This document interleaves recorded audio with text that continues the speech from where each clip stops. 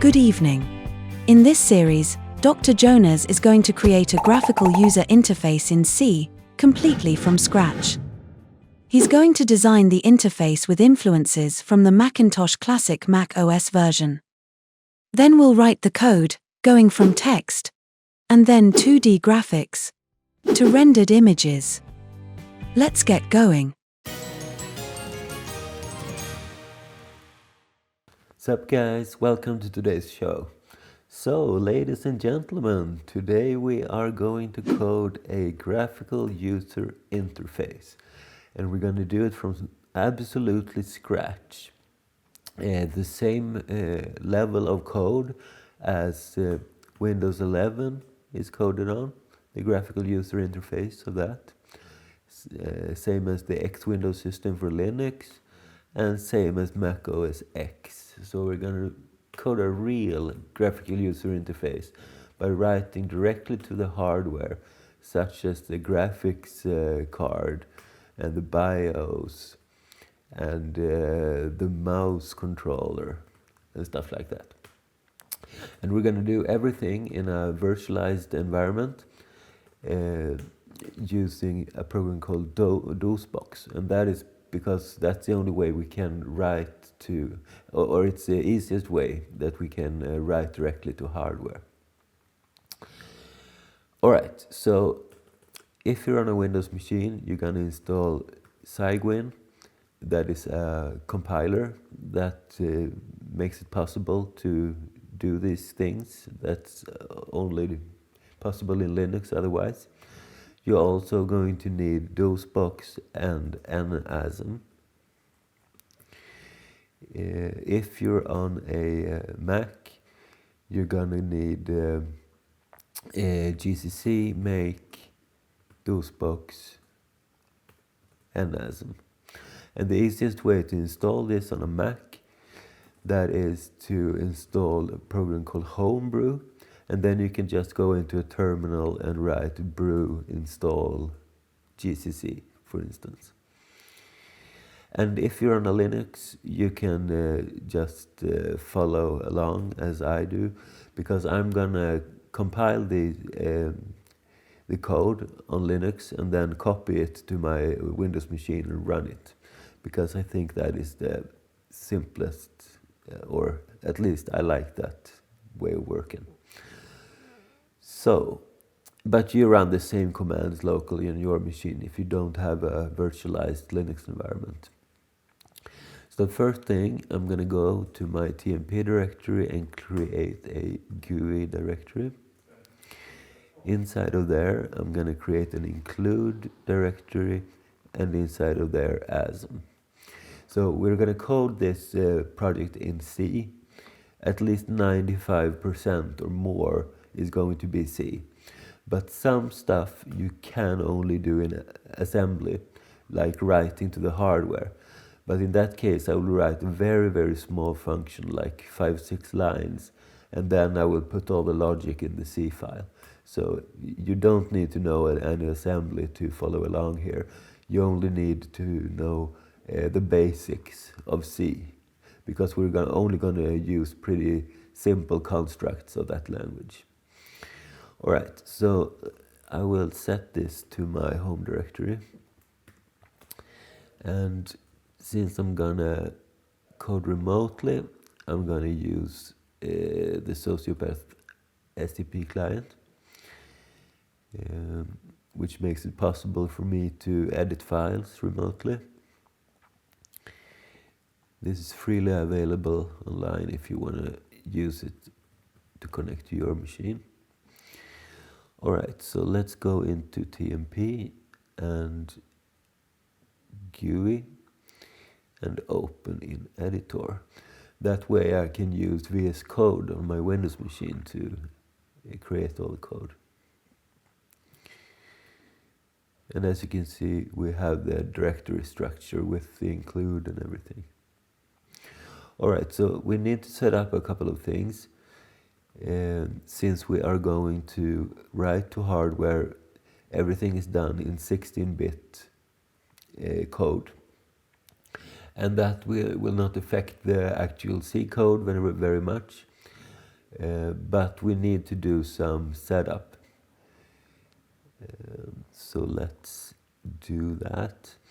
I will start by just creating some C files. I will have a main.c.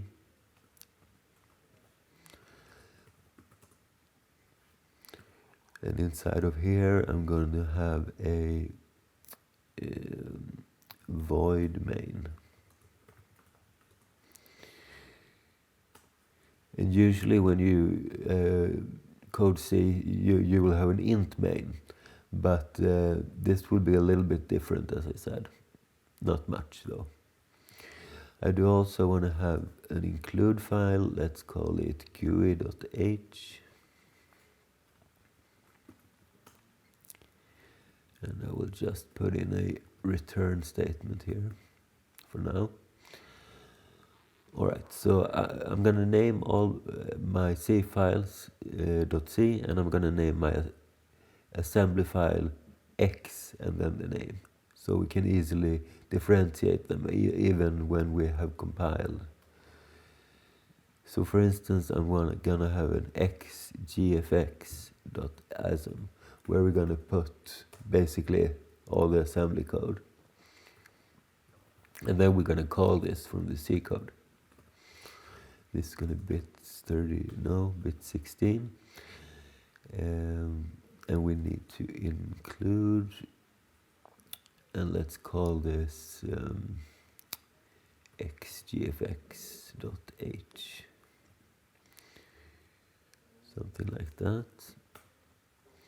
And inside of the include directory and asm, I'm going to create this file. So xgfx.h,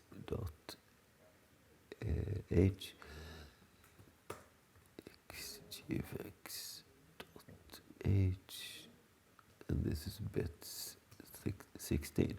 And I'm going to change this C++ down here to an asm because .h is usually for C files, but I use it for both. Alright, let's save this. And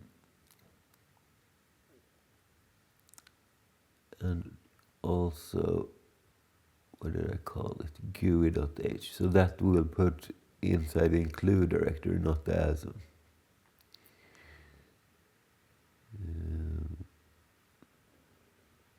So let's see how we do that.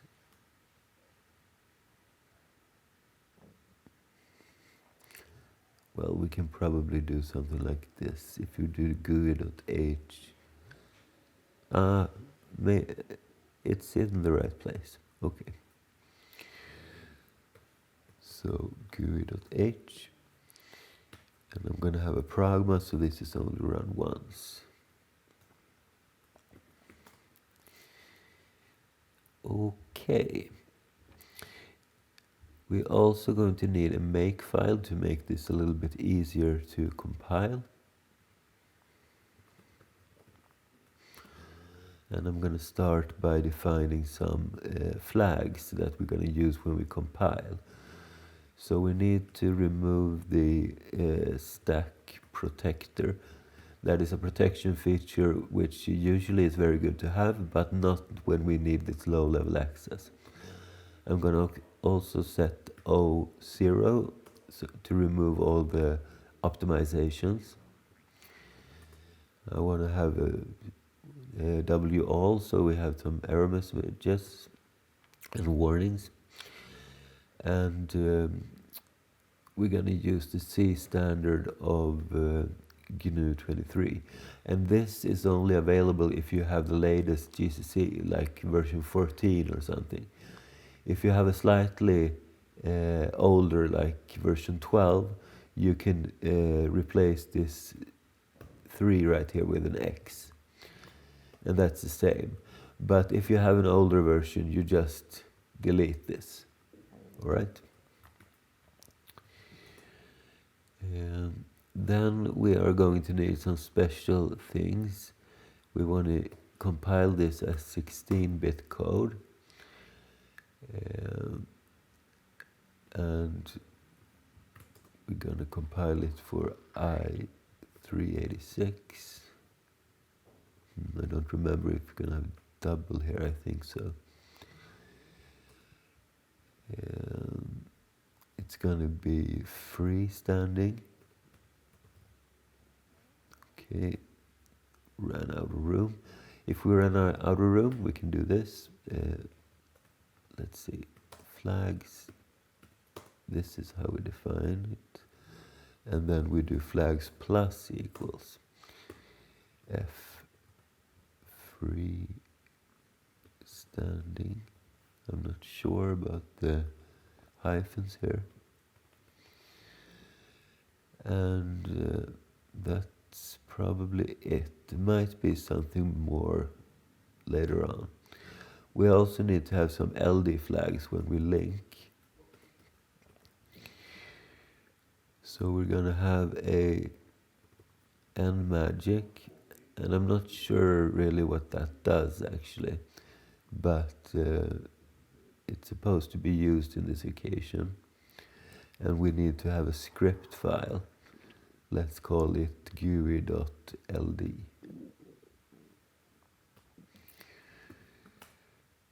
So that's that, and let's create a couple of rules. I want to have a clean where I delete all the .o as well as all the .com.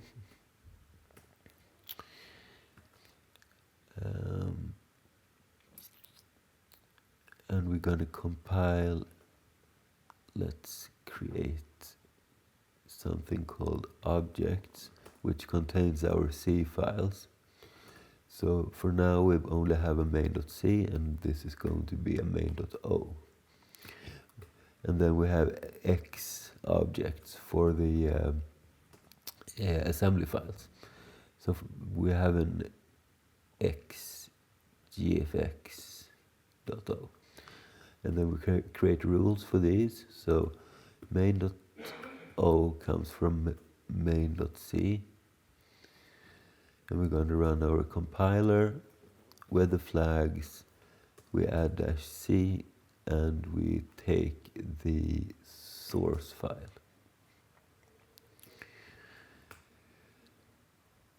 And the assembly file we do similarly. So we have gfx.o from xgfx.asm. We run nasm with, let's see, we run it with -f. We're going to create elf at this point. So we're going to create object files in the elf format, and then we're going to link everything to a raw binary.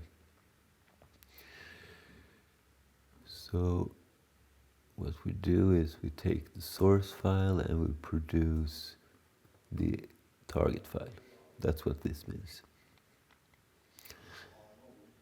When we have those two, we can create our final binary, which I'm going to call GUI.com. And in order to compile this, we need the objects. And it's important that you take the objects before the X objects, because we need our main to run first.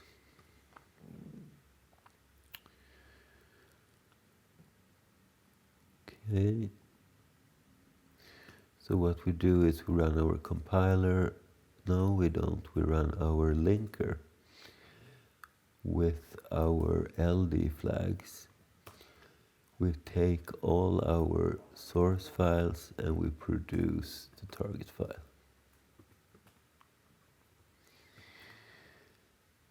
So we'll also set a phony, which is clean because that doesn't produce anything.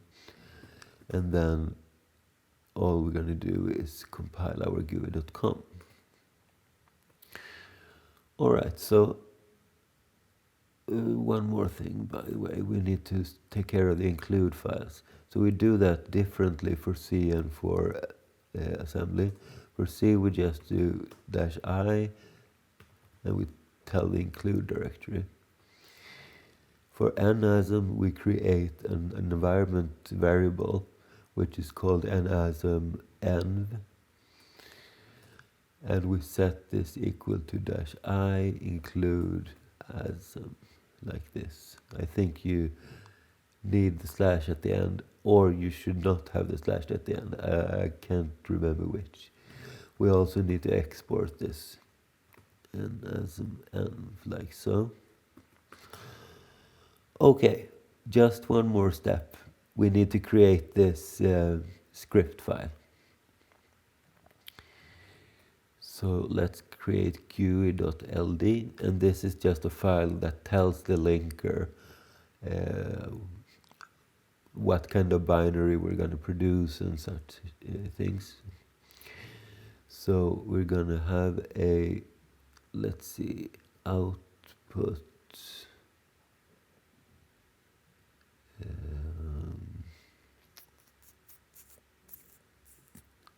output something. Let me just check the manual real quick. So ld script file.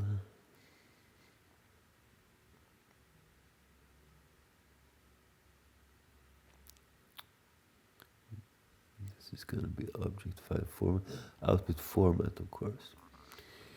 So our output format is going to be a raw binary. And then we need some sections.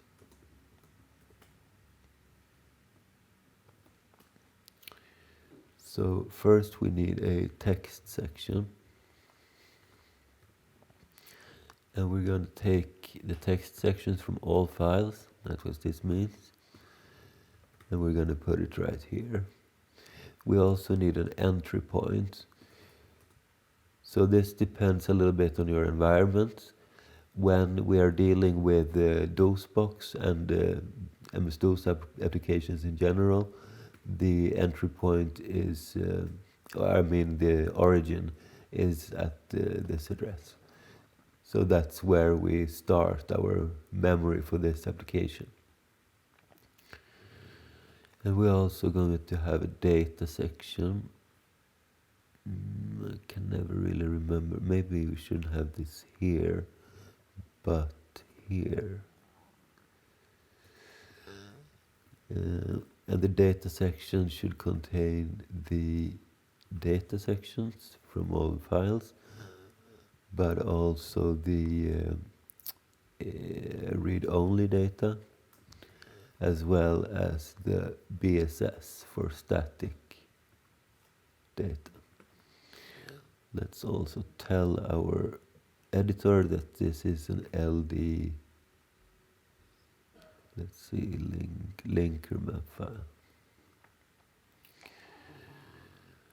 Let me just check if I forgot anything. Entry point we don't need to set.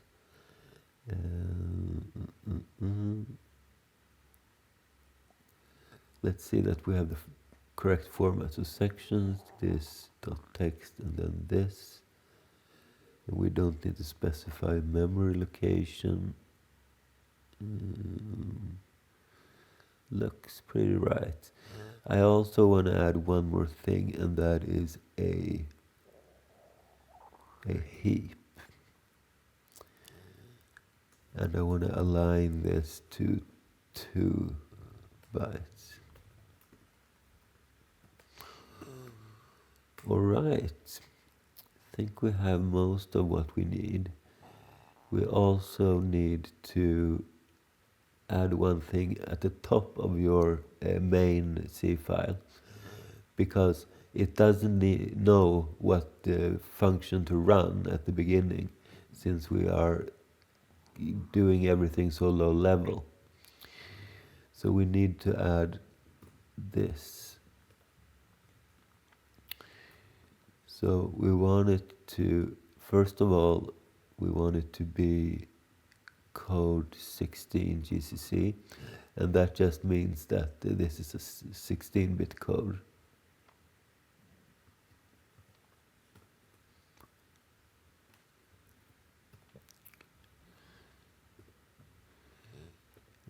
GCC. Also, we want to call our main, and afterwards we want to call exit.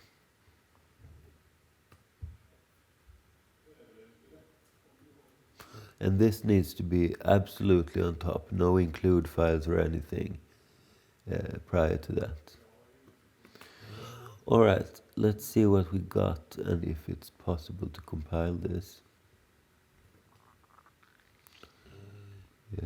Did you mean F freestanding? Yes, I did. So let's remove this hyphen here.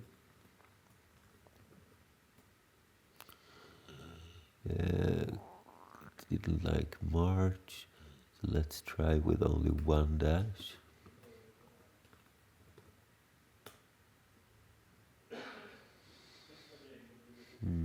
Isn't it March? It's something Ma, anyway.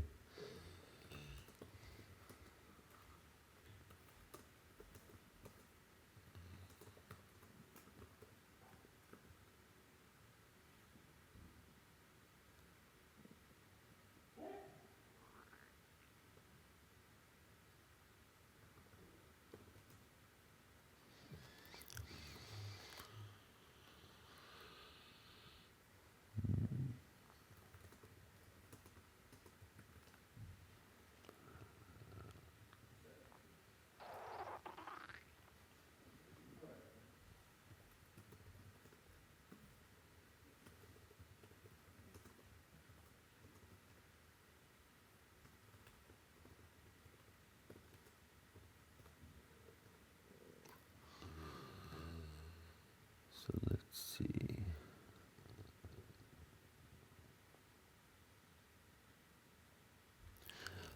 Never mind. I'm not sure we even need that actually. So let's remove that for now.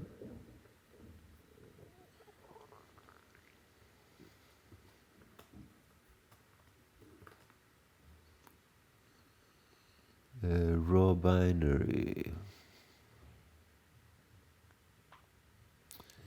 Maybe it's supposed to be in caps. And I'm doing all of this from memory, so that's why there are a couple of errors.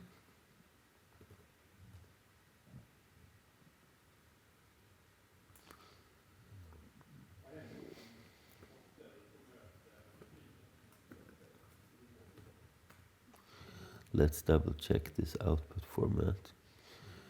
So object file formats.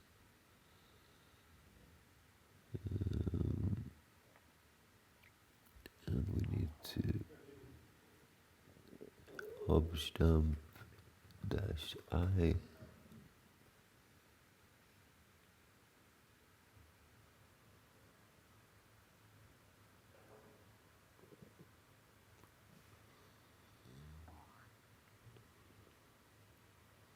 Maybe it's just binary. It's called a raw binary, but maybe we just do binary here.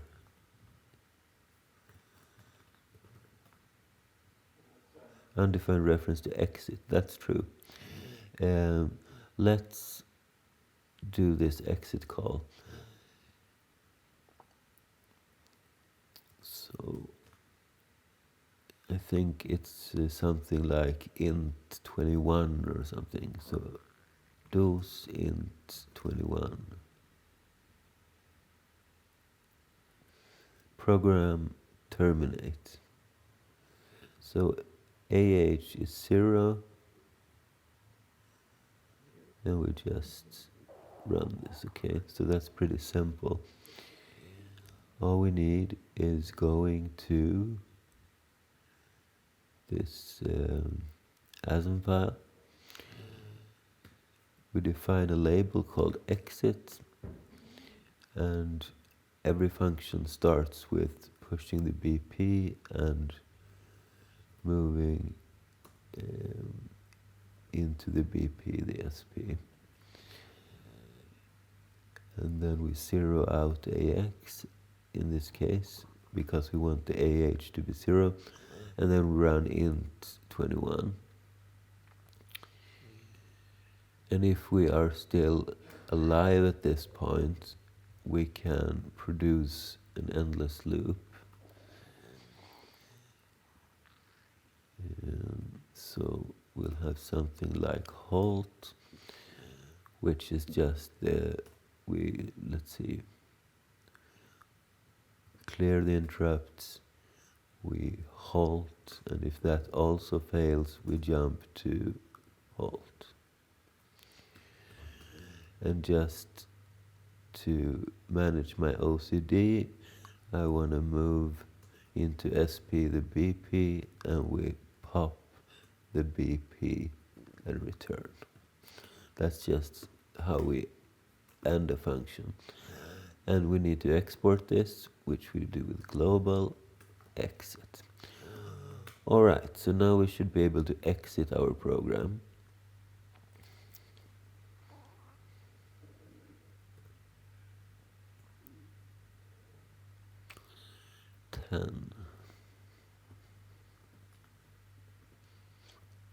That's true.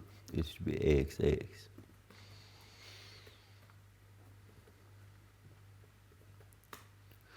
Alright, so now we have a GUI.com, 100 bytes at this point, and if we objdump this, I have an alias for 86. You can see how it looks. So alias objdump. So no, I don't have it here. Alright, let's just do objdump GUI.com as this.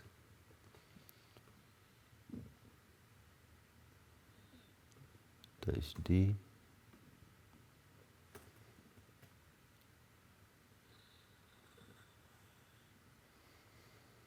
Right.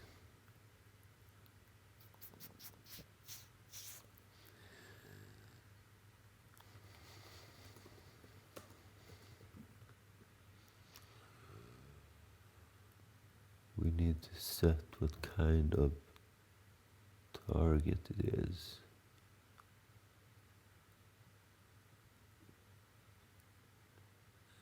So let's add B binary. And architecture Intel 8088, 8086. And this should be a big M.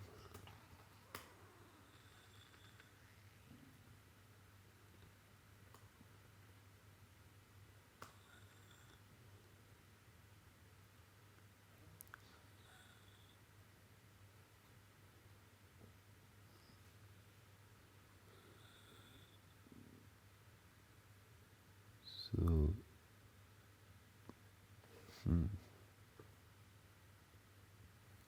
-M. There we go. Alright, so this is how our program looks. And as we can see, at the top we have our calls to, this is main, and this is our exit. And this needs to be on top, so looks right. Alright, so now we need to set up our local environment, and that might be the same environment for you. So after you have installed this DOS box, you can just Google it. Let's create a directory somewhere in the root of your program. I have experimented a little bit before. I can delete this. So let's create a file, a folder which is called dos, and let's put it directly inside of your C colon drive, because that will make stuff easier. And inside of here, this step is only necessary if you do, like me, to compile stuff in a remote machine. In that case, it simplifies stuff if we have something like make.bat,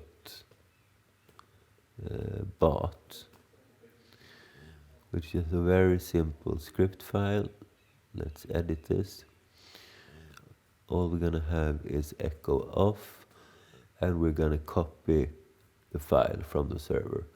So we'll do scp and username at and the IP address of the server, and this is inside of tmp GUI.com, and we want it to be put,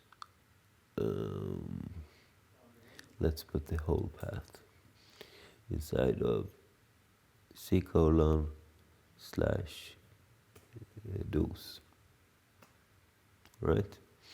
That way we can just go to run and do /dos /make, put bat, enter our password, and it will automatically update the file. Nice, huh? So now we start DOSBox, and this is going to be a little bit tiny on the screen. I'm not sure if it's possible to do full screen. We can try. I hope this looks right.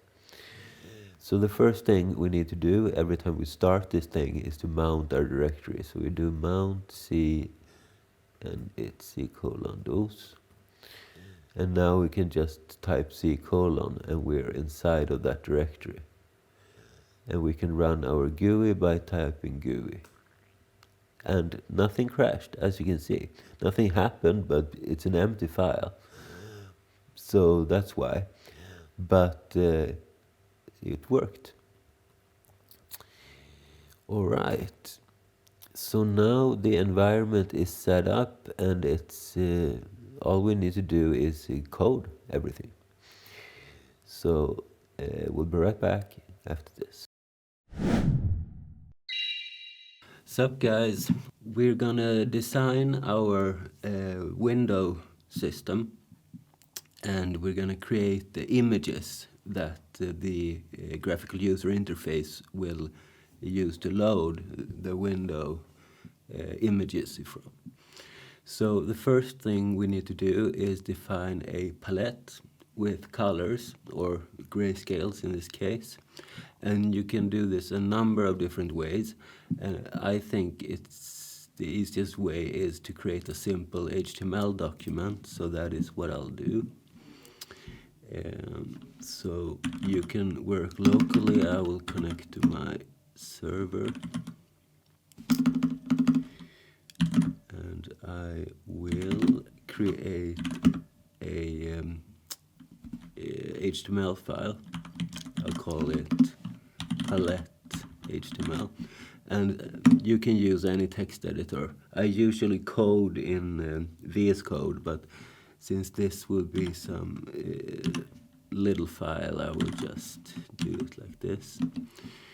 So we'll have a head, and we'll have some, maybe I should indent a little bit, and this will be the style portion.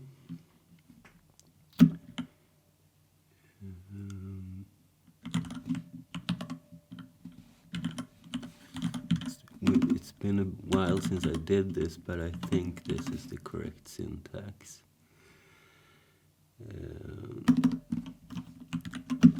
So I will reset everything first. No border. And I don't want any margin. And I don't want any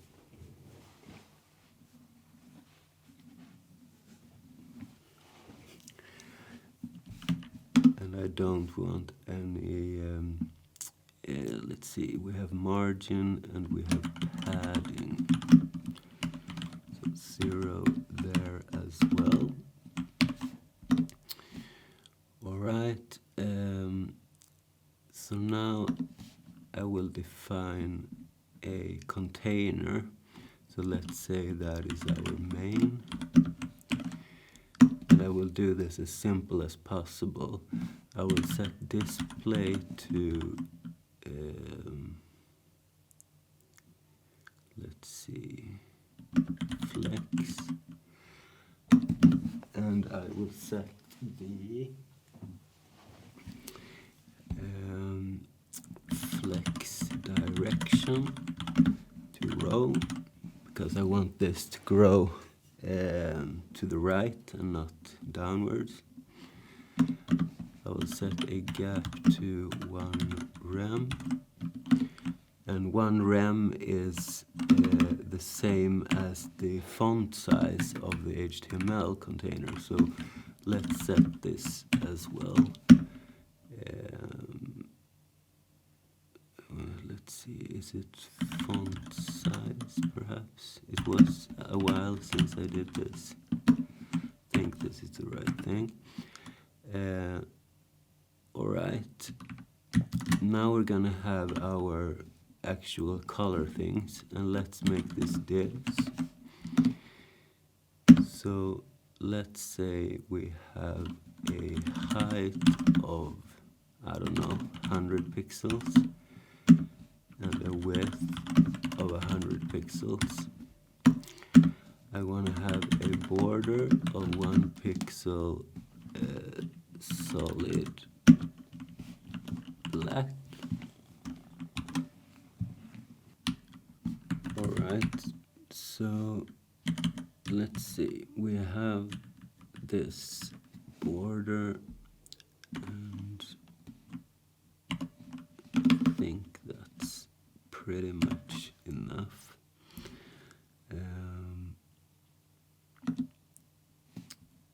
So let's close this. No, not script. This was style. And let's close the heads.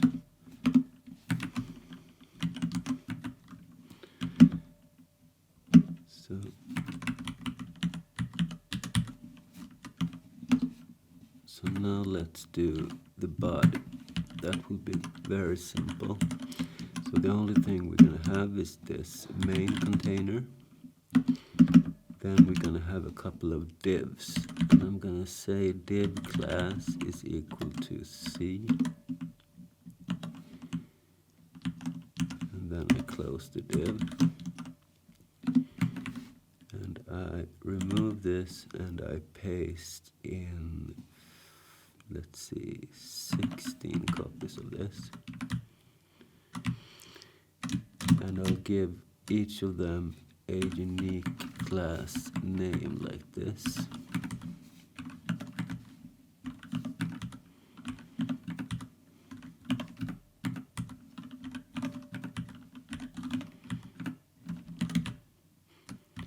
Which is probably a little bit easier in your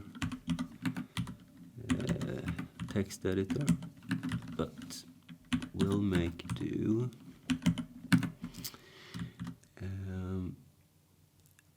And actually I'm gonna remove one of these. Let's see, C1 I'm not gonna use.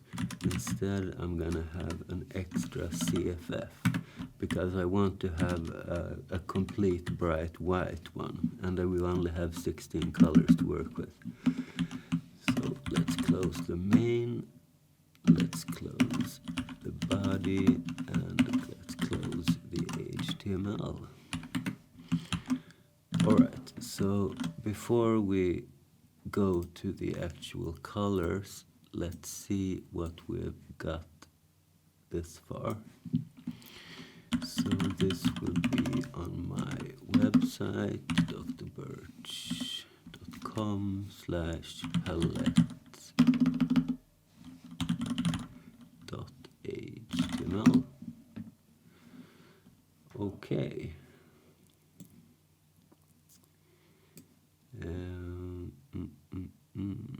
Yeah, I think this is going to work, but maybe we should have a little bit of padding after all. So let's go to the main and let's set a margin of 1 rem, and maybe we can change the, let's see, the height to 60 or something, and let's do 2 pixel here. Oh, that changed quite a bit. Oh, 600, I meant 60. Okay, this looks pretty nice, right? So let's fill these with colors. And how to do this is in an easy enough kind of way. I was thinking something like this. So we'll have a class of C something, which is just going to contain a background of some color.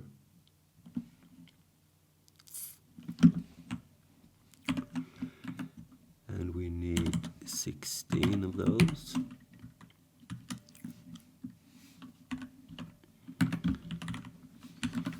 So we'll do like we did before.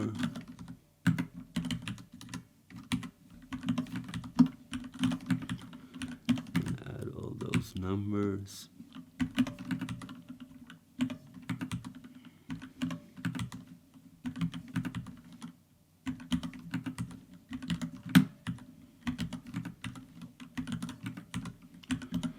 And we'll remove C1 and add a CFFF, just 3 Fs.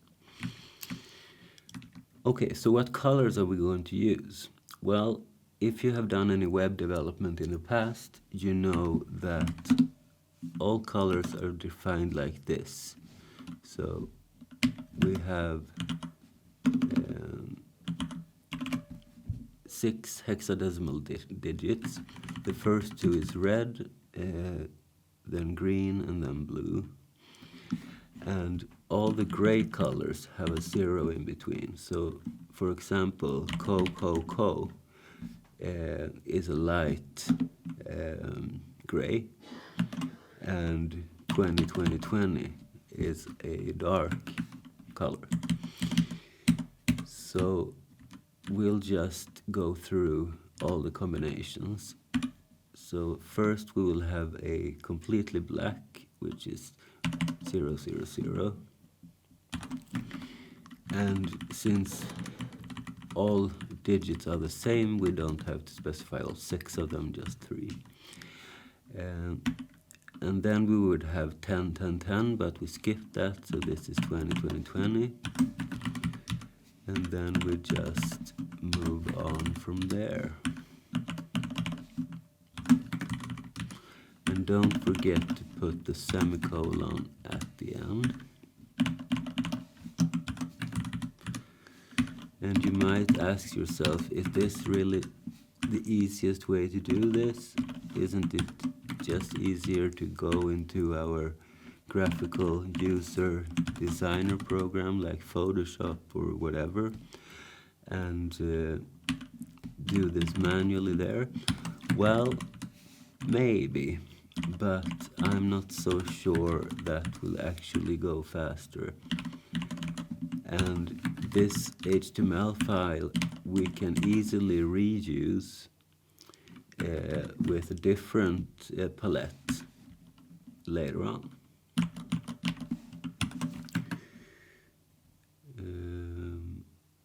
And this is going to be F0, F0, F0. I forgot my semicolon here. And and then we're gonna have a bright white at the end. All right, let's see how this looks. Huh, look at that. Pretty beautiful, if you ask me. Alrighty then. So now we'll just take, maybe I should decrease the gap just a hair. So let's go to this and say that the gap is 0.5 rem. Okay, that's good. So now we just take a screenshot of this thing. And I'm not sure if I can take a screenshot while recording. Let's try. Seems like maybe I can. So this will be something like this.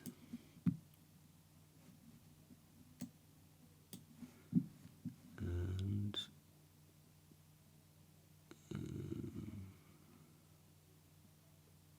yeah.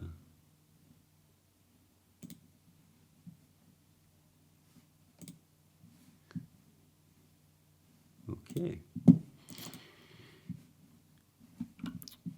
So now that we have our palette, I will name this palette.png. Move it here. All right, so the next step will be to design our actual window. And I'm gonna design it to be similar to the Macintosh Classic interface. So I will go to the internet and have a reference image. That makes it a little bit easier to design. So I will just search for Macintosh Classic interface. And we go to images. And this is probably what I'm looking for, right?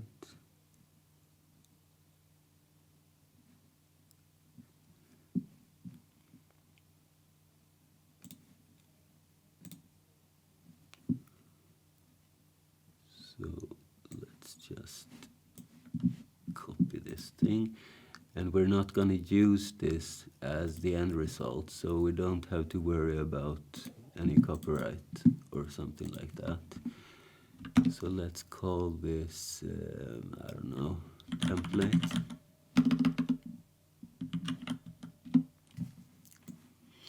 And what program are we going to use when we code when we design this thing? You can actually use Paint or whatever program, because this is not advanced stuff. However, I am going to use Illustrator in this particular case, just because I think it's a little bit easier to work with that. And if you too are going to use Illustrator, let's see, let's just pick one for now. What we want to do is we want to place our template in the background so we can easily use that. And there is some function for that. If we search for place, right, so we go to the file menu and we select place, and then we go to our directory and find our template, and we should select template here, because then it will be in the background like this, and it will not influence anything else. Let's see if we can scale this thing.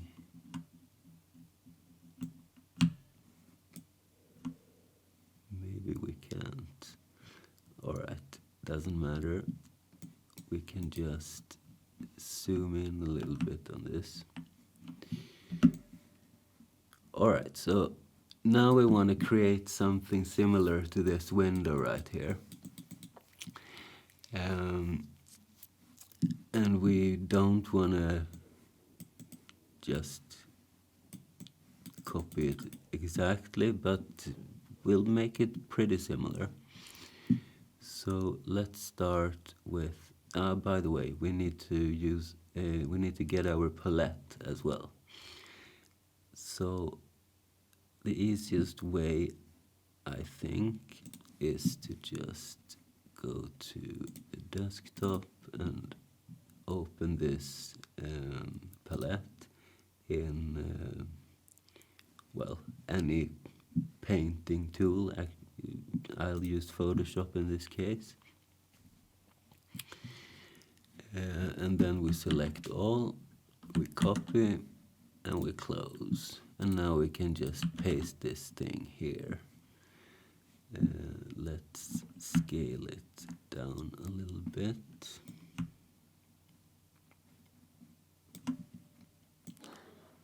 We can put it here, maybe a little bit more.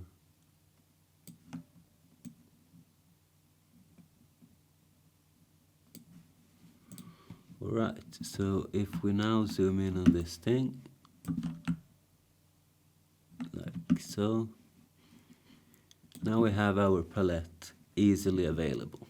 And we can even lock this thing so we don't click on it and move it or something when we don't want to. Alright, that's all fine and well. So let's start by drawing this window. So let's start with a frame. And the frame is one of the darker colors, but let's start out with just some black. And what we need to do is we want to open up the color window, this one. No, not that. And I can close this thing.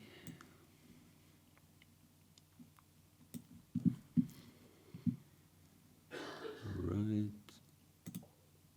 And let's find this color picker.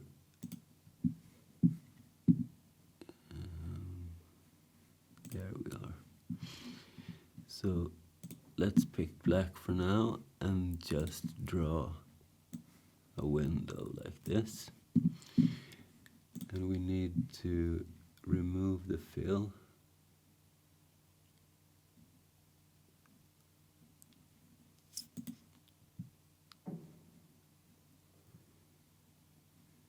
Like so. We do, however, want a stroke.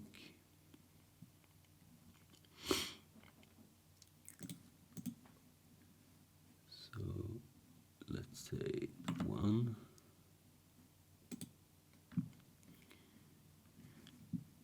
Alright, so now we have the basic window right here.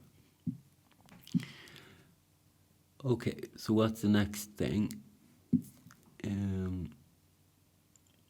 We're gonna have some window text like this system folder, like right here.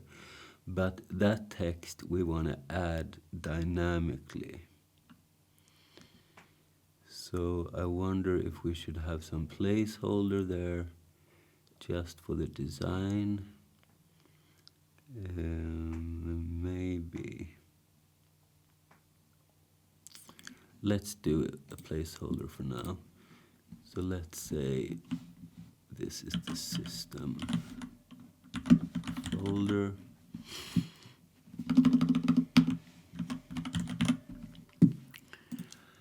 And let's not worry too much about the fonts right now. But I do, however, want some well, something a little bit different. Maybe we can use cache a code. A little smaller. 10, I guess. And we'll move this so we get it in the middle. There. Maybe we can move this whole thing to make it a little bit more center. It seems like it's shifted to the right, isn't it?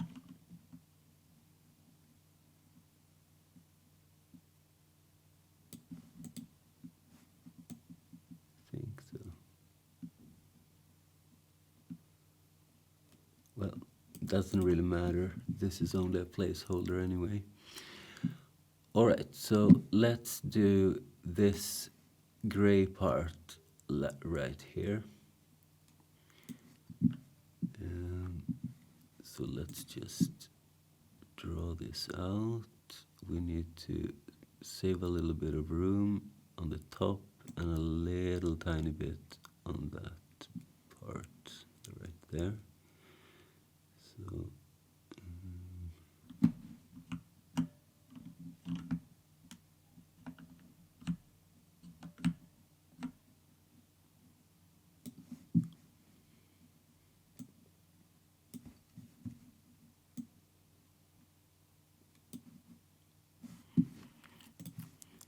the room is a little bit more on the right. I don't like that.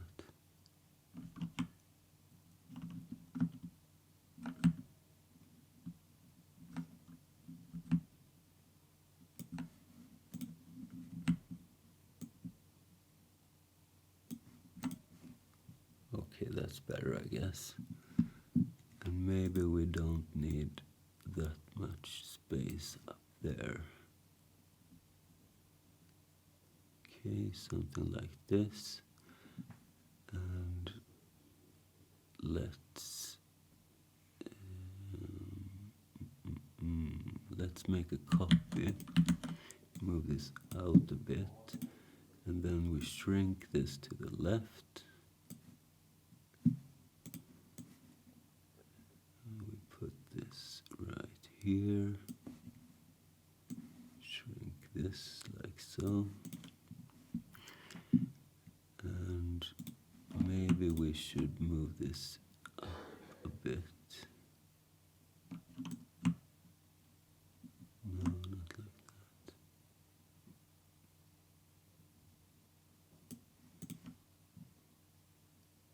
This looks pretty much the same, right? We won't worry about the colors for now. We'll do them pretty much last. Okay, so let's do this close button here. That will just be a box. Something like this. And let's give this a white fill. And we want to make sure it's the exact right one. So let's do this. And we also want a stroke on this thing, but not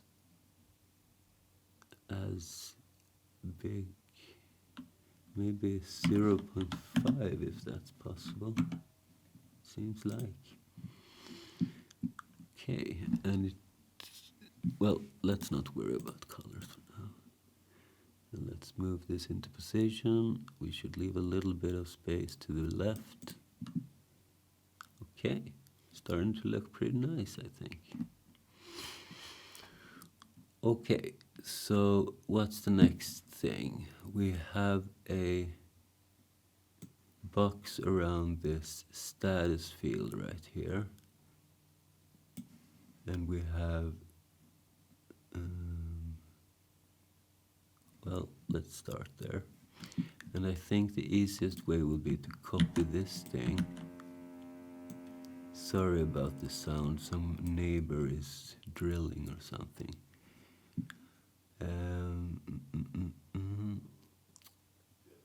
And this should be right here. So let's give this a temporary different color just so we can spot the difference. And this one should go all the way here.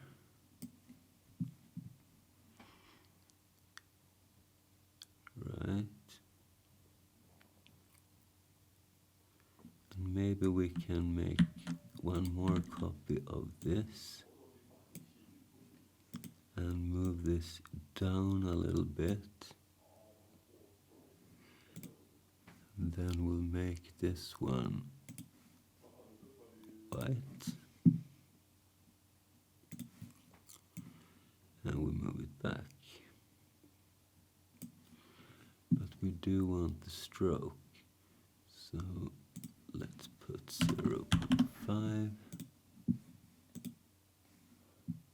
Okay, almost right. Maybe move this down a little bit. No, not that one.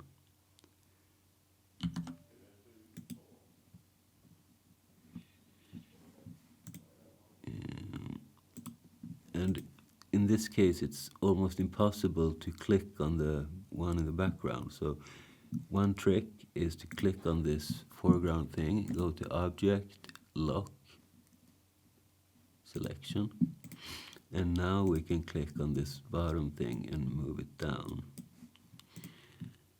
So something like that, but we do want the stroke on this one because the size will be different otherwise. Okay, something like that. Starting to make sense, and this too should have the stroke. Okay, now it's nice and symmetrical.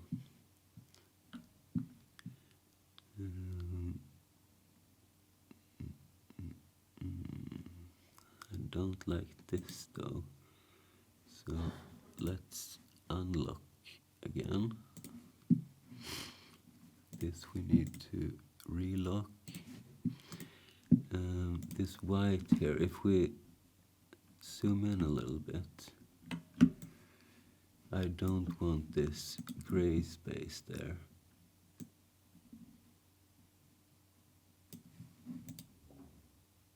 Okay, that's better.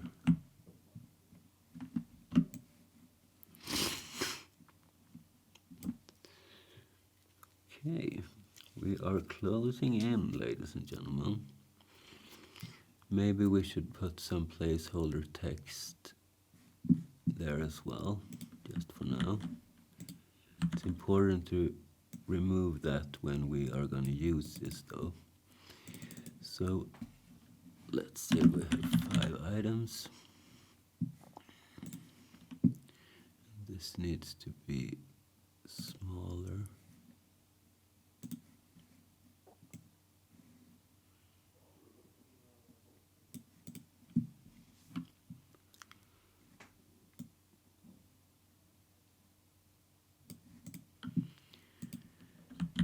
And we need to have this other one as well.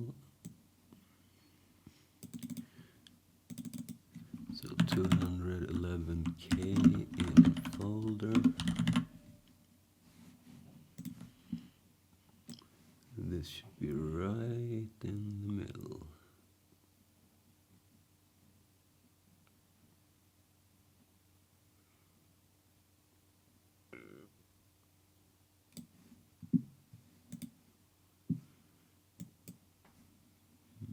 Maybe we can make it a little bit smaller.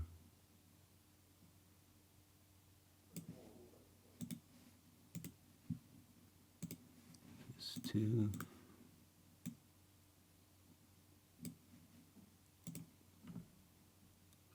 Okay, it's nice.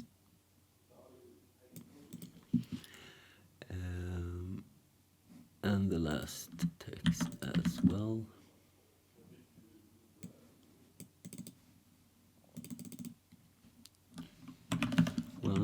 73K available. And this should be in line with the other one, but to the right. Okay. It's starting to look pretty nice, I think. The icons in the middle we are not going to do, because this is going to be a window which should be used for all different kinds of things, not just this. By the way, this should go all the way, right?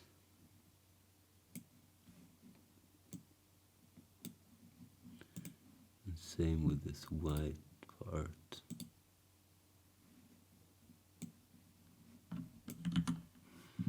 Let's unlock. Let's go to this white thing and let's move it out. Move it out. All right, looks pretty good. Let's lock this. So what is left? The scroll bars. Those we do need.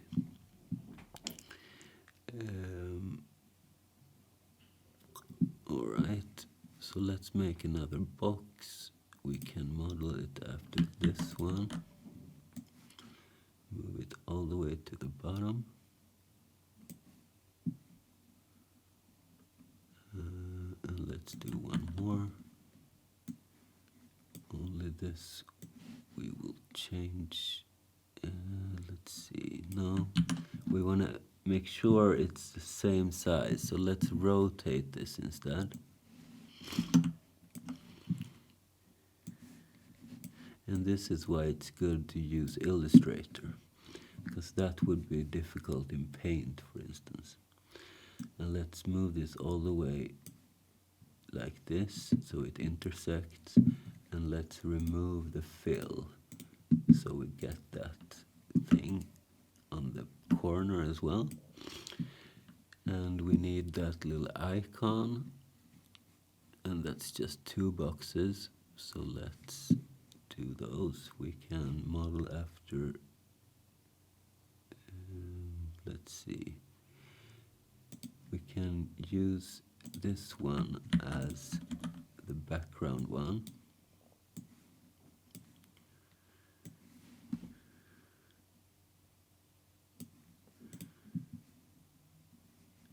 And then we can use this one as the foreground one, because this is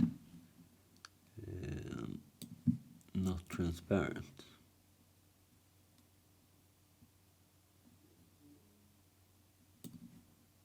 Something like this, only this needs to be smaller.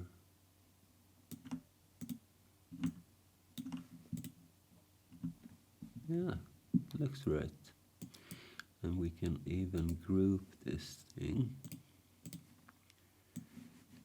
and move it into position.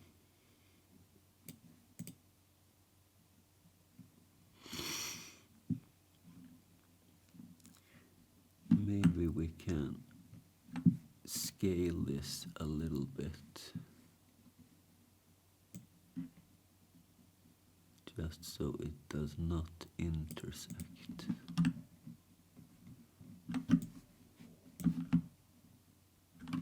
Okay, pretty nice. And then we need the arrows. How to make those arrows? Well, basically it's just a triangle and a square. So let's do that. So let's start with, maybe we can use the pen tool actually.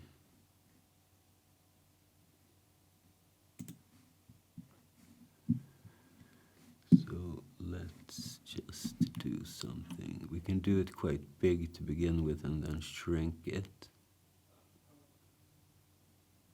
So let's do something like, I don't know,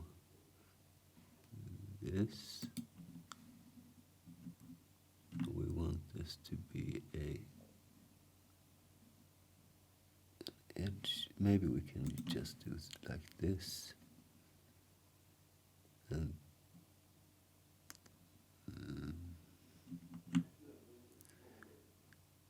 this and this.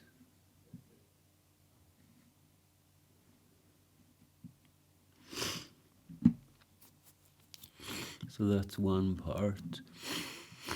And then we want the square as well. So let's do something like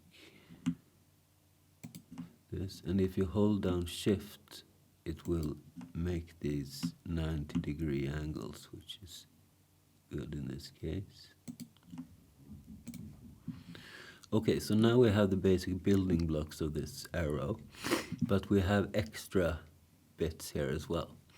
So if we select this whole thing and we go to, where is it? My favorite tool in this program, Shape Builder tool. So the good thing with this Shape Builder is if you hold down Shift so it becomes a minus like this, we can just do this and remove stuff we don't need. And we can do it here as well. No, we don't want to remove all of that. Maybe we can just do this. Let's see.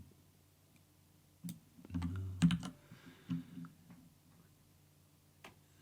Let me just think. Maybe we can just select this one. And we go to the Shape Builder. And we do the same thing again. Okay, sometimes it's a little bit tricky to do these things. Maybe we can cheat a little bit. We select this right here and we give it a fill.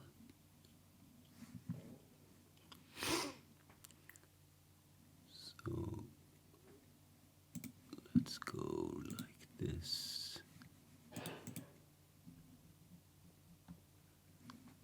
Okay, we do need to have a stroke as well though. 0.5.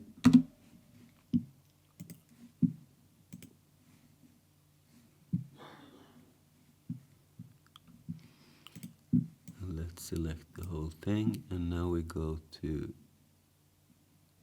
the Shape Builder tool again, and we click there.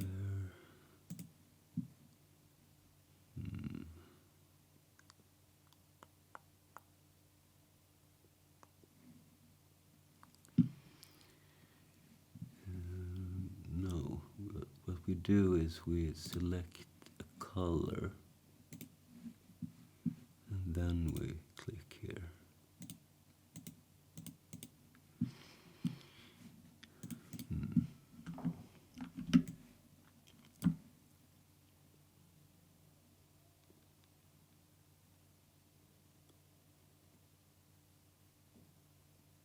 What if we select this thing?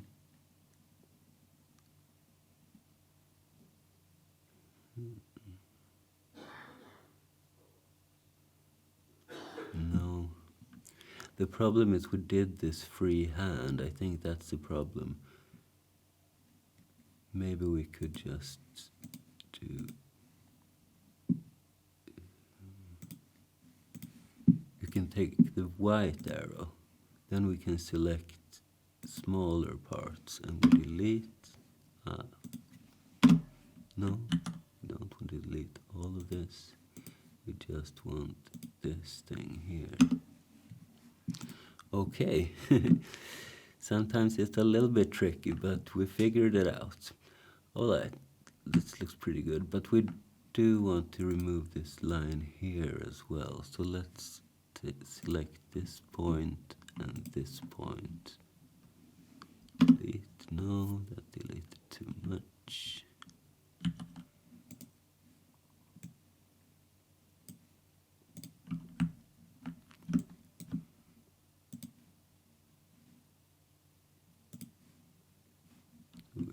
this.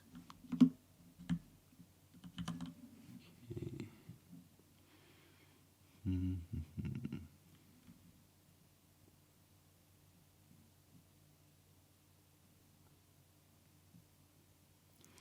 What if we were to select this whole thing? We go to the shape builder and we try to remove there. No, that's too much.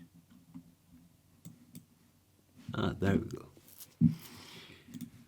Okay, that's a nice arrow, isn't it? I think it is. Alright, so let's make a copy of this.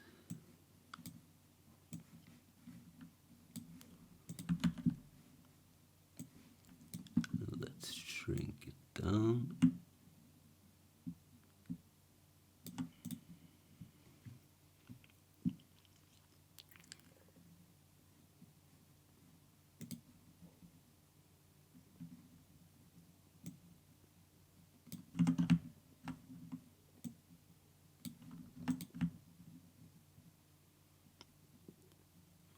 Something like that, I guess.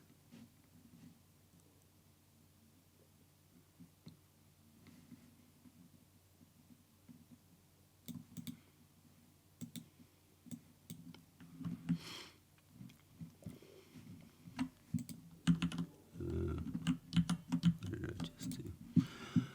Okay, so let's shrink it a little bit on this axis, and let's also just make it a tiny bit smaller, and let's make a box around it, which should be this size.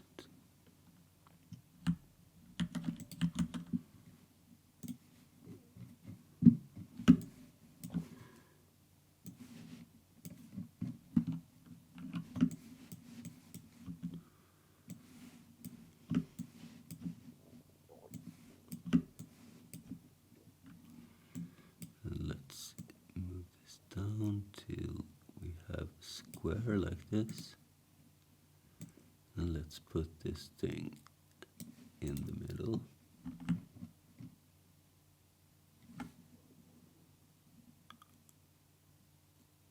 And let's give this thing a white fill.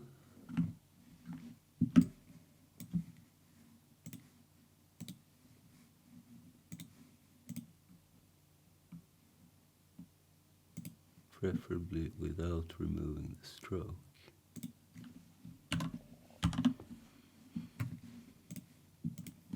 Like this. And now we can move this. So this should be on top.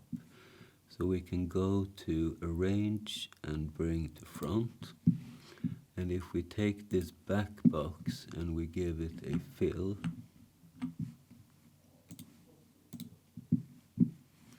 and we put the stroke back,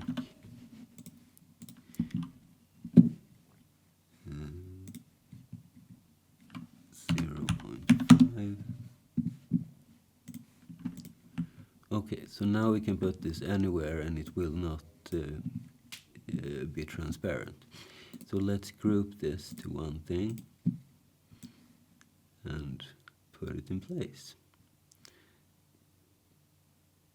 which was a little bit more difficult than I thought.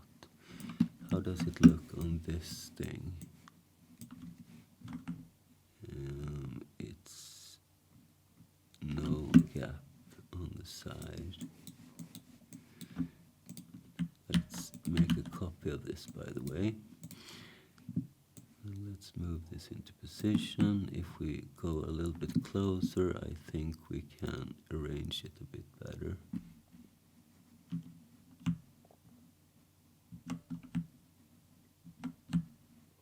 We want to move this freehand. Wonder why we can't do that. shrink it a little bit.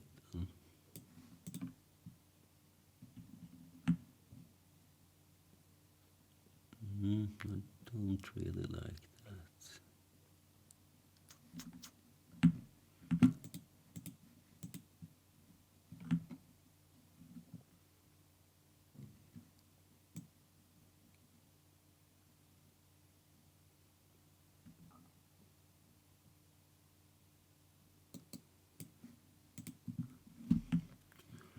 Okay, we don't have that perfect granularity here, but let's do it like this. Maybe it's even better. Alright, so let's make another copy of this with a new size and remove this. And let's rotate this thing.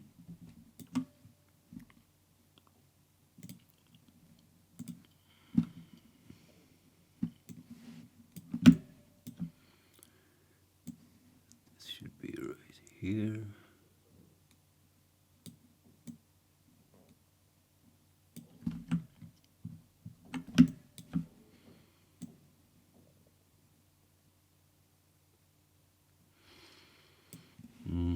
It is starting to get a little bit annoying.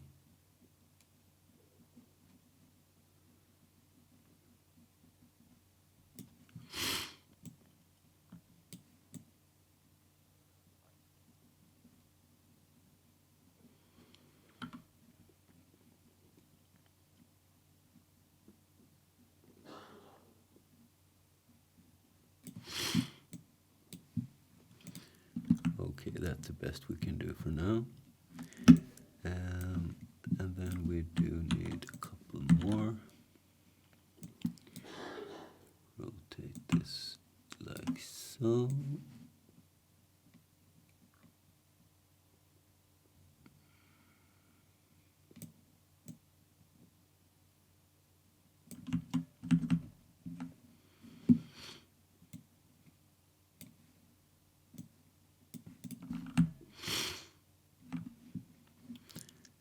And one more.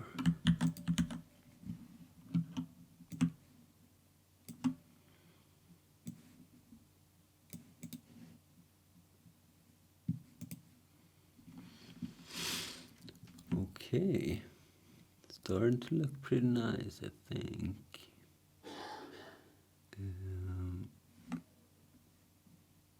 I wonder about this line right here, though.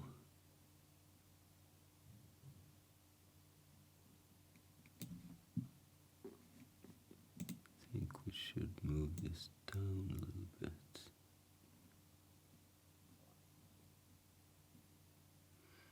Because there should be white space there.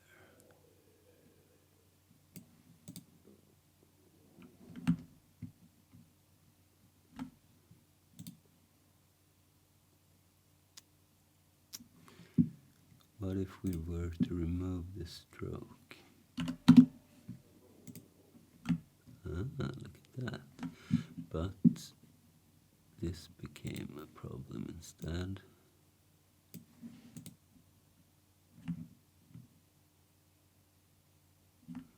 And now we are off a little bit here instead.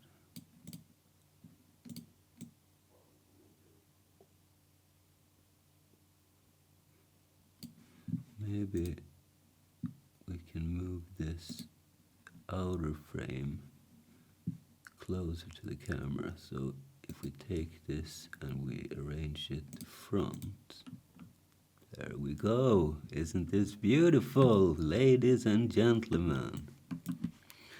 I think it's beautiful. Alright, so let's pick a color for this thing. And we should have a rather dark gray stroke. So let's see, what's the easiest way? I think we can, well, let's do a color picker and select one of the darker ones. Then we go into this fill color right here and we copy this value and we put it in the stroke instead. So let's do 0.5 and let's change this color to this. Thought I copied that.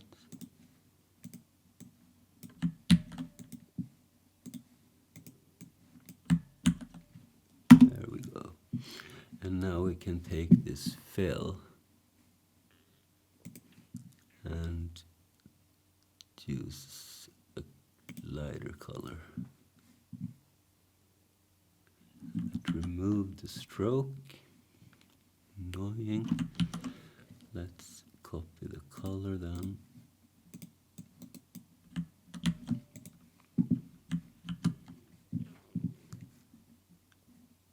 And put it back. No, wrong. Oh, but this was 80, 80, 80. And we should do the same here. So the stroke was 30, 30, 30. The fill 80, 80, 80. Alright, something like that. Maybe a little lighter though.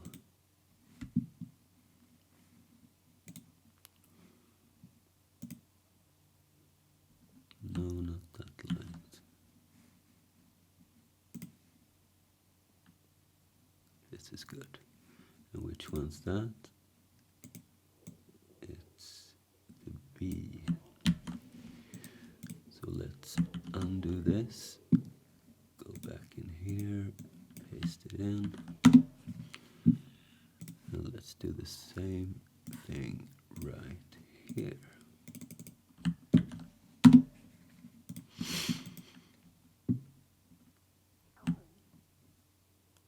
Okay. That's a pretty good design, no? I think it is. I think it is. Maybe this stroke is a little bit too dark. Let's select both of those. Go into the stroke and let's do 50 instead.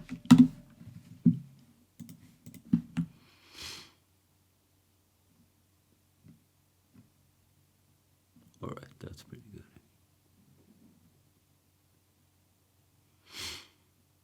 Alright, so we have a window. Let's save this thing.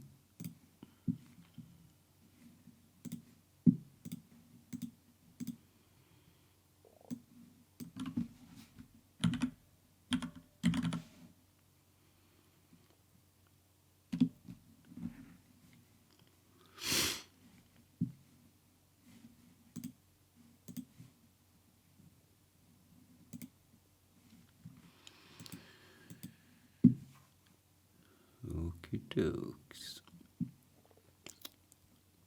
So the next step is to let's copy this thing. Let's open a temporary document, paste this in, and let's remove those placeholders from this thing.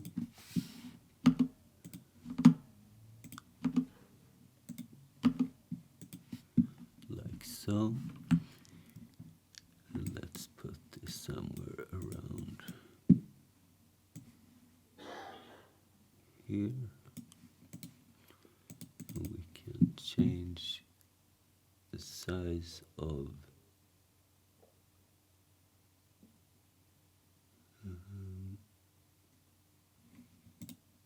this background thing.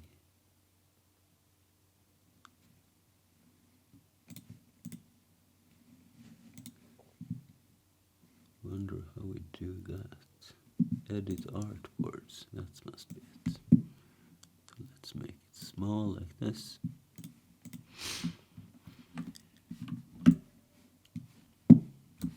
And maybe we can even save this to its own file. Let's say window 2. And I want to export this into a regular file format. So this is a little bit different depending on if you're using a Mac or a Windows. I think you need to use export on Windows. I'm not 100% sure. And maybe we can do that here as well. Export for screens. And let's do PNG.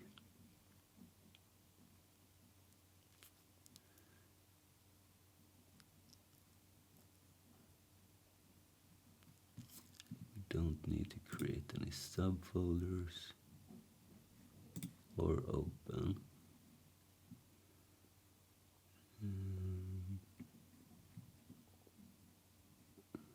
Let's do the full document. Maybe not. Export. And let's double check that it looks right. If we go to artboard, well, we should name this otherwise. Let's call this the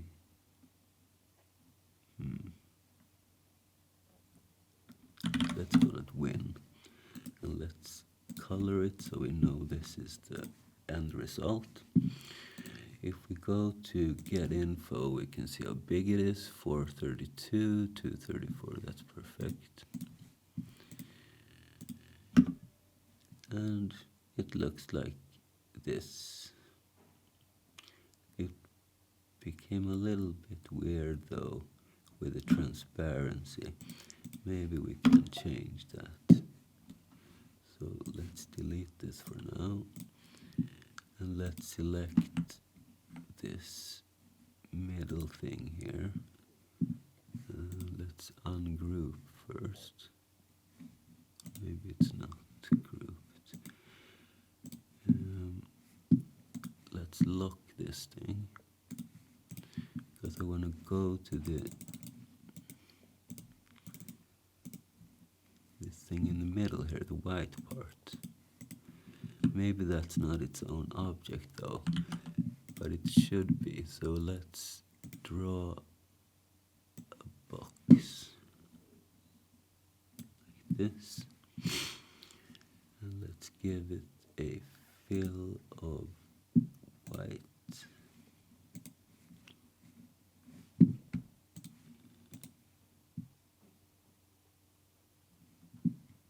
And let's save this in.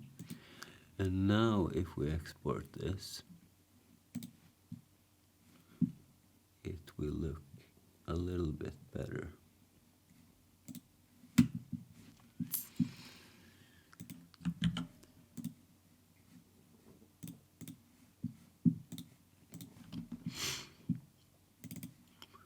And this should be the win. Let's make it blue, and now it still looks a little bit weird because the outer black frame does not show properly on this screen, on this right here, but it is okay, I think.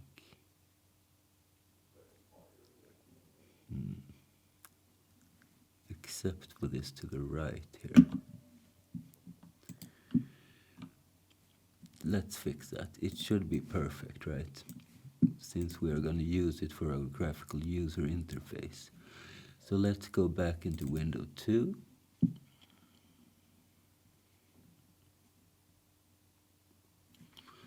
Let's pick this right one here.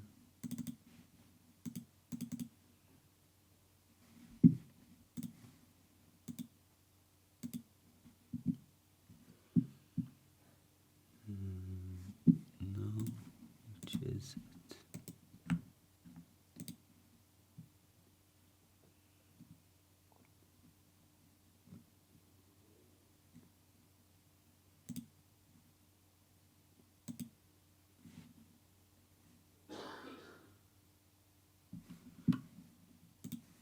if we lock this one and we click here, maybe we need to do this.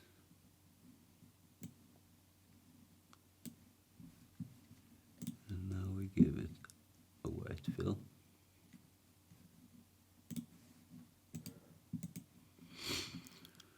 Okay, now I think it should be all right.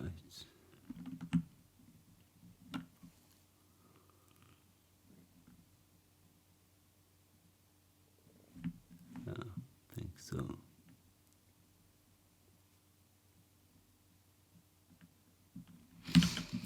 All right, one last time. We export for screens, export artboard, we save and we close. Change this to win, make it blue, and there we go. Still, it looks a little bit weird because of this frame right here and the background color, which is gray in this case. But if we were to open this in Photoshop, for instance, it looks okay. So that's nice, and it's transparent up here, which makes it a little bit easier when we want to add the texts later on, I think. Never mind, we'll figure it out. So, all right, now we have the window.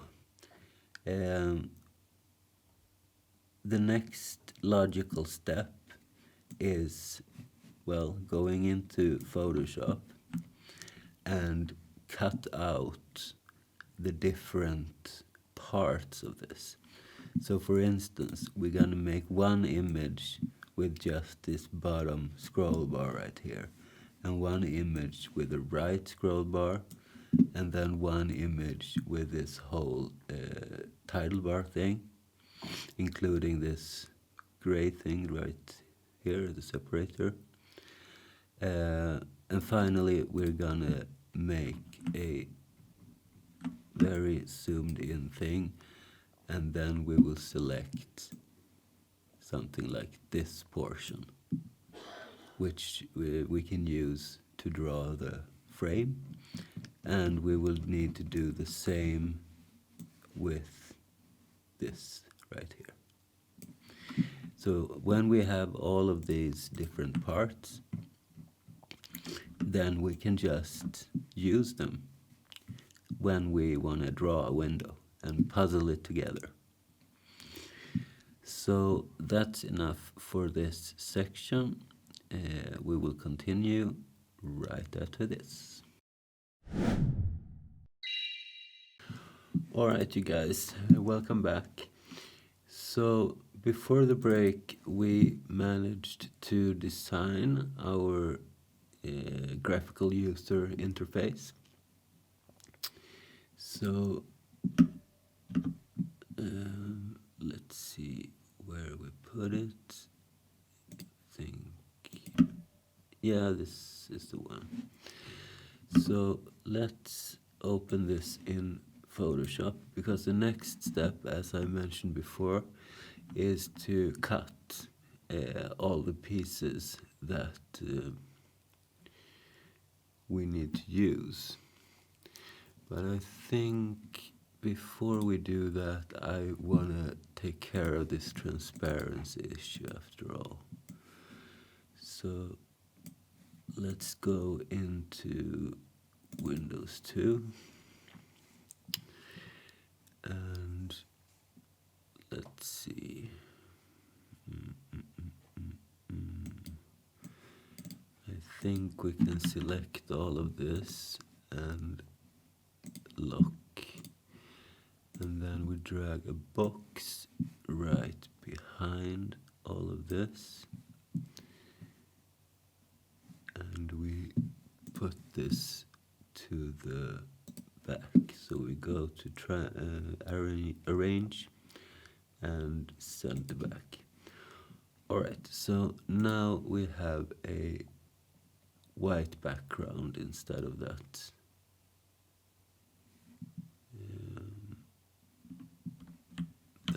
another thing.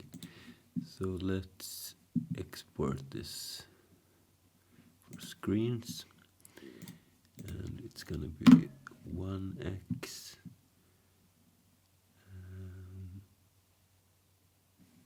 Yes.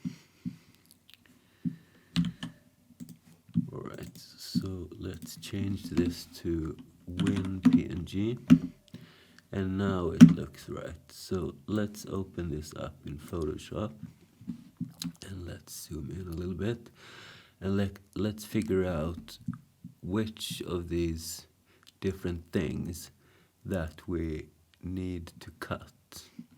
So first of all, we need all of this title bar portion here. So I think I'm gonna zoom in just a hair more.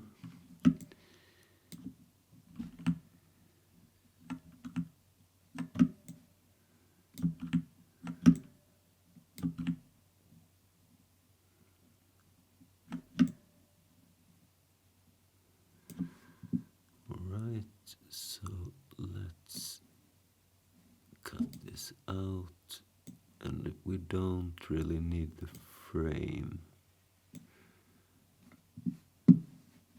So let's do something like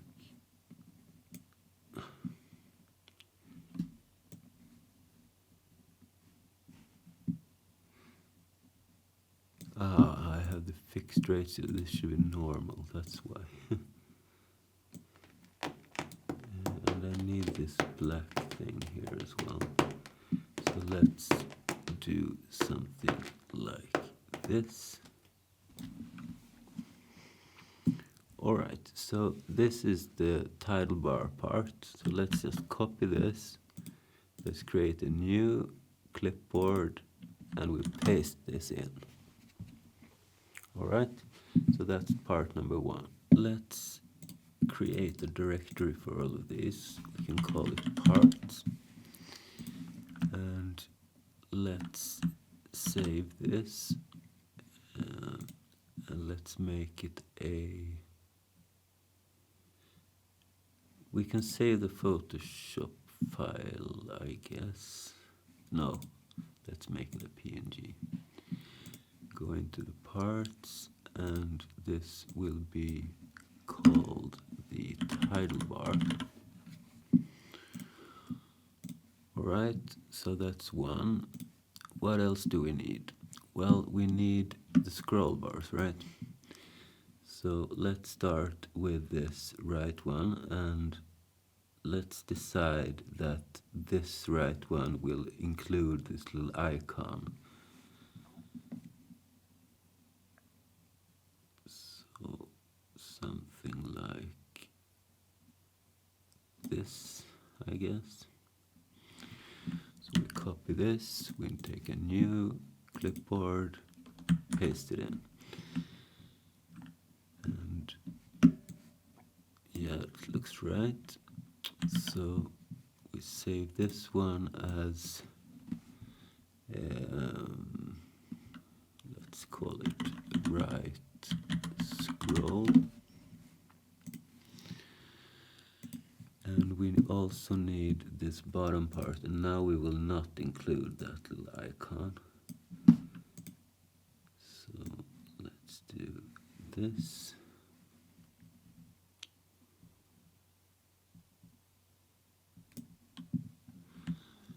Do the same thing.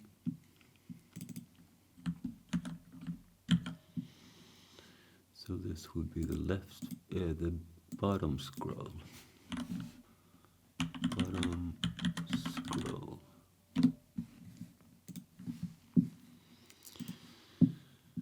Okay. So that's that. Possibly we're also going to need the frame itself. Let's look how it is constructed. It's just two lines like this. Is that the same all around? No, on the top there's only a line, no shading. what about to the right? Alright, so here we do have the shading, but it's reversed. So it's on the inner side of this thing. And here we don't have it. Alright, so since this is such a simple thing, it's just a line basically, or two lines, we don't need to take care of that. Otherwise, I would have done something like this, or rather something like, I don't know, this. And then I would have done the same down here. And then we could repeat that to make it as big as we wanted. But since it's a simple construct, we can create that ourselves instead, just by drawing pixels, basically. So, okay, I think we have what we need. So if we're able to create a square or a rectangle, then we will be able to read these files and draw the pixels based on these files and construct this nice design. That's the idea anyway. So let's get to it.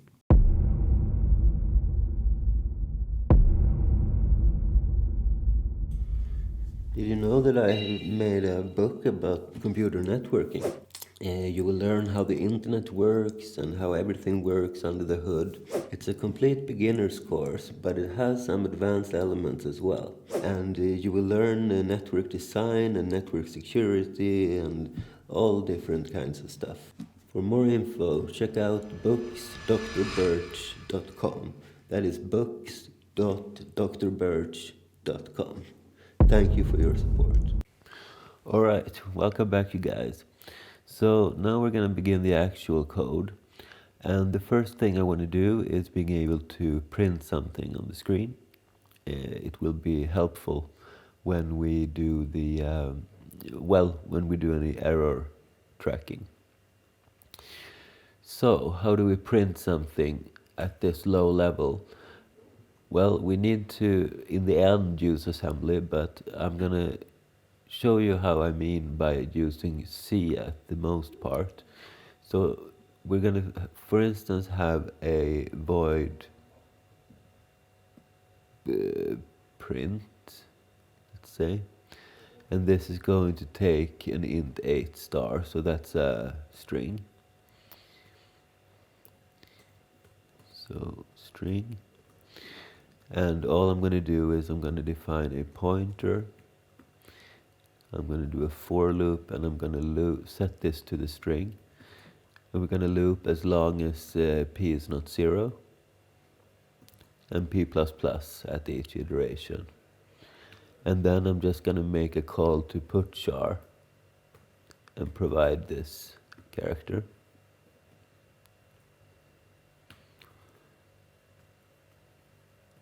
And then return.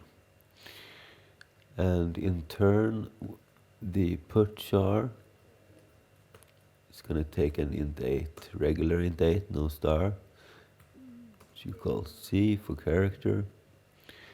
And this is going to call x putchar, which will be our assembly file. And that's how we differentiate between them as well. So this will print one character, and this will print many characters. So let's also define our signatures. So we'll have a void print int 8 star, void putchar int 8, and void let's see, we can put the, I think we'll have the assembly signature in its own file somewhere. However, we need to define all our integer types. So we're gonna have an unsigned char, which is int 8. We're gonna have an unsigned short int, which is int 16, and we have nothing bigger since this is a 16-bit code. I will also define some macros for converting.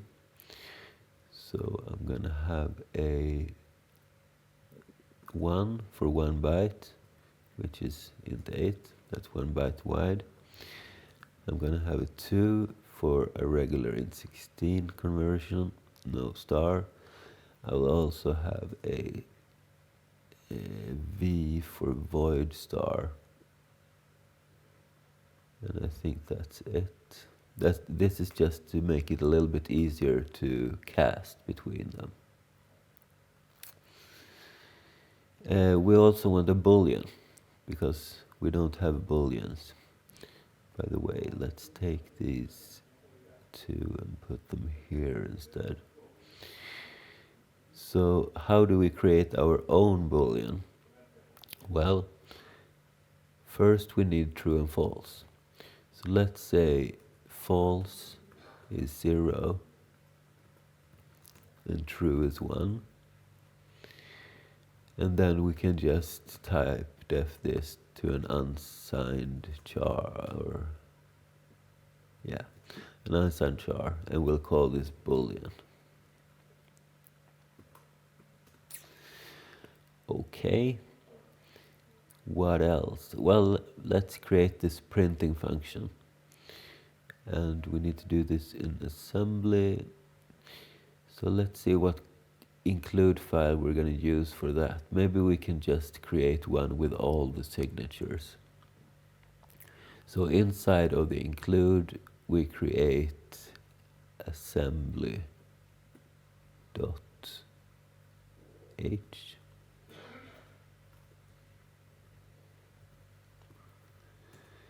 This will also be a pragma once. That means that this file can only be included once. And we need to include this GUI.h. So we're going to have a void x put char. It's going to take an int 8, like this. And inside of our, let's close a couple of these, starting to be too many open. So let's put the C files to the left, then the assembly files, and then the H files like this.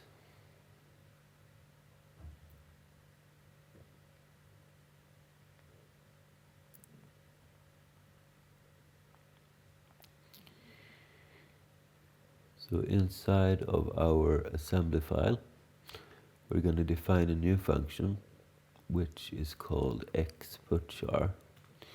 We're going to start the same way by pushing BP and moving BP into SP. That's just how we set up our stack and how every function starts. And this time we're going to use a video interrupt in the BIOS, which is called this, write text in teletype mode. And this is a good page that lists all these types of things. I'm gonna try to remember to put this link inside of the description. Alright, so this is how we're gonna do this. We can copy this so we have it available.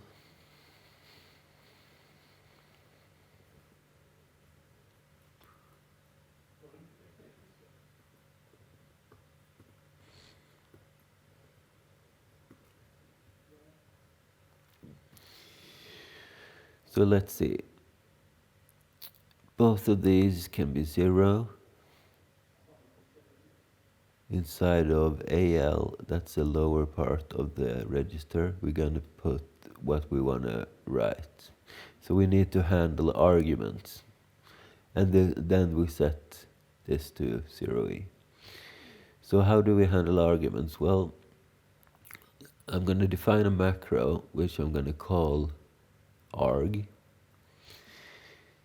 and it's going to take two things. First, an index, which argument it is, and that is going to be starting at 0. But first we need the register, and we're going to put this inside of AX and number 0. So when we have that inside of AX, we can move into the higher part of that register, 0x0e, and then we just zero out our BX register. We do the interrupt, which is int 10 in hex, so int 0x10. Afterwards we just reset the stack, so we move into SPBP, we pop BP, and we return. So all we need to do is define this argument thing. And since we're going to use that a lot, I'm going to put it inside of this include file, xgfx. So this is going to be a macro, which is called arg, and it's going to take two arguments. And what we are going to do is we're going to move into the first argument. I'm not sure if it starts at 1 or 0 here, but I think it's 1. And what are we going to move into there? Well, we're going to move our BP plus offset. What is the offset? Well,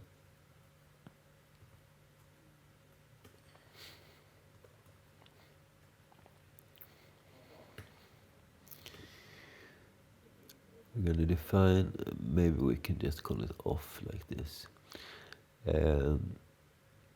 So we need to calculate where in memory this thing is. And the first one is at memory position 6. And the next one is at 10. So basically we need to do 4 times and then the argument provided. So in our case this will be 4 times 0, and then we plus 6.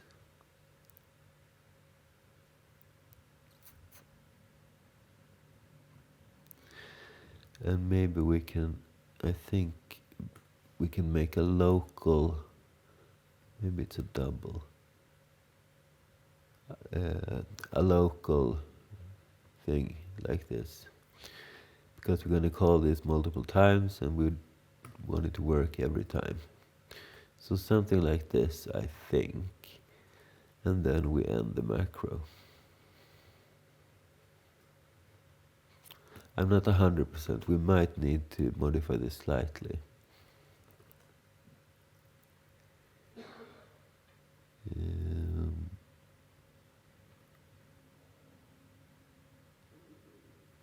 Okay.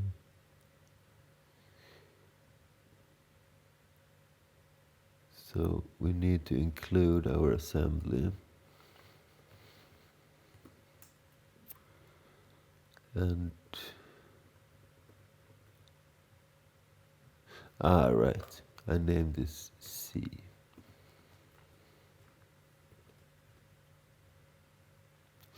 Undefined reference to X put char. Right, we need to update our make file because we create, no we did not. So it's running blah blah blah blah main.o xgfx.o. Didn't I export it?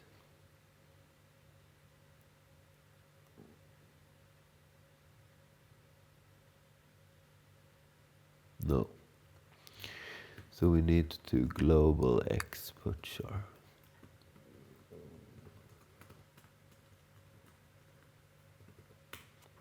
And then it compiles. So let's see if we can print something with this.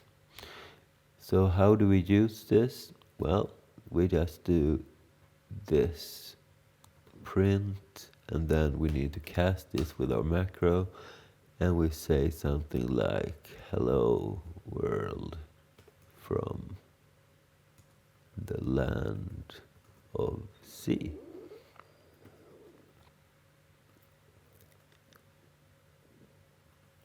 And a semicolon, since this, after all, is the land of C.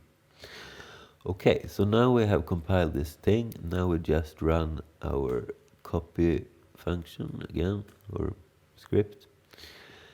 Let's go into the DOS box and make sure it is updated.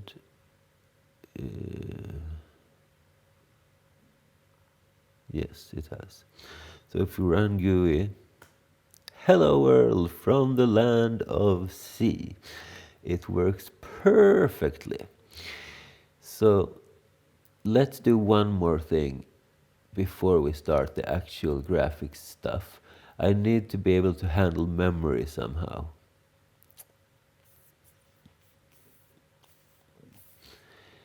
So I will do this pretty simply. Since we are writing directly into the hardware memory, physical memory, we need to define this stuff ourselves. So let's say we have two functions. The first is a void star, which we call alloc, and it's going to take an int16 as an argument. So this is how we allocate memory. And we're going to have a, let's say, void free all, void. So very simple allocation function. We're going to allocate and just move a pointer basically. And then we just free everything at the same time. So inside of the H file, right, we're gonna have a external reference to our heap.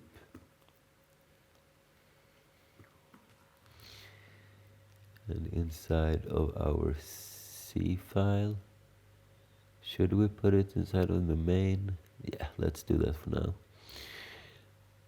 So we're gonna have a global variable. Let's call it heap pointer.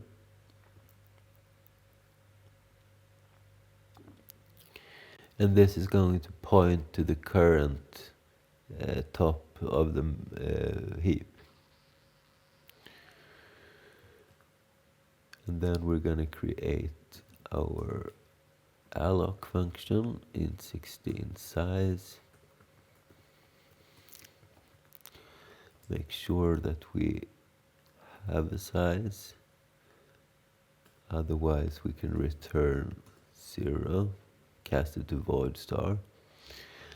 And if we have a size, we also need to have a pointer here, which we're going to set to the current value of the heap pointer. And by the way, we need to initialize this by setting the heap pointer equal to the heap from the beginning.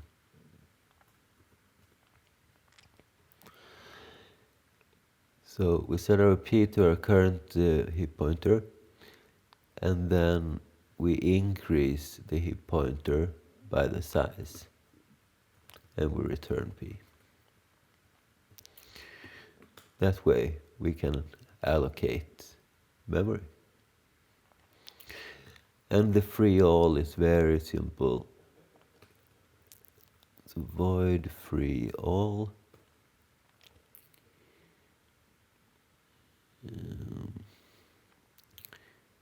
Int no empty.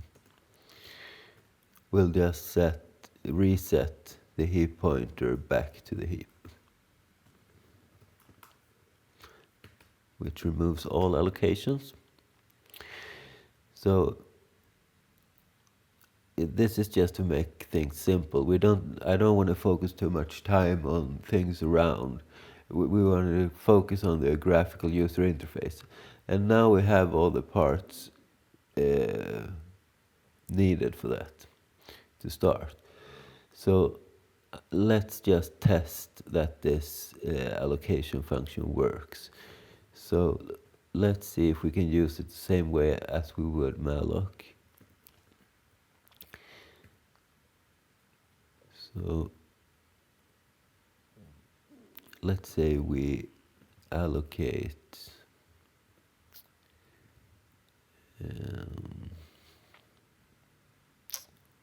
8 bytes. And if we don't have a P, we can print error alloc. By the way, new lines are done this way, since we are not in a Linux environment. And then we can just return in this case. Otherwise, we want to do something with this memory so we see that it works. Let's say we do P0 is equal to something. The same with the others. So 1, 2, 3, 4. And we print A, B, C, D. And we set the last one to 0. And then we just try to print P like this. If this works, our memory allocator probably works as we would expect.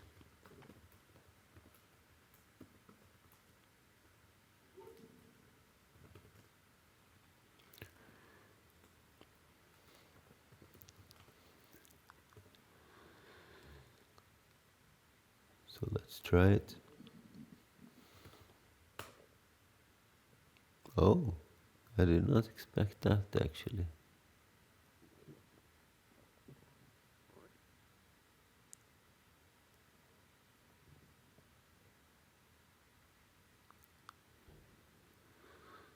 So let's see.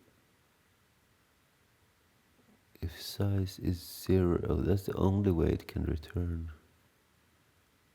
Did I forget to provide a size? No.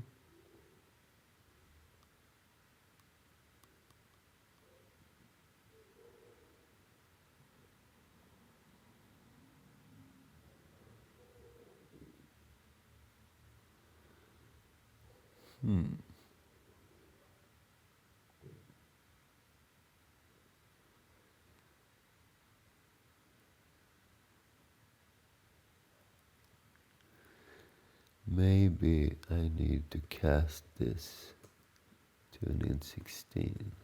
Could that be it?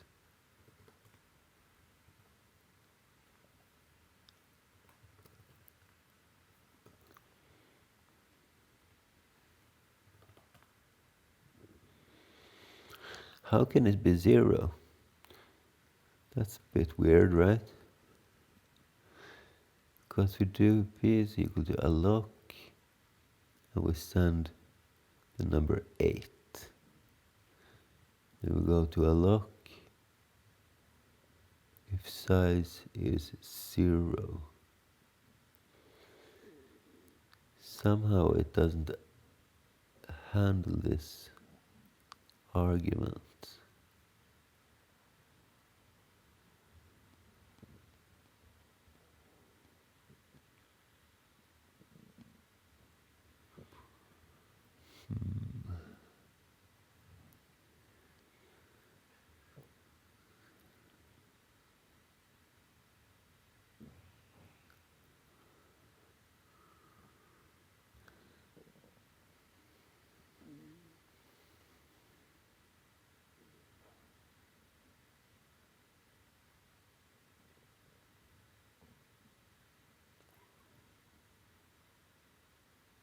What if we were to do a bigger number? What happens then? Maybe even more than a character.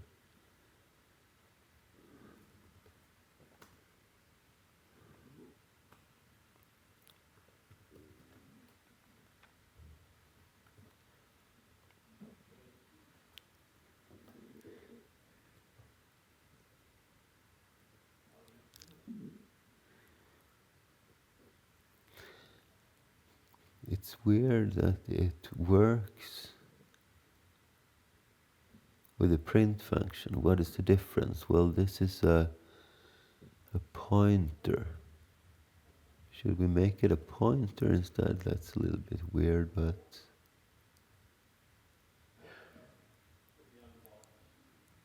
why not? So let's call this SC instead. And then we do an int16 size.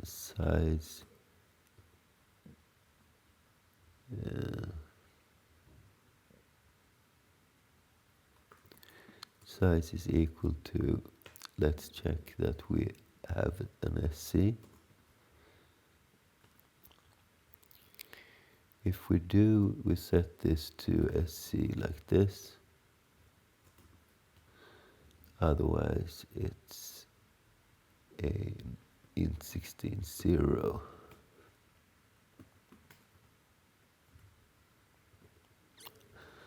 And we need to update some more things. So this is going to take an int16 star,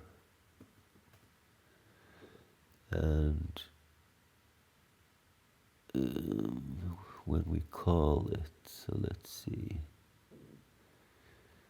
we need to do something like int16 size.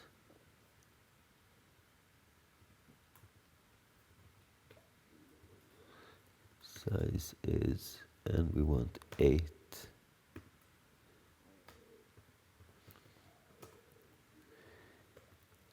And then we just send the address of size. Well, we can work this way, right?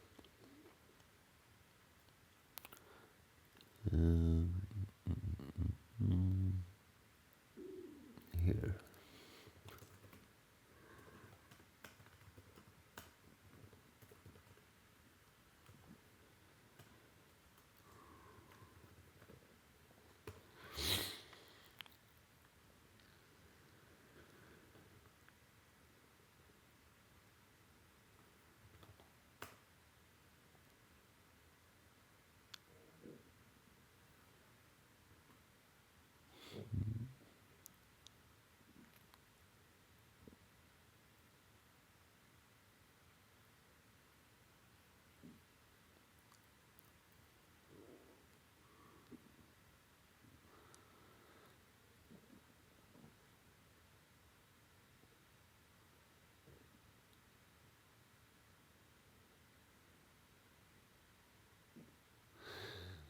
I don't understand. How can it work when we do the print, but not work when we do this?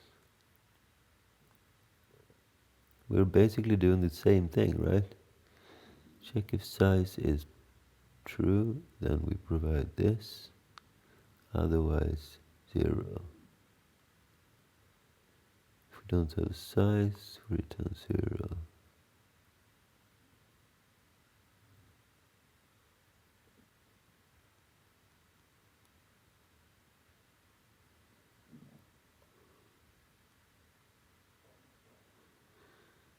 If we don't have a P,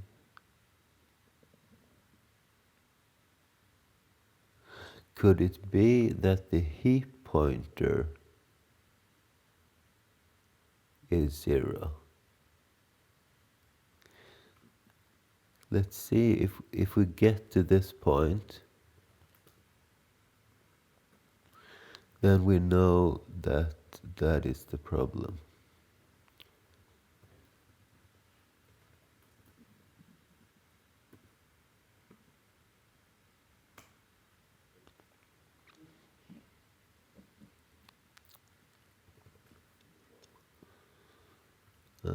We need to cast this.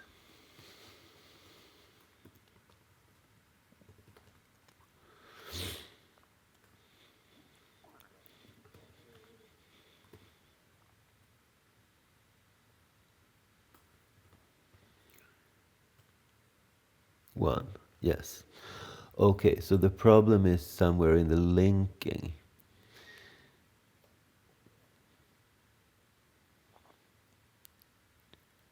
So let's see, inside of this, we have an external reference to the heap.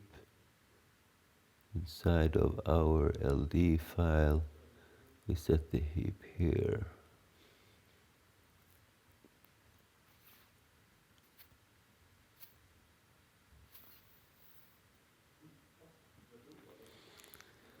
Let's double check a little more carefully what exactly is going on. I think we can do -m. And let's see where we have our heap. Here's the heap pointer. Here's the heap. So it should be equal to this, no? Well, let's cheat a little bit. If we go into our assembly file, and let's define our heap.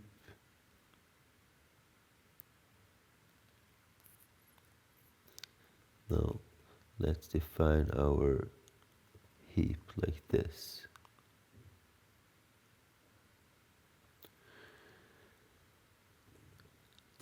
And we'll say that this has let's see.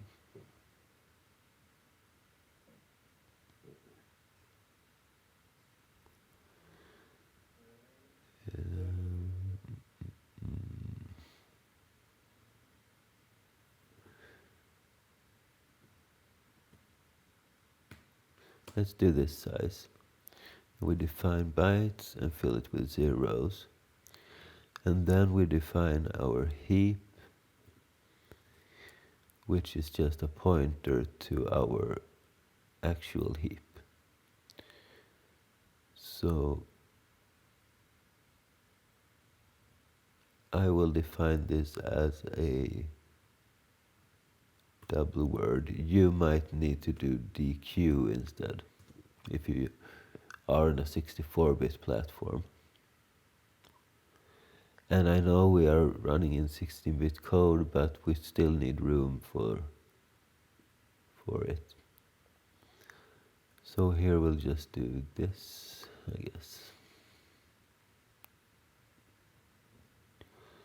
And here we might need this. And then we export this heap pointer. I think this is going to work.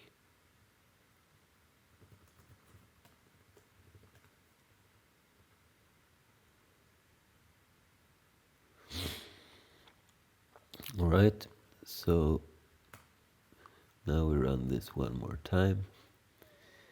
We go into here and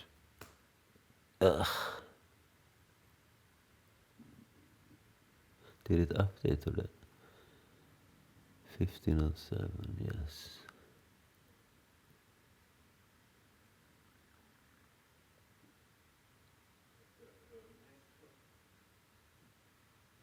Maybe we cannot use this name.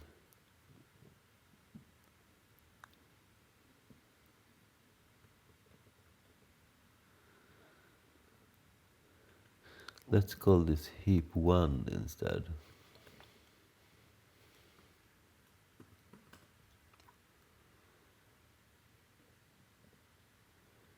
And maybe we can actually remove it from our linker file.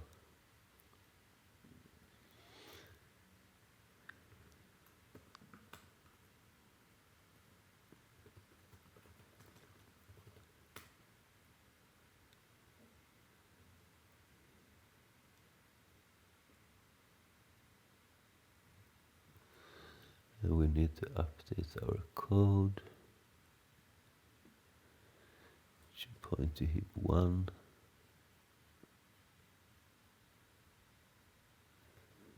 Heap 1.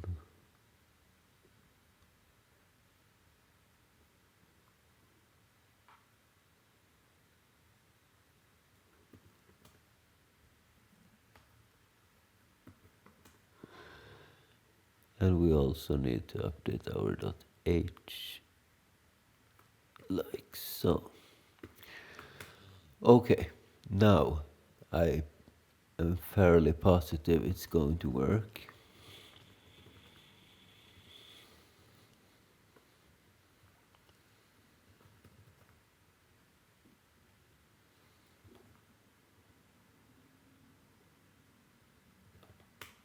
Yes, now it works. Okay, so we needed to jump through some hoops right there, but now we're done with all the preparations. Now we can focus 100,000% on graphical user interfaces. We'll be right back after this. Alright, you guys, welcome back. So now let the fun begin. We have all the necessary preparations and we can start building our shapes. So what I'm gonna do first is I'm gonna, well, close down a couple of these. And this we can keep.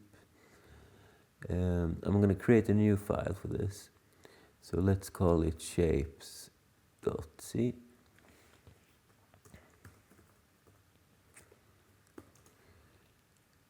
And it's going to include our GUI.h.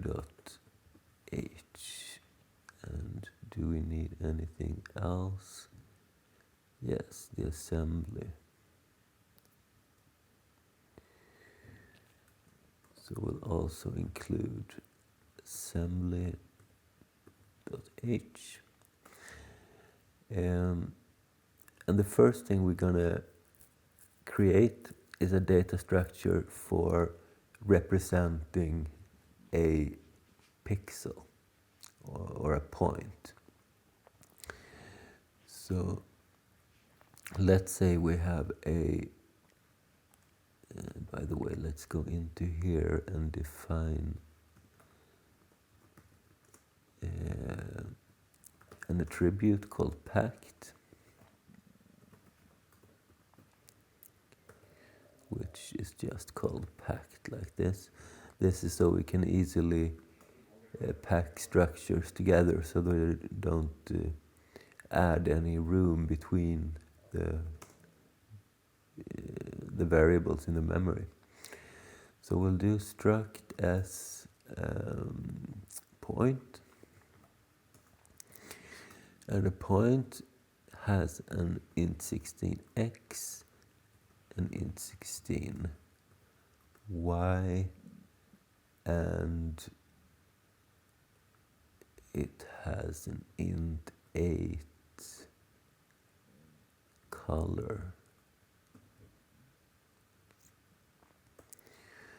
But not a whole int8, we only need 16, so let's see how many bits that is. So if we have something of this type, the first one is a 1 and 2 and 4 and 8 and 16, so we need 4 bits. So let's define it like this, and we want this to be packed, and we will also do a type definition of struct as point, and this will be a point. Alright, so now we have something to work with. We are going to create more of these. Maybe we should put it in its own H file instead. Let's do that. So shapes.h,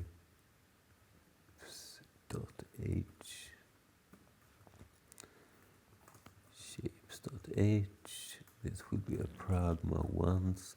We need to include GUI here as well because we are going to use our integer types. So let's just cut this out and we put it here.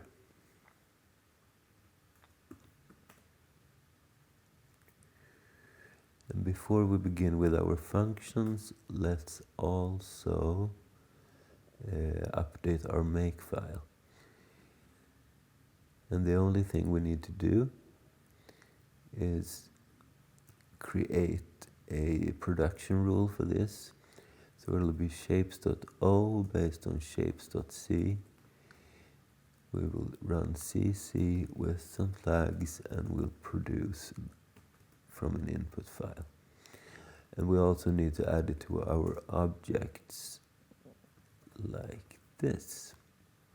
This is the point of having a good structured makefile. It makes it very easy to add stuff.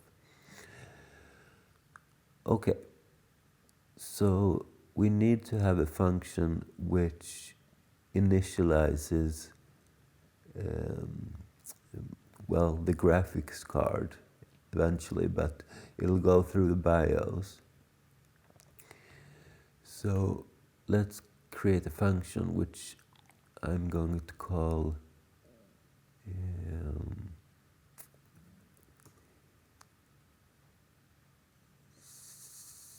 video mode.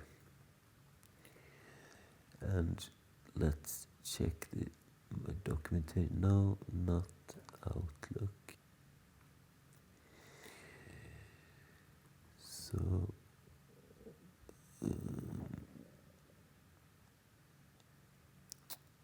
this is this first one, set video mode. And here we have a whole couple of different video modes. What we are going to start with is this, a resolution of 40/25 pixels, and it's going to be text. So first we're going to draw like just text-based graphics.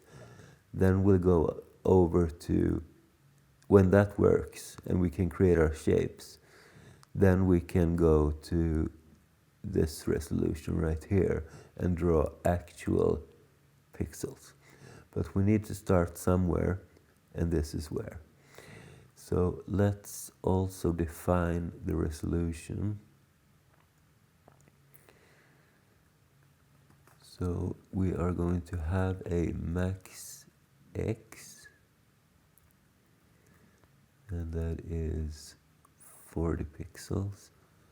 We're going to have a max y, and that is 25. I'm also going to define a constant for the actual video mode. So 40, 25.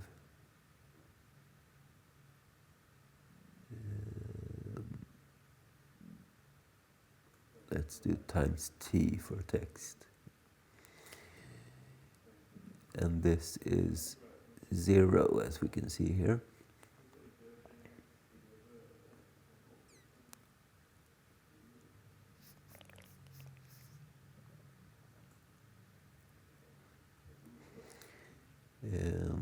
So we'll just put a 0 there. All right. So inside of shapes, we are going to take an int 8 for the video mode. And the only thing we are going to do here is we're going to call another function, which is x video mode. So that's our assembly. And we're going to put mode right there. We are, however, going to do some sanitation. So let's check that. If mode is more than the max, which is, let's see, 9f that we are going to return.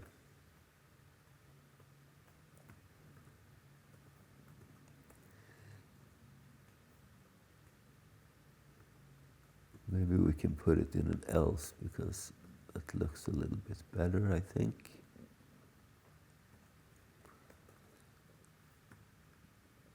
All right. By the way, this should be 0xf. Okay, so now we need a little bit of assembly. Let's open up our XGFX. And we will create a very simple function, or subroutine as it's called in assembly. So we'll have an X video mode, and we'll start as usual with a preamble, move BP into SP, and then we need to grab the video mode and make sure it's in our AL register. So we'll put it inside of AX. So we'll do arg AX first argument. And then we need to set age to 0. So XOR AH. And now we have what we need, and we issue the int 10. So int 0x10. And then we return. So we do move into SPBP, we pop BP, and we return. So a pretty simple function. As you can see, all the functions works like this, and then we do something with the argument. They all end the same. So basically this function is only this. And most of our assembly will be like that. But in order to be able to display video mode and things related to it, we also need to have some key press control so we can pause our program. So we can use this in 16, wait for key press, and we'll create a X get char. We'll start the same as usual. And here we're not going to take any arguments. We will, however, return something. So let's just zero out the whole of AX. We run the 16 interrupt. And this is what we get back. So in the assembly we can just return the AX, and returning values inside of assembly is the same as putting it into AX, so we don't need to do anything here. It's already there. So all we need to do is end our function and return. So let's export our X video mode. Let's export our X get char, and let's also create the C for this. So we have the video mode, but we also need the get char, and we should not put that inside of this file because it has nothing to do with shape. I'll put it inside of main instead. So this would be an int8 get char. And as you can see, we get back two things. So if we press an ASCII character like a and a B or a parenthesis, then it will be put inside of AL. But if we press something like the enter key or something which is not printable, then the AL will be empty. and instead we'll get a keyboard scan code inside of AH. So we need to differentiate between these two. So let's create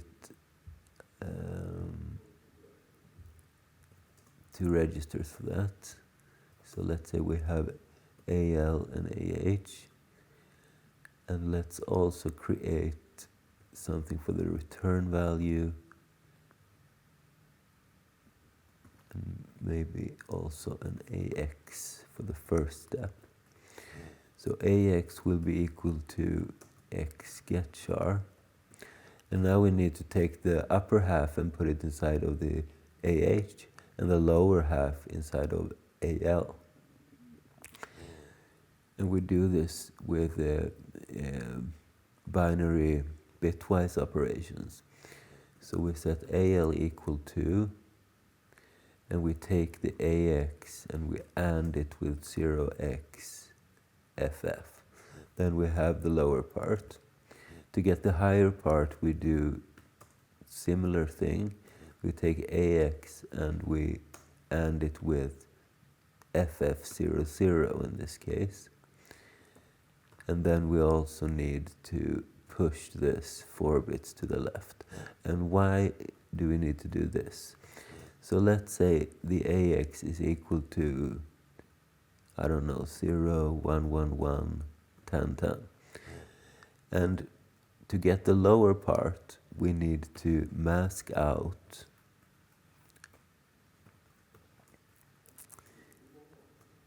this right here. And we do this by setting all of these to ones. And for ones, that is, this is wrong. This should just be F, and this should be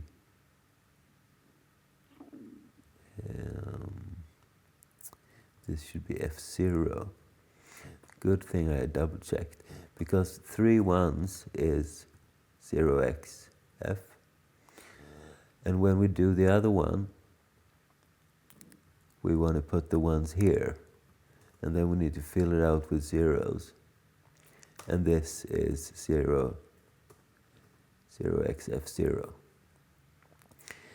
But what we get back is just, in this second case, we will get back 0, 1, 1, 1, which we want, but we will get 4 zeros here to the right. So what we need to do is we need to push this 1, 2, 3, 4 bits so the zeros disappear. And that's what we're doing here. If you want to get more into binary bitwise operations, which I think you should, it's very useful when we deal with this low-level stuff. Then you can check out my episode, which is called Binary Operations, and I go through all of this in very much detail. Alright, so now we have an AL and an AH, and we need to check the AL if it's 0, so we can do something like this. We can set our return value. By the way, this should be an int 8. So if we, let's see, if we have an AL, then we're going to return AL, and otherwise we're going to return AH. So this will be useful when we need to deal with the keyboard later on, and also now when we just want any key to be pressed. So let's go to our assembly and let's put our X video mode, which takes an int 8 and an int 8x get char void.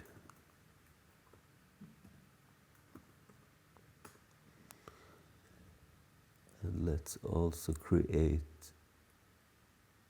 our signatures for our C functions.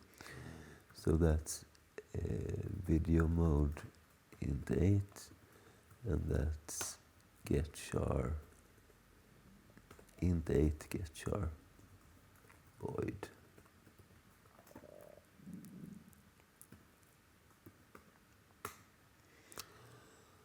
All right.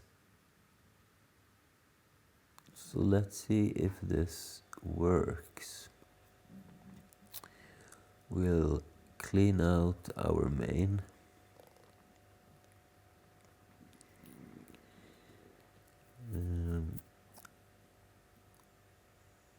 We still need to initialize the memory though. Let's see. We can actually do a free all that will initialize the memory. And then we set the video mode, and we'll set it to our constant, which is 40 times, where was it? 25 times t. And we need to include shapes.h.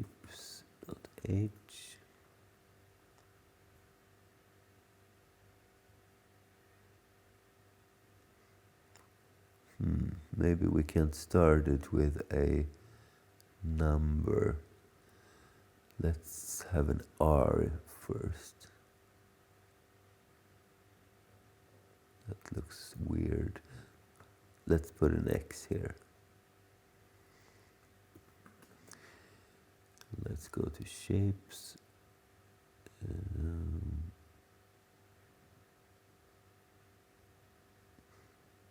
Shapes.h. Let's put this here, by the way.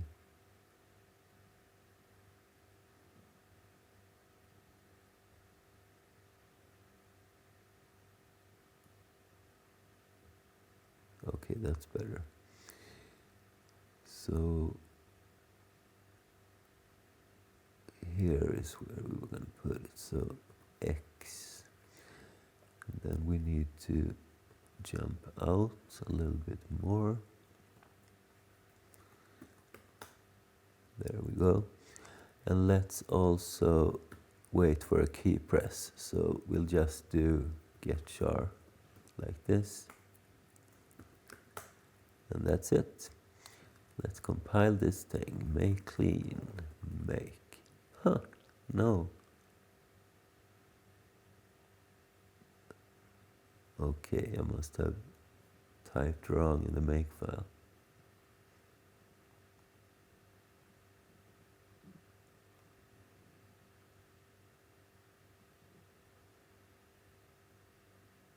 Oh, it should be like this. And by the way, I remembered what flags I missed. We need to use no stdlib, because there's no point in wasting a whole bunch of memory for the standard C library when we can't use it in this low-level code anyway. All right, let's try this again. Okay, compiled. So let's run the script and start DOSBox, which I closed. And we need to mount the C drive again, so we'll do this. And then run GUI.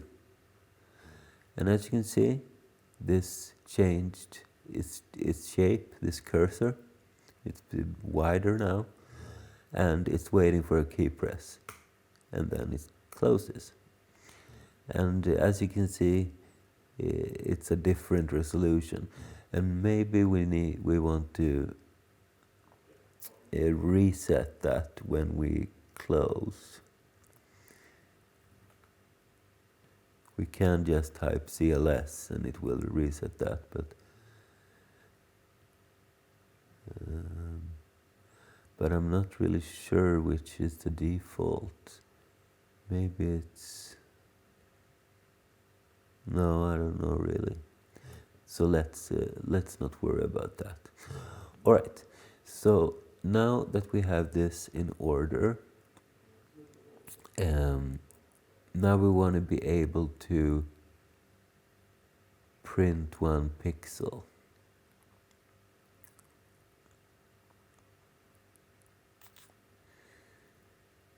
So let's just see, set cursor position. Since we're in text mode, we're gonna need to use this. So we need to set the cursor position at some point, and then we're gonna print a plus or something, and that will be our pixel at this point. All right, so let's see.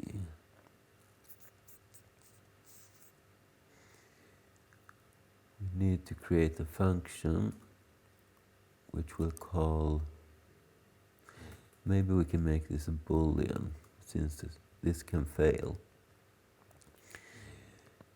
And let's say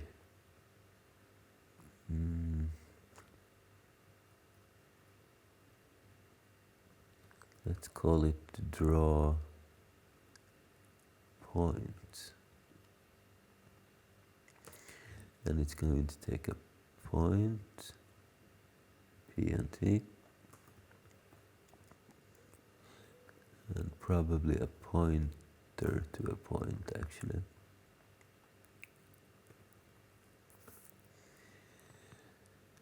And what we're going to do here is we're going to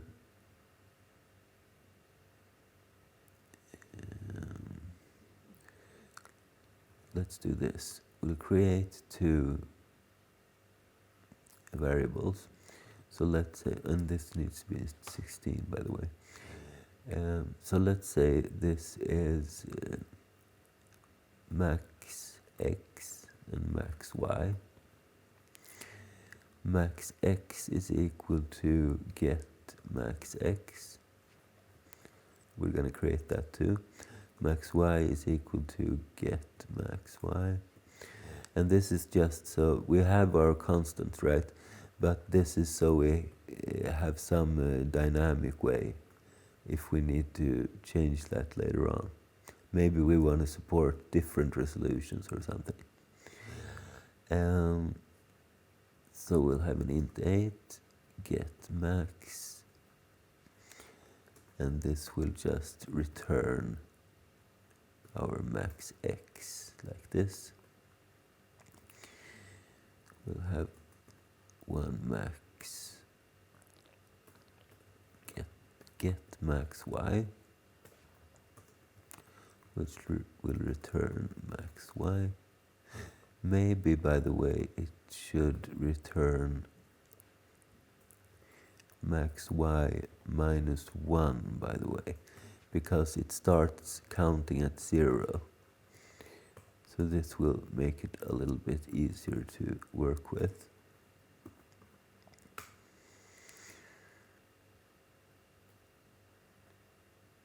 So we'll have, by the way, I forgot that video mode. Did I put it? Okay, we should not put it here. It should be here, here. And then we'll have the int 8 get max x void, int 8 get max y void. And the function we're working with right now, which is boolean draw point, and it takes a point star.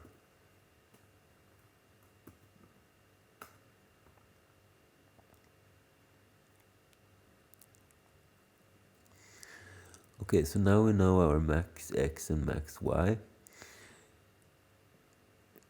And before that, we want to check if we don't have a point, we should return false immediately. And if our points x is more than max x, that's one condition, or our points y is more than max y, then we'll also return false.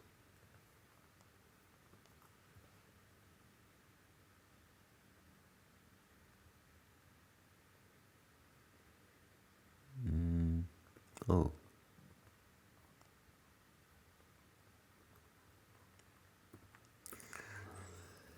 And otherwise this is okay. It can't go minus because we use unsigned integers everywhere. Okay, and if all this is true, let's check one more thing, by the way. Let's also check that we have initialized our video. So let's say if we're not having a video in it, we'll also return false. And we will create that as a global variable that is allowed in C after all. So boolean video init,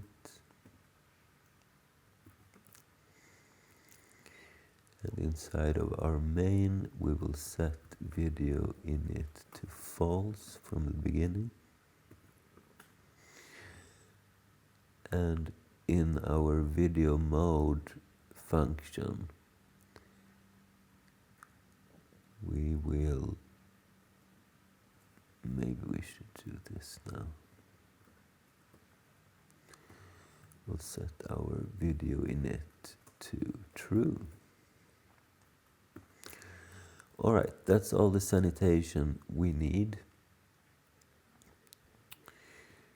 So now we will simply call an assembly for drawing this point, and let's call it xDraw point, and this is in text mode, so we need to differentiate that. So let's put a T at the end, and we give our points x and we give our points y.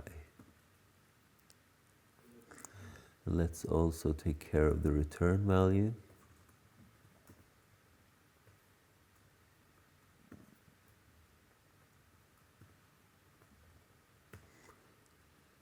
So rest is going to be equal, or actually at this point we can just return the result of this.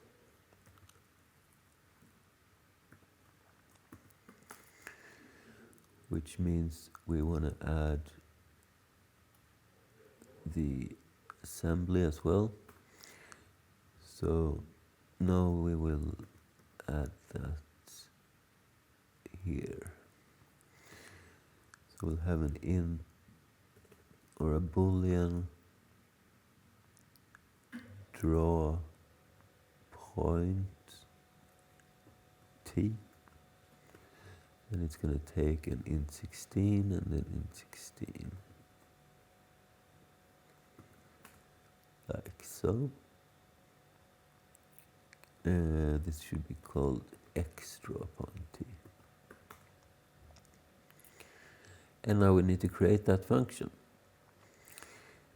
So we'll have an xDraw point t. We push our BP, we move BP into SP. And here we have two 16-bit inputs. So let's see what we need to do. We need to set the cursor position. we'll use all of these registers. Um, mm.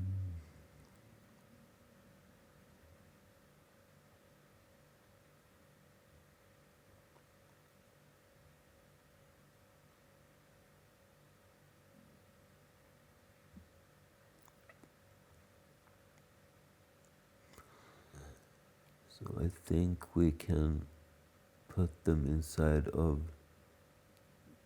something temporary.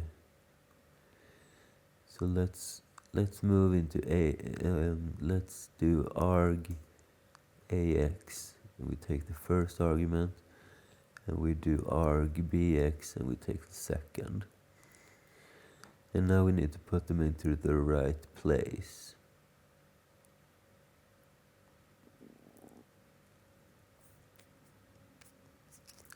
Let me just think.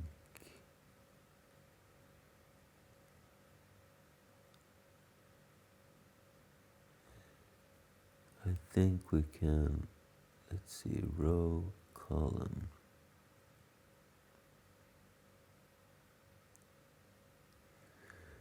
So let's use the dx register here instead. So in order to put it inside of the low part, we do the same as we did in the C before. We do an AND operation on dx, and we AND it with f. And then we have the column set. Then we need to take care of the row. So we'll do an AND operation on AX with 0x, 0f like before. And we shift to the right AX by 4. So now we have it inside of AX, or the AL rather. And now we just move into DH, AL. So now we have the arguments for this call all done. So now we just do the rest. We move into, we need to zero out AX and move into AH2. And then page number. This is always going to be 0 in our case. This is basically so we, in text mode, have the ability to have several screens, and we can shift between these full size screens. Like you do in Linux when you press the Alt key and F2, for instance. So we just need to zero out the BX.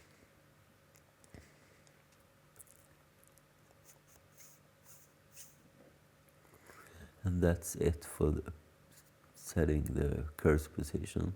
So we just do the int 0x10 like this. And it returns nothing, okay?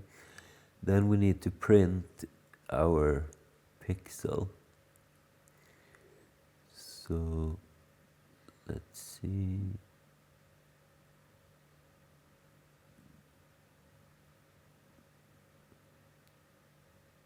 Right character at current cursor. That sounds about right. So let's copy this.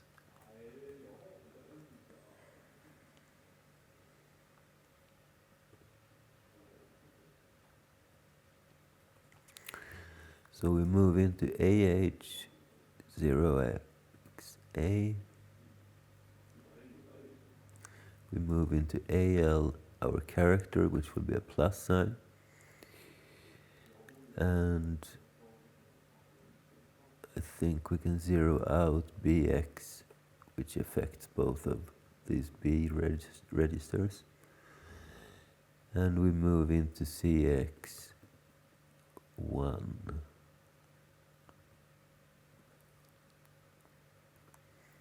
And then we call in 0x10. And if we get this far, we need to return true. So we move into AX 0x1. And then we reset our stack by moving SP into BP, popping BP, and returning. Alright, so a lot of different things here, but I think this will make it possible to print character to the screen. Let's export this, x draw point t.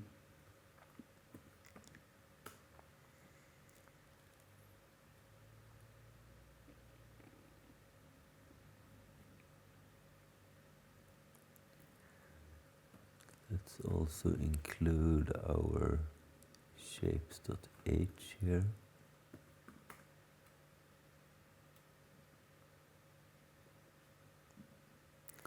And let's try it out. So we need to have a constructor function for creating one of those structures.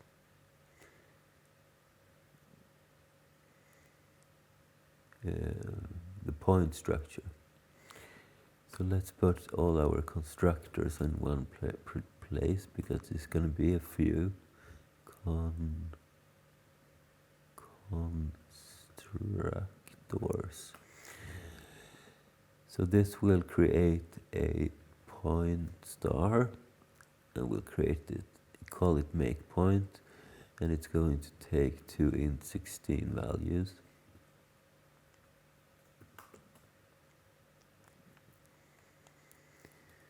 And inside of here, we can put all our constructors in the top. So we'll have a point, make point, and then we have int16x and int16y.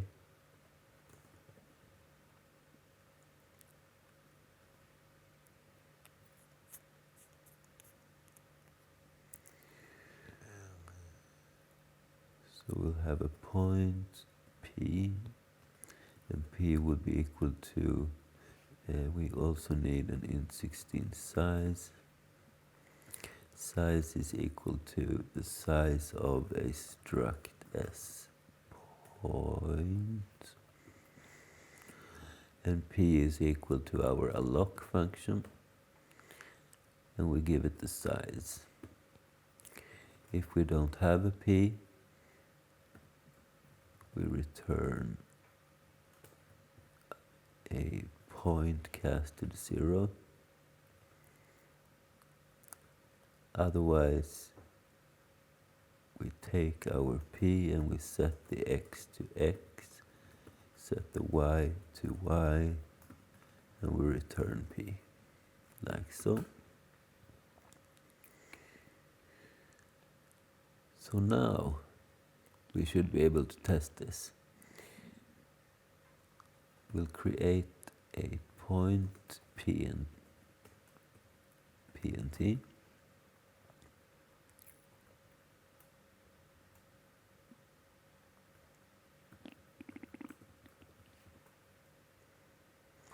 So first we set our video mode.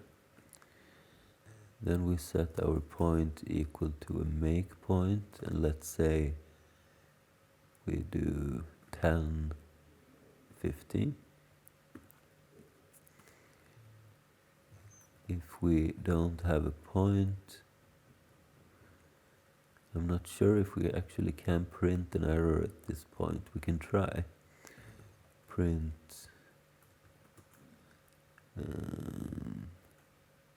memory error.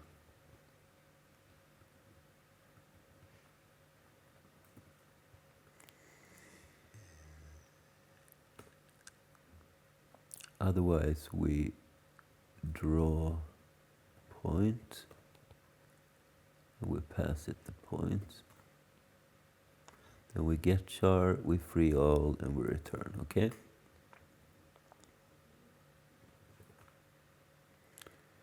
Video init, what did I call it?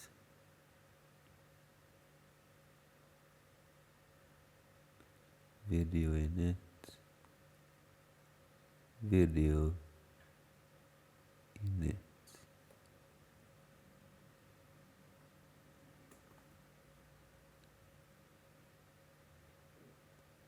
Ah.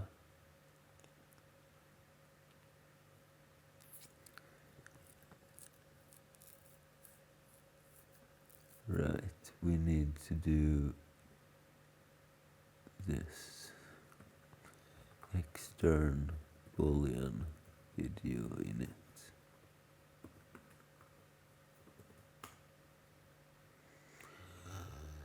Passing over with one overlock makes pointer from integer without the cat. Right, we changed that allocation function to use pointers, but that was not the error, so we can actually remove that thing. So we can remove this and this.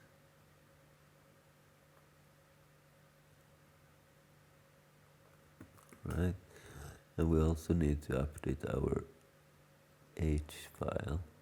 So this is going to take an int16 and not an int16 star. Conflicting types. Right, 37.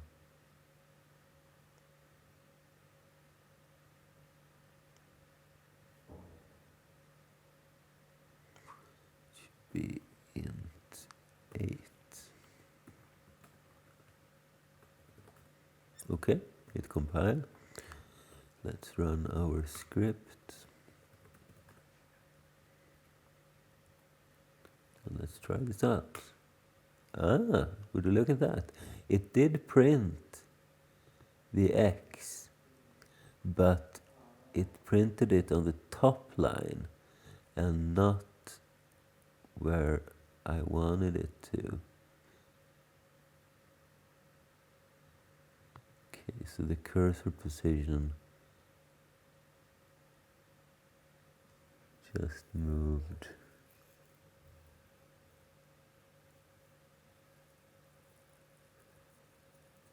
It did not take the rows into account.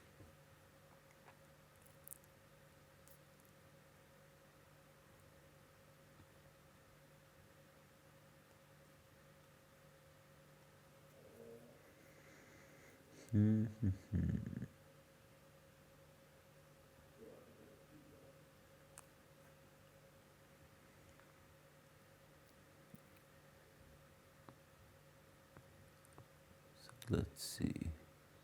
The X we just ended with F.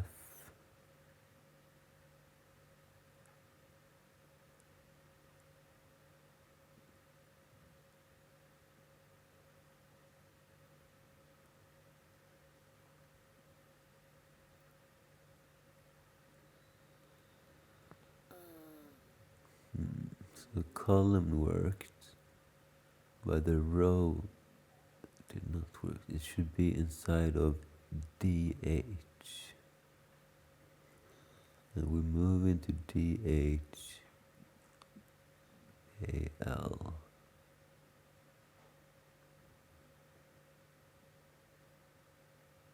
Ah, this should be F0.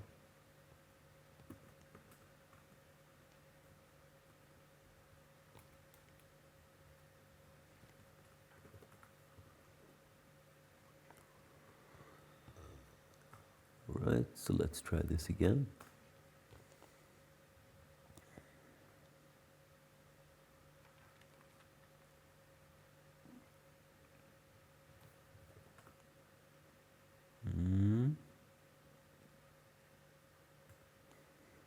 Here is update. Yes.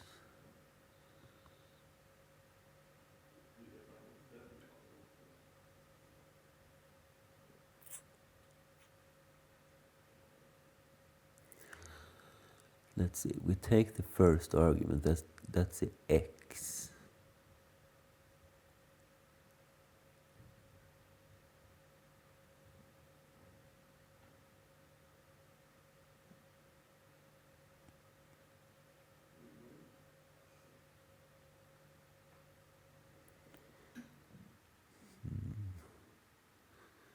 We AND it with f. So then we have the DL value.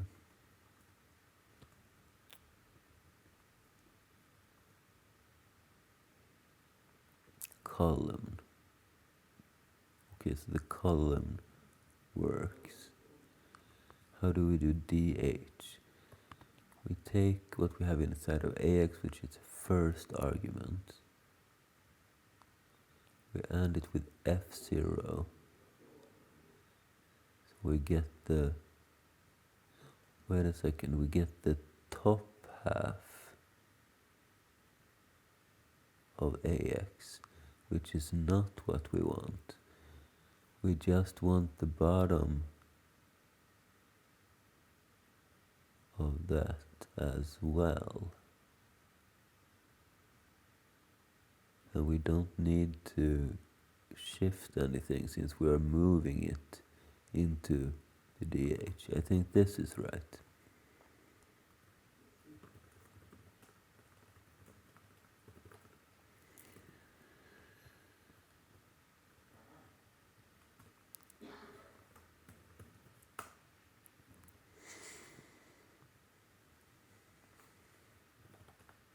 Okay, that's more like it.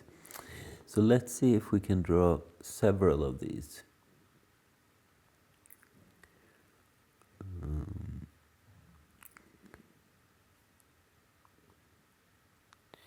Let's say we have point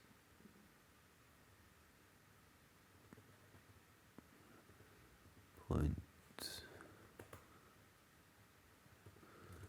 0.2 and 0.3.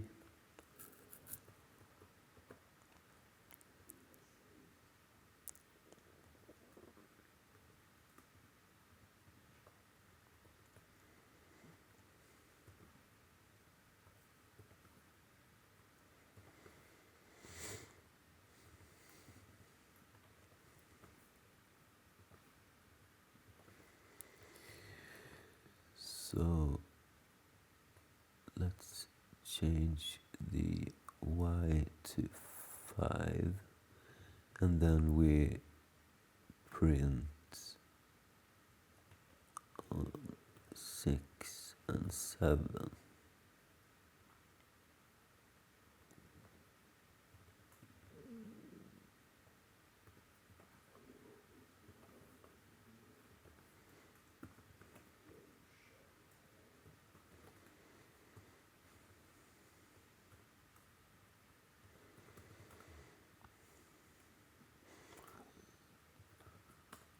Huh, look at that.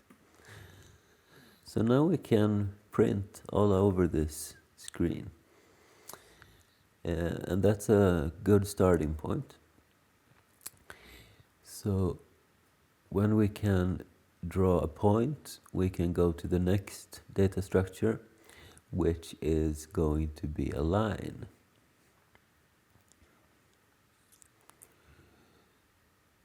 So let's create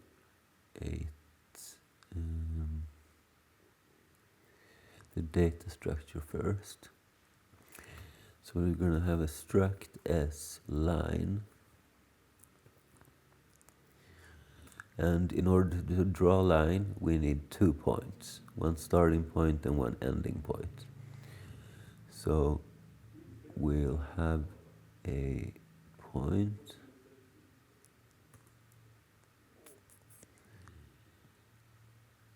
Let's see.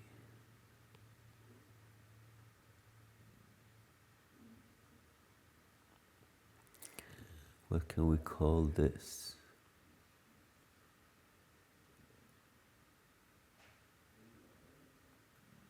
Let's just call it point 1.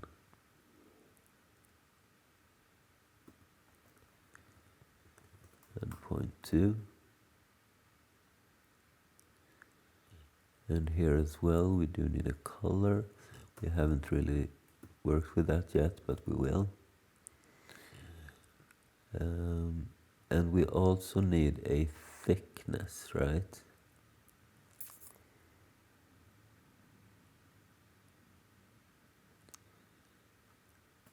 What is that usually called? How thick the line is. Let's call it thickness.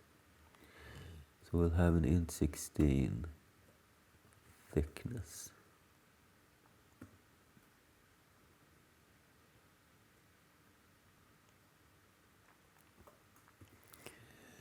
We're going to type def this into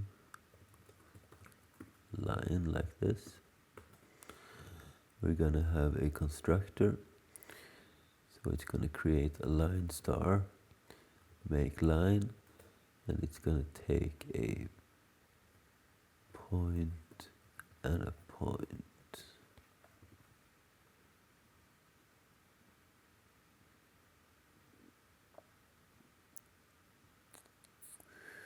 We haven't really taken care of the colors though, so let's add the color as well to both of these.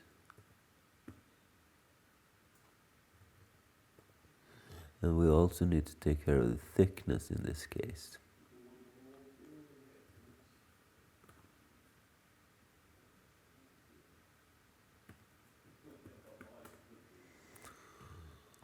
Okay. So let's create this constructor. We're going to create a line star, make line, and it's going to take a point, 0.1, and a point, 0.2. Also an int8 color and an int16 thickness.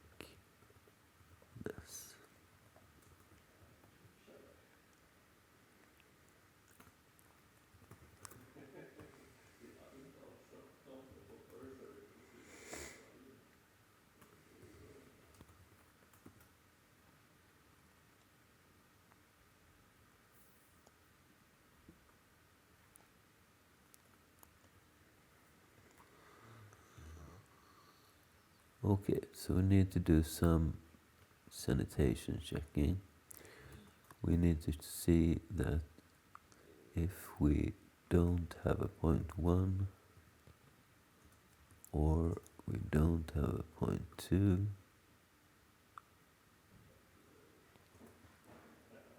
or the thickness is 0.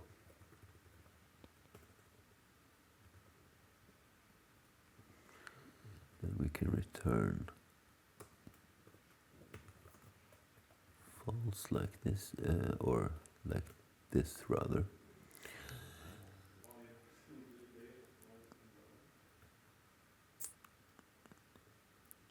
Otherwise, we set our size to the size of our line structure.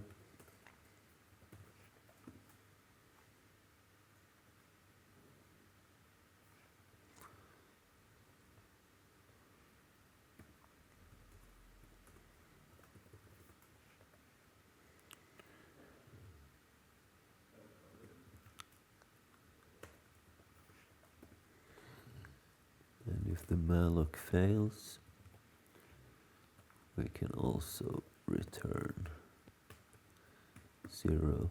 By the way, I want to have the cast here. So point star. And let's also add the color so we don't forget it. Int8 color. And p color is equal to color. And now we set our different attributes. So we'll have the line P1, which will be our point 1. And our line P2 is our point P2. Line color is color, and line thickness is thickness. And then we return the line. Simple enough.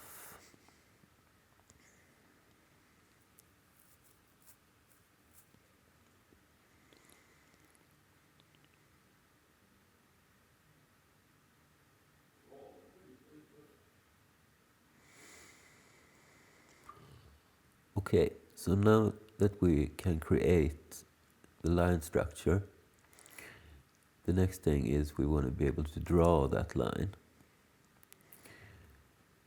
So we're going to have a boolean of draw line, and it's going to take a line star.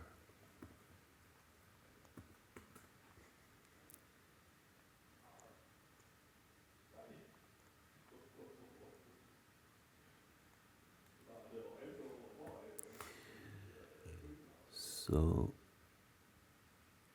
boolean, maybe we can put it next to the other one here. So boolean draw line, and we're going to have a line ln.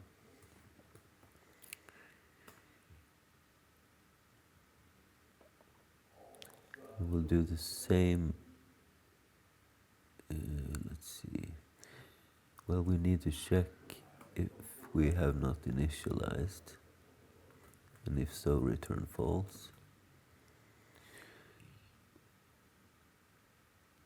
We're also going to check if we have a point, a line or not, and if so, return false. And we don't need to sanity check anything inside of the line structure, because we can't create a line with make line if we have something wrong. So that's pretty good. However, we do need to check. Let's see.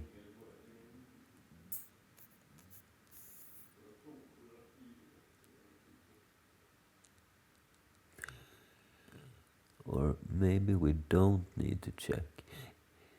If we try to draw something outside of the screen, let us just draw it as long as it can, and then don't, instead of failing if we try to do that. I think that's a better way. So let's see, we need to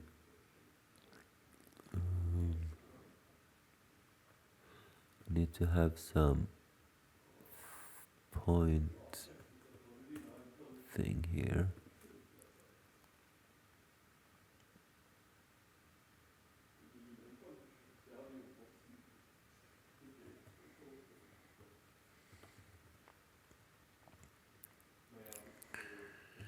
Okay, so basically drawing a line just means we need to repeat drawing a point a certain number of times.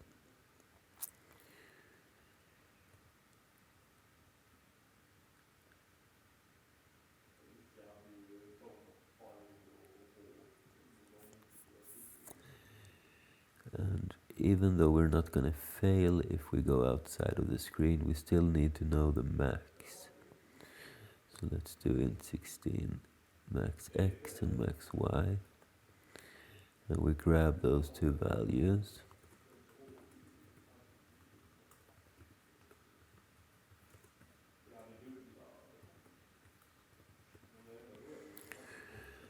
And we need to have an int 16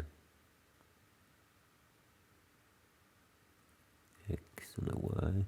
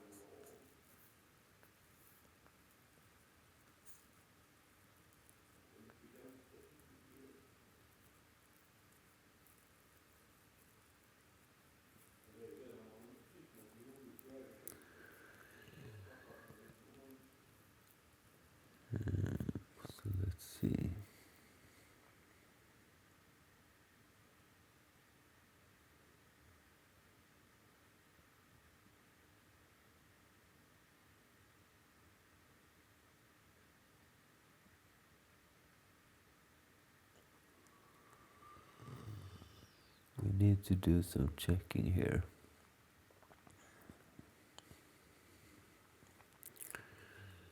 So let's see if our lines P1 X, if it's less than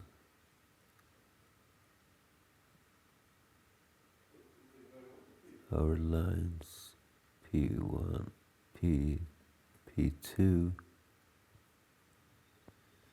X, because we need to figure out which direction we're going.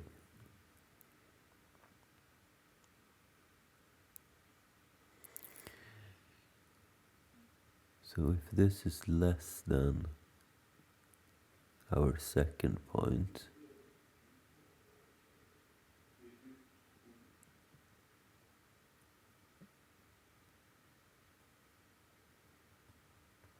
what does that mean?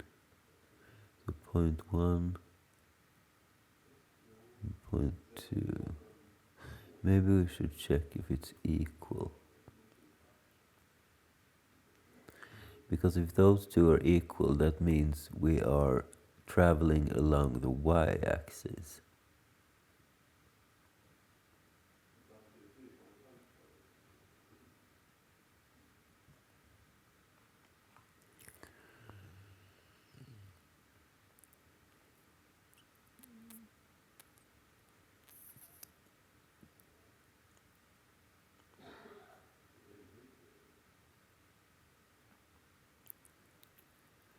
So in that case, we can set our max x equal to that point x.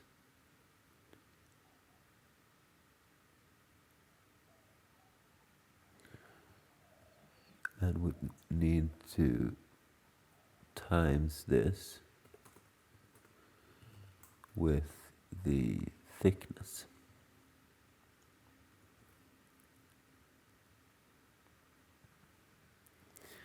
And we also need to have a start x and a start y.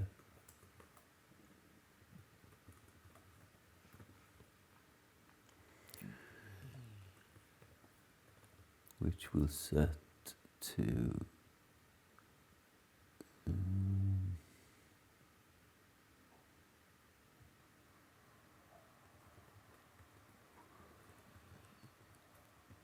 well, that's going to be the x of this, because the start and the end is the same except for the thickness.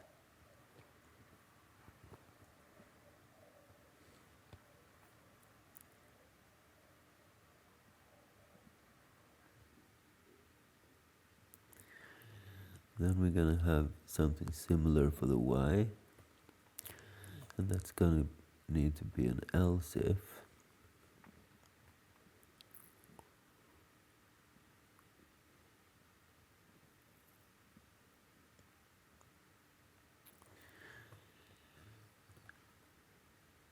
And we will do the same calculation here.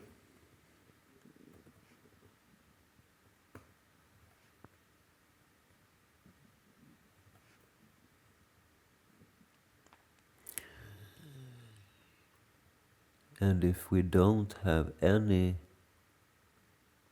equality,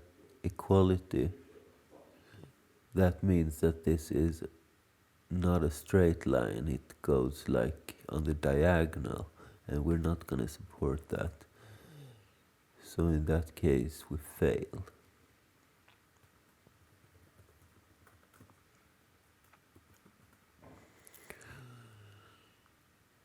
Okay, so that gives us the start and the end for one of the lines.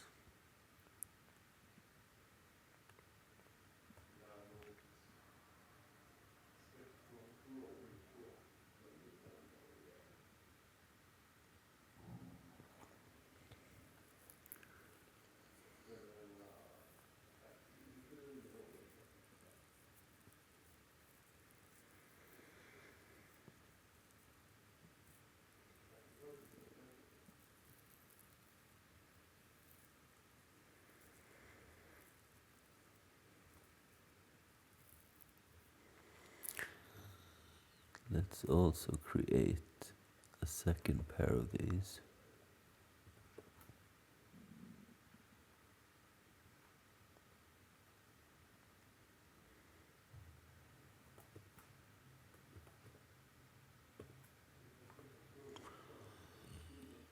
So they represent the maximum possible.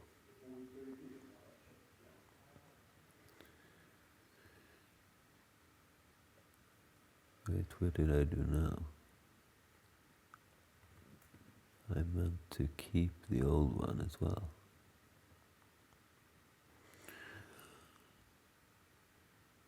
Okay, so if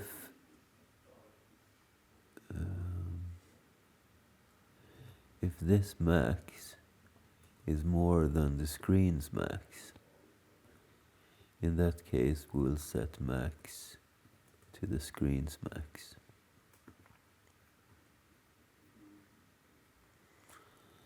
And same here, if max y is more than max y prime, we set max y to max y prime.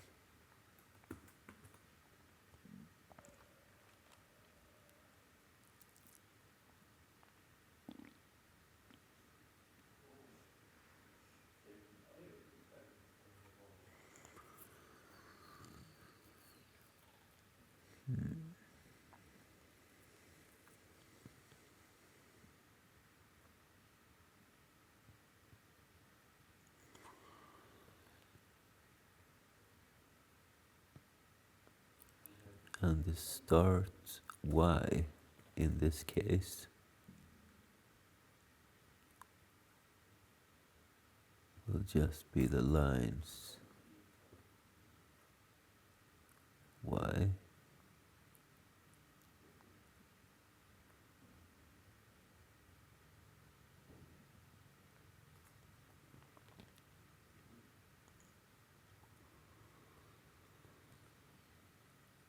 and the max y is going to be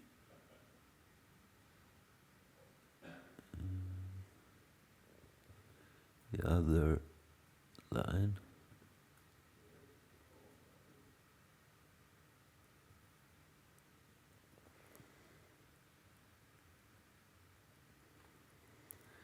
And if max y is more than max y prime, we'll set max y to max y prime. Okay, so this works as long as the second point is not less than the first point.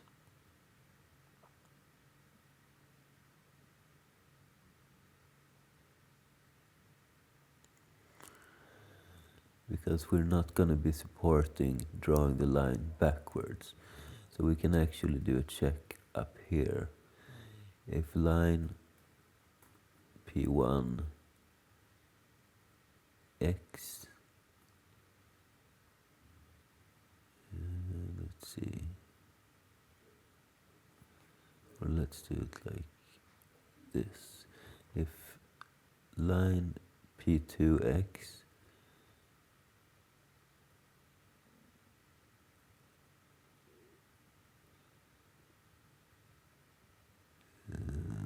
is more, no, if line P1X is more than line P2X, return false.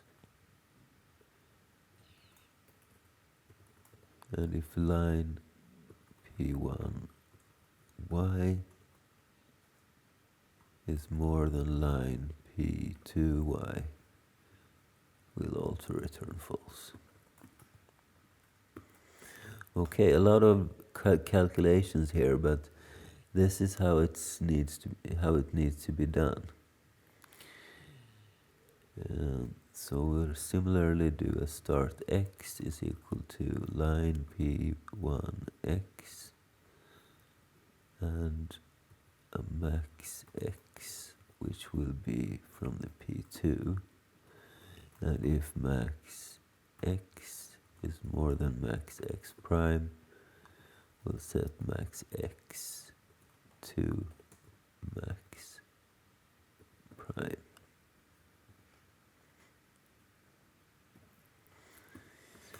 And that's all the calculations we need, I think. So now we'll just do a loop which will create this thing.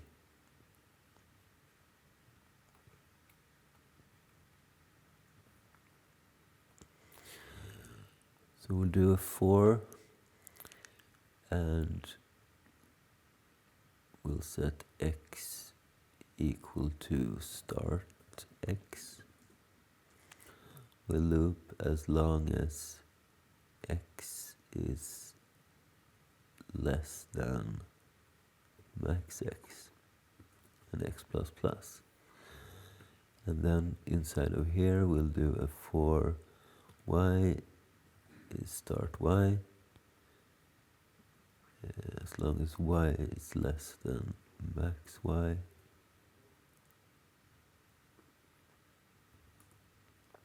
Y plus plus.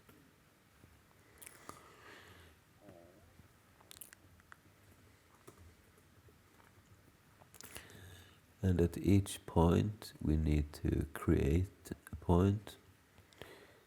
So we'll do point is equal to make point,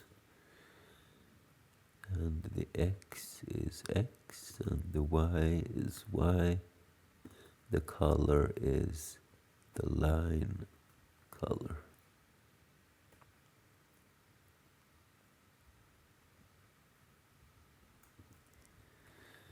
And as long as we have a point, we can draw that point.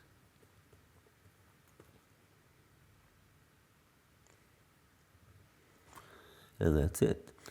So our loop is very simple because we did all the calculations beforehand. So even though it is a lot of code and some messy code perhaps, this is probably the easiest way to do this. And as you might know, this allocates a lot of memory, but later on we're gonna create some garbage collector similar thing, so this will not be a problem. And if we get all the way down to this point,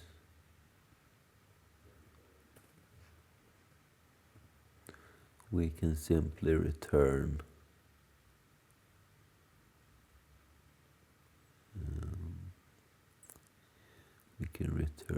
true.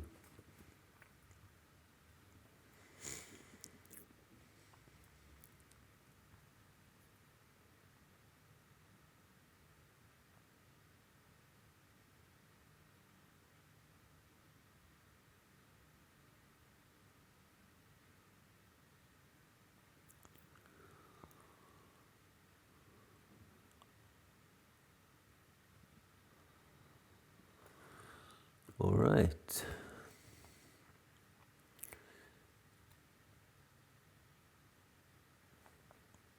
So let's clean this out a bit. We need a line.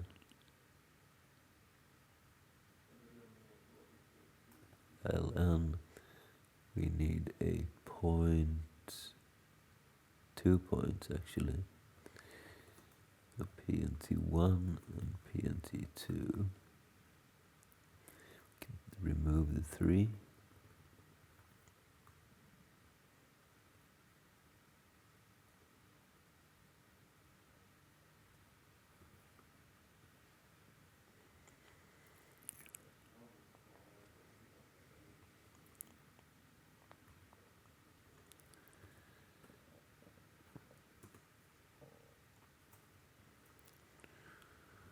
And we're not going to draw the points.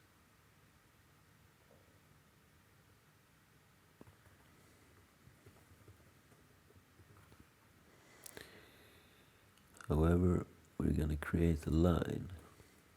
By the way, we need the color as well.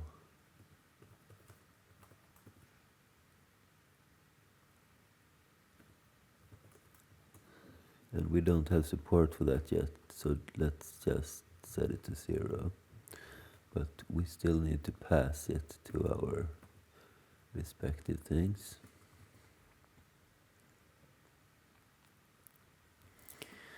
And then we make a line from point 1 to point 2 with the color, and let's say the, well, we can do this, thickness.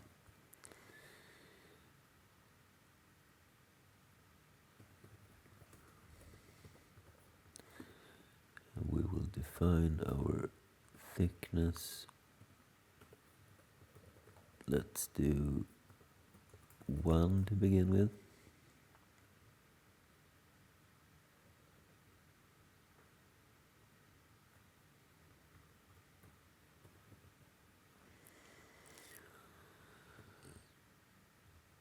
And if we don't have a line,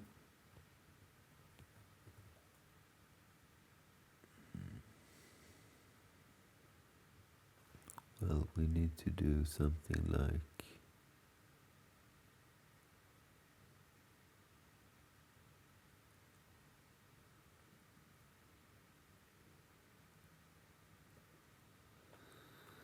if we don't have a point 1, or if we don't have a point 2.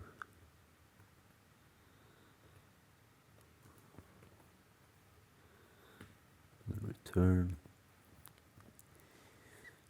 And if we don't have a line, we will do the same.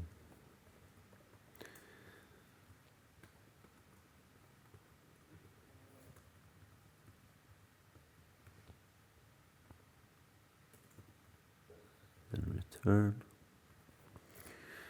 So at this point, we can simply draw the line ln. Okay, a lot of different calculations and code, but let's see if this works. The good thing is, if we make this work, it will be very easy to port this to the real pixels in our next video mode. All right?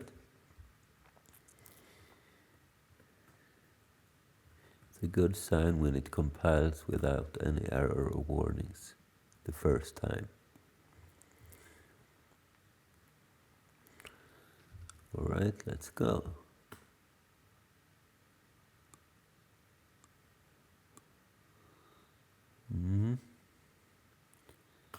That did not show much, did it?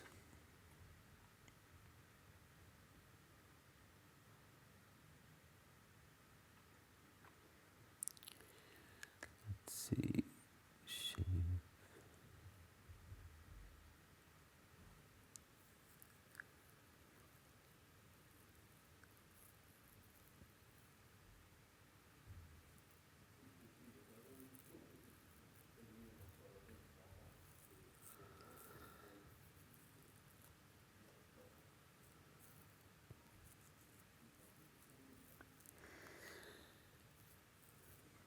I wonder if we are able to print some things here. Let's just try it out. Let's go up here and just do print test or something.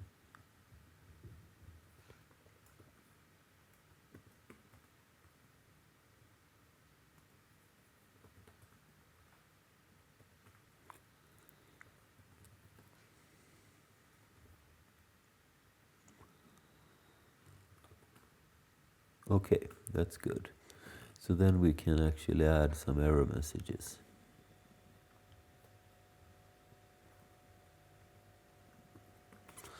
And we don't have a printf yet. We need to fix that later on.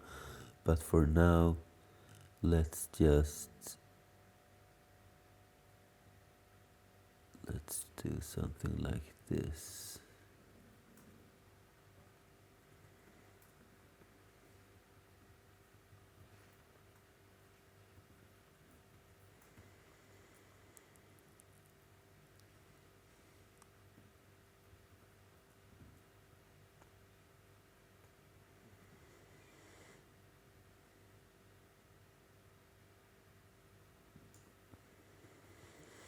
Because this will tell us quite a lot, how many times the loop runs and etc.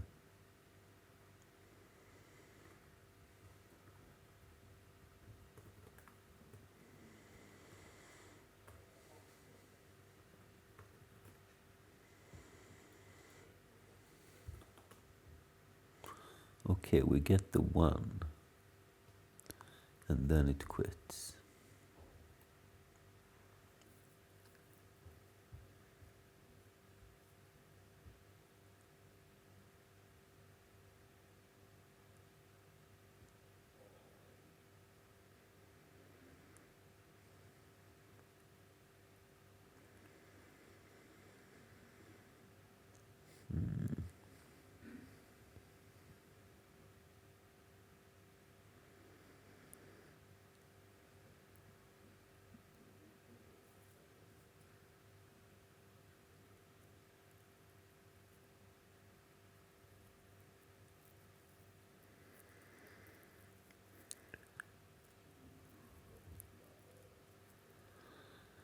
So we get down here, but some of those start values is probably more than the max values or something.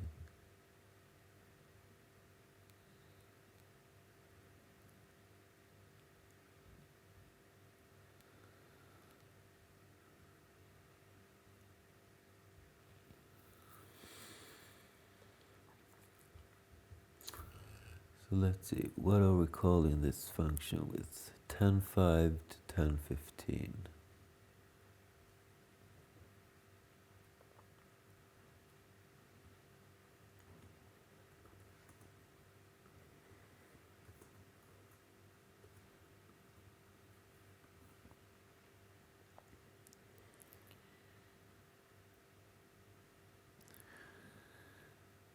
So let's see, if our P1x, which is 10, is more than P2x, so that it's not.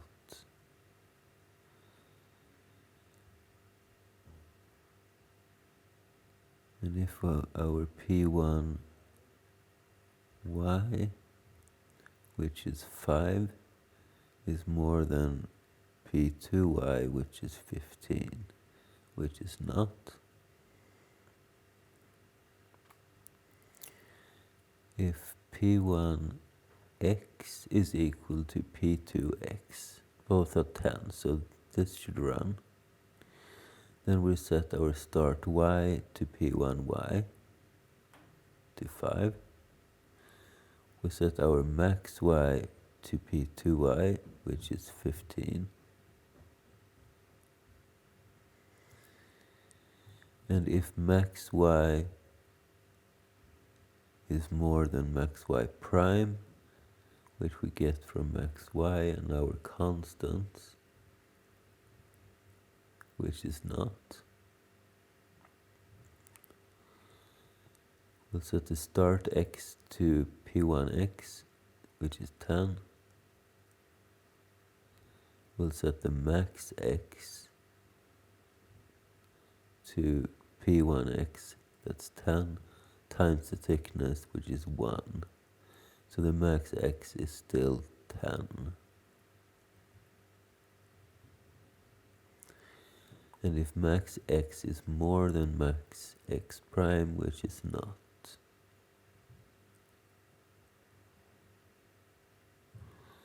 So at this point we have the start y max y, the start x max x.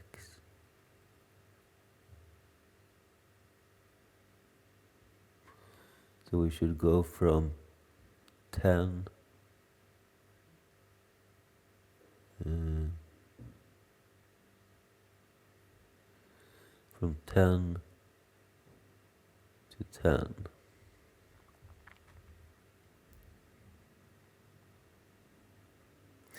It's less than max x. Maybe we should have less or equal here.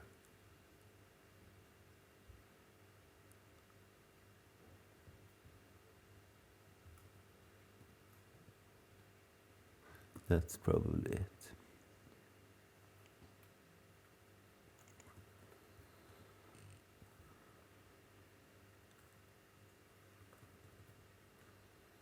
By the way, let's remove those messages.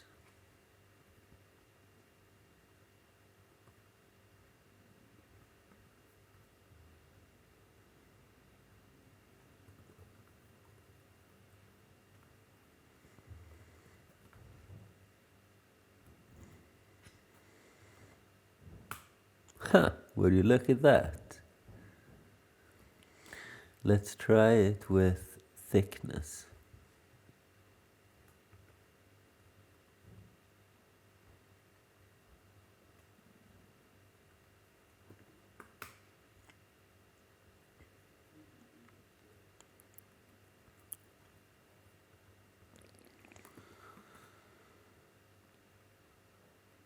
Let's draw a fat line with 3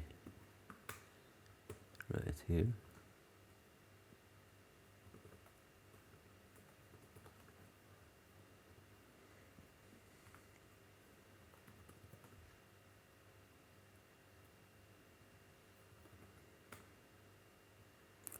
Okay.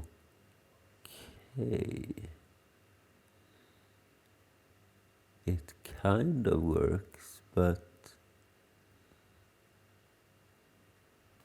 right, I think I know what's wrong.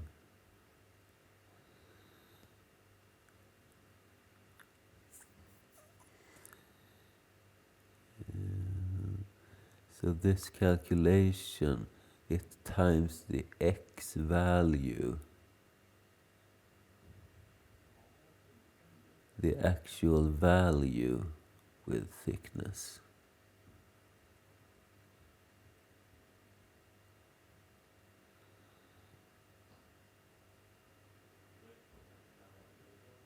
I think we should just do a plus here actually.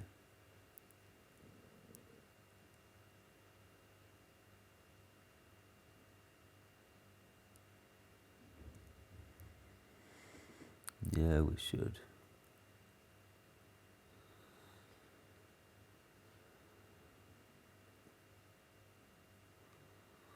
And now we can probably do this like we had before.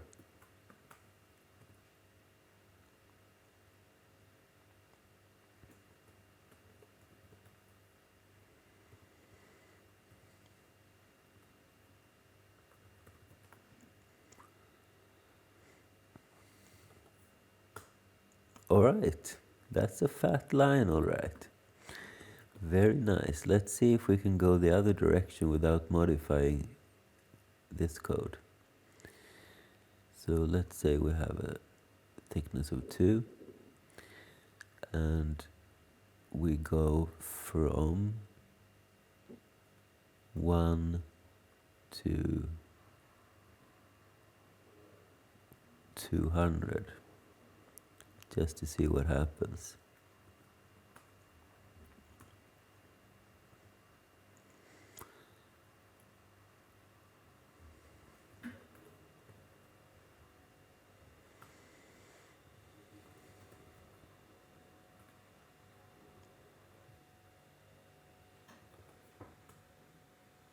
Yeah, works. Nice. Very nice.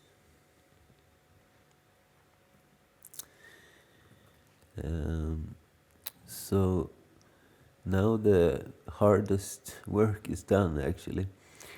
Now we can just use this to draw a box, which is, well, it's just 4 lines, right?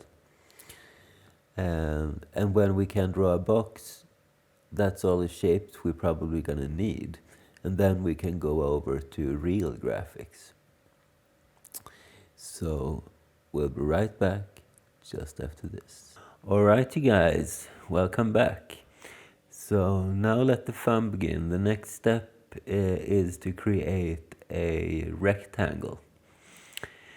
So as before, we will start by going to our shapes.h and defining the shape in question. So we're going to set a rectangle. And what is a rectangle? Well, it's actually same as a line, it's 2 points. Only both the x and the y are different from each other. So we're going to have a point P1, we're going to have a point P2, we're going to have an indate color for as before, and we're going to have no, actually not. Instead, we are going to have a foreground color, and we're going to have a background color. We're going to have a boolean which say if this is a, what should it be called? Well, if it has a fill or not. We can say if it's solid. And let's see. So that we have the two colors. We have if it's solid or not. We need to have a thickness as well on the border.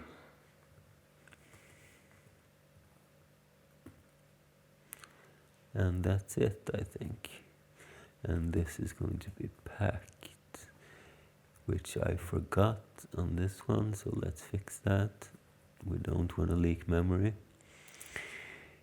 And then we define our type definition. Same structure as before.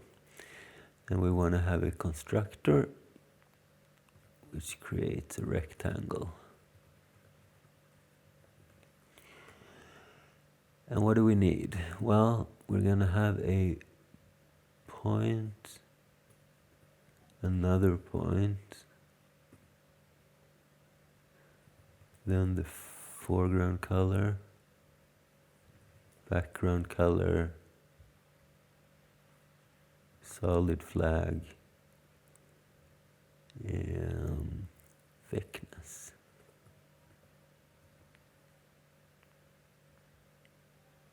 Oh, well, so the solid flag is going to be a boolean, and the thickness is an int16, like so. And maybe we should do that solid thing a little bit differently. Maybe we could have an int8 flags instead.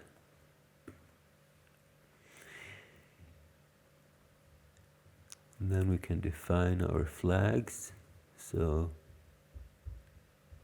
let's say this is a flag solid.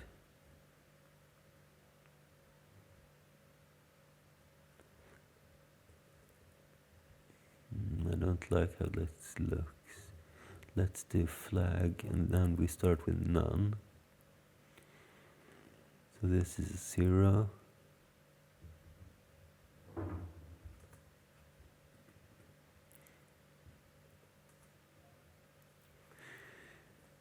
And then we have the flag solid.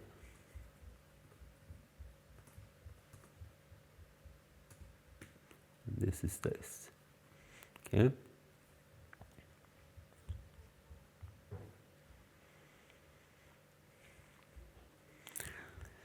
And since I moved that, let's move it here as well. So we put the boolean at the end.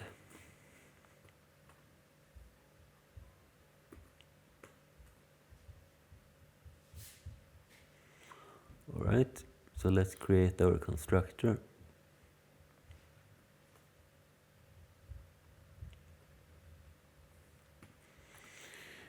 So it will be a rectangle, make rectangle. We have the point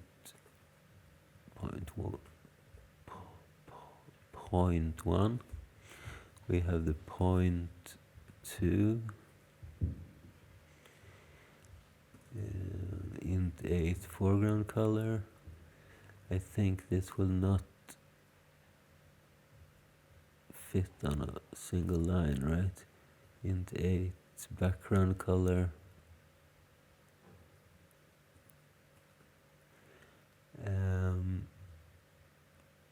And then we had the boolean, but we put it last, and in between is the thickness. So int 16 thickness. And finally boolean solid.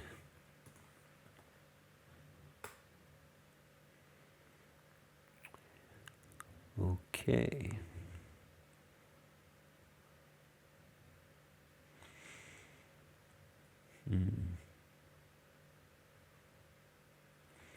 Maybe I will do like this instead.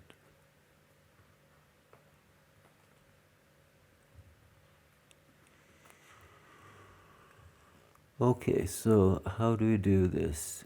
First we want to check if we don't have a point 1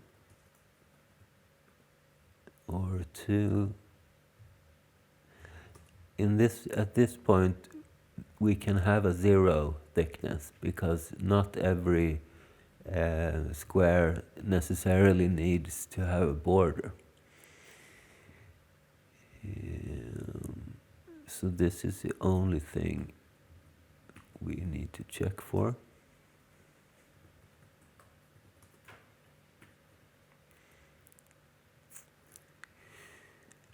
And then the rest is basically pretty similar to the rest.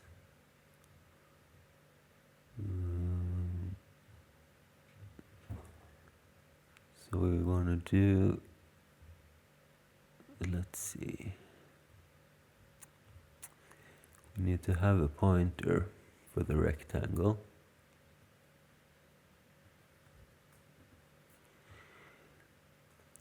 We need to have a size.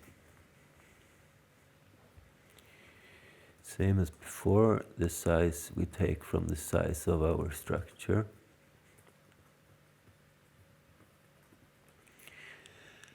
And then we allocate memory.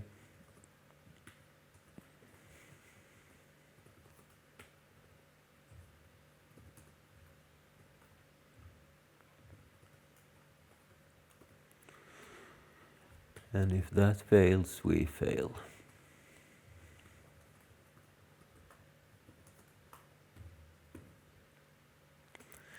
Otherwise, we fill in all of these fields.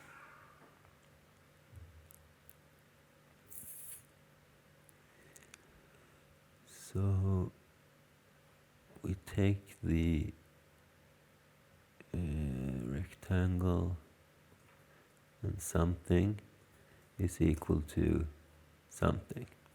So let's make a couple of those. So we'll have the P1, the P2, foreground color, background color,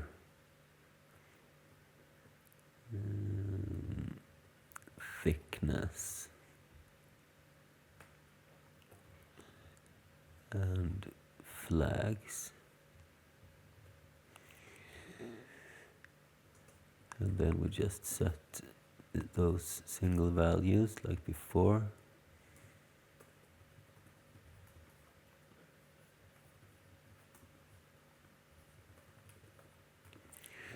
And with the flags we need to do a little bit differently.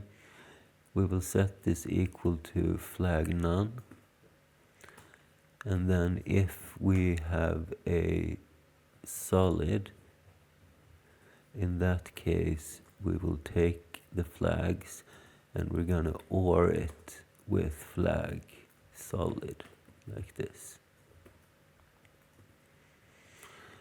And then we'll just return this rectangle. Simple enough. Alright, so now we need to draw the thing. And we need a function for that. So boolean draw rectangle. And what do we need? Well, we only need a rectangle, right?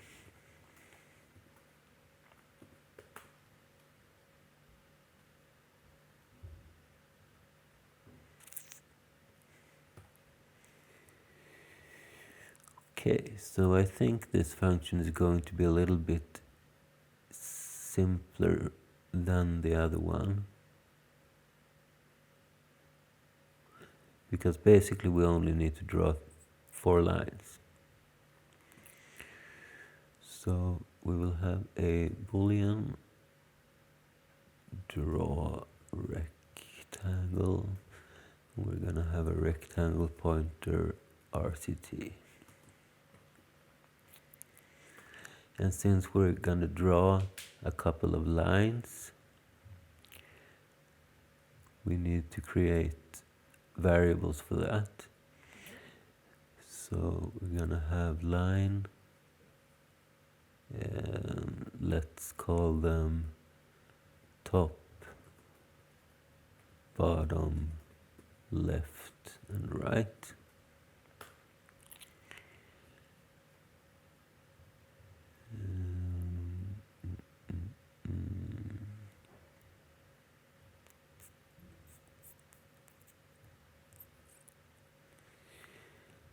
We need to check if we are not initialized, and we fail. And if we don't have a rectangle, we fail.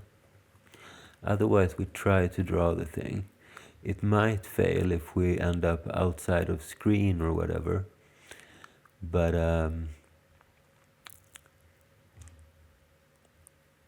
doesn't matter if it fails. We don't need to fail the entire thing just because it doesn't fit on screen.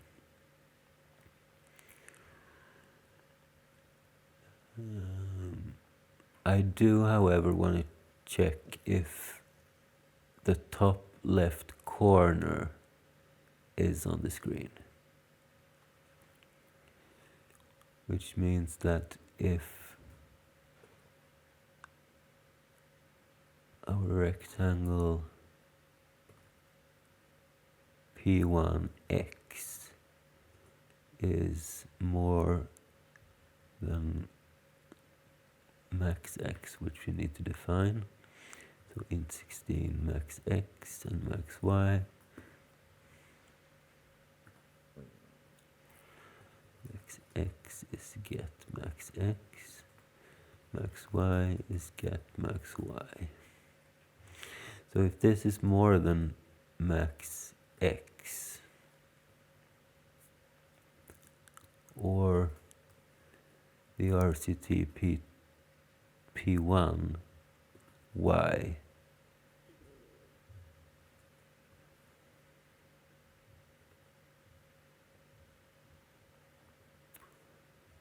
is more than max y, then we return false.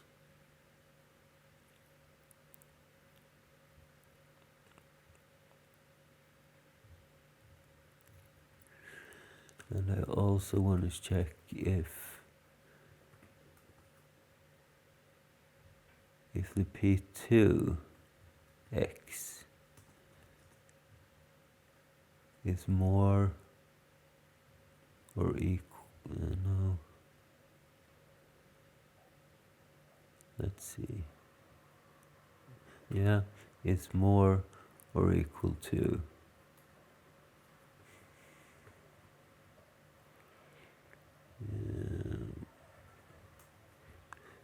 P1. So the P2 needs to be the bigger one.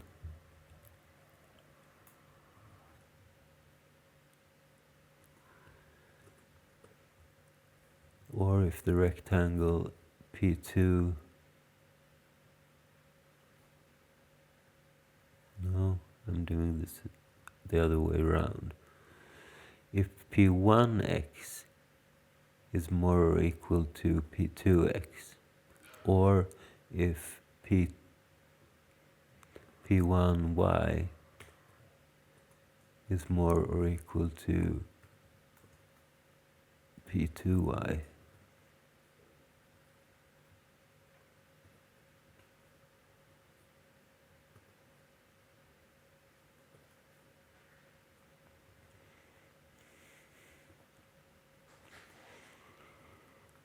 Then we also want to fail.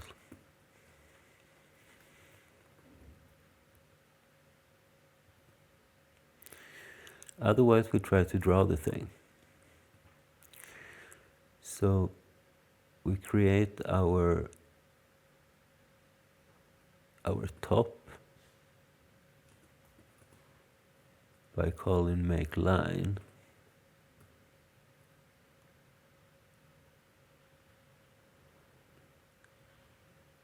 And we provide the first point.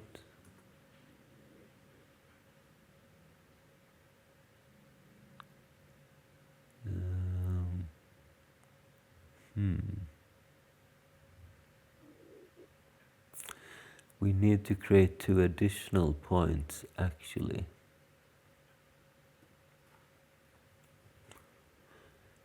Since only 2 of the 4 points are provided, we can calculate the other 2, but we need to do that. So let's create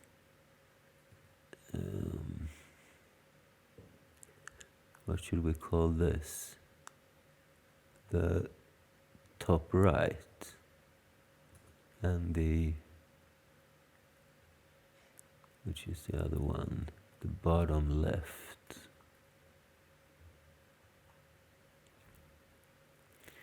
And just to make things a little bit simpler, let's also create the other ones. So the top left and the bottom right. And we're not going to allocate for this doubly. We're just going to use them as pointers on the stack. Okay, so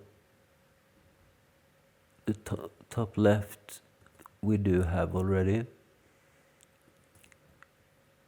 That is the rectangle P1. And the bottom right is the rectangle P2.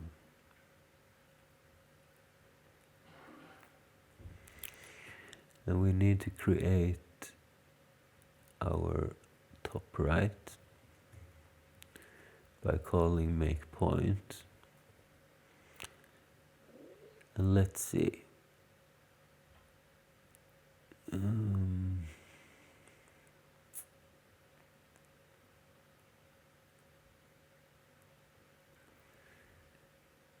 So the top right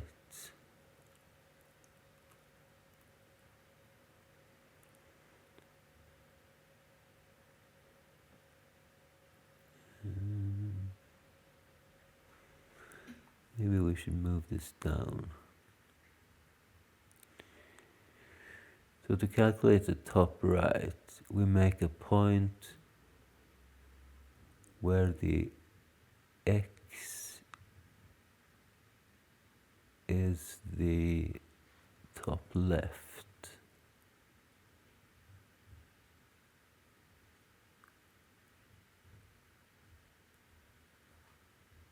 X.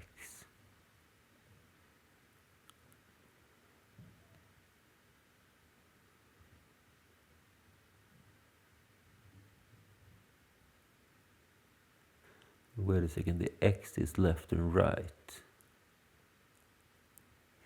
So we need to take the X from the bottom right, actually.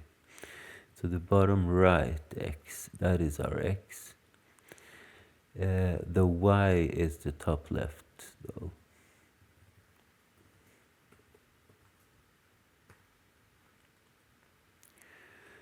And the color is the foreground color.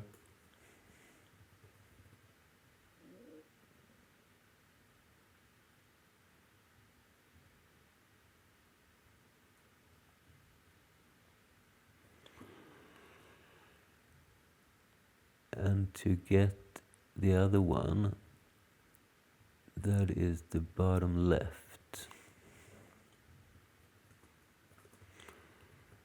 We make another point, and the X we take from the top left X, and the Y we take from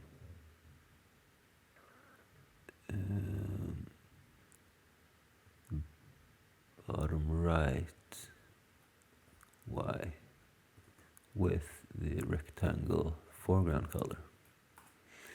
I think this is right. Let's also check that if we don't have a top right or a bottom left, we can return false, because then it's a memory error.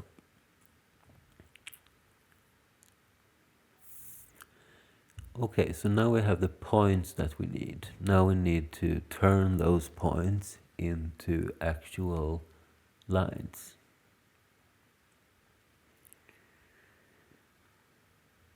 So the top line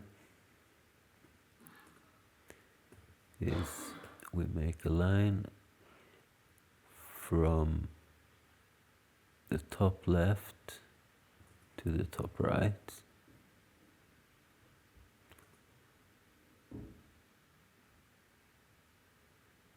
And we take the rectangle foreground color, and thickness we take also from the rectangle.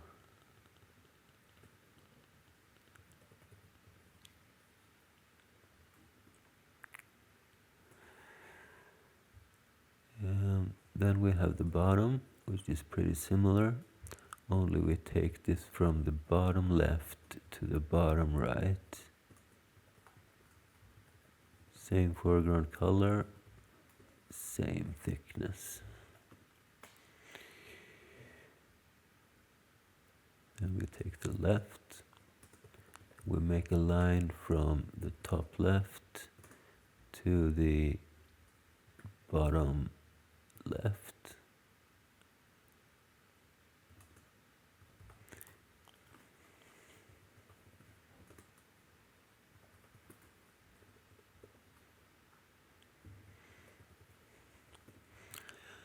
And finally we take the right and we make a line from the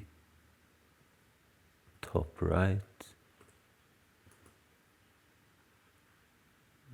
to the bottom right.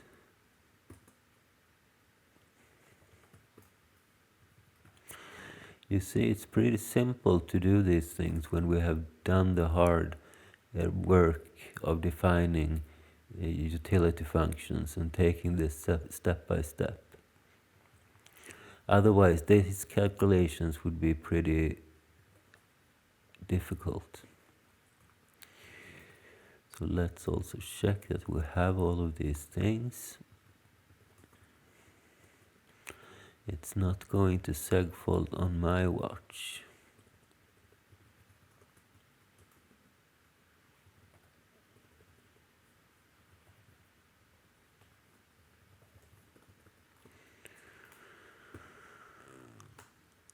Alright, so now we have 4 lines, and all we need to do is to paint them. So we will draw a line with the top, we'll draw a line with the bottom and the left and the right. And there is our rectangle. We do have, however, have the things in between, the background color. But let's wait with this.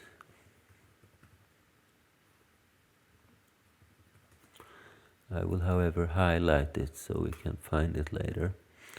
And remember that we need to fix that. And then we can return true at the end.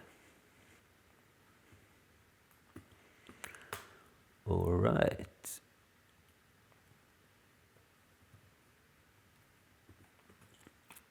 So let's try this out.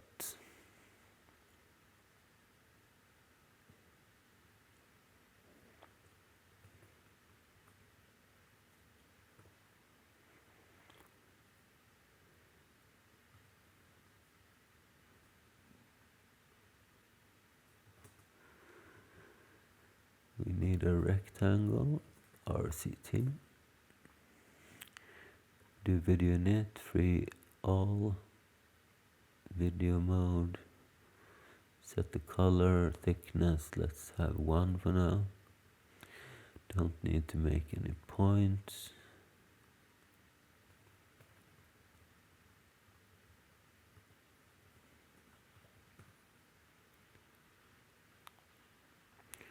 Do, however, need to make a rectangle. So make rectangle, and okay, we do need 2 points actually. Let's Ctrl Z a couple of times.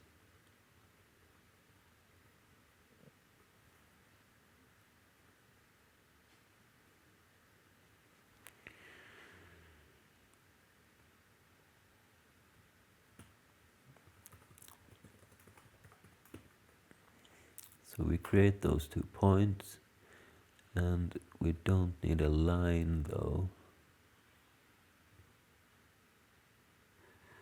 Instead we create our rectangle right here.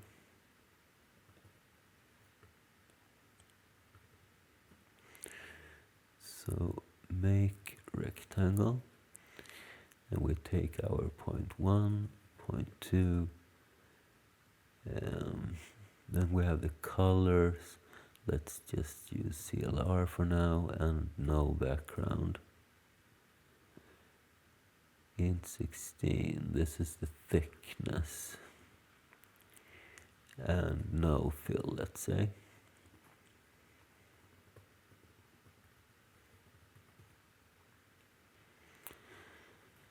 And then we draw the rectangle.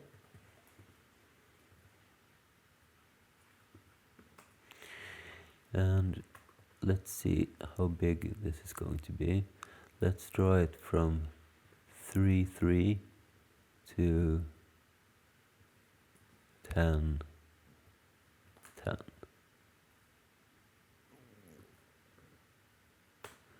And see what happens.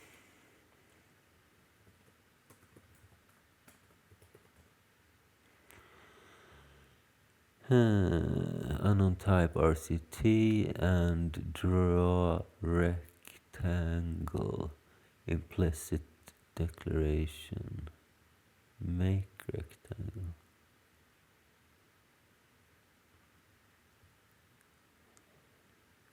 Which was the first one? RCT.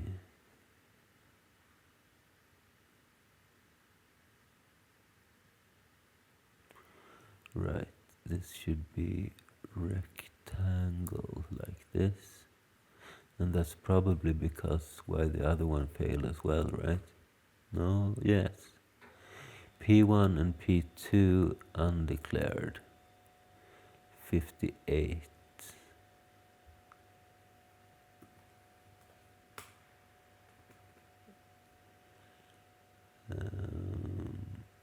Right. This should be 0.1.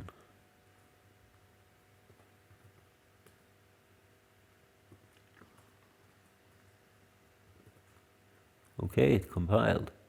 Let's see what happens.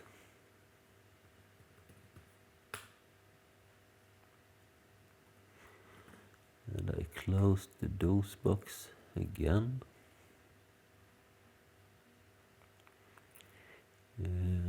Let's mount the drive.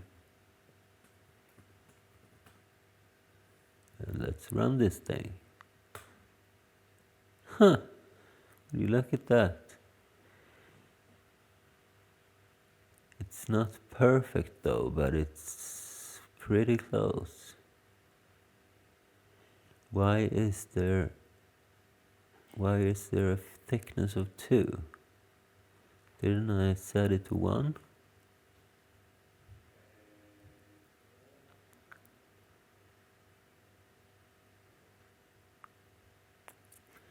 No, I didn't. So let's try that first.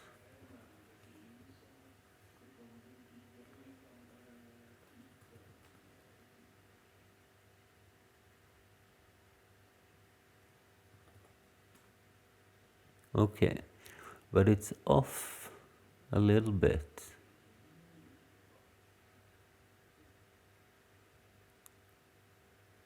Why is that?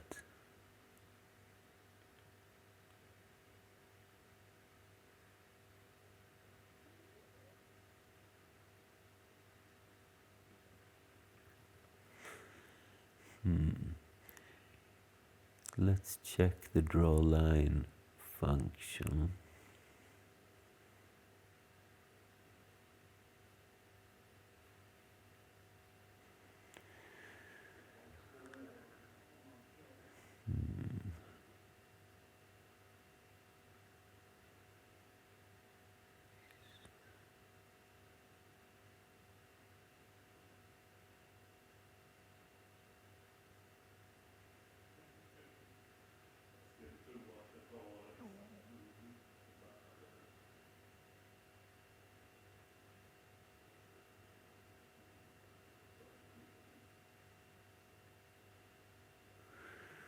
Maybe we should have, let's see.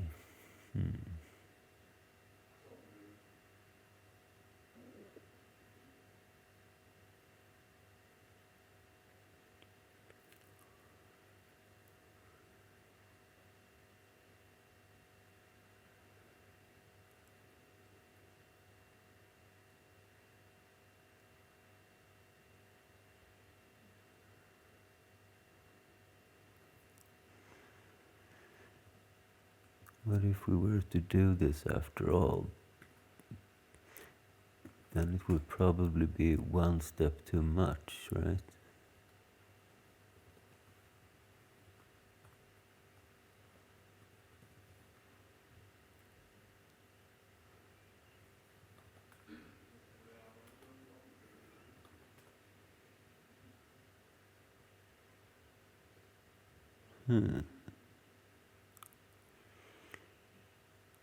Now it increased the thickness. That's not what we want.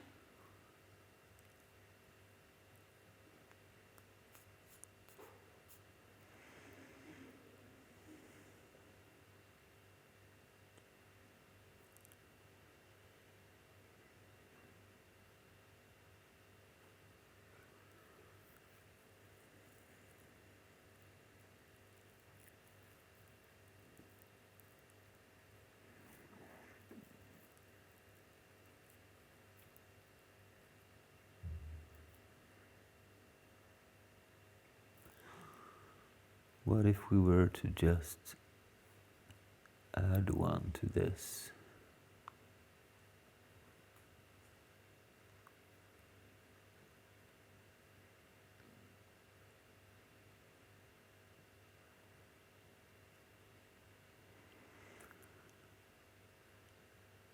We also need to add one here in this case.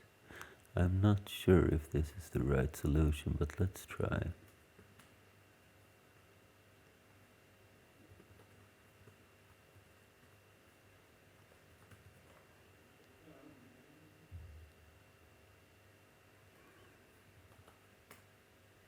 Okay, that's better. And what if we have a thickness? Does it still work?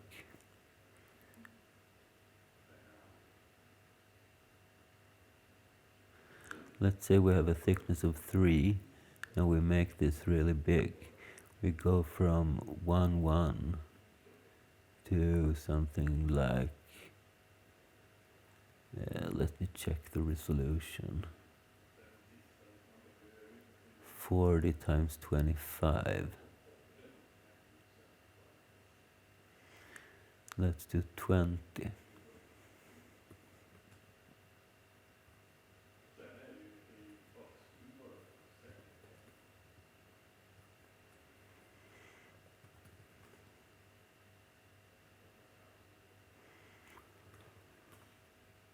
Oh, that did not work. Maybe it ends up outside of the screen, and that's why.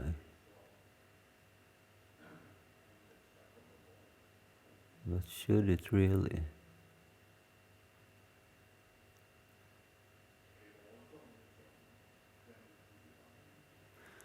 What if we were to go to 10, 10? What happens then?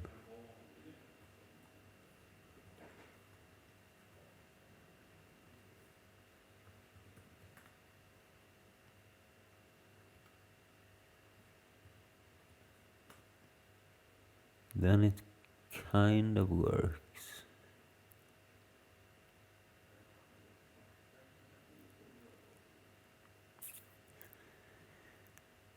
But the calculations are obviously not perfect.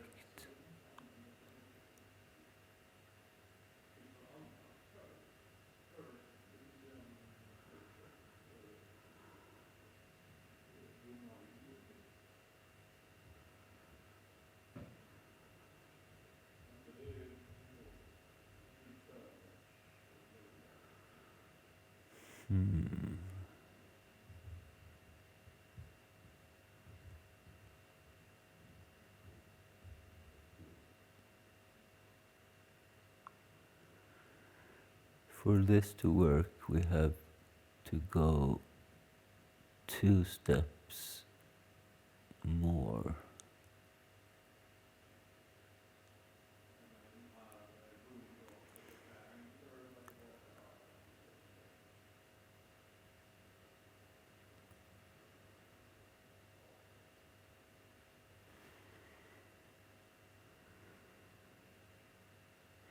And since it works when we have a thickness of 1, it must have something to do with that.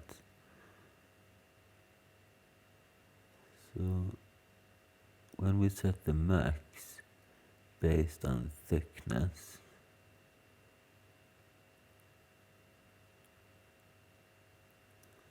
the length should be affected as well. So maybe instead of +1 here, we should plus the thickness.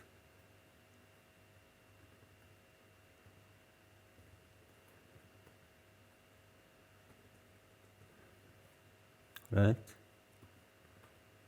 I think this is right.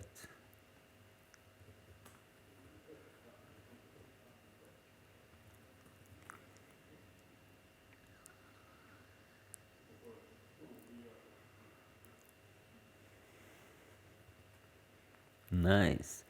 And let's try changing the thickness. Will the calculations still hold? Let's say we have 2 with the same size.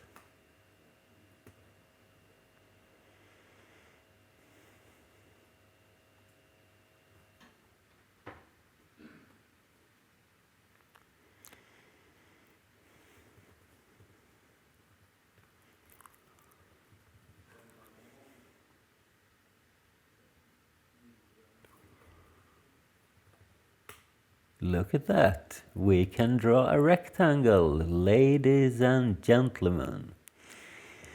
So the next logical step is to be able to draw actual pixels and not these text-based plus sign. Also, we'll be increasing the resolution from this 40 times 25 in text mode to 640 times 480 at 16 different colors, or 16 different grayscales, as it's going to be in our case. Alright, so we'll be right back right after this.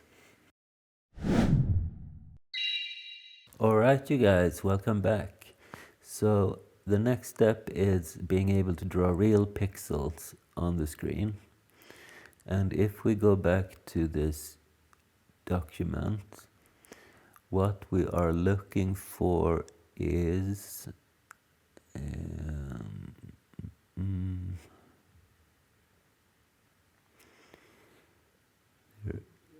let's see, cursor, scroll, read, write graphics pixel at coordinate. That's the one. Alright, so we set the color value, we set the page number, column, and row. Alright, we can do that. This is pretty similar to our current assembly. This draw point T kind of thing. So let's create an X draw point without the T. Push BP and we do the rest of the initiation. And where do we want the stuff? So the column should be in CX. And the row in DX. Okay, that makes it a little bit simpler actually, because we don't need to shuffle around anything. We just put into CX our first argument, and we put into DX our second. And then we just set the rest of the values. So we XOR out AX and BX.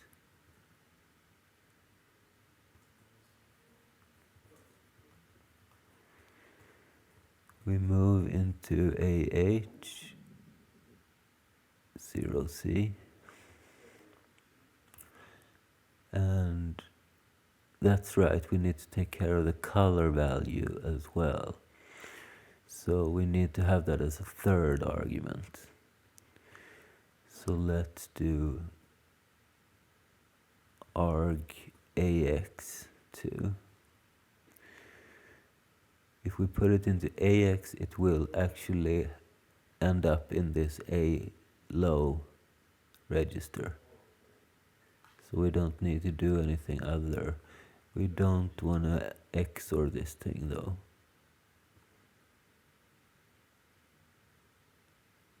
Okay, that's it. And then we issue the int 0x10. And we should have drawn a pixel on the screen. So then we will just move into SPBP, we pop BP and we return. Pretty simple. And let's export this thing, X draw pixel. We also need to choose a different video mode. And the one that we want is this one. So 12 should go into the AL.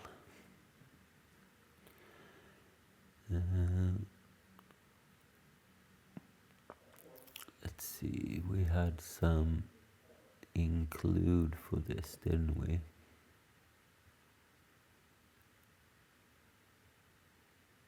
Here we go.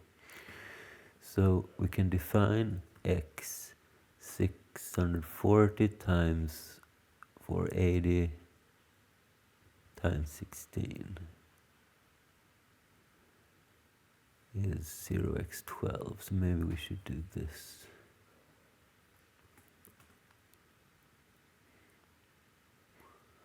And I think that's it.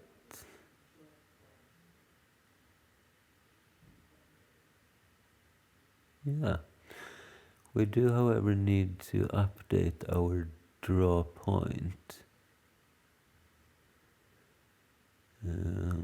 So it should call our draw point and not our draw point t. And inside of here, we need to create that x draw point in 16, and we need a color as well. So that's an int 8.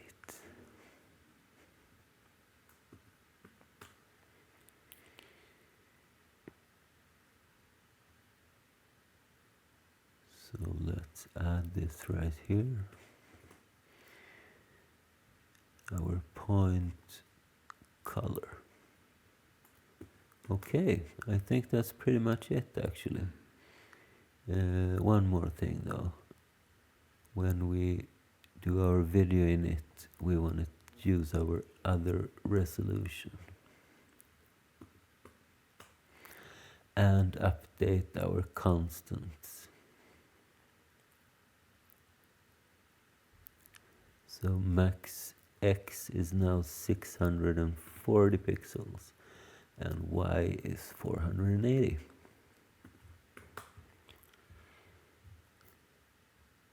So let's see if we can draw the same rectangle with these settings.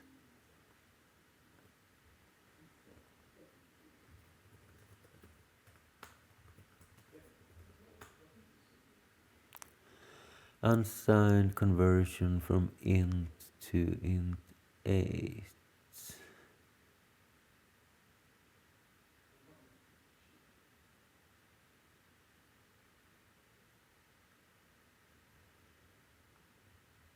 Uh, 81.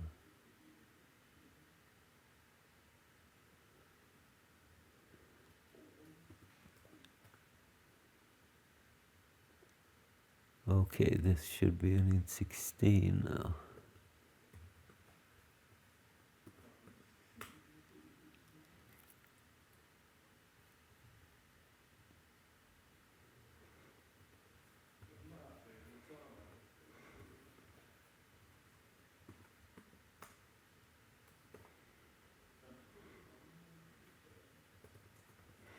Undefined reference to extra point.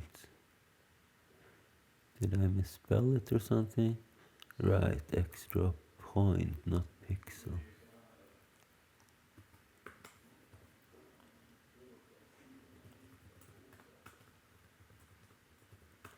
Okay, it compiles.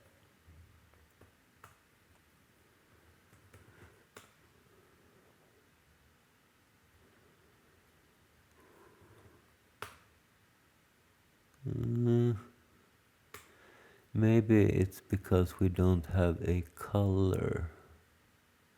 Perhaps color 0 is black or something. Let's set 1 here instead. One could hope, right?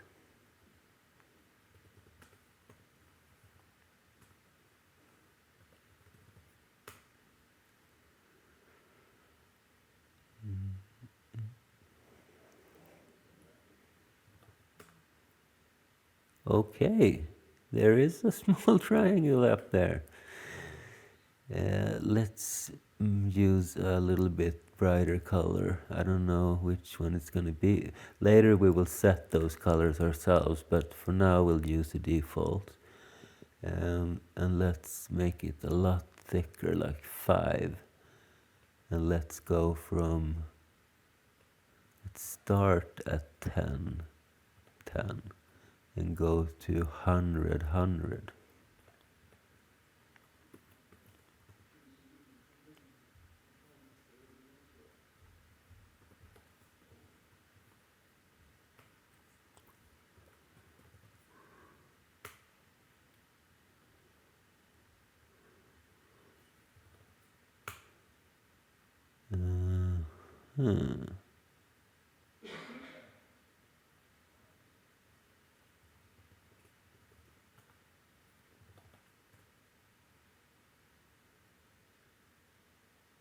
It crashes.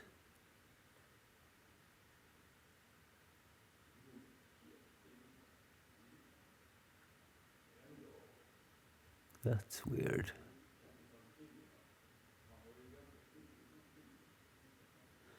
It crashes in the middle of drawing the other triangle, rectangle.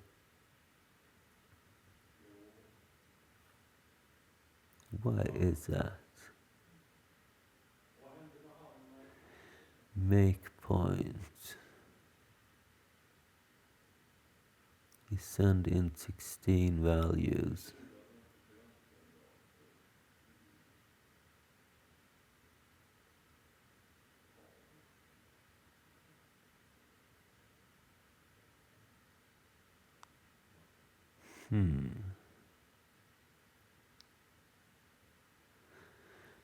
How come it crashes when it's a big rectangle but not when it's a small? Let's see which setting that fails. If we go back to 1, 1 here and go to, like, let's say 30, 30.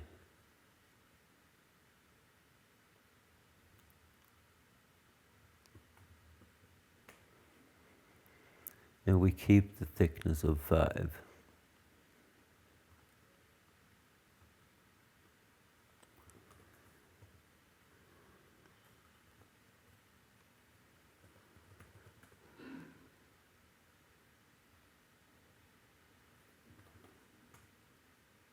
Okay, that works.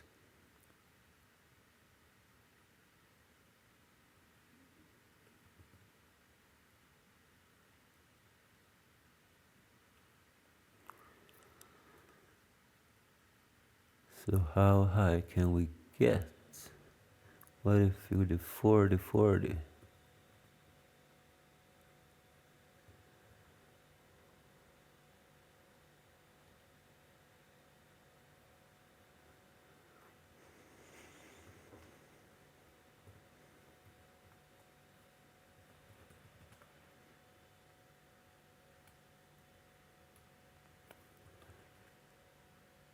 Then it crashes.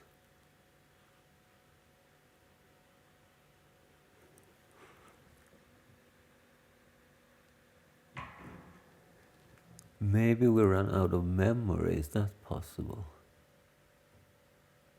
That can actually be it. I did not allocate all that much for our heap. Let's see how big this is. 1,000 hex. What is that? 40k, 4k. Maybe we can add a 0 here.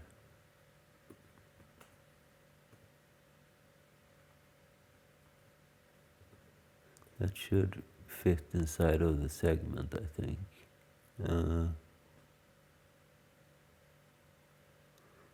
Maybe it failed to save.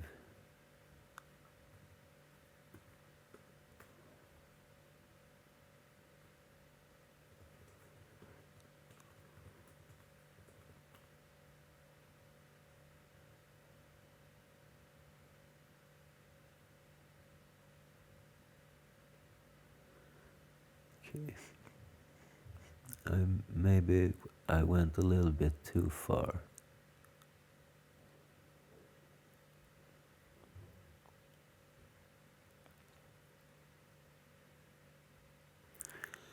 What if we were to do this?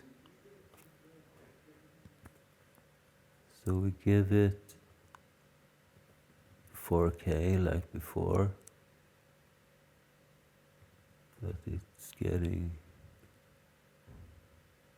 a couple of those.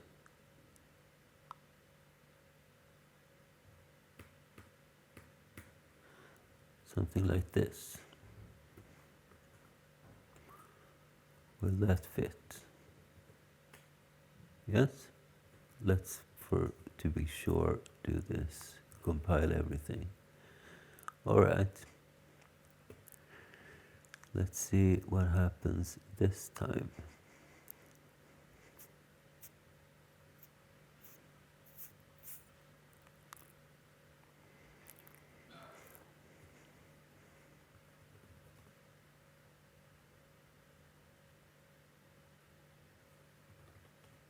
Okay, that was the error. Nice. I was afraid that it was going to be really difficult to troubleshoot this. Maybe we should define something which tells the size of this thing.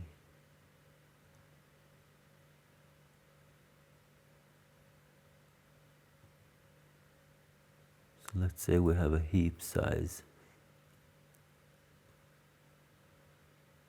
or heap size like this, and it's going to be a, let's see, it's going to be a word, and it's going to contain the current memory address minus the start of the heap. That should be the size of the heap, right? And then we will export that thing.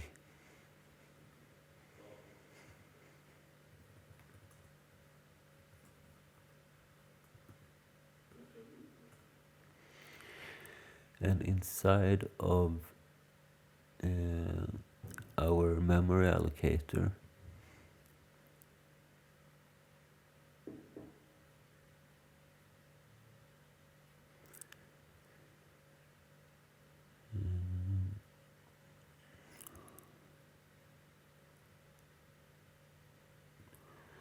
let's say we have a new size.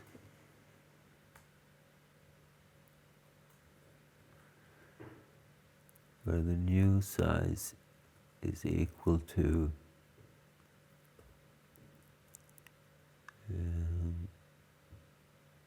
the current heap pointer minus the heap.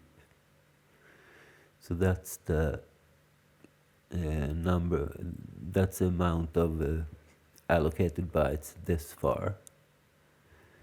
And then we take this and we plus the size we want to add.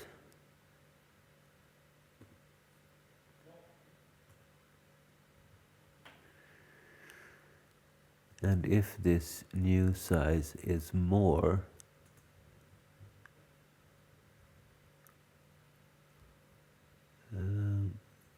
than the maximum size of the heap, then we fail.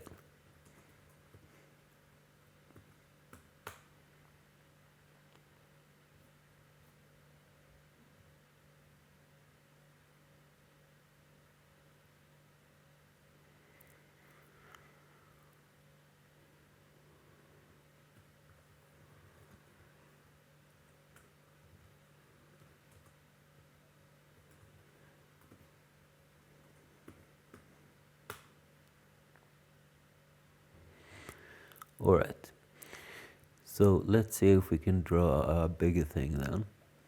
I want to start at 1010 like before, and let's go all the way up to 500 and 300. And let's increase this thickness a little bit as well.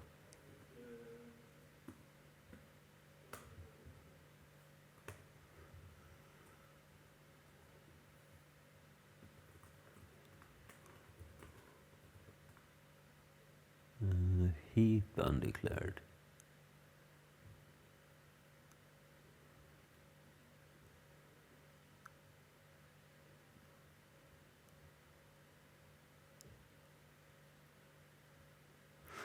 It's called heap 1.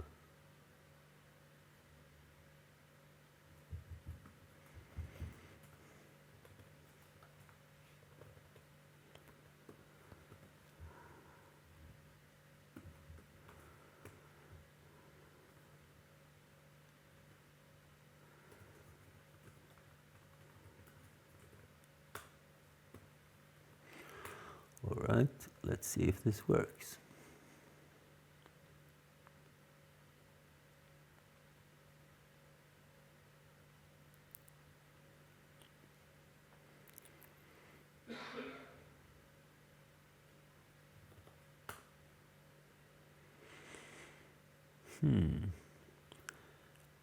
Seems like we end up outside of the screen there.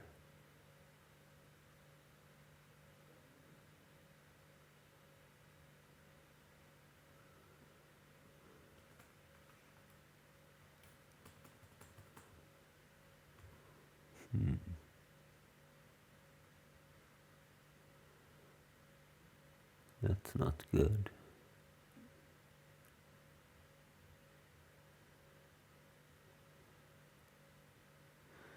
This usually means that we are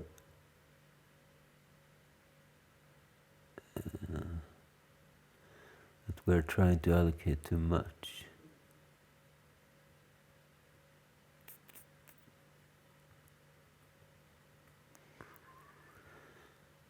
So our boundary check didn't really work.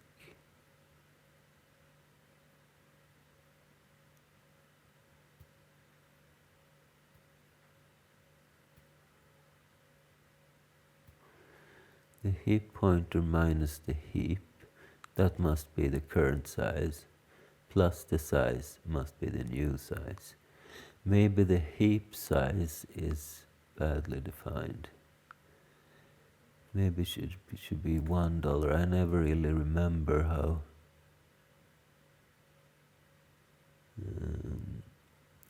how these things work inside of this NASM.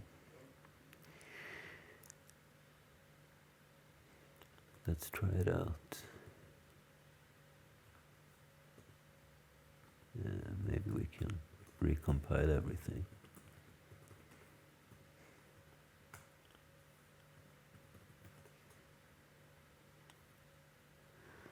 Okay, we need to restart DOSBox.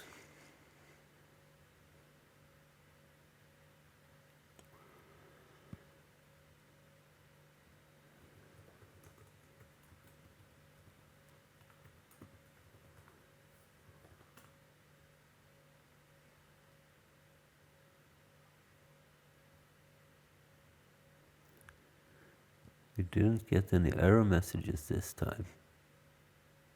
Oh, that's probably because we ran out of memory and it successfully caught that.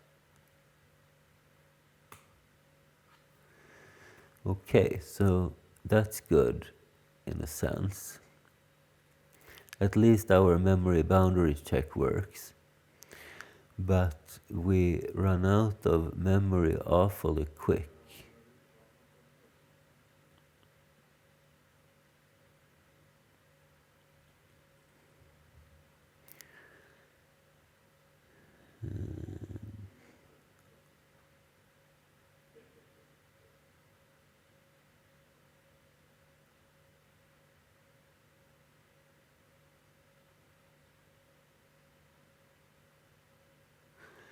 You know what?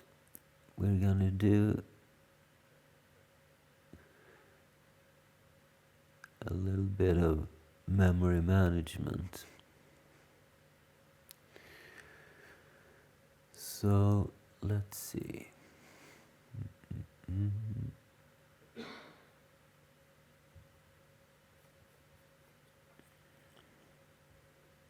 Instead of just one heap pointer, we're gonna have a second one. And let's call this heap saved.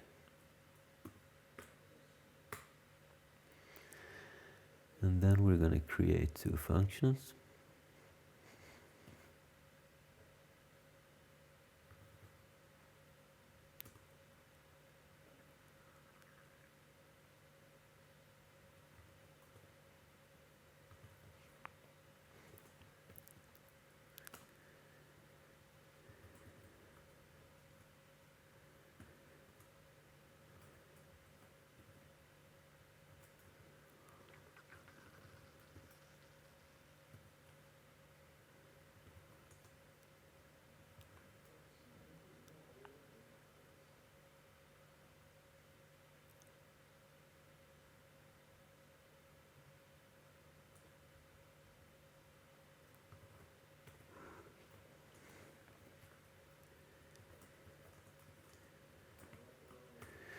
So this makes it possible for us to save the current heap and reload from that position.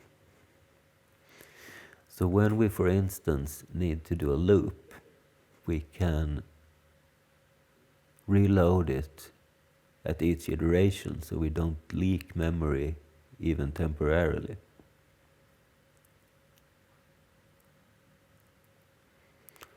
Simple but effective solution, I think.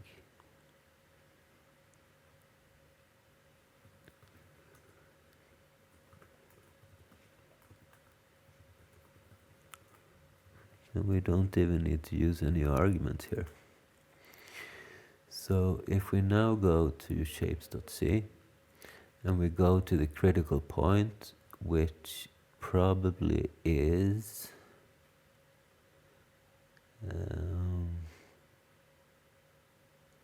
it's probably the draw point of the draw line here, because we make awfully many points and store them in memory. So let's say before we start doing all of that, we save the current heap, then we allocate, then we use, and when we have used, we reload the heap again. So that way we will only need 1 point of memory instead of thousands. Pretty nifty, huh?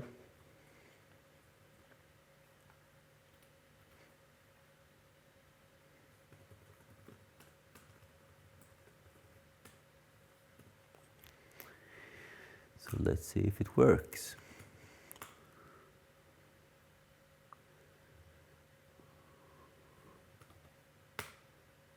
And would you look at that? Haha, that's what I call a rectangle, no? Beautiful. So now we can draw a rectangle, which means that we can draw a window. So that's, well, the lion part is done. So in the next episode, we are going to learn how to successfully parse a BMP image, and we're going to draw the pixels out of from that BMP image that we designed, so we can draw an actual window with our design. And then we just need to add mouse support and we can start using our GUI. If you like this episode, do not miss the next one. Hit the bell icon and press subscribe so you get a notification when the next episode drops. I really hope you like this episode and that you like this episode. So thank you for watching and thanks for today.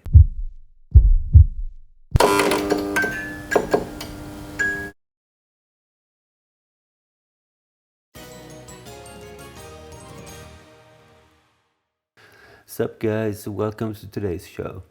So last time we managed to draw a rectangle on the screen, and the task of today is to render this image right here, this penguin. So we are trying to parse the BMP file format and go pixel by pixel and try to draw them first of all the right pattern, so to speak, and secondary we will try to get the colors right as well. But for now we'll use the palette that is the default. So how do we parse a BMP file? I found this document. I will put a link to this in the description. And the file format seems pretty simple. We have a header, and then we have an info header. Then we have the color table, which is the palette, and then the data. So there are a couple of fields inside the header, like the size and stuff like that, and the offset from the start of the file to where the actual data begins. And then we have the info header, which talks about like the resolution and how big the actual image is. And also the color table is pretty simple. Every field is 1 byte.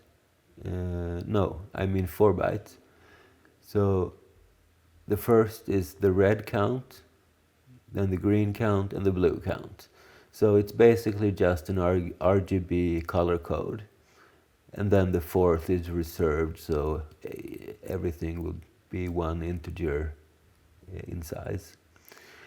And then we just go through the data where every pixel on the screen is 4 bits. And these 4 bits is just an index into this color table. So for instance, if the 4-bit says number 2, it will be the 3rd index into this color schedule. So seems pretty simple. Since we are already able to draw a pixel on the screen with a color, there shouldn't be too problematic to parse this thing, right? So let's see if we can. So let's see if we start by defining this header. So let's copy this thing.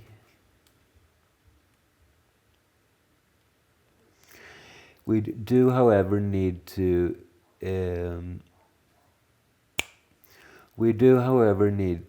make some modifications because we are working with a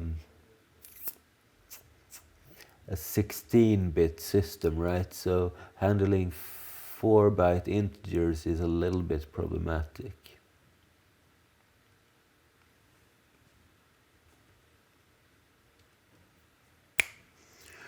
But we'll make do, right? So I think we are going to create a separate file for handling the BMP stuff. So let's create a bmp.c.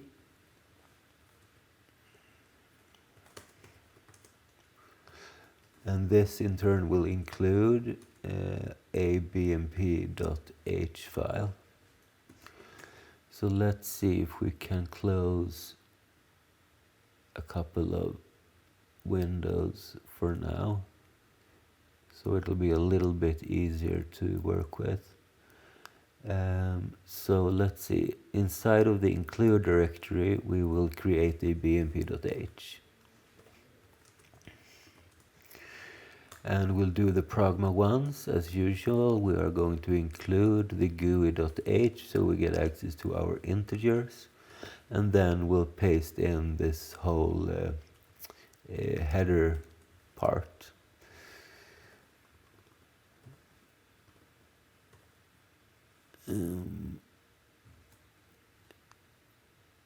let's also get this right here.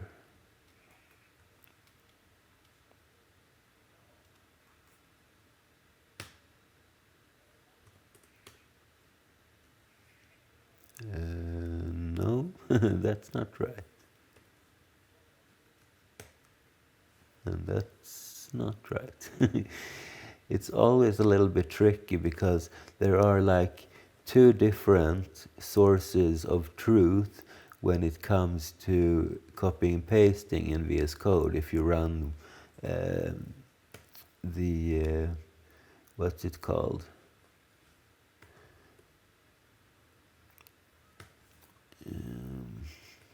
Never seem to remember. Vim Motion plugin. All right. So let's see. I think we'll handle it something like this. So let's do a struct as BMP. And now let's say BMP header like this. I don't like how that looks though. What about bitmap header? Let's do that.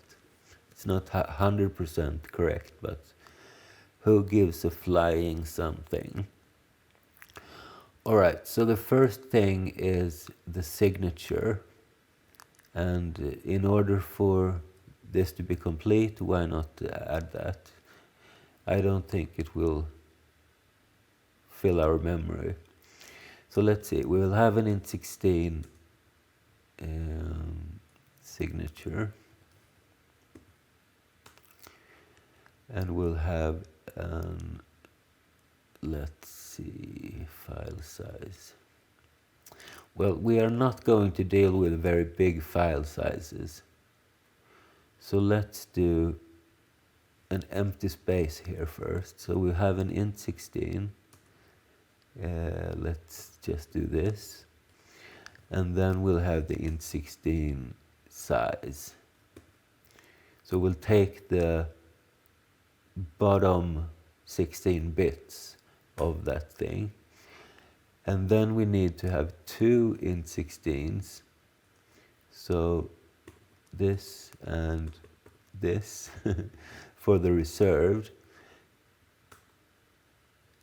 And then we'll have another reserved. 1, 2, 3, 4. Because we need to do the same with the data offset. So then we have an int16 offset. So it looks really weird, this. But I think this will make it easier for us later on if we're going to do any arithmetics or whatever. And let's make this packed and type def the struct as bitmap header. And let's just call it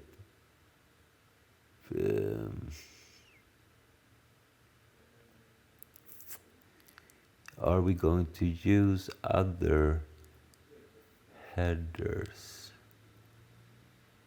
Let's call it bitmap header like this. I don't like how long it is, but it's what it is, right? Okay, so now we have the bitmap header.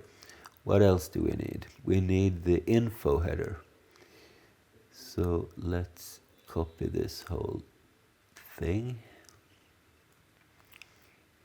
And it contains a lot of different things, this, but we are not going to use most of it because we have the advantage of not being forced to parse any bitmap, any image file. We are only going to need to parse our own, so we can simplify and then also simplify the actual file when we are handling it inside of Photoshop or whatever. So let's clean this up a little bit. We don't need to have this information or this. We do need to have this though, but not this. image size, okay, pixels per 8 bits.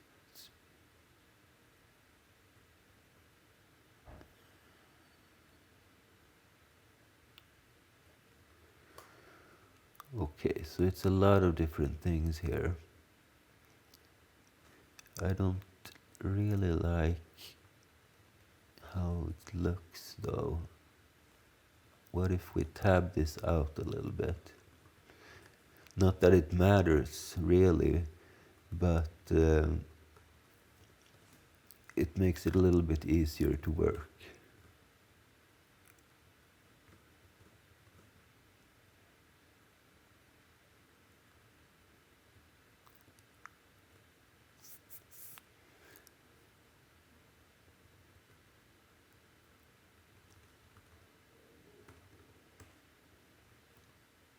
Alright, something like that.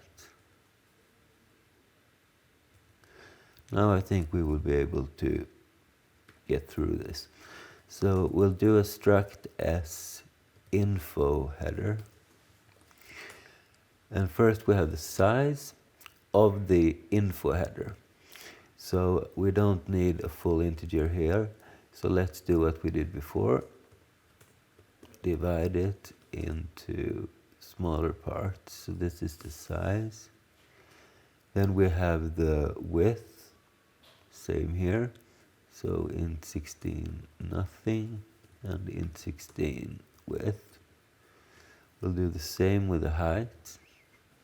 1, 2, 3 and int 16 height. Planes, we don't need to use that. So int 16 1, 2, 1, 2, 1. Bits per pixel, we don't need that either. So 1, 2, 1, 2, 1, 2. And then we have compression, which we are not going to use. 1, 2, 1, 2, 1, 2, 1. And it's actually 2 of those. Maybe we can do, to make it a little bit clearer that this is its own thing, we can do this.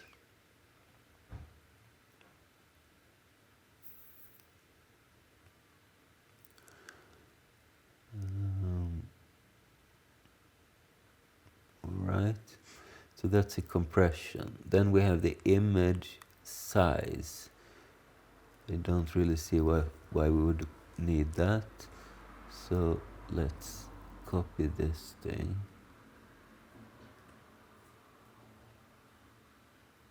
We'll do this and just add 1. And this is a 4-byte thing. So we'll add 1 more. Oh, that was not my intention. We'll add 1 more and then 1, 2 like this.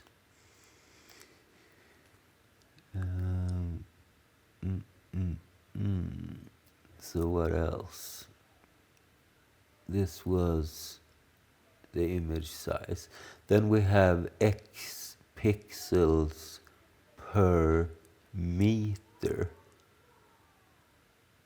I'm not really sure why we would want to use that. So let's do int 16 and this. No, not this. This. No, not that either. Okay, this copy paste is not perfect. There we go. We remove this. We add 1 more. And how big is this? It's 4 bytes. So we'll do this and then this.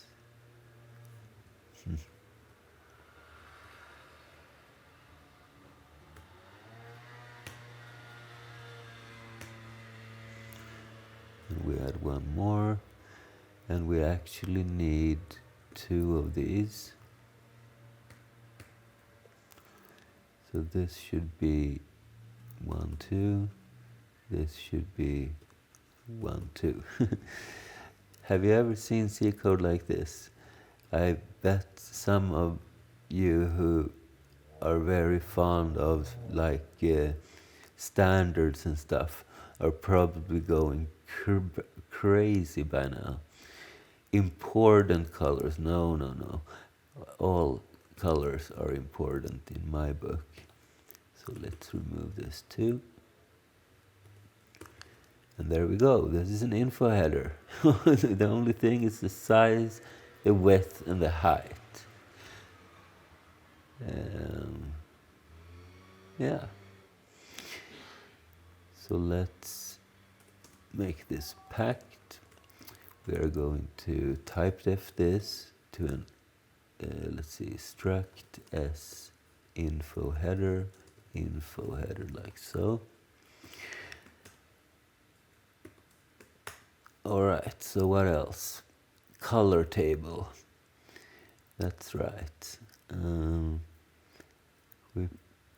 We probably need this one, because even if we are very careful, the color palette might differ between our different files, image files. But we will use the palette we designed last time, and we will map the files palette towards our own. That's the general idea anyway. So let's see, we need to define a RGB color. So let's just do struct s RGB.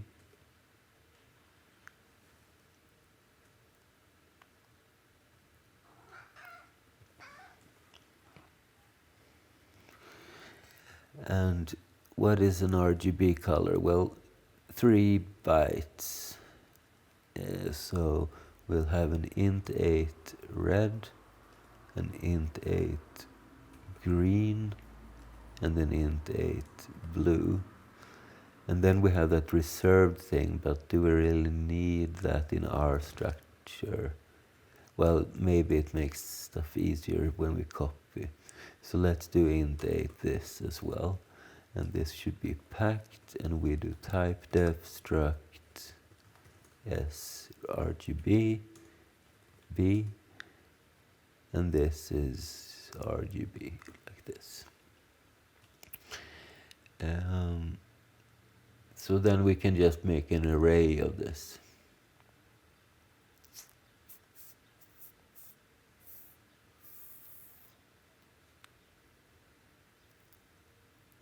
Okay. So what about the pixel data? What are we going to do about that? I want to be able to divide it up into actual lines on the screen, because I think that will make more sense.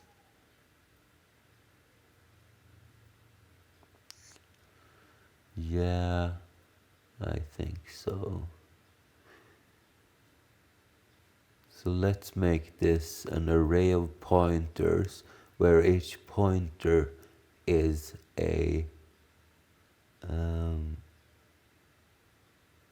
one line. So the line length depends on the resolution.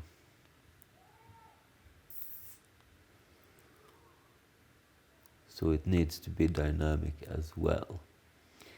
Okay, so let's see if we can create this file.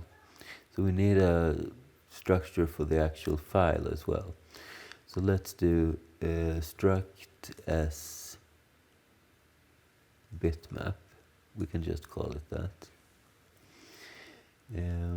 So the first thing is the header. So let's do header, header.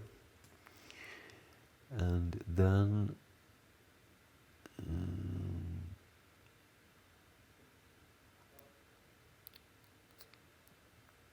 maybe we can do it as pointers actually.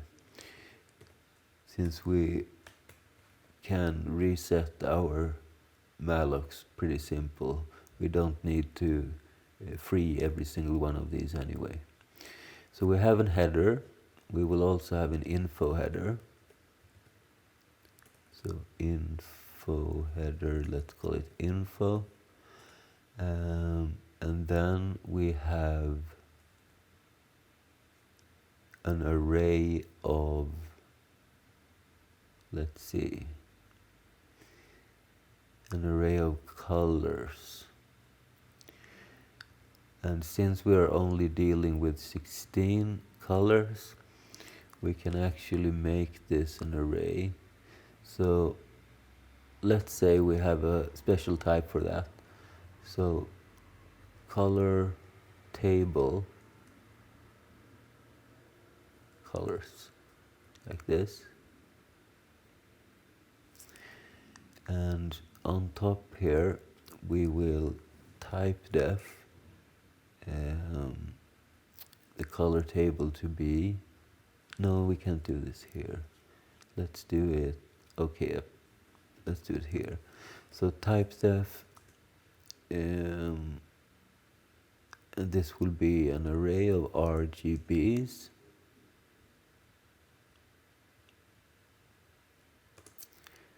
And this is a color table with 16 entries, like so.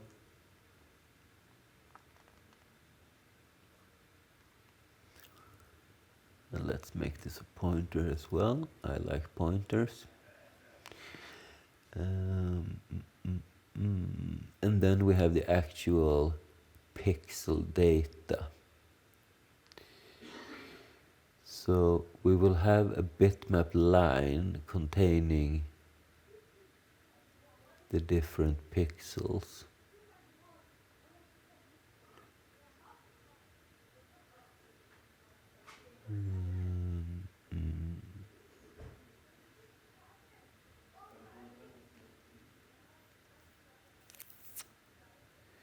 We can actually turn them into points, right? So let's say we have a type def bitmap line, which is just a couple of points.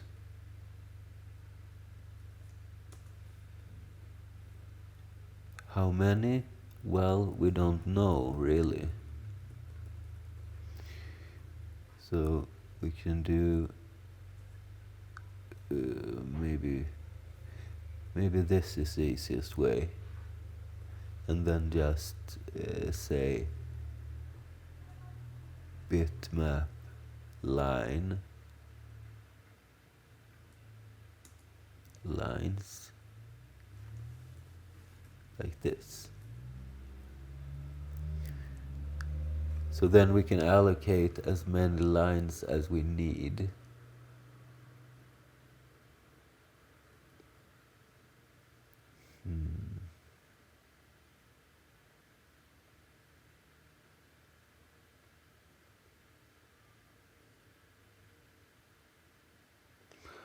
And we also need to make this an array because there are several points on a line and then we have several lines.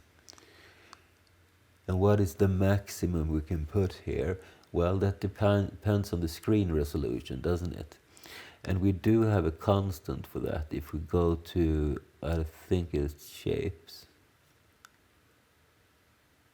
Right. We do have a max X value here. So we can use that. So let's go into here and let's include shapes.h. So So now we can just say max x here. And then when we allocate for this, we will tell how much is needed here. So let's make this packed and let's type def struct as bitmap to bitmap. And this is how we represent our BMP file in code structures, right? Why does it complain about packed? Isn't that inside of the GUI.h? Yeah, it is. Well. Alright, so now that we have this, the next logical step is to define the functions or create the functions. But we can, before we go to the break, we can actually define our signatures for the functions. So we need to have a function called Parse BMP, and this is going to return a bitmap pointer. And what's it going to take? Well, it could take a file name, but I don't really want to, I don't think I want to store BMP files on the actual DOSBox partition. I'd rather store them as like embedded stuff. So let's say this just takes an int 8 star, basically a string containing the entire bitmap file. And then we can use our file embedder that we coded the other day. I'll show you how to install it to turn our BMP file into code, basically, or hexadecimal string values. Right, so we parse the BMP, and then we just need a display function. So using the same standard of function names, we will create a boolean draw bitmap, or maybe BMP, draw BMP, and it's going to take a bitmap pointer and x and y coordinates, right? Maybe we can actually put that inside of the structure. That's a little bit cleaner. So inside of our bitmap thing here, we will have an int16x and an int16y. So this is where we want to put it on the screen, the top left corner of the image.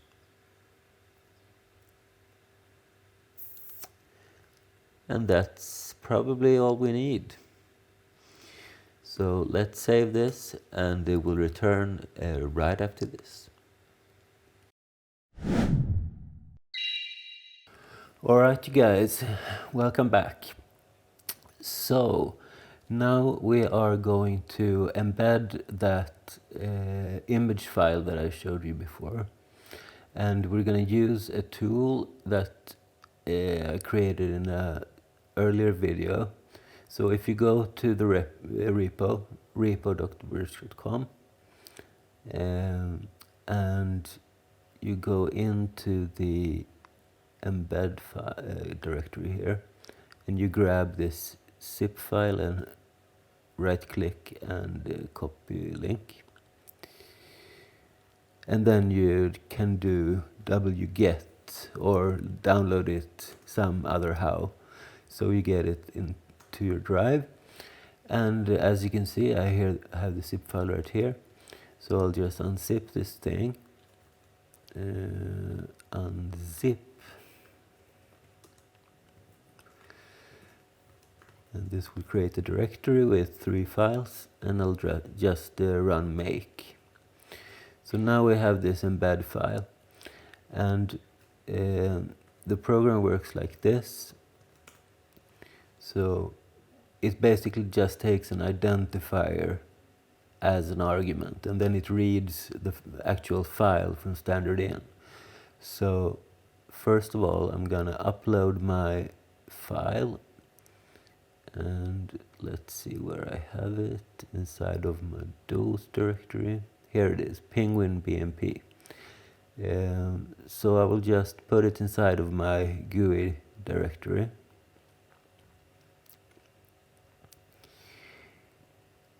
And now I should have it right here. So what I do now is I run embed, and I give this an identifier, let's say penguin. And then I do this sign, and I take the file name. And then I do this sign, and I select the output file name. And I want to put this inside of, let's call it images.h. So if I open this images.h, I have a file which looks like this. And this is the entire file contents as a big string, right? And to the bottom here, I'm going to add something for the file size. So let's just call this penguin size, and this will be the size of penguin, like so. So now I have the data, and I'm going to change this, by the way, to I want it as an int 8, like this.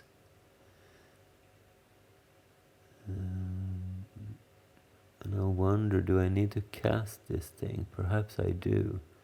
So let's add a cast as well. And this is images.h. And since I'm using this integer type, I need to include GUI as well, like so.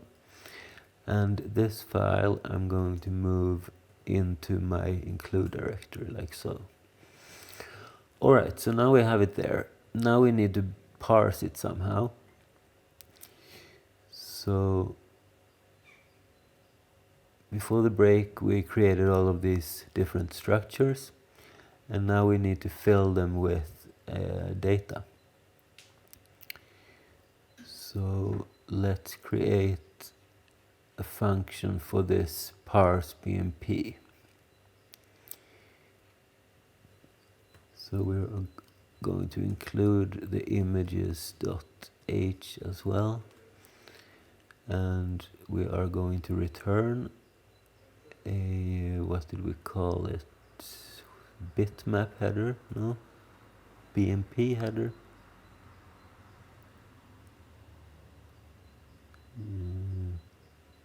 Just bitmap. So we'll have a bitmap, and this is Parse BMP, and it takes in an int 8 file, like so.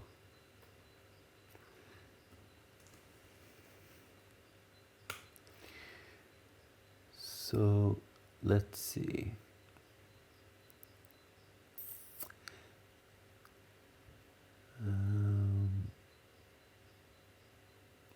The first thing I want to do is I want to create a thing for the actual bitmap. So let's call this BM. And BM should, we also need a size, by the way. So let's start with that. The size will be equal to the size of a struct s bitmap. And then we can allocate memory. So we set bm equal to, and we cast this as a bitmap pointer. This will be an alloc and size. And if we don't get a return value, we can return false, or we can return an error. Okay. I'm gonna, by the way, move this to the right here so I can see this at the same time. I hope this does not confuse your screen if you zoomed or anything. By the way, this parse BMP needs to take into more values actually.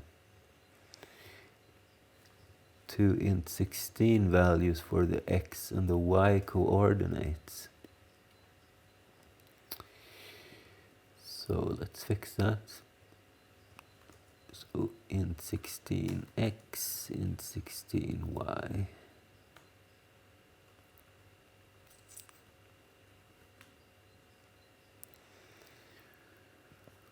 Okay. So let's see how we should do this thing. The bitmap header, I suppose we could just copy as is, basically. I think so. So let's create a pointer. This will be the bitmap header, and I'll just call it header like this. And we do like before, we set the size equal to the size of the structure.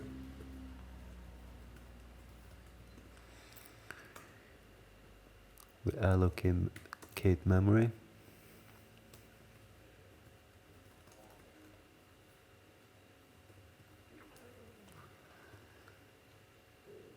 We double check that it worked.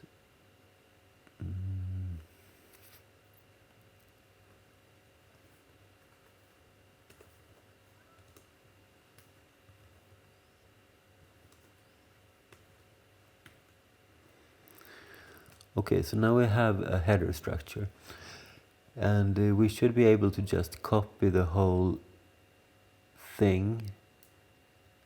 And that's the point, that we have these fields. We could omit them, but now that we have them, we can just copy stuff into this and it will be at the right place.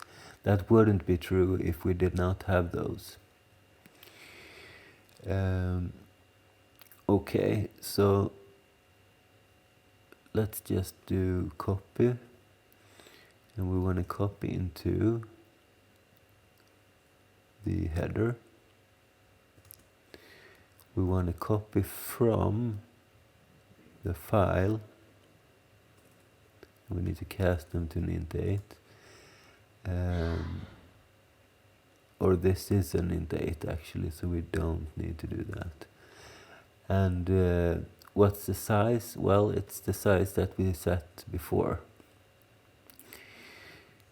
So now it should have all the contents. If we create the copy function, because we don't have anything like that at the moment.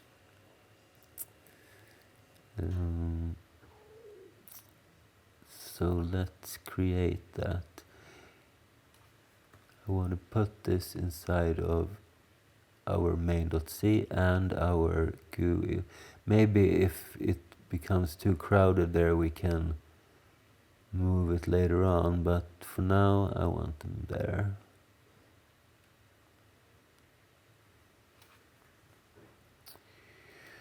Okay, so how do we create a copy function? Well, it's pretty simple actually.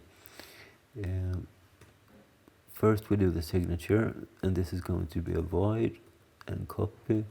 It's going to take an int 8 star as a source, an int 8 star as a destination, and an int 16 for the size. And then we will define this. So void copy, we have an int8 source. No, other way around. Destination first. Then source. And then the size. We need to have an int16n. We need to have an int8 destination pointer and a source pointer.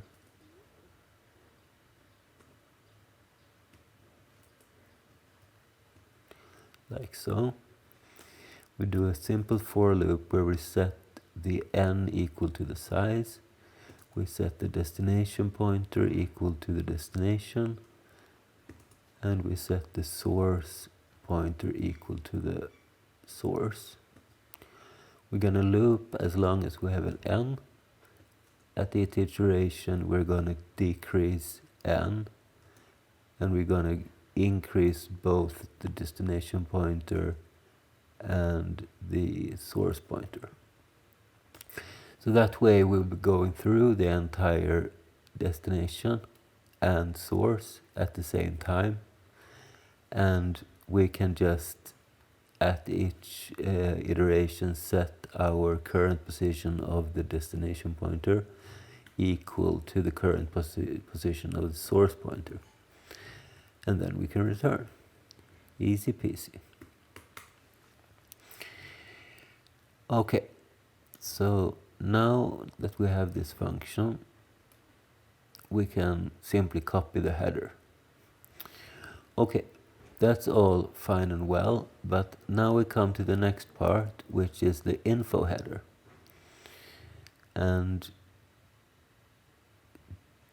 I guess we could pretty much do the same.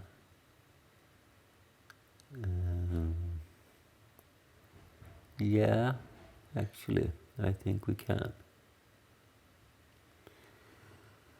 So let's just create our memory object. And in this case, it's going to be an info header. So we need to create an info header.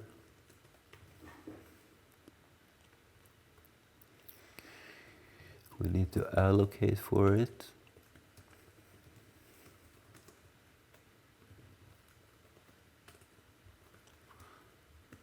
And verify.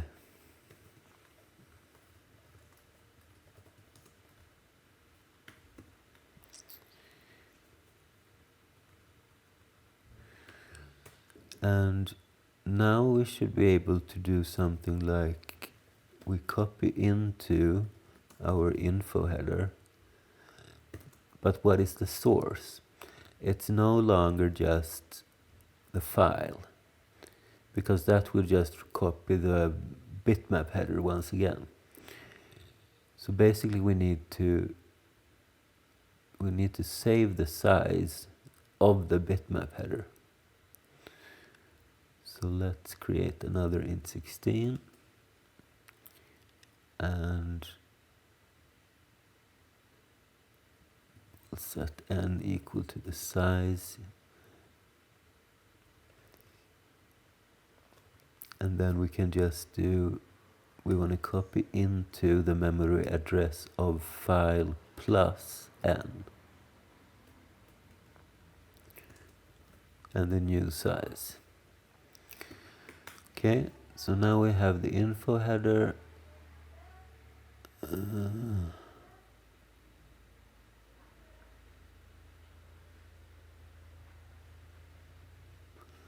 Wait a second. Aren't we going over the river for water when we do these things? Because this file is an embedded data structure, right? It will always be available at the same address.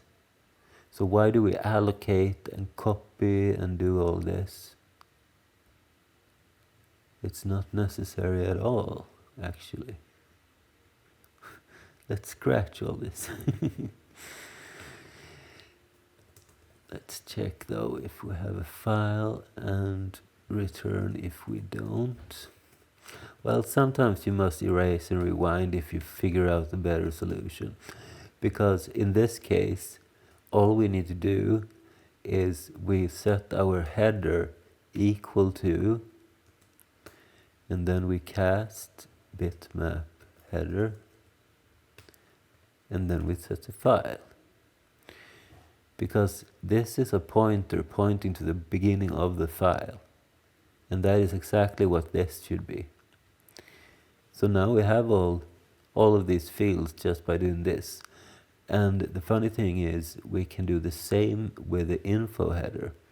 So we can just say this is an info header. We do, however, need to do this calculation though. So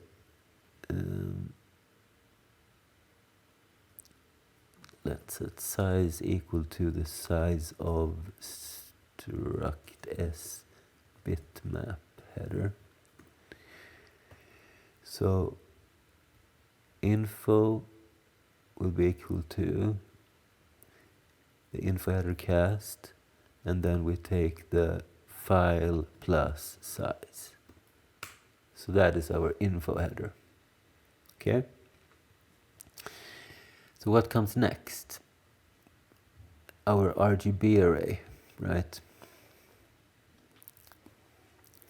And this is variable length. It can be everything from 1 to 16 entries, I suppose. Let's see. Right. So this is times the number of colors, which we get from this.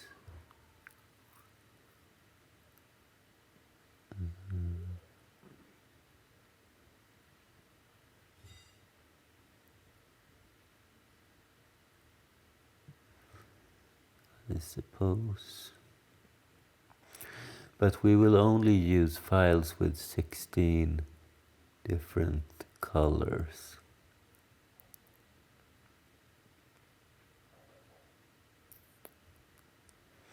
We do, however, don't know in which order these colors will appear, because the colors are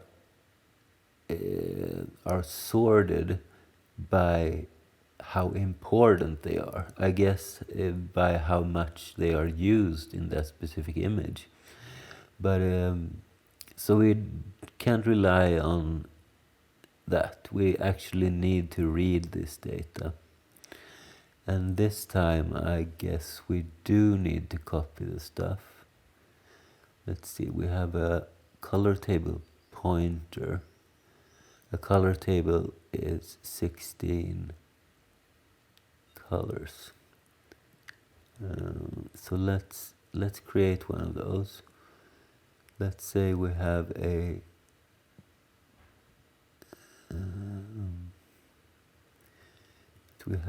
color table colors,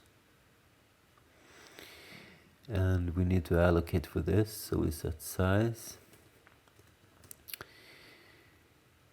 and this will be equal to the size of, I wonder if we can take the whole color table at once, but I guess we should be able to do that. Maybe we need to verify this. And then we can set colors equal to, and then we just do a regular allocation of size.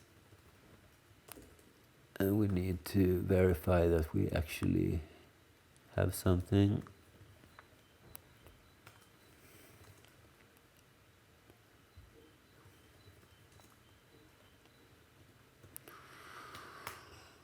Okay, so how do we read these colors? First of all, we need to find them inside of the file. So this header is fixed in its size. It's 14 bytes. The info header is also fixed. It's 40 bytes, which means that the color table will begin 14 plus 40, 54 bytes in, right?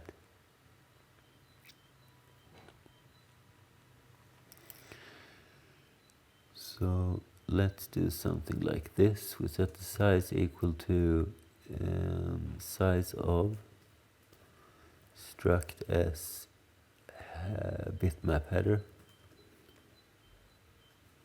plus size of info header. So this is the offset into the file. And this time we actually need to copy stuff. So we will copy into the color table, and we will copy from file plus size. And we want to copy, we need another variable for that. So let's set n equal to, maybe we should do the other way around. Let's set n equal to this. So we use n as an offset into the file. And the size, on the other hand, that is the, well, it's the size we set here, right? So we don't need to reset it again. So let's put it here. And now we have copied the entire color table, okay? So now we have the header, the info header, the color table. Now we come to the tricky part. We need to create those lines of pixels.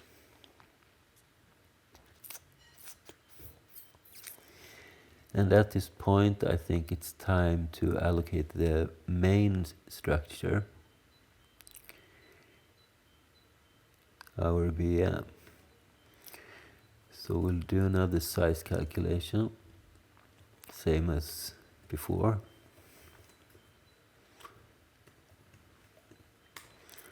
And we'll do a regular allocation.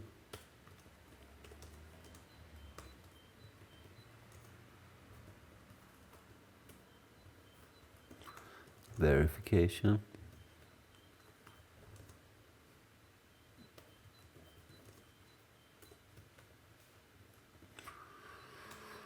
And let's fill in the fields that we have this far. So the BMX will be equal to our x parameter. The BMY will be equal to y. Then we have BM header, which will be equal to our header. We have BM info, which will be equal to our info. We have BM colors, which also will be equal to our colors. And now the only thing left are the different lines. By the way, these are variable size, right? We have not defined how many they are because they can be, well, any amount basically. So we need to take that into account. Can we calculate that based on the rest of this data? We have the file size. Do we have, let's see, we have a couple of different sizes. This is the size of the info header. Wonder why we would want to have that. It's a static value. I think we can remove that actually. If we can find a name for this, let's copy this here.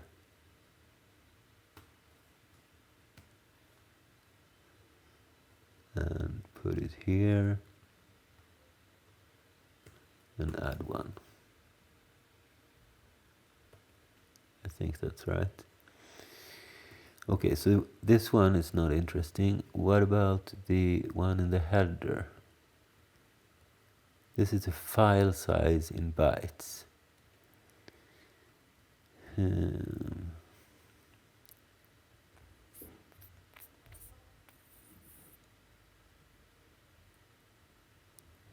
Well, we have the height. The vertical height of bitmap in pixels. This is exactly what we want, right? Because this is how many of these lines we want. So let's see. We can set n equal to the size of one bitmap line.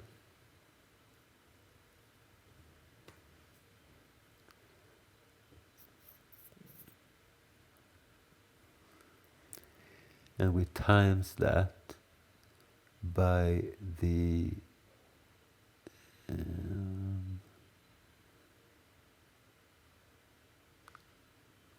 which one is it? It's the info header height. So we times that with with info height, like this. So then we have the number of bytes needed for this part of the structure. So we need to add the rest as well. And that's inside of size. So before we allocate, we can just do size plus equals n. And that is taken care of. So now we have room inside of our memory object. Now we just need to parse this thing. And what is a bitmap line? It's an array of points.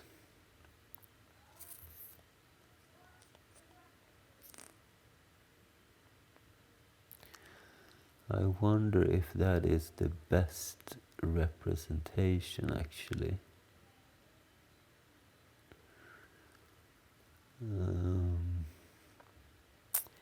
I think it would be better to have an, let's see.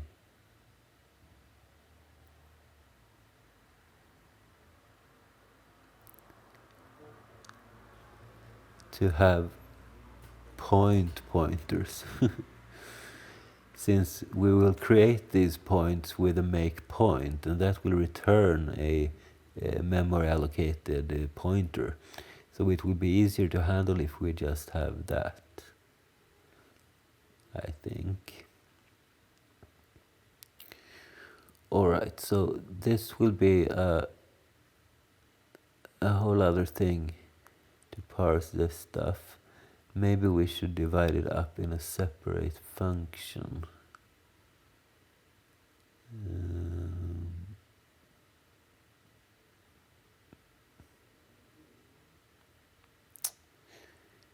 Let's see.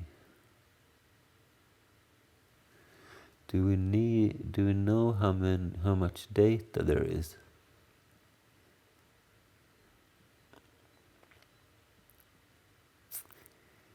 Are there a field for that?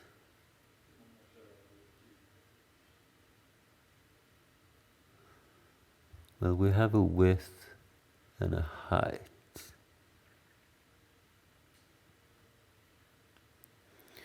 So if we were to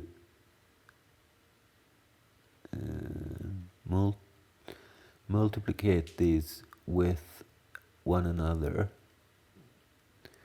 then we know the number of pixels. And we know that each pixel is 4 bits.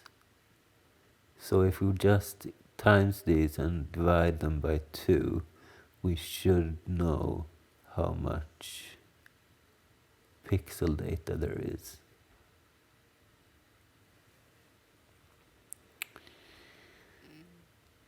Alright.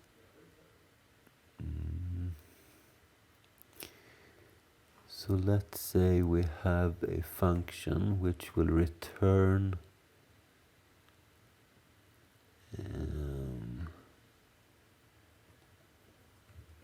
bitmap line pointer,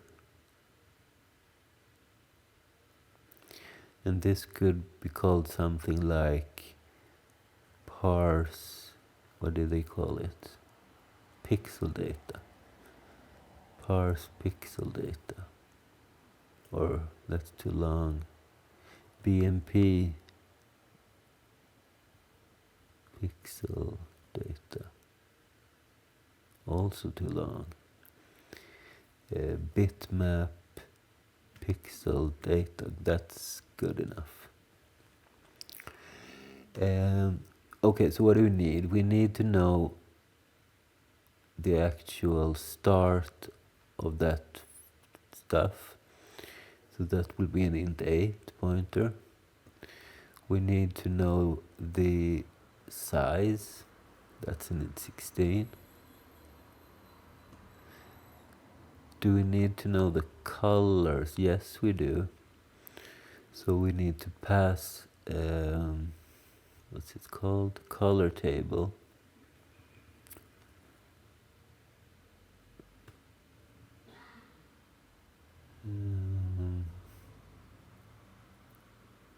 What else? Do we need to know the width and the height?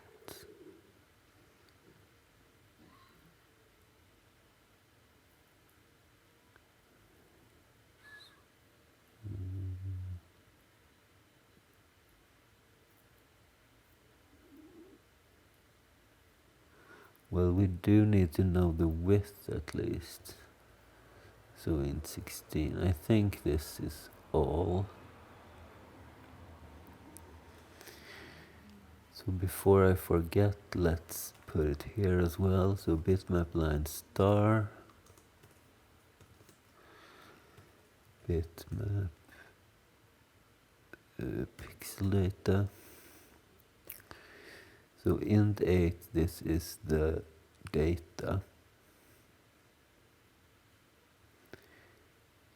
int16 size, color table, colors, and it does not fit on the screen, and int16 width, like so.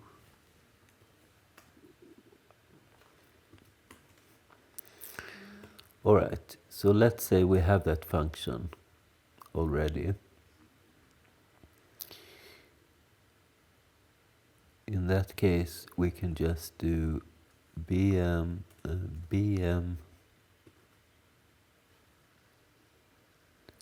lines. Can we set this? This is an array.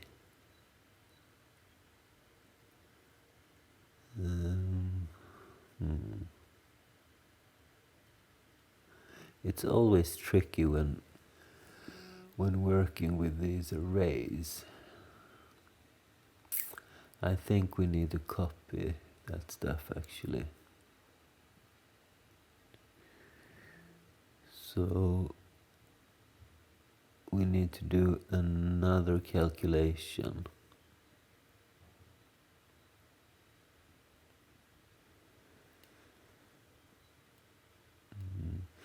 Let's see, our n contains the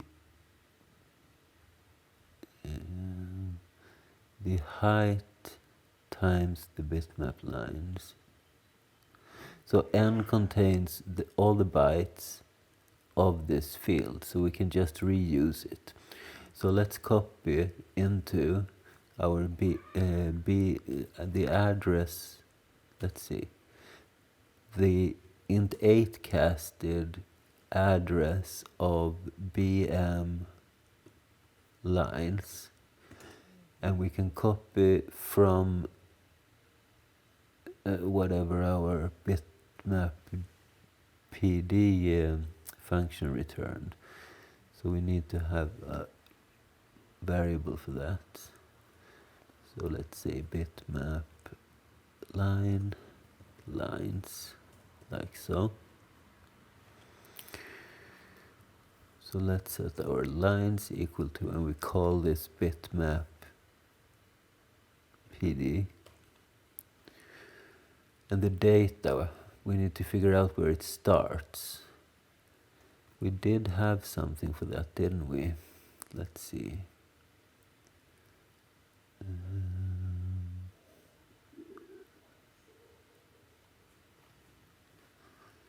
I thought I saw, data offset. Offset from beginning of file to the beginning of the bitmap data. This we can use. Data offset. What did we call it?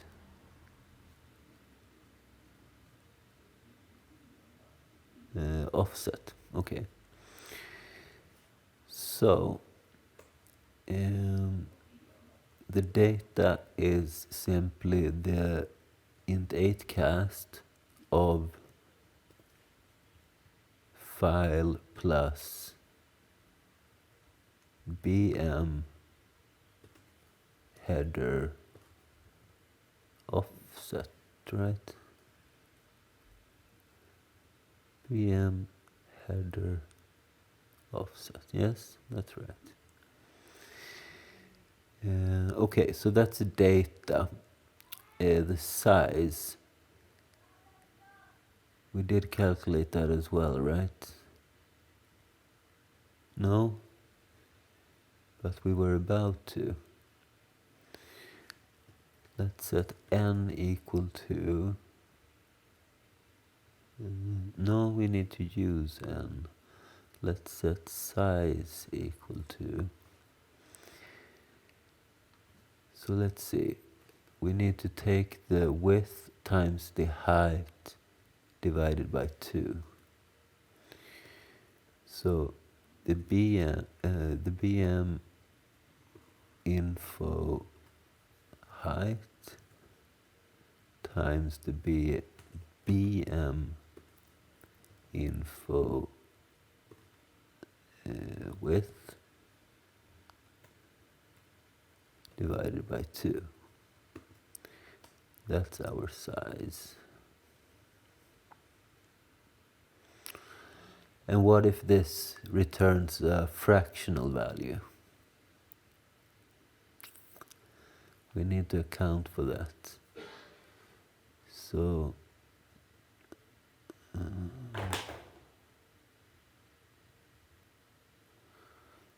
we need to do something like this. If we grab this part, we can take the entire parenthesis actually.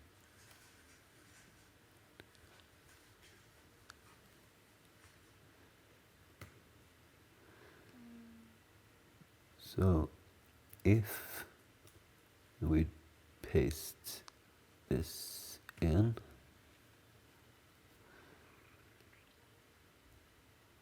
so if this value, and we mod it with 2, so then it will return either 0 if this is a even value, and 1 otherwise. Which means that if this is 1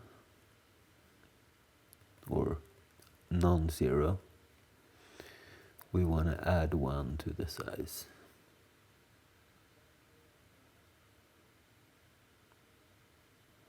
Yeah, that must be it. Okay, where were we? Here. So the size is the size. And then we have the color table, so we can just give colors. And then we have the width, that is the BM info width, like so. Let's also see that we get a return value, and if we're not, we can return an error, because then we don't know what to do. However, if we don't get an error, we can use this to copy the stuff.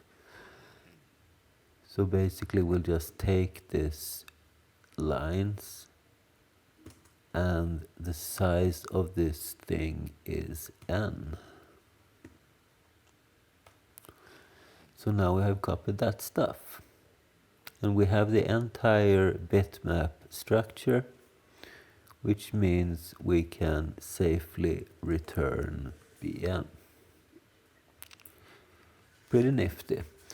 Alright, now to the hard part, or maybe we'll see. Writing this bitmap pixel data function. Okie dokes.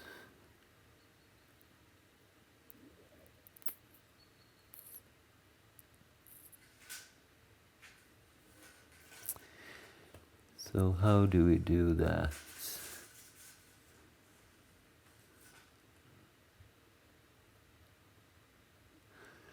Well, we need to parse this thing 1 byte at a time and take care of the bits. So we need to have a pointer, and we also need to have something like, let's create an int 8 for byte, but also for bit high and bit low.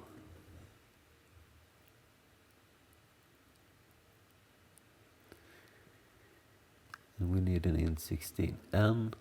So we do for loop where we set n equal to the size. We set p equal to data. We loop as long as we have an n. At each iteration we decrease n and we increase p.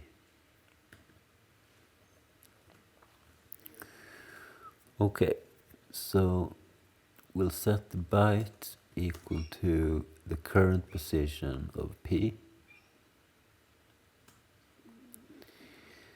We'll set the bit low equal to the byte ANDed with, let's see, the low 4 bits, so 0f. That's our bit low. Our bit high is equal to byte and f0, and then we need to shift this 4 bits to the right. So now we have 2 of these pixels. We also need to have some kind of pointer.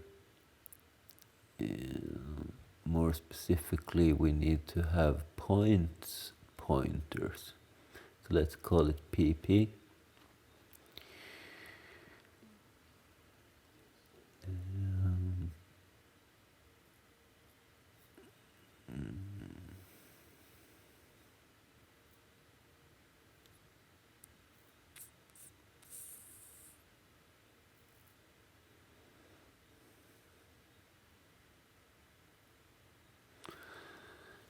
And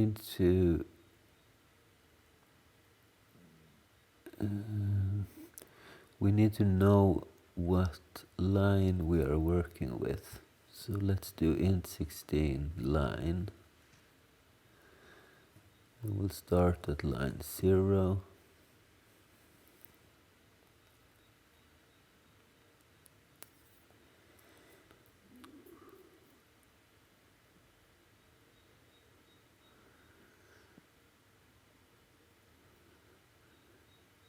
So let's see. Maybe we should do this first. If n is divisible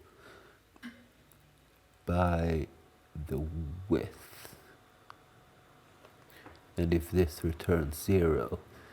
So that basically means that we have gone past the width, which means we need to increase the line in that case. Do we need to reset something as well? We are parsing this data linearly, but we are putting it into a two-dimensional array.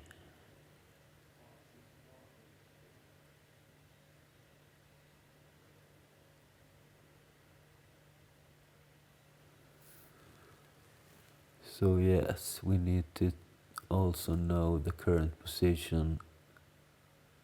So lines and columns, I guess, which both are 0 from the beginning. When we go past one column, one line, we increase the line and we reset the column. So now that we have this information right here, we also need to figure out the color.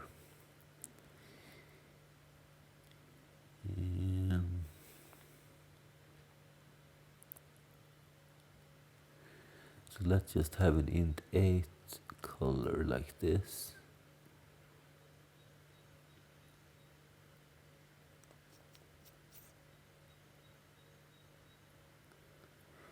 Or actually, that's not necessary. All of this is color, isn't it? Because the pixel data, bits per pixel field.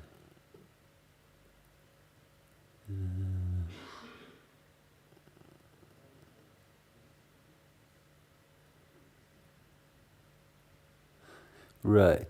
Each pixel in the bitmap is represented by a 4-bit index into the palette. So that's it. And this is what we have right here. So if we start with bit low, we can set the color.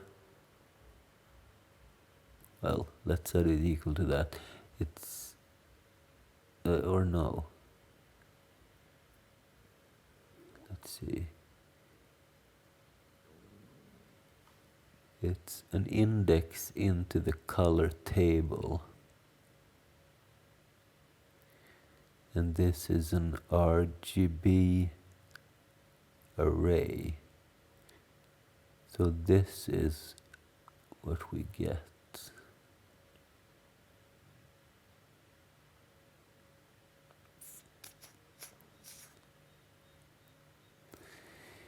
Let's not mess with this for now.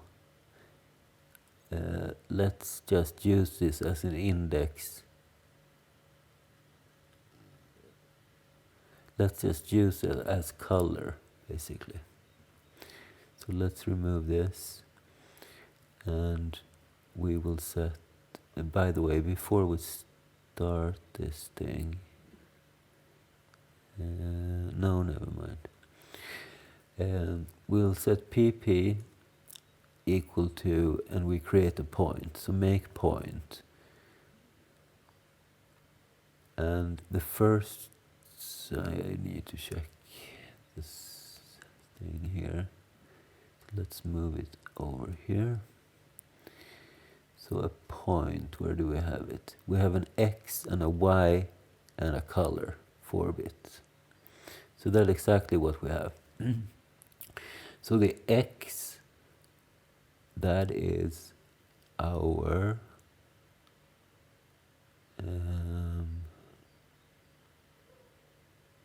calls. Our Y, that's our line. And the color, well, that's bit low in this case. If we don't get this, we can return false.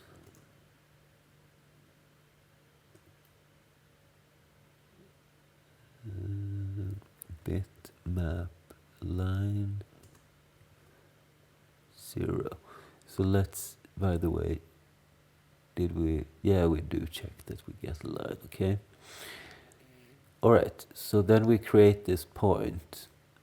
Now we need to save the pointer to that point inside of our,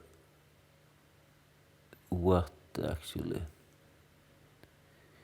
Our bitmap line return structure.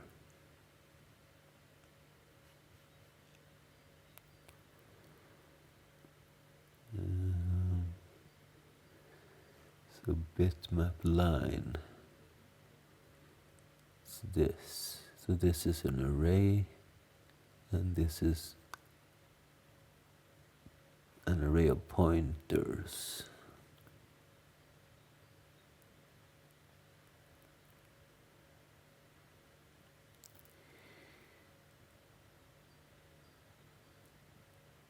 So let's see.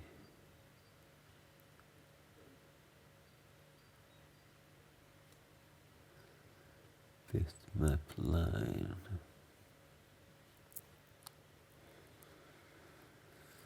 Well, let's do this.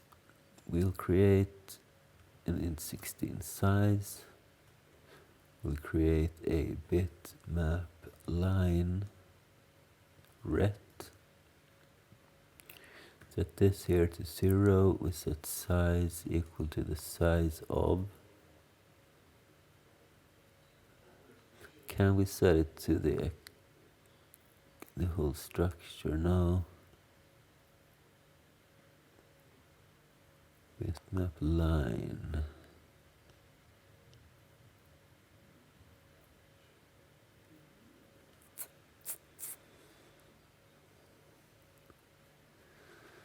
We did this is this calculation.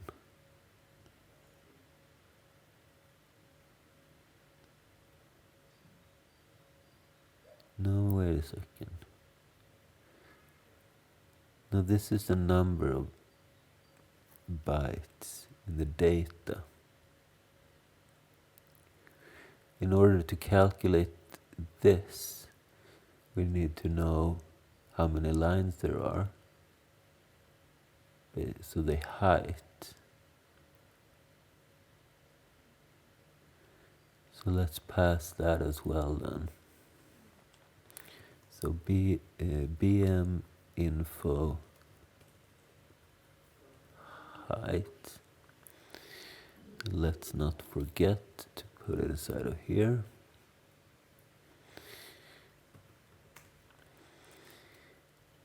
And here. So int16 height. And with the height, we can actually calculate this thing. So this is the size of one bitmap line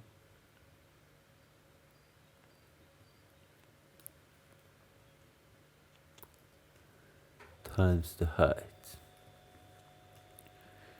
And then we can allocate.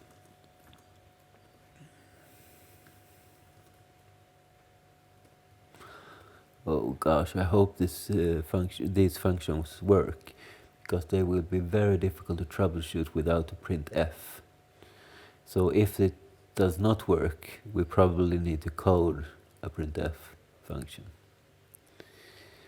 Alright, let's see. We allocate for the size. We verify that we have a return value. Otherwise, we return bitmap line *0.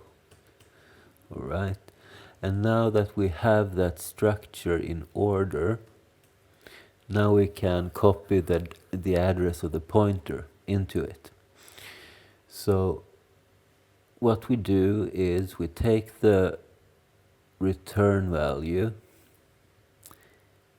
and we take the line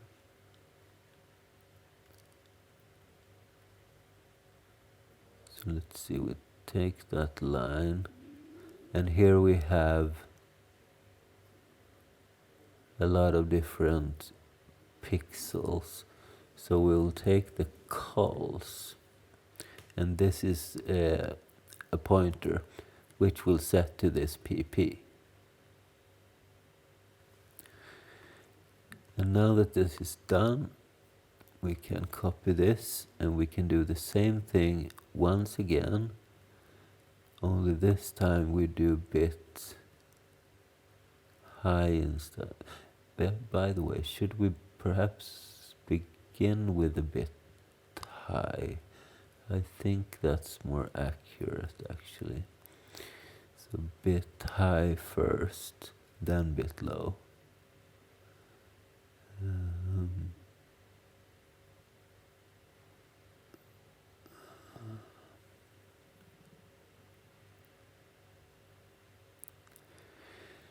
And we do need to increase the calls in between.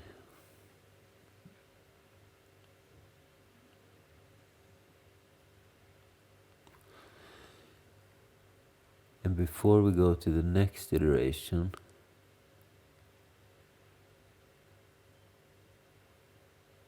we need to increase calls again. So let's do the same here. The lines we don't need to increase because we increase that here. Okay, I think this is it. So then we'll return the ret and pray a silent prayer that this is going to work. Well, there will be some errors from the start, as usual, but hopefully when we are sorting through them, there won't be any weird errors.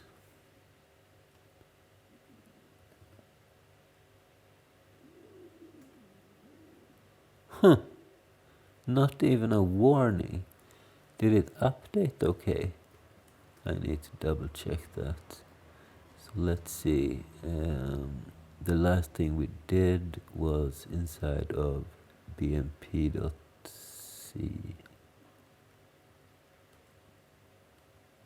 Yeah. That doesn't happen too often. But we can't really try this out in a sensible way, since we don't have any way of drawing this thing. So we need to create that function too. Okay, so this is going to be a boolean draw BMP, and what it's going to take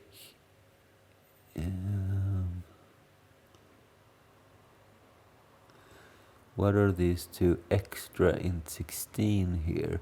Is that the x and y? We don't really need that because we have that inside of the actual structure, don't we? So this should be it. Simplifies it a little bit. Alright, so this is a bitmap BM. And how do we draw this bitmap? Well, we have a whole lot of different pointers inside of the lines here. So all we need to do is parse through all of them.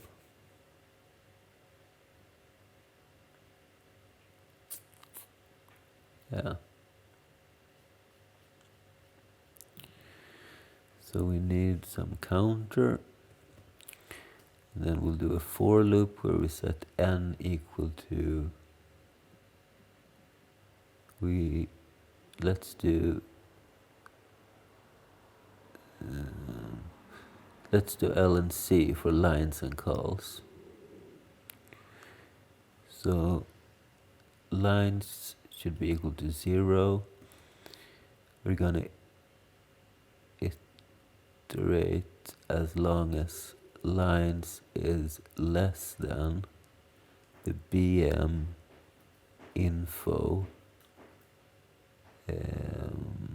height L++. And inside of here, we need to take care of the columns. So for C is equal to 0 as long as C is less than the BM info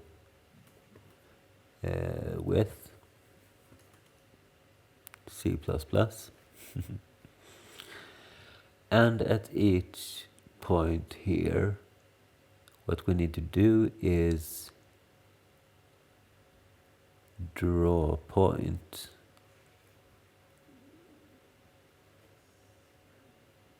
and we provide the BM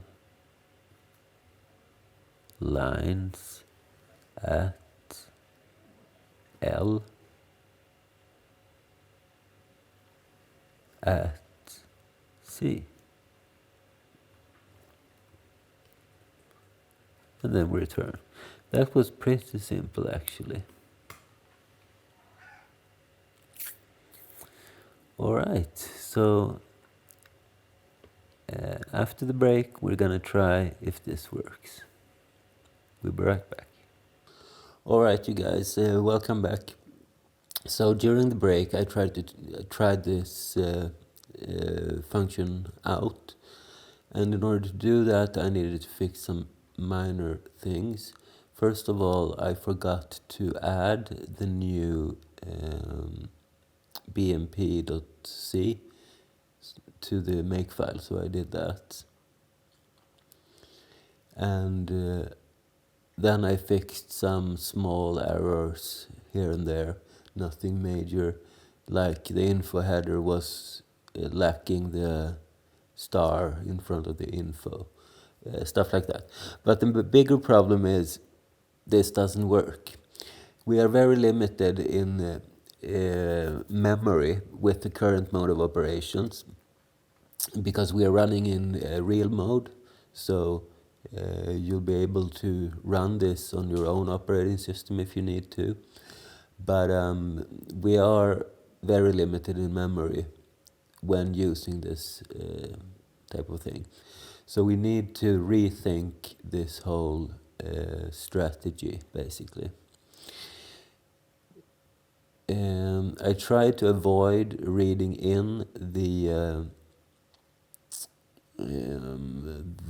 bitmap file from a disk, but we are gonna have to do that. So I'll remove this images.h, and I'll even go here and remove it as well. So instead of using this bitmap line structure, which takes a lot of memory, I'm just going to add two other things. I'm going to add a file name. So this is going to be a file name, and let's give it 10 characters. So we have the, no, wait a second, 9, how to do it. Because we need to have room for the 8 characters of the file name without the extension. And a null terminator I want to have as well. So instead of this data structure that we had here, I'm just going to put a int8 pointer, which I'm going to call data. So this is going to be the offset. Let's see. Maybe we should make this an int16 instead.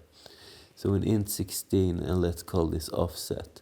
So this is going to be the offset into the BMP file where the data starts. And we need to rethink the structure of our functions as well. We can still have this parse BMP, but we are not going to call this bitmapd function like this or copy its contents. Instead, we are going to set this offset. So let's see. We do have a data structure which has this information, right? Let's see. Data offset. Offset from beginning of file to the beginning of the bitmap data. Alright, so we don't need to add this. We do, however, no, we don't. Okay, so this function is okay as is, but we do need to parse the data and print it simultaneously. So I'm going to modify this bitmap PD, and I'm going to call this draw BMP instead. So I'll remove this one.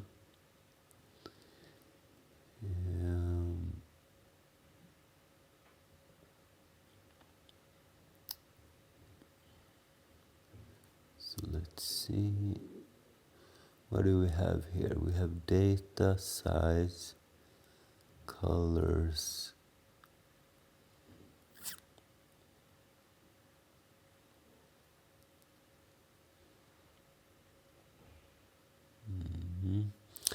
Well, we can remove this data.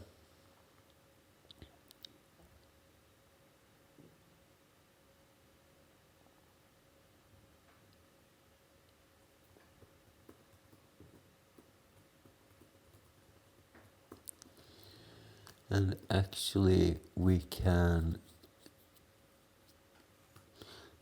let's wait a little bit with this. And let's create variables for all of these fields.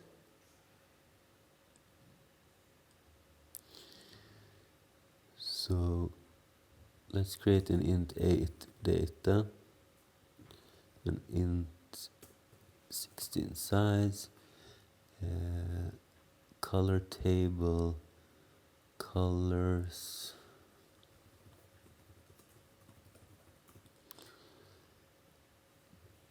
and the width and the height.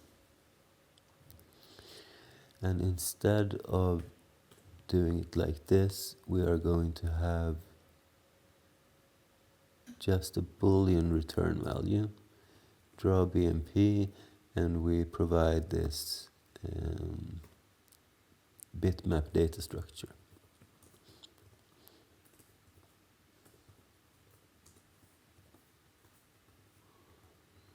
Like so. And now we need to set these different things.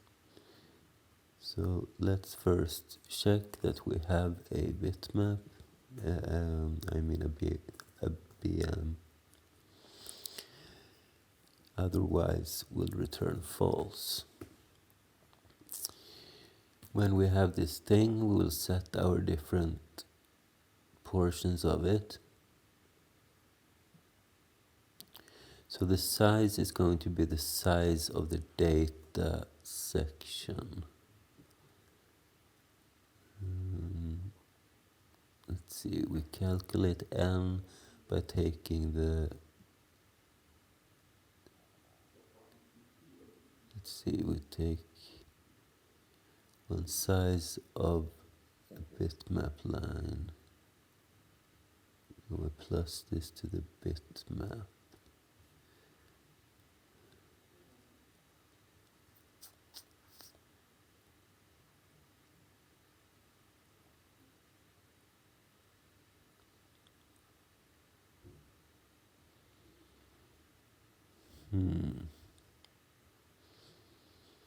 What's this size? We take the height and we times it with the different lines.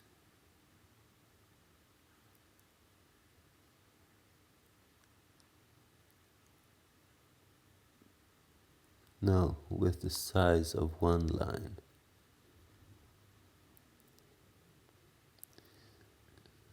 Okay, so this is just to allocate this data structure. So how do we calculate the actual data size?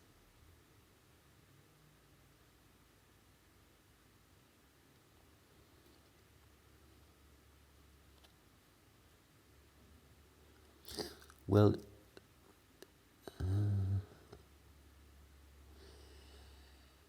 that's the, okay, so the size is just the height times the width divided by 2. Possibly plus 1 if this is an odd number. So let's do that. We'll set size equal to, and we take the BM info height times BM info width, I mean. The result of this multiplication we divide by 2.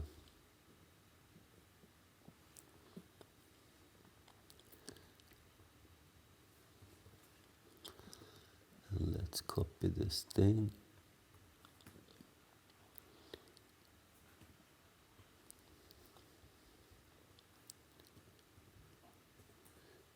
So if this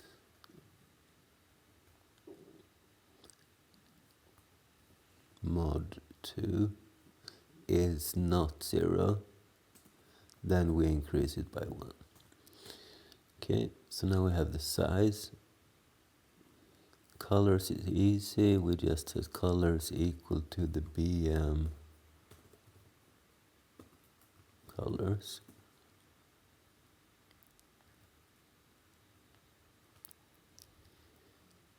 And the width is just the BM info width. The height is the BM info height.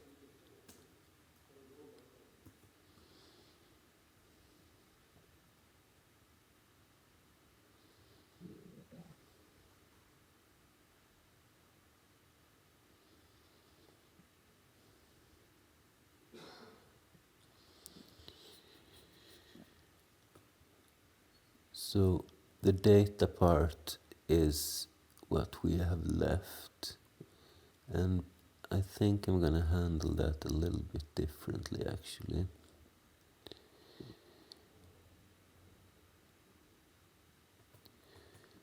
So here is where we parse that thing.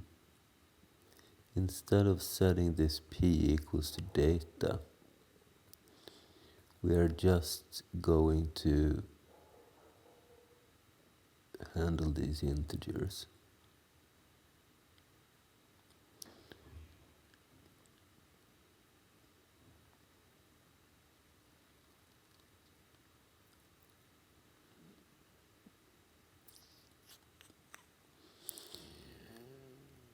So we are also going to open the file. So let's create an int16 file descriptor. We'll set fd equal to open, and we give it the, let's see,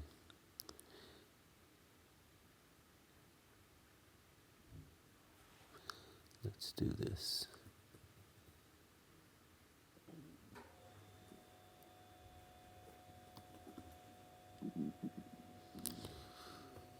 So the file is, and then we'll have some macro. Let's call it add png, and we give it the BM file name. So this macro is going to just add the .png, I mean BMP to it. So add BMP. Then we open this file, and we don't have a function for that, so we need to fix that. So we open the file. If we don't have a file descriptor, we can return false. Okay, so now instead of setting this byte equal to this pointer, we will set byte equal to read, and we give the file descriptor. So this read function, which we are going to create, will read 1 byte from the file. By the way, when we open the file, we also need to provide the offset. So bm info off, where do you put it? bm offset? No. bm header offset, there it is. So we start reading from the right place, basically. So then we read 1 byte. If we don't have a byte, then something is wrong with the file. We can close down the file, close FD, and we can return true, I think, because this is probably because the file is, we have gone through the file.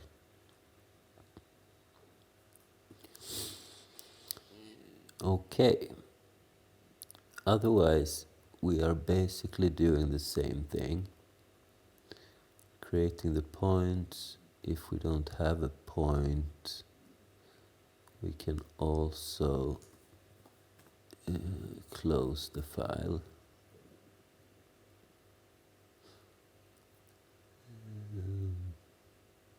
Yeah, and return true.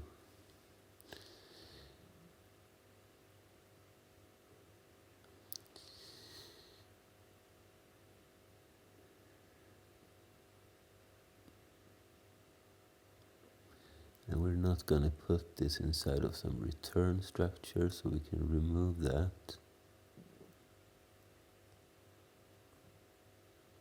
So we don't need this.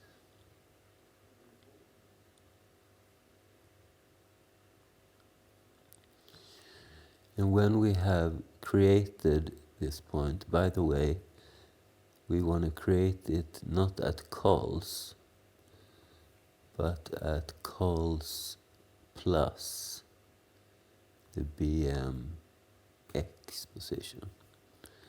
And same with the lines.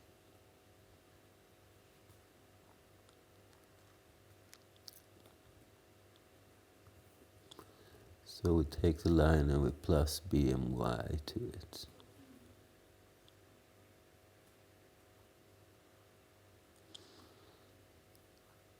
Let's remove this for now.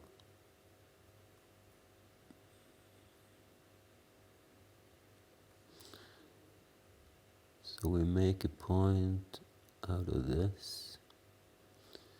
When we have that point,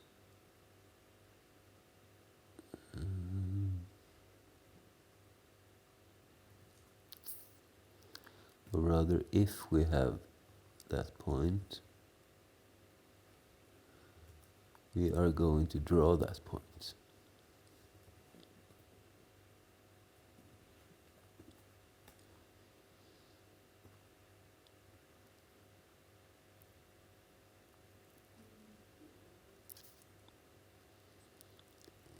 And then we repeat this step,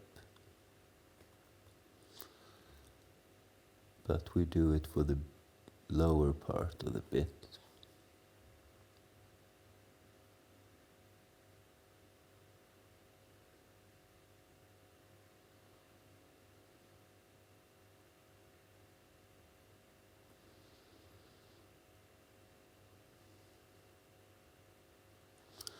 But what about the colors? Where do we set the colors? Isn't that inside of make point?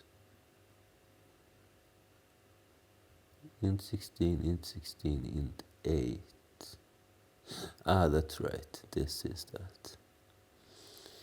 Alright, and we need to manage the memory as well so we don't run out.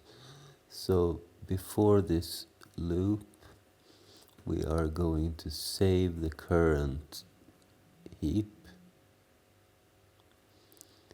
and at each iteration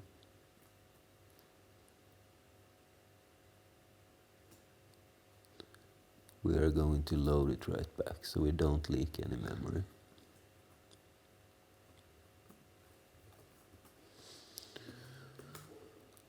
And we can remove this old function entirely.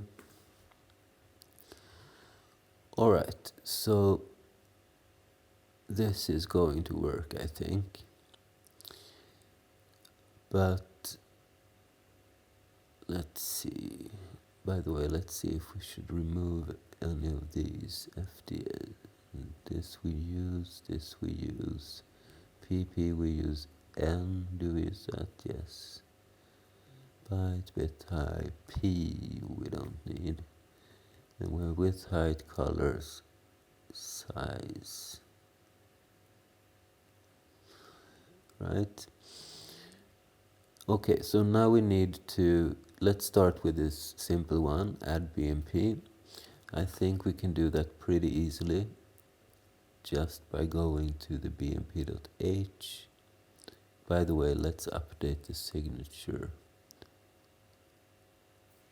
So we are going to have a boolean draw BMP which takes in a bitmap star. We can remove this.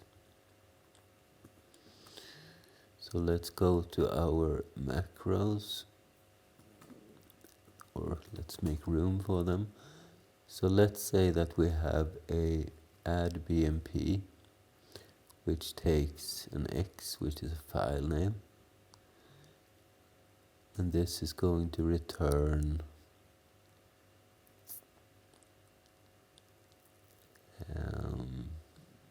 well, it's going to return the X .bmp. I'm not sure if we can do this, but I think it should work, right? Since this X is a constant after all.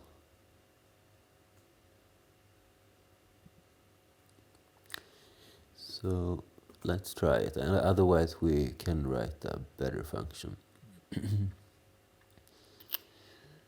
Okay, that one was easy. Now, how do we open files at this point? And the reason I was trying to avoid this is because I wanted to keep this generic, so this will work equally well in your operating system. But opening the file system will be operating system dependent.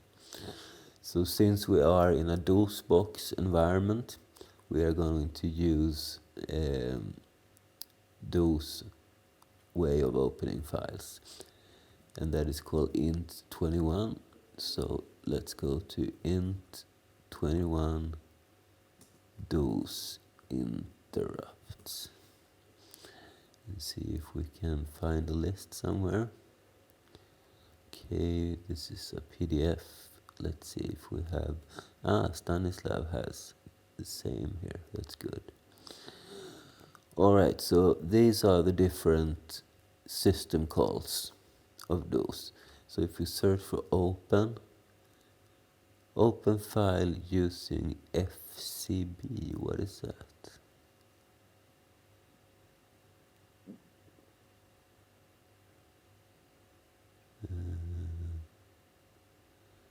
This looks really complicated, doesn't they have just something that takes file name using handle.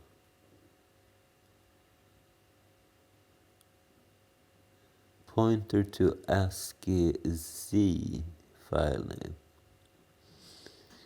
And what is ASCII Z? I think that is a string that does not have a null terminator, but a $sign as a null terminator. So we need to deal with that.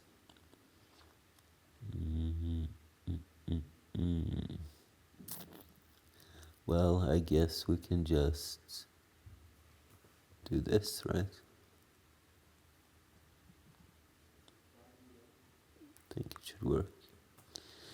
Let's add one more here so we can put it in. Okay. So let's go to GUI.h first and create our signatures for our different things. So we're going to have an open which returns an int16, open, and this takes in an int8 star, which is the file name, and an offset, which is also an int16.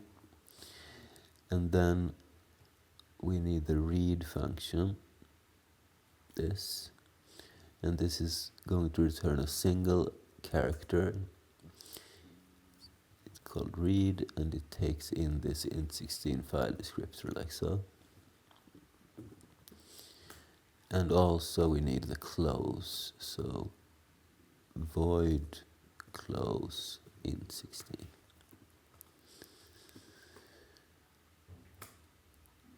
Right. So this is actually two operations, I suppose. We would need to open the file and we need to move inside of the file to the offset. So let's go to main.c and see if we can code this thing. So let's start with the easiest one, void close int16fd. And the only thing we're going to do here is we're going to call an assembly function which is xclose, and we pass on the fd. And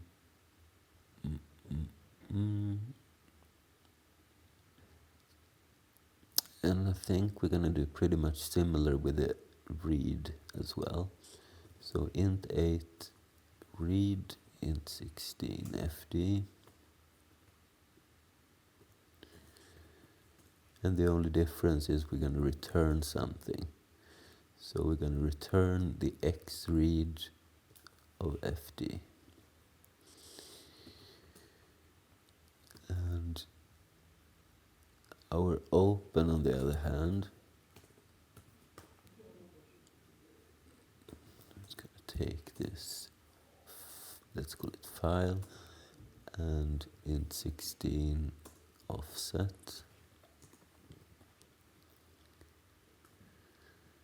So let's create a variable for this, and let's call xopen with the file.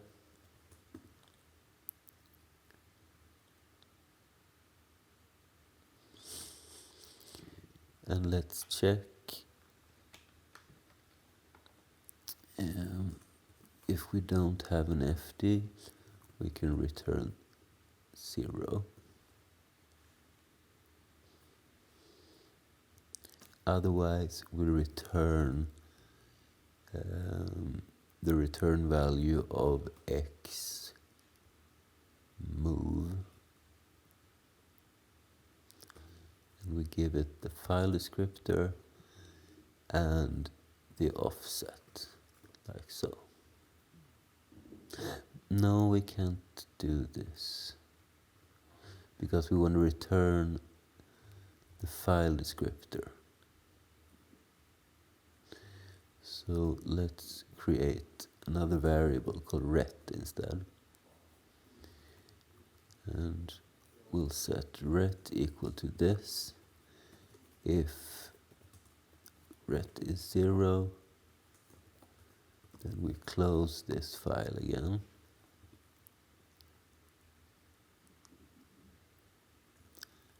And we return 0. Otherwise, we return our file descriptor. Okay, so very simple open function which only opens for read, and it combines it with something which moves inside of the file. Okay, so how do we do the assembly? Let's go to our assembly code file. So let's start with xopen.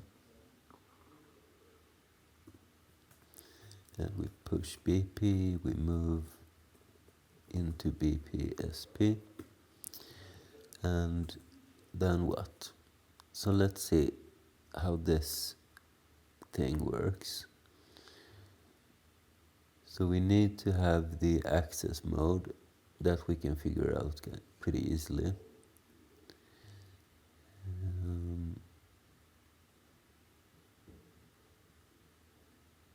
Let's copy this.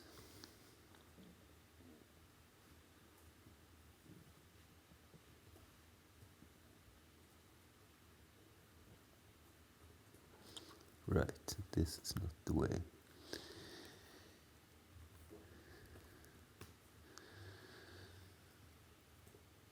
Alright, so we need to put 3D inside of AH, and we need to put a 0 inside of AL.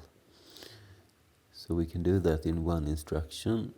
We can move into AX. So the high part is 3D and the low part 0. Then we need to move into DSDX, a pointer to that file name. So the easiest way to do this is use our arg, and we want it in DX, and this is the first argument. Like so. And then we call the int 0x21.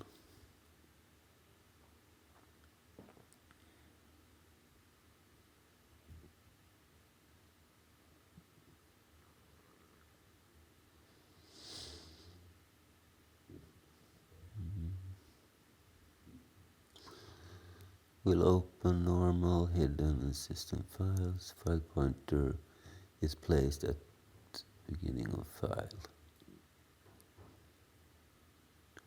On return, AX equals file handle if CF is not set.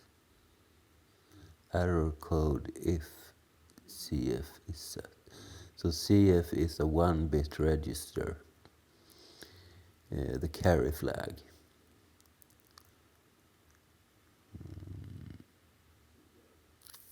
Okay, so before we issue this interrupt, let's clear out the carry, and then we need to check the carry. So if we have a carry, we jump to error.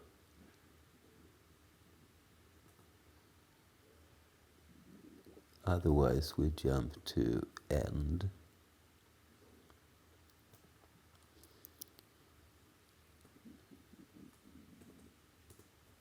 So the error is we move into AX 0 to indicate that it didn't work. That's our return value. And then we do as usual. We wait with that actually.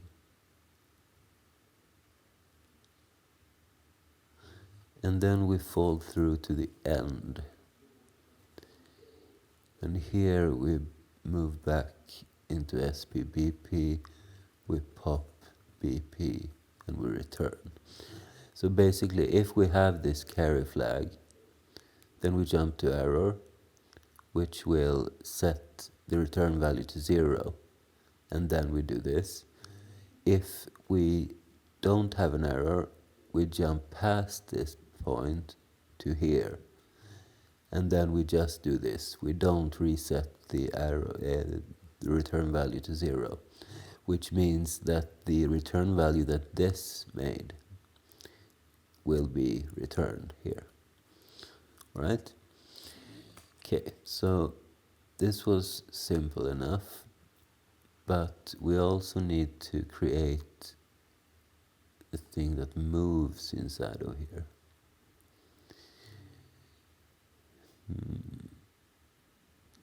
Move file pointer using handle.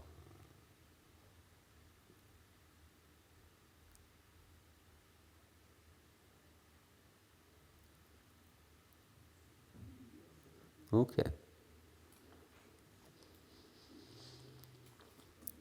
I like this page. It's very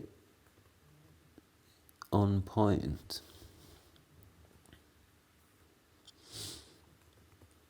So let's comment this out, and let's not forget to clean this. Okay, so this is going to be our move function. So move, no, X move.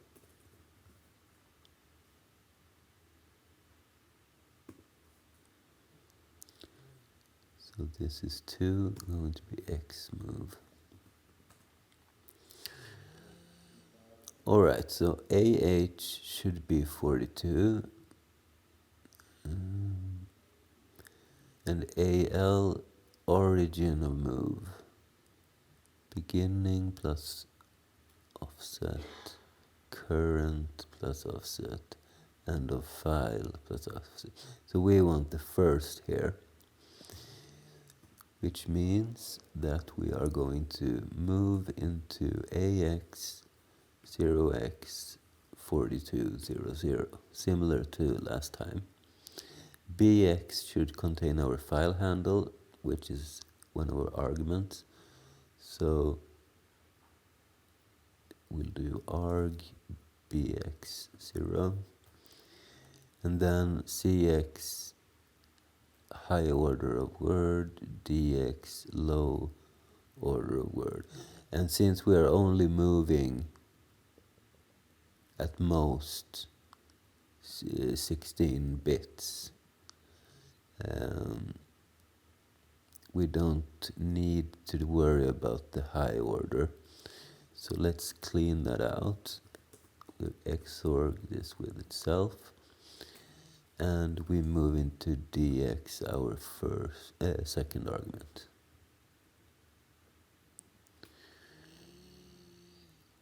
And this is the same with the carry flag as before. So we'll clear the carry, we'll do the interrupt.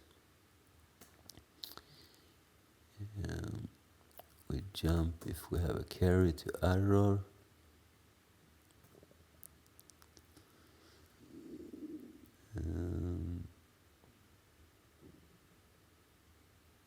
Otherwise we jump to end.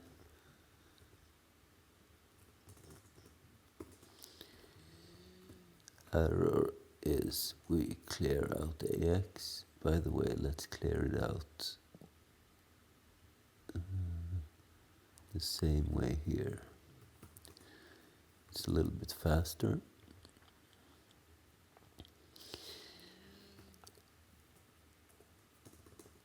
And the end is just like before.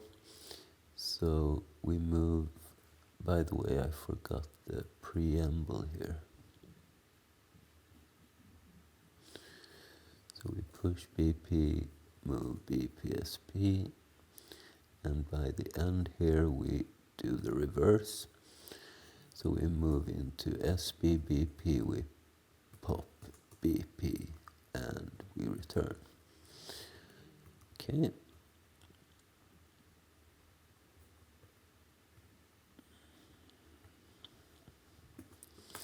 So that's 2 out of 3, right? No, we have 2 more. So the next is just close. X close.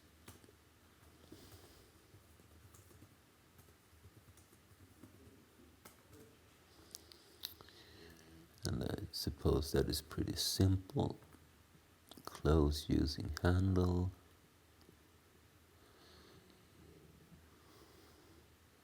And same with the carry flag. So as you can see, assembly is pretty advanced perhaps, but all of these functions are pretty much the same, only small variations. So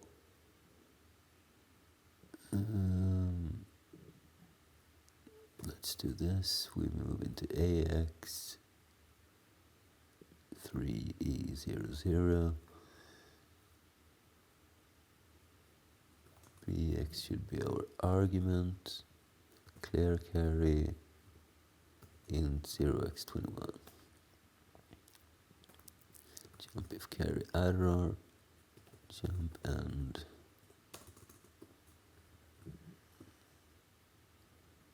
error. By the way,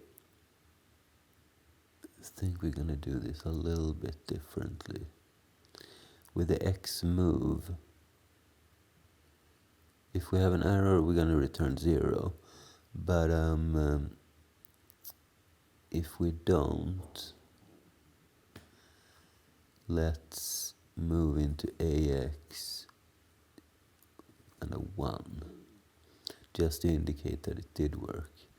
And we'll do the same thing here.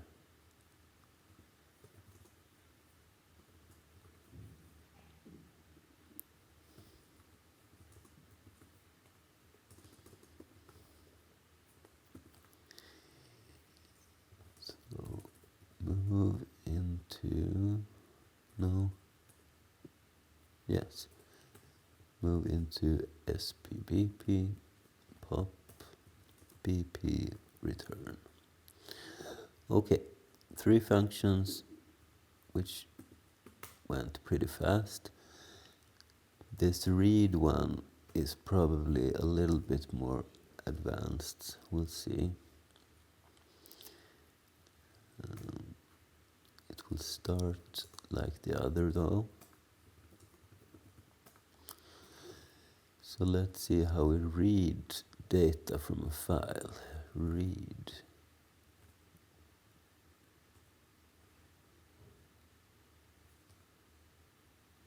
Read file or device using handle.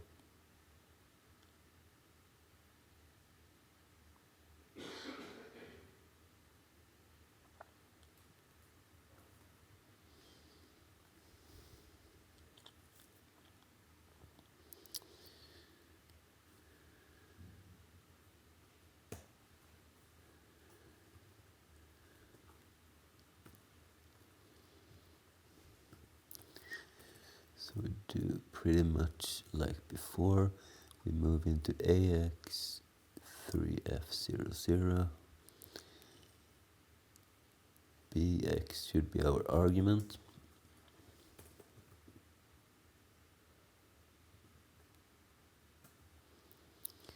CX number of bytes to read, that's 1. So move CX1 and DSDX pointer to read buffer. Okay, so we need a buffer.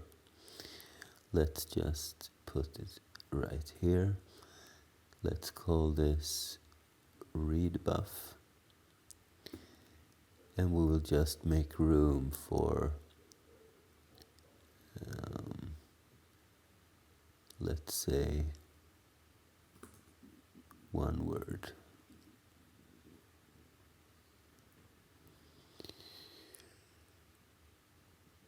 So we will move into DX our read buff address. Clear carry, we run our interrupt.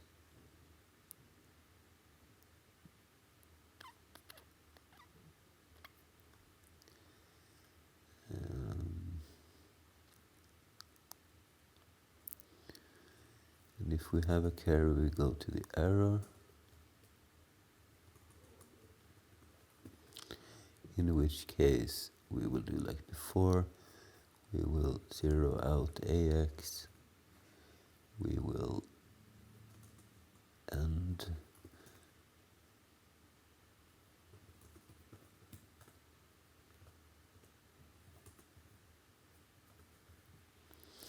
But in between, we need to take care of the return value. So let's see. We are reading it into this buffer right here.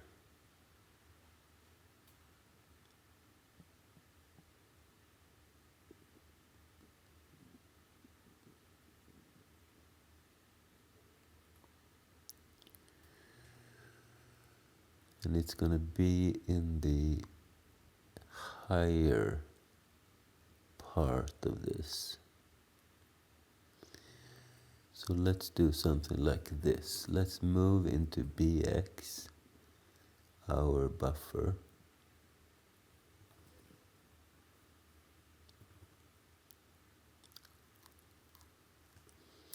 Let's zero out AX. Then we move 1 byte from the address inside of BX to our AL register. And then we can return it.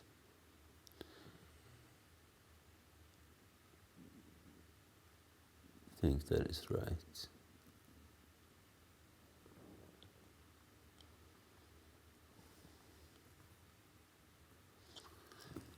And that's it. So let's export our functions. We have xopen, we have xclose, we have xmove, and we have xread. And we also need to add those inside of our header file. So let's go to this. So we'll have a int16 xopen with an int8 star. And that's it. We will have an boolean xmove, which takes in an int16 and another int16. We will have a boolean read, xread,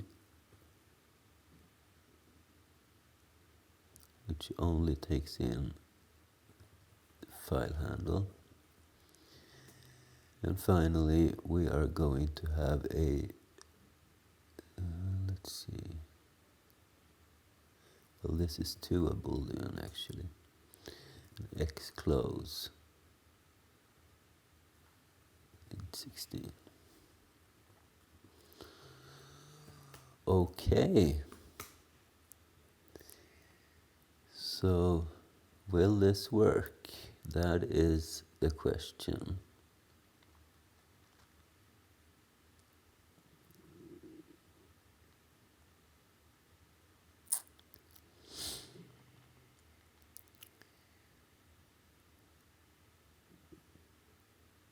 So let's see. We go through this whole thing. By the end, we need to close the FD2.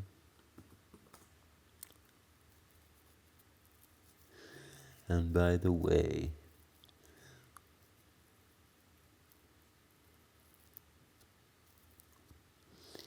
we also need to, when we parse the BMP headers, we also need to read from the file, right?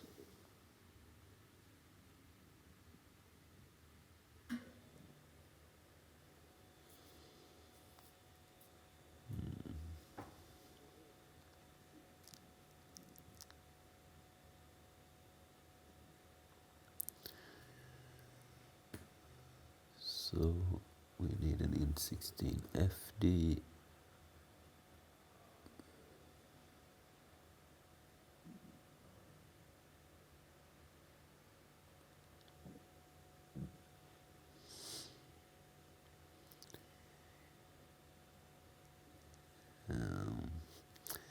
By the way, inside of this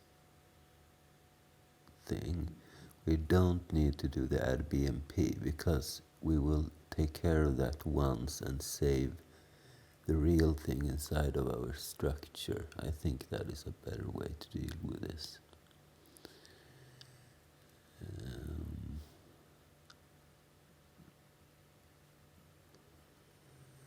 So let's increase this a bit.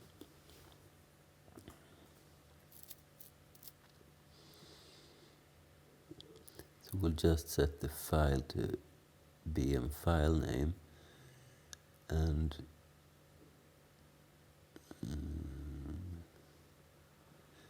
here we will do BM file name is equal to file name. We'll create that int 8 file name,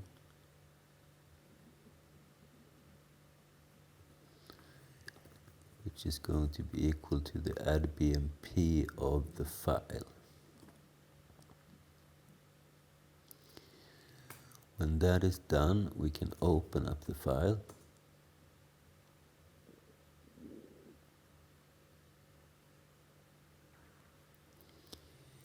So we do open file name, and this time we will read in from 0.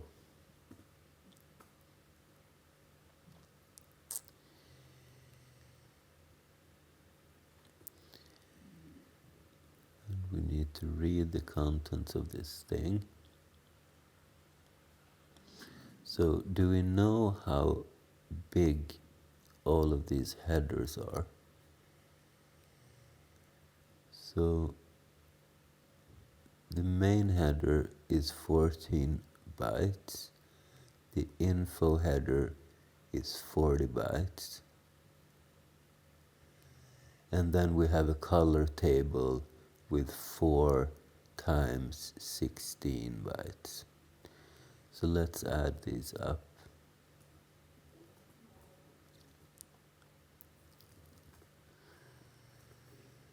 So we are going to have 4 times 16 plus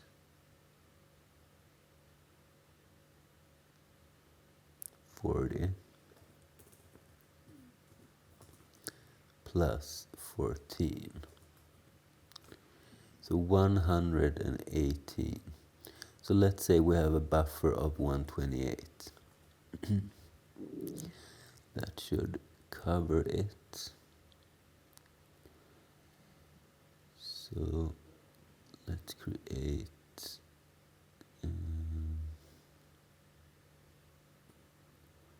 int 8 buff and p.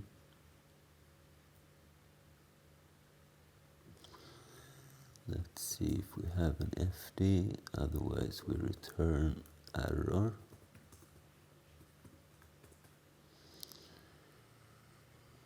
We'll set buff equal to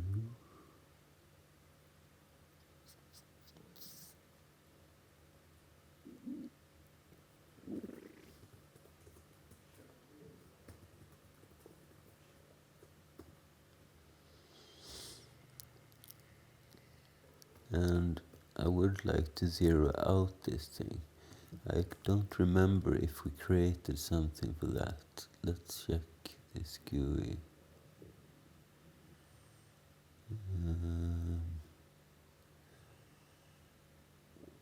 No, I guess we didn't.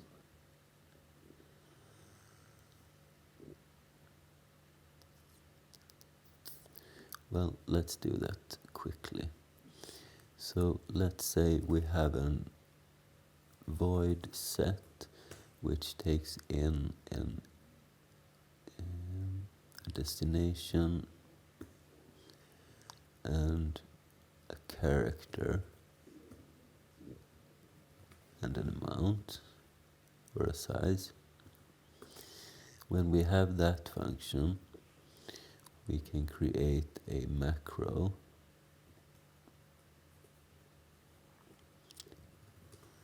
which is called 0, and it takes in an x and a y,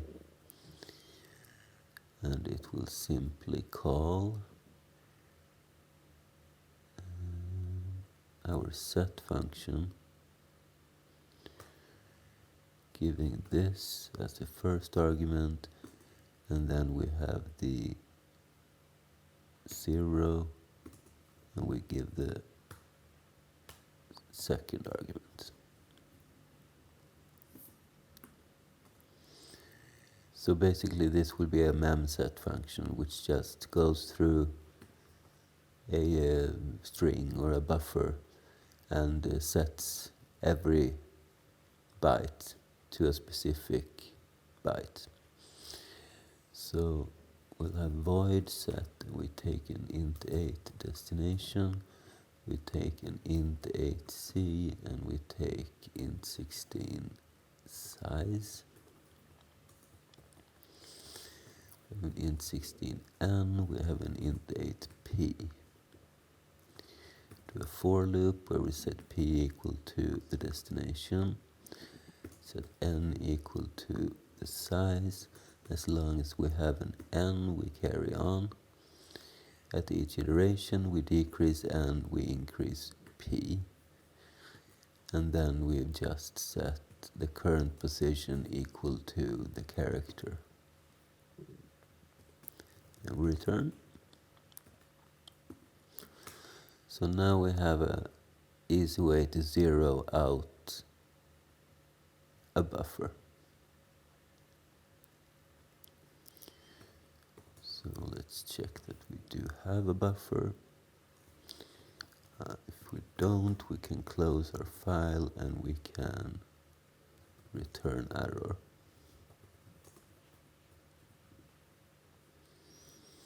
Otherwise we zero this thing out.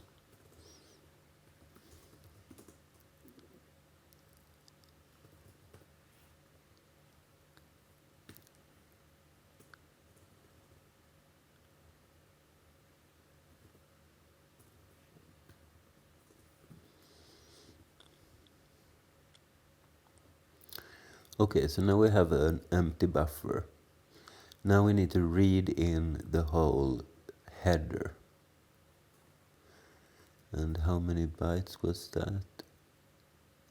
118. Let's save this here. Maybe we should even create a constant for that actually. So instead of BMP, let's just define BMP header size 118, like so. We'll do a for loop where we set n equal to this value, BMP header size. As long as we have an n, we carry on and we minus it at every position. And all we do is we read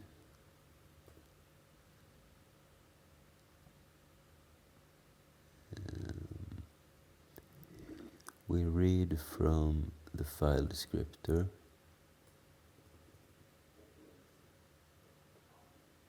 Okay, we need to set the p as well. So p is going to be equal to the buffer, and we're gonna increase p at each iteration. So now we can set the current position of p equal to this read, which means after this operation we are going to have a buffer containing the file's headers, which means we can close the file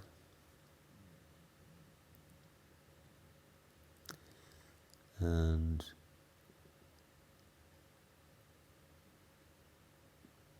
let's see.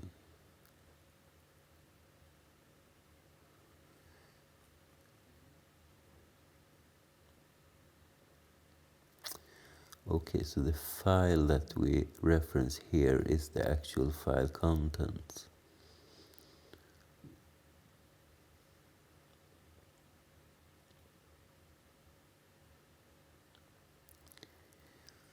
Let's change this to BMP file.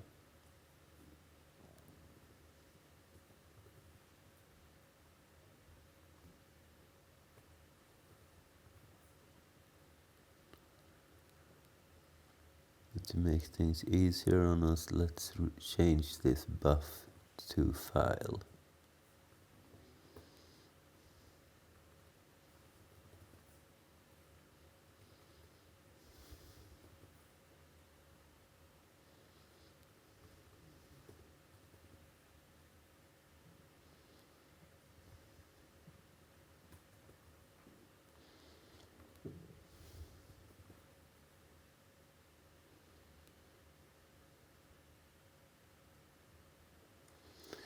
So now these are correct.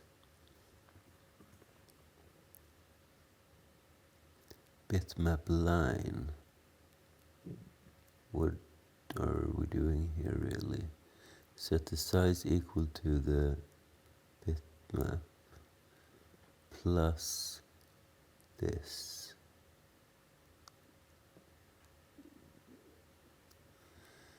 Okay, we don't have that any longer.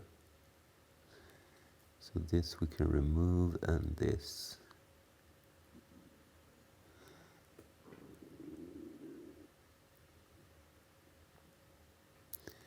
BM file name. Right, we set this to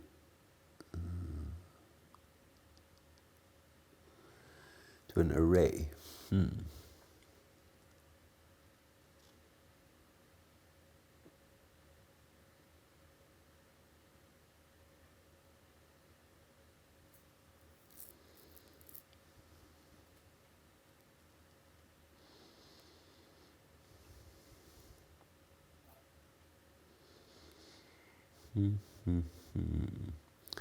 But this is really a constant, isn't it?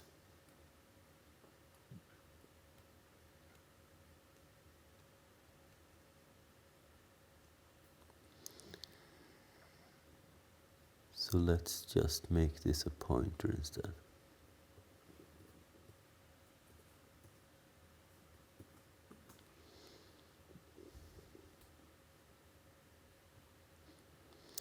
Okay, so this is fine. The draw BMP should work, I think.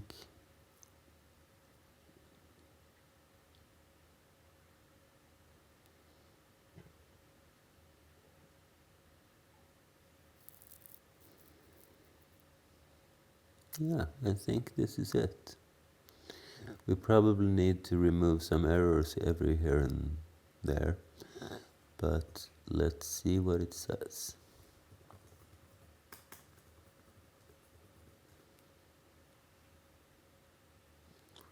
Penguin undergrad, right, we haven't modified our main. So our main, this is some stuff that I added temporarily when I experimented. So BM is equal to parse BMP and this. So instead of penguin, this is just going to be penguin, like this. And then it does that. And then it draws the BMP. Yeah.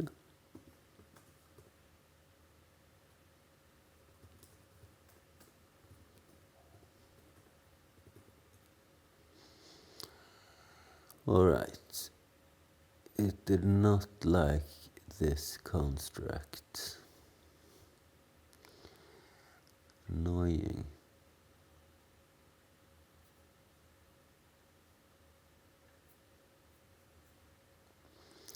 Well, we need to make this a proper function instead then.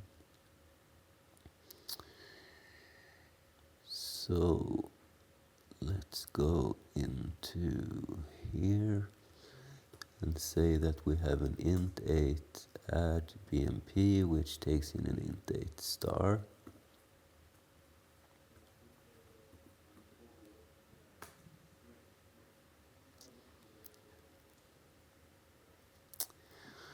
And in order to be able to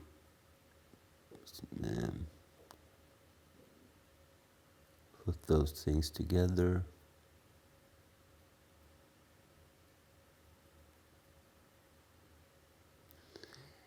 we need to have a copy function, which we do, but we also need to have a string length function, which we don't.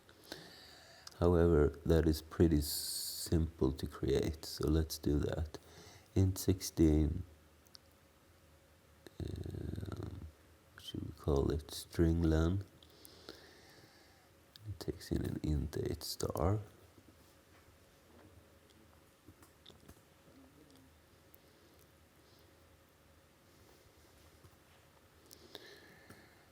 So we'll have an int 16 string length, int 8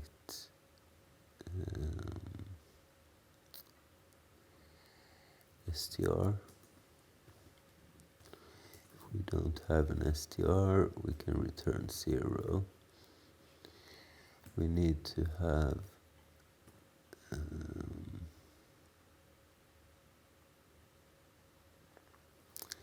let's do int 16n and int 8p. We'll do a simple loop where we set p equal to the string. We set n equal to 0. At each, we're going to loop as long as we have a p.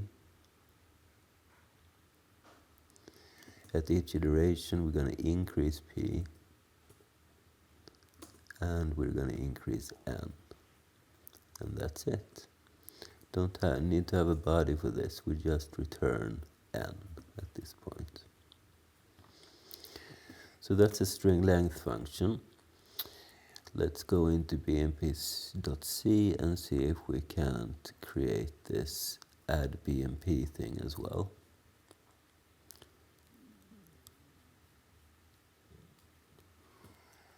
So we are going to have an int 8 add BMP.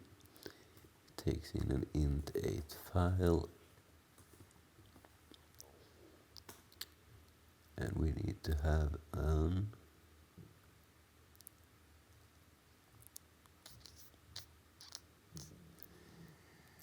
int 8 return. If we don't have a file, we can return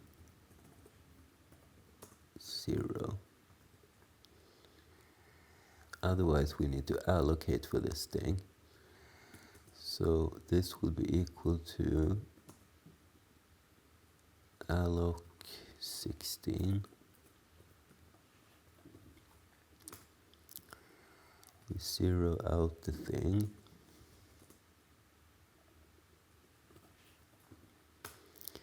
Then we copy into this thing. We need another pointer as well.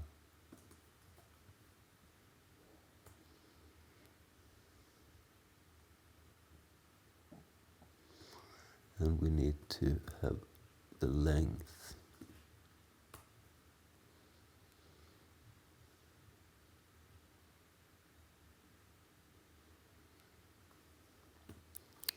So the size is equal to the string length of the file. If it's 0, we can return an error or a 0. Otherwise, we can copy into this new string that we created. And we're going to copy from the file size bytes. Then we set p equal to this plus the size, and then we copy into P the string.bmp dollar, which is 1, 2, 3, 4, 5.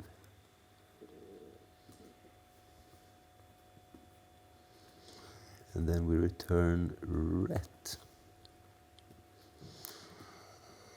Okay.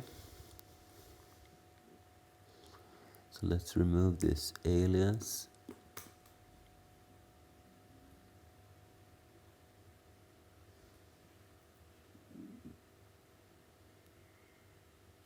And let's see if we can compile this thing.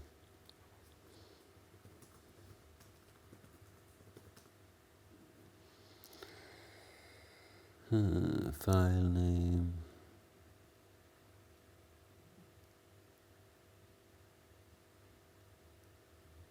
'17.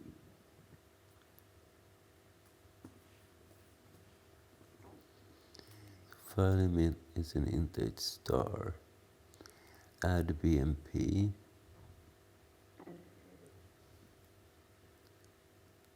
Oh, this is how it should look.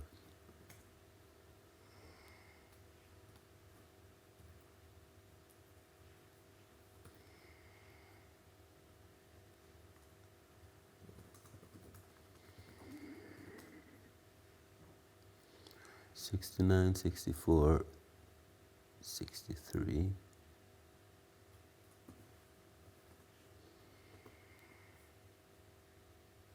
Didn't we use this? Maybe not. Which one more? So height is not used, and color is not used.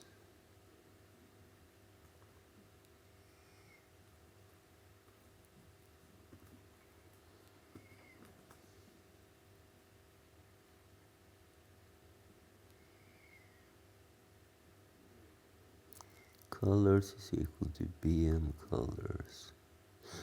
Right, we haven't added this support yet. Because basically what I intend to do is that instead of just giving bit high and bit low, which are indexes, well, they are colors basically, is I want to have something like get color. Providing this value, it should return our color based on that. Which means we also need to give this the data structure, BM.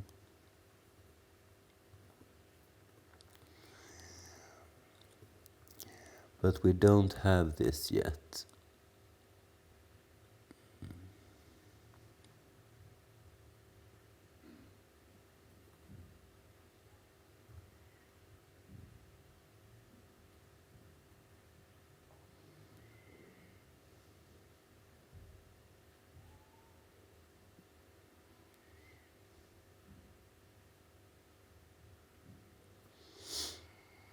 So let's just create an identity macro for that. That's a macro returning itself. So it will be something like get color X and Y, and we return Y in this case. This, however, we are going to change later on, so we get the correct colors. But for now, I just want to get something printed on the screen.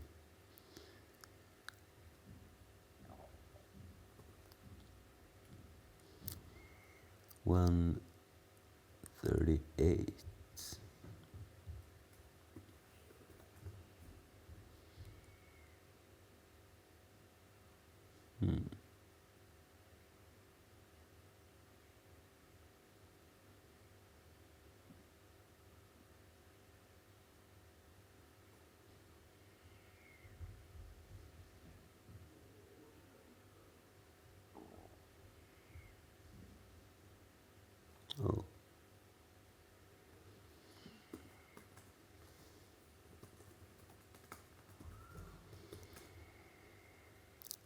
Colors set but not used 62.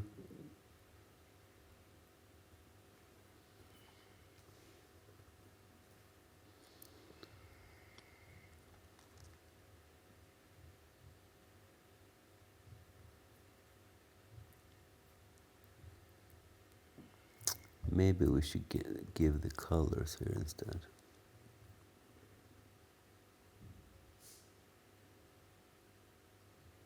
No. We are only interested in our own colors, right? So we don't actually need to give it an argument at all, which means we don't need to use this.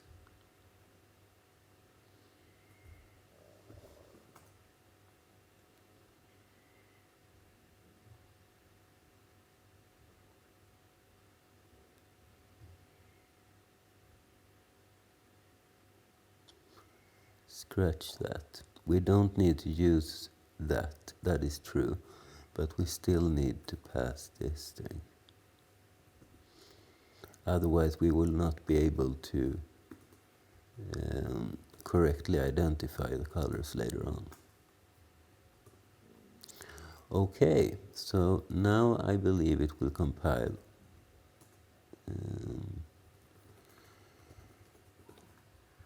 No, what's this? Expression syntax error 74 and 95.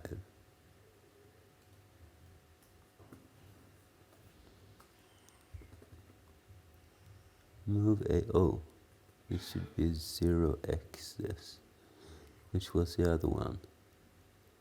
95. Probably a similar error. Yep. Alright, there we go.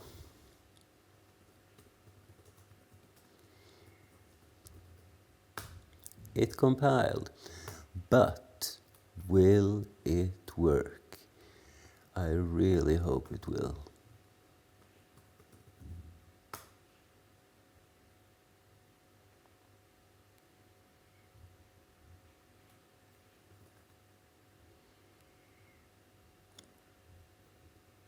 Drum roll.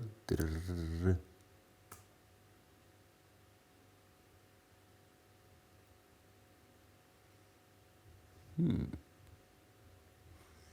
did not expect this.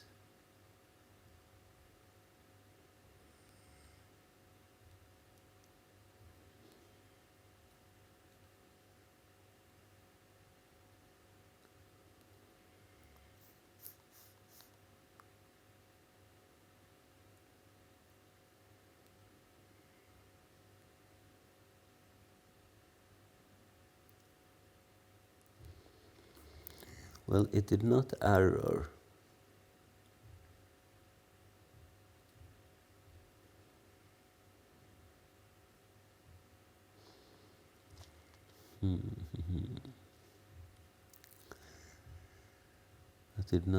It did not show much either.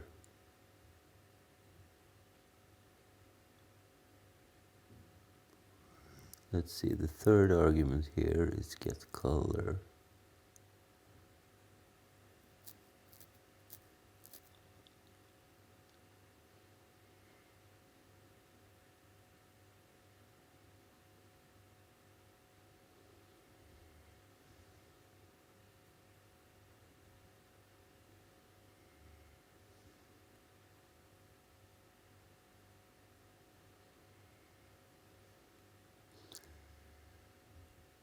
Do we increase the calls? No, we don't. We increase the lines, but not the calls.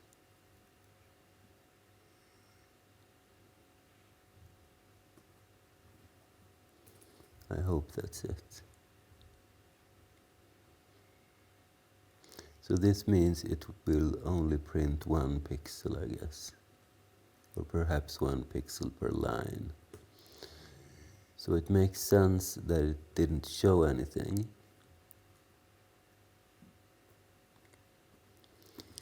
Let's hope that's all their errors.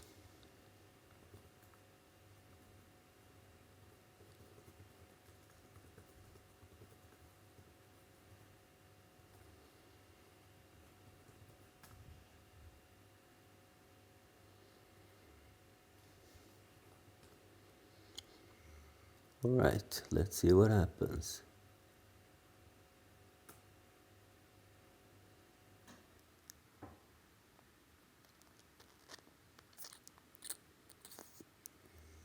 Still very much black screen. I wonder if it has to do with the colors.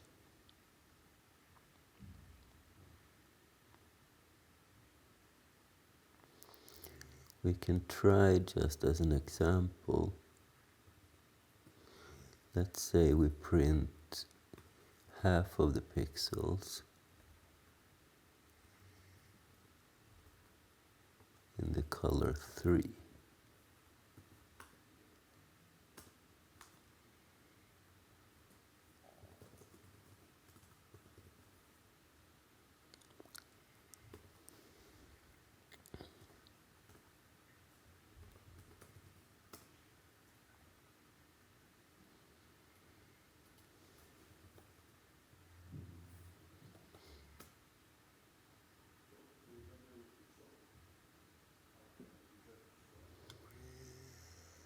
Nothing.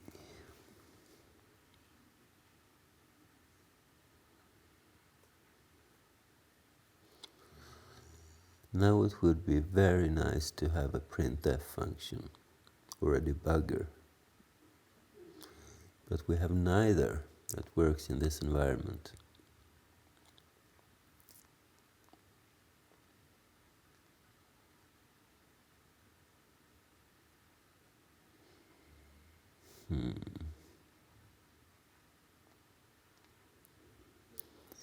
Well, we can do one thing. We can check if this... Oh, well, we don't get this error, so it should be able to parse the BMP file, including opening it and everything, right? So it must be the draw BMP that fails.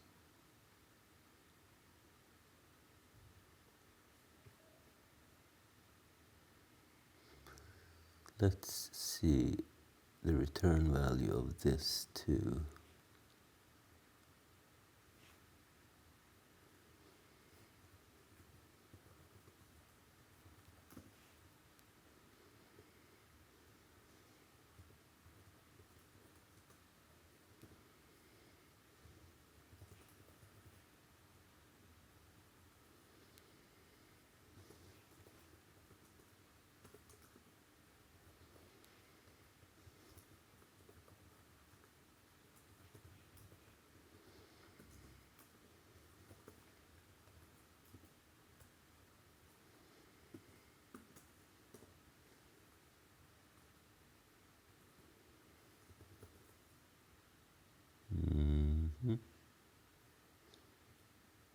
Oh.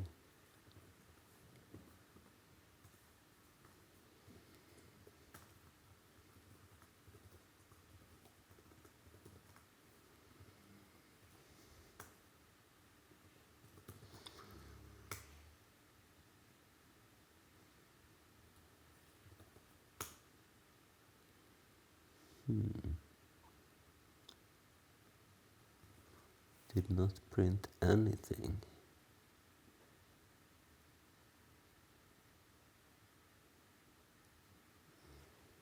That's a little bit weird, no?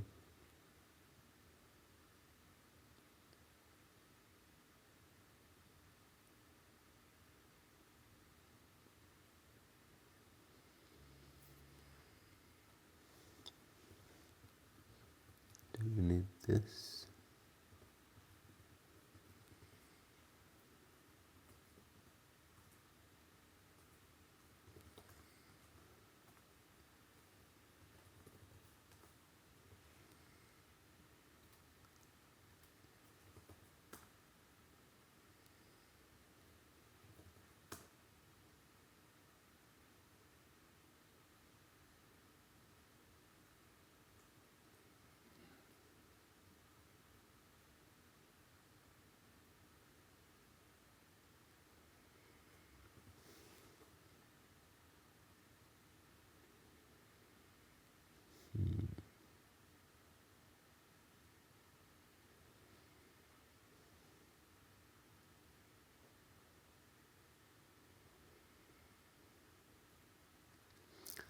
What if we were to reset the video mode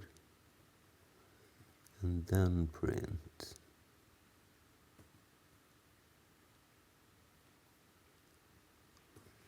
Maybe it has to do that the cursor is at a weird position, or that the color is weird or something.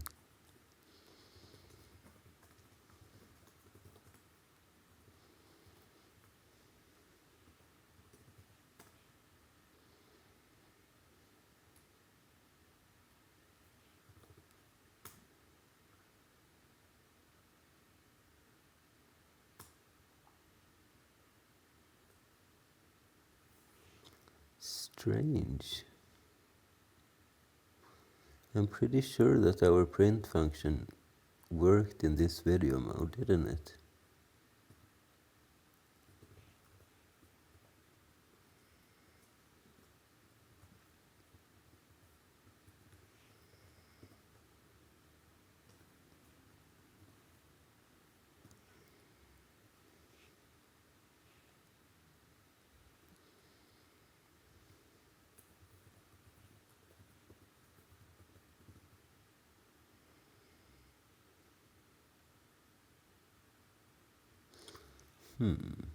No, that's not it.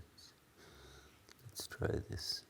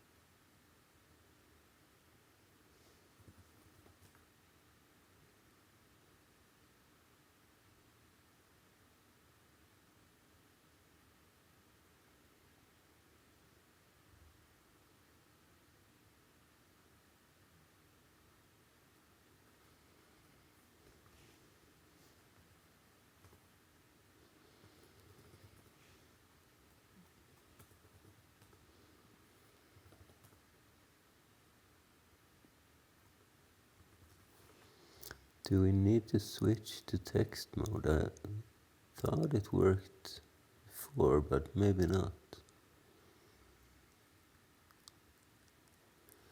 What's the name of our other video mode?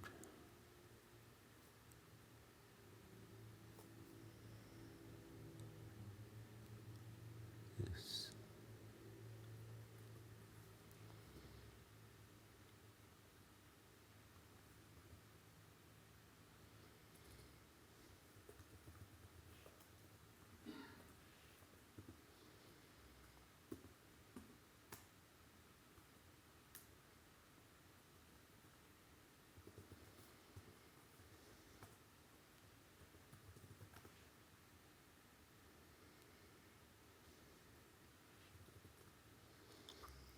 Okay, that does work. So let's change to that before we print the error messages.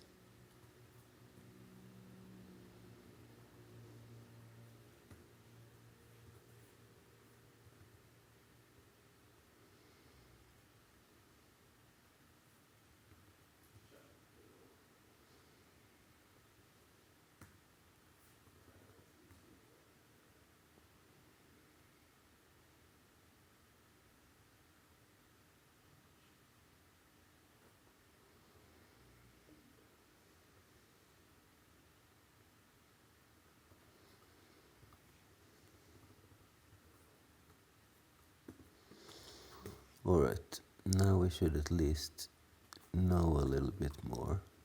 Oh, that's not the right thing. Hope this doesn't mess with my recording.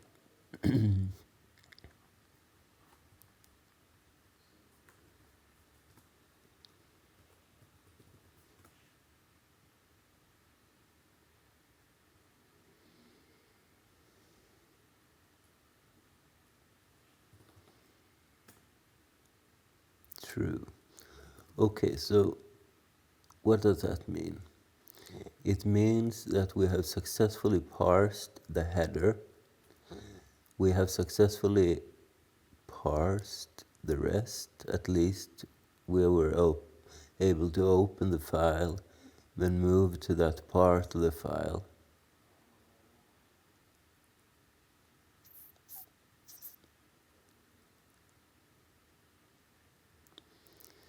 But we are not able to print something that looks like a penguin. So why not? Is it possible that this loop never runs? We set n equal to size.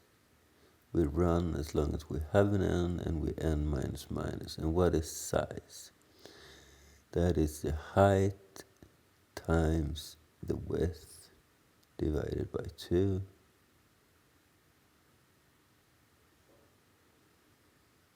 And if we have some rest, we increase it by 1. It would be interesting to see what this size is. We have probably gone as far as we can without creating something similar to a printf function. At least a simple one which will print out hex values of variables. And divided by width.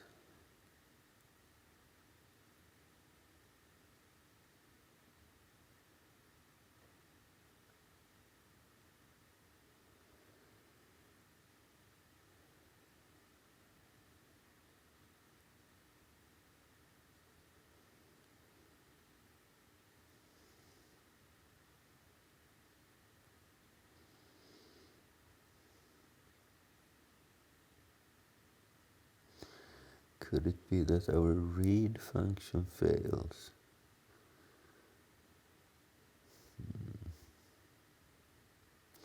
But then it should have failed when reading the header as well. Do we close the file?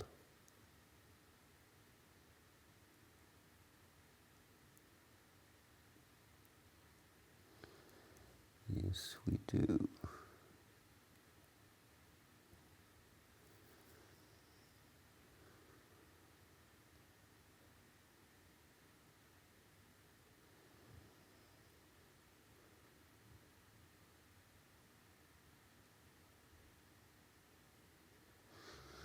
But we should be able to read zeros.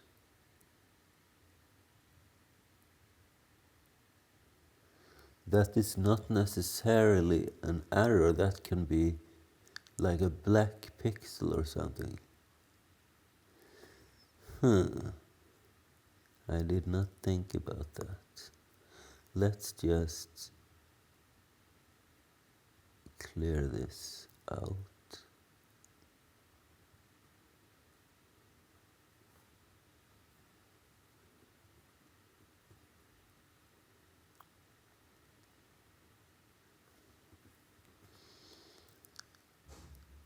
And let's go back to our main. And let's remove this for now.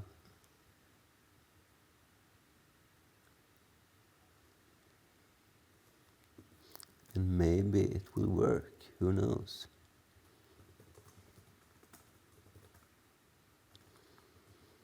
I sure hope so. Ret is not used. 17. Ah.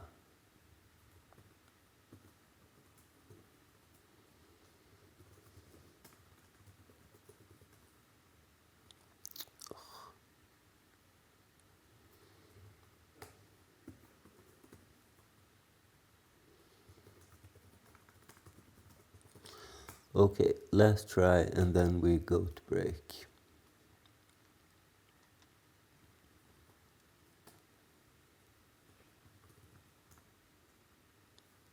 think I typed the wrong password.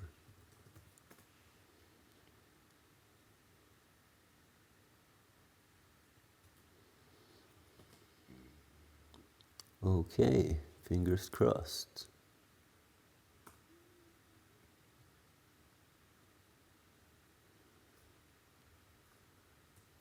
Okay, one last try. I want to try it with the wrong colors as well. So this and this is changed. Then we go to rec.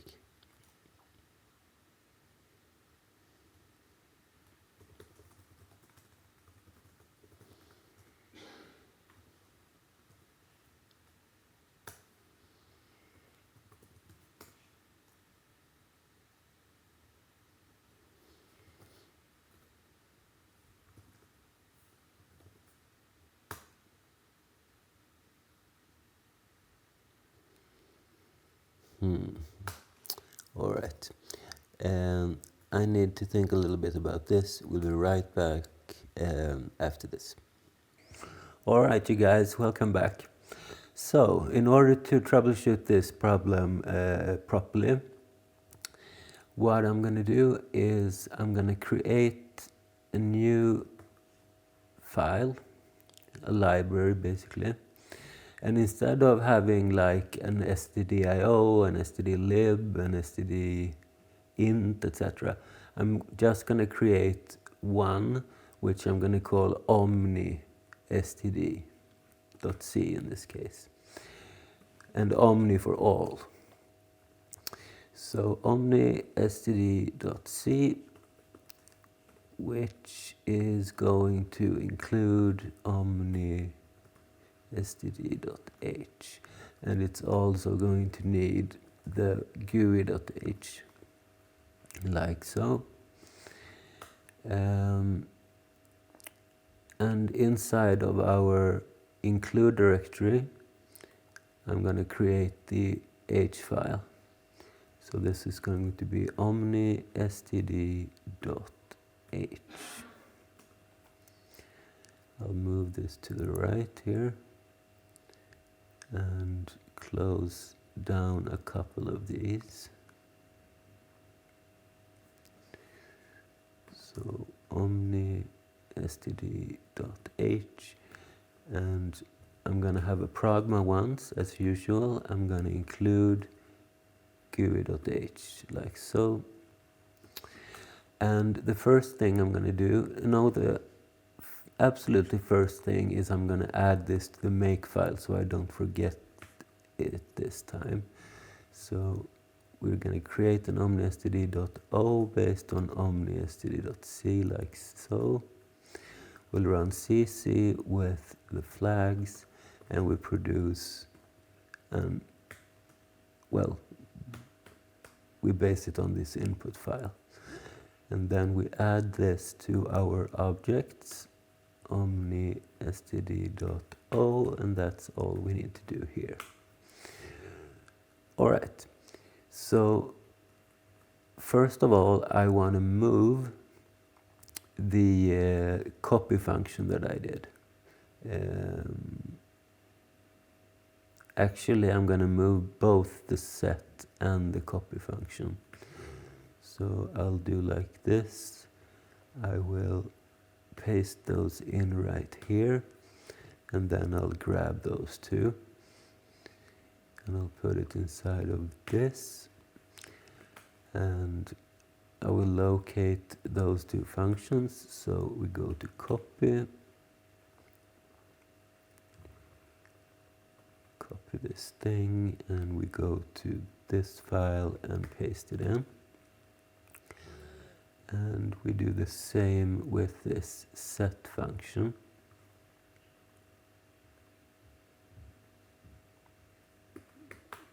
Don't forget to save the source file. And we put it right here. And as you might remember, we also created an alias, a macro. So we need to grab that from this part. and let's put it inside of here like so. I'm also going to rename this copy to memory copy. So memory copy, and I'm going to add one thing. I'm going to add a boolean which I'm going to call string. So this will tell if this copy function is going to be a string copy or a regular memory copy. So we'll add this boolean right here. And how are we going to use this? Well, at the moment we break when n goes down to 0. But we are also going to check that we have that the current position of the destination pointer is not 0. Or maybe, let's do like this.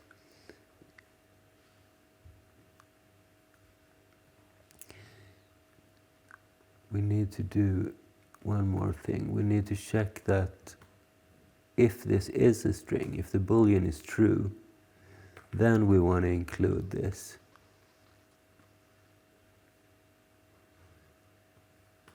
So let's see. If this is true and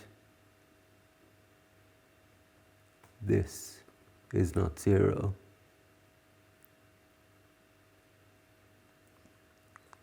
and n should not be 0 either, then we do this. Because if we do it like this, then we can create additional macros. So let's say we have a copy like before, which just has a destination, a source, and a size. And this is going to call our memory copy function, providing the D, the S, the Z, and false, since this is a regular memory copy. And then we can do this. We can say that we have a string copy, which is the same function, only we set this to true. And now we can copy strings as well. And the difference is when we copy a string,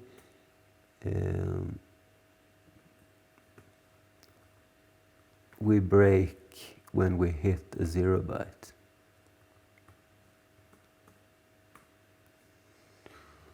And we're going to need that when we create our printf. Okay, so now we can start building our printf. And I'm gonna make it so that it supports two different things. %s, let's make it 3 by the way. So %s will be a string. %x will be a 16-bit integer in hex. And %c will be a character, so like this. And I'm not going to create the printf directly, because then we can only print to the screen. We might want to do other operations as well. So it's better to create a snprintf function. And if you're not familiar with this, this basically works the same as a printf. So you say hello %s, and you give it like the world or whatever. But it has two more components. It has a variable and a size. So instead of printing this to the screen, it's going to put this inside of this variable. And it's going to cap it at this size so we don't overflow anything.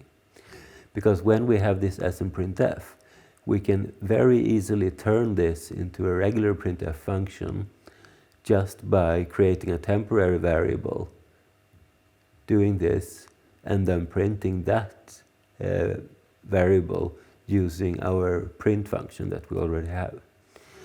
That's the general idea anyway. Let's see if we can figure this out. So let's begin with the signature. I think I'm going to make this a boolean. So no, let's not. Let's make this a void. So as in printf, and it's going to take a memory address to a format string. A destination memory address. So let's make this an int 8 star. We're going to need int 16 for the size. Then we have a format string, which is also an int 8 star. And then we have the argument like this. So it's going to be a variadic function with several lengths of variables. Alright, so we also need to figure out how we can get those values. Usually we use some macros for that inside of the standard C library, but we don't have access to that, so we need to do this manually. Well, let's cross that bridge when we need to. Let's start by trying to create this function. So we'll have a void as in printf. We are going to have an int 8 destination, int 16 size, int 8 format string, and dot dot dot like so.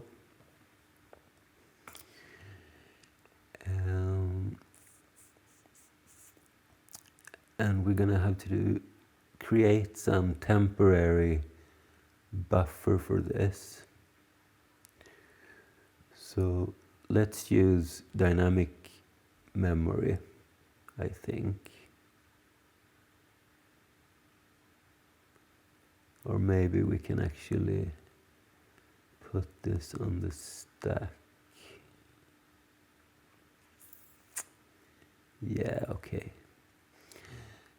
So int 8 buff, and let's say we have a standard buff size,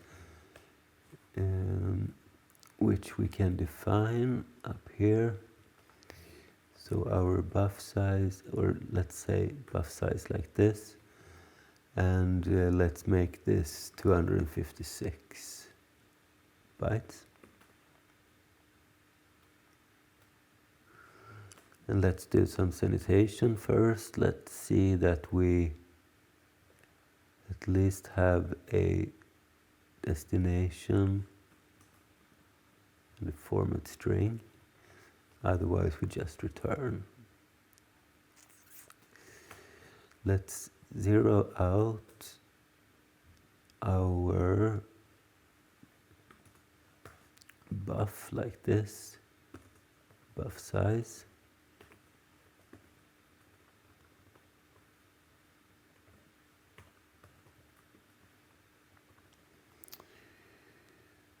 And let's begin parsing this string. So let's see how we should do this.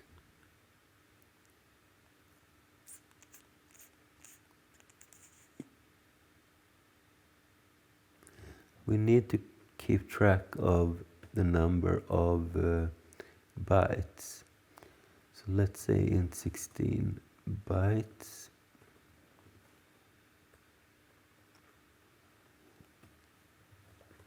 We'll initialize this to 0.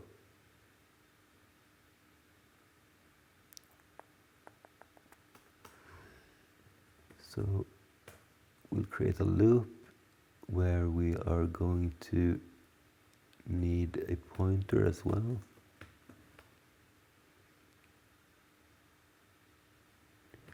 We'll set this to our destination, and we're going to loop as long as this is not 0.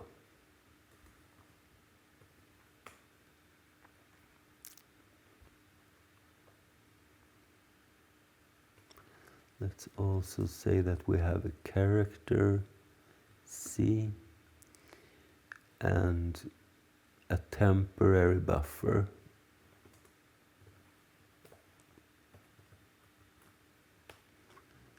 which is this.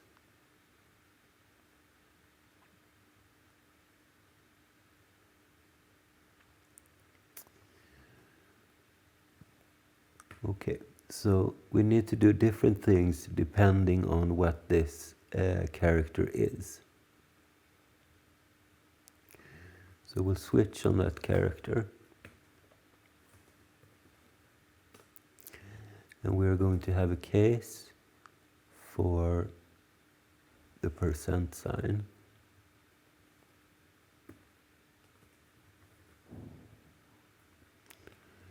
We are going to have a case for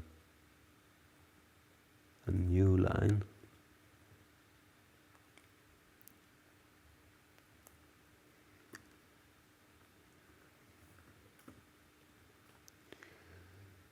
And default. And let's start with the default. So in this case, we are just, by the way, maybe we should, instead of having a P, let's have a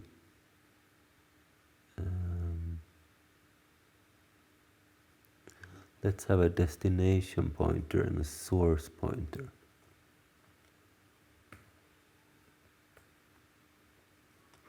So instead of setting P, we are setting the source pointer.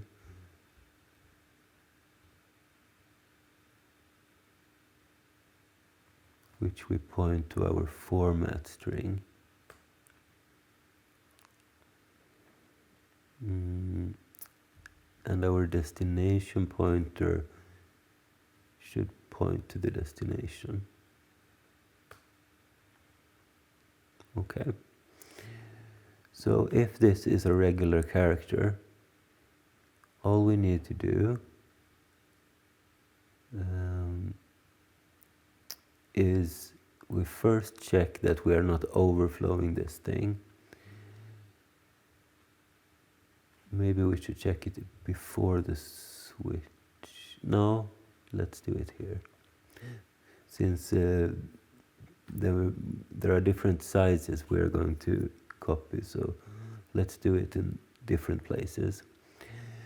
So in this case, we are only going to copy one single byte, which means that if our number of bytes this far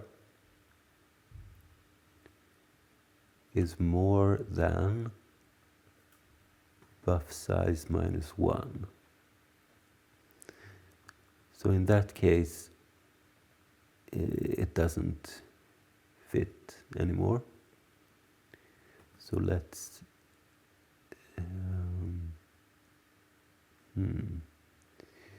if we do break here, we are only breaking out of the switch. So let's create a boolean as well, which we will call continuation. And the continuation is equal to true, meaning we are continuing. And the while loop is going to check if we have a P and a continuation. Which means in this case, we can just set the continuation to false and break.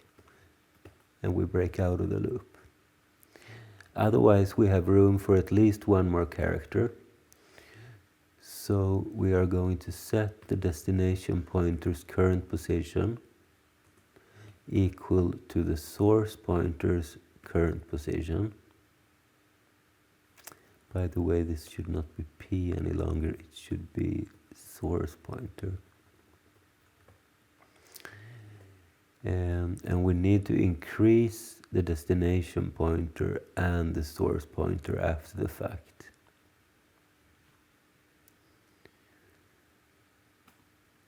And that's basically it. Then we break out of the switch. After the loop, by the way, we are going to set the 0 byte at the end. So the destination pointer has room for that, since we checked for buff size -1, right? Maybe we should actually reserve more room. Let's say buff size -2. And we have moved the destination pointer already, which means that we can just set the current position of the destination pointer to 0, and then we can return this thing.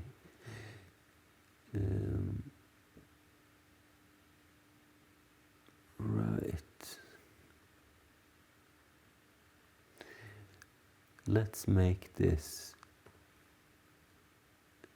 an int 8 star instead, by the way, instead of void.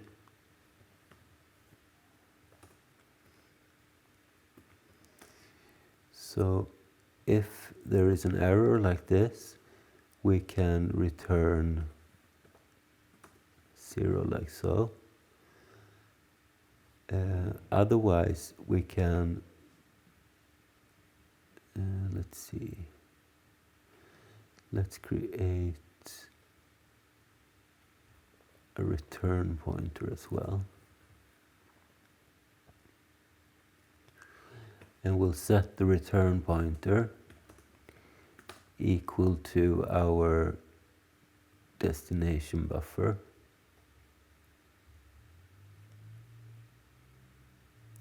That's not really necessary, is it? Let's scratch that. And let's just return the destination buffer in this case.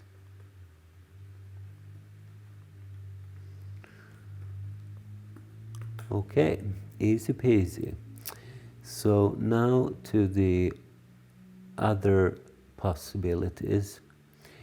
If we have this n, we want to replace it with this thing, since that is how we do a new line with our print function. So we're going to need not 1 byte, but 2 bytes. So we'll do this. If bytes is more than buff size -3 in this case, then we'll set the continuation to false and break. Otherwise, we are setting the current position to this character. Then we increase. Then we set it to a new line, we increase, and we break.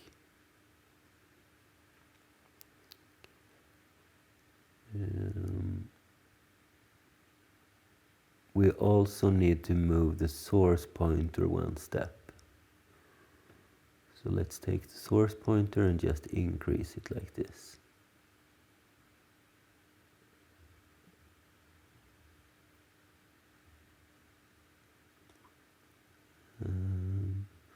And we don't have a P any longer. What we want to check is the source pointer, that this is not 0. Right?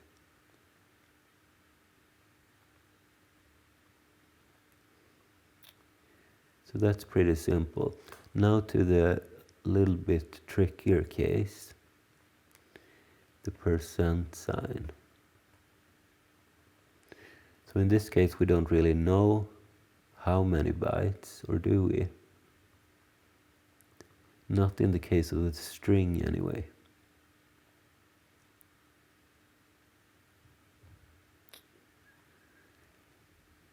So we need to do something like, maybe we should even have a separate function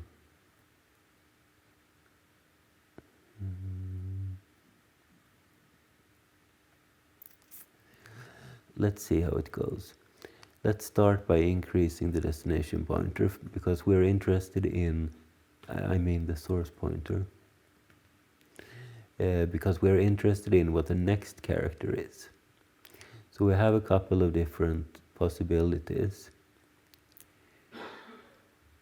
I'm not sure if we can have a switch inside of a switch, can we?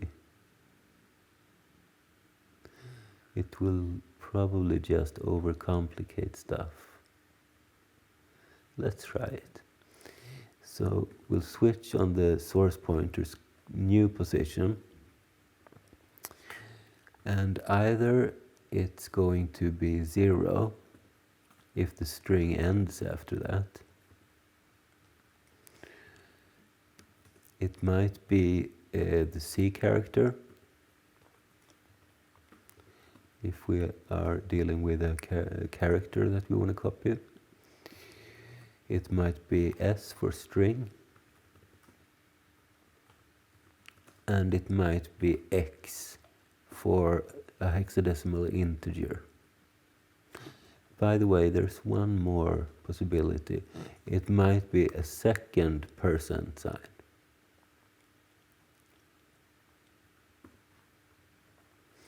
If we just want to print the % sign. And we need to handle all of these cases. So let's start with the easiest one, that is the % sign. In that case, we want to check that we have 1 byte to work with. So this is going to be buff size -2 in this case.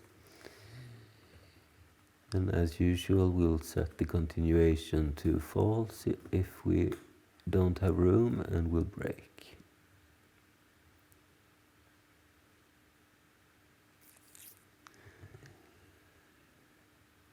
Otherwise, we are setting the destination pointer to this % sign. We increase. We also increase the source pointer. And we break.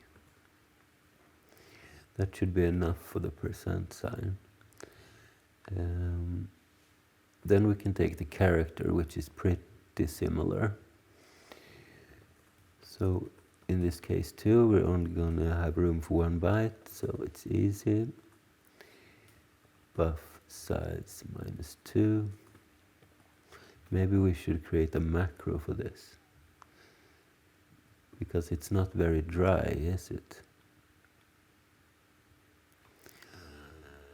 So how would we do that? Let's say we have a, what should we call this thing? Overflow.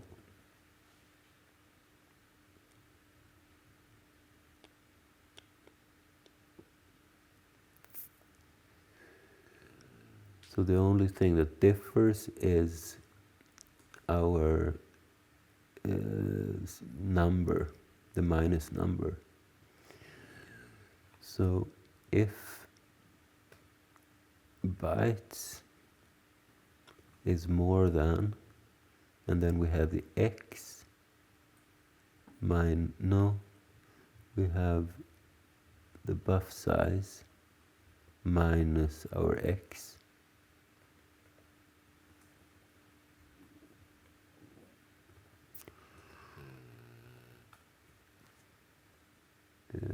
Then we set the continuation to false.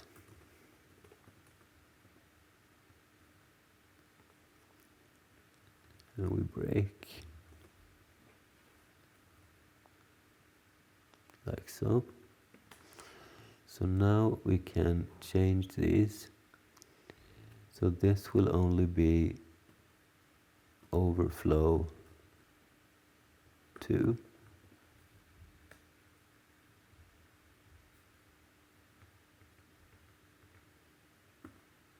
Like this. This is going to be overflow 3.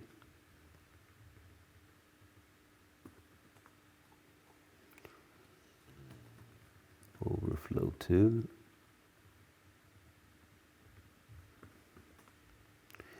and the one that we're working with now is also overflow 2. So this is a little bit cleaner, right?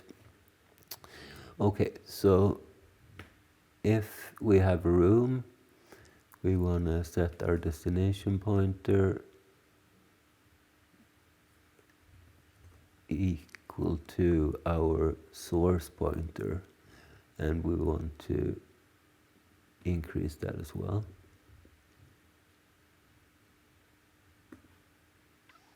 And that's it for the character. Okay, now to the little bit trickier ones. So this X is going to return something of this format. So let's say FB02. So 4 characters.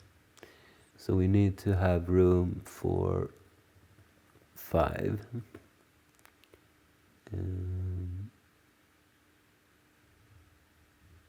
Right.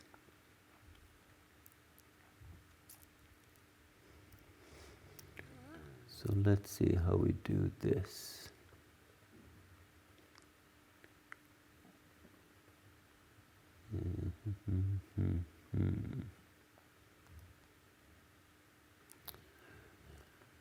I think we need to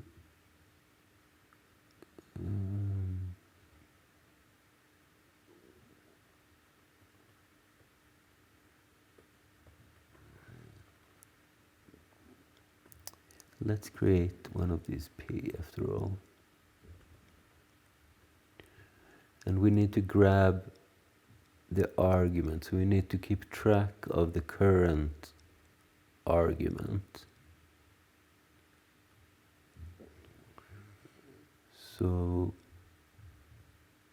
let's say we have an argument counter, which we also initialize to 0. So 0 is the first argument in this case. And we need to have a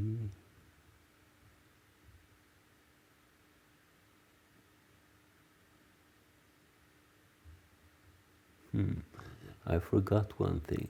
We do have this size. At the moment I am only comparing to the buff size.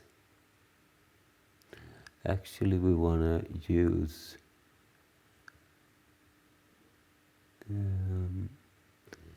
the minimum of buff size and size, right? So we need to also have a minimum function, and that's pretty simple to define. We have an x and a y, and if our x is less than the y,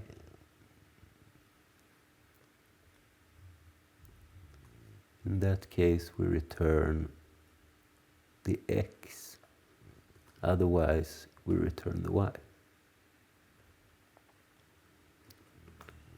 Okay, that's good that we did this overflow function, because otherwise we would have been needing to edit it in a couple of different places. All right, where were we? Right. So we need to get that argument from the stack. So if we start at this address, so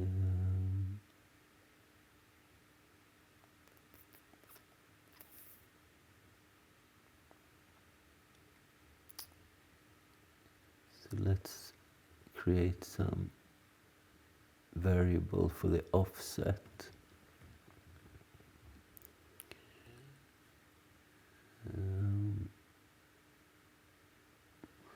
And let's create a macro as well. So let's say we have an argument,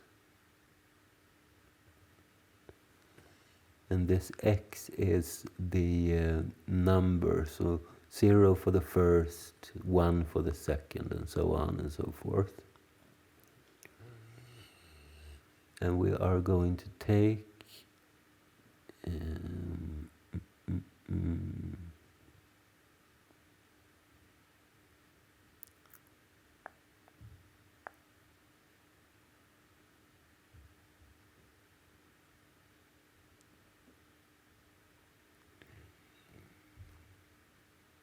maybe we can give it, let's do this instead. So we have a destination and we have a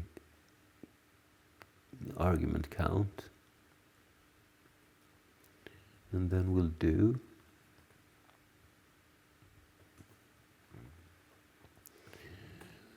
so we're going to set our offset equal to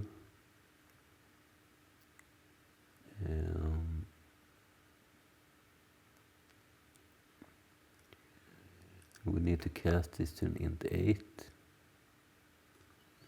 and we start at the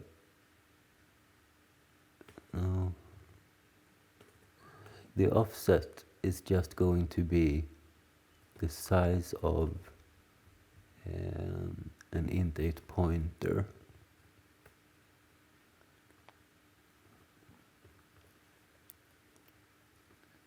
times the argument count, right? So then we know the number of bytes that we need to offset it with, which means now we can set our destination equal to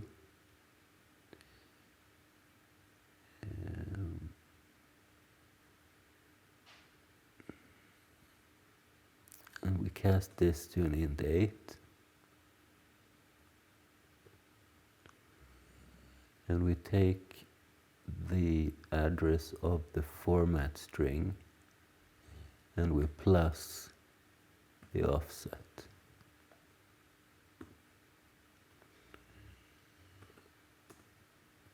And then we just do while false, so we only run this once.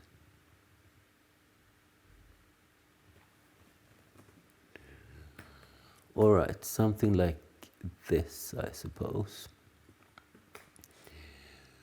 Which means that in this case, we should be able to do, no, in this case, we should be able to set our p equal to the argument.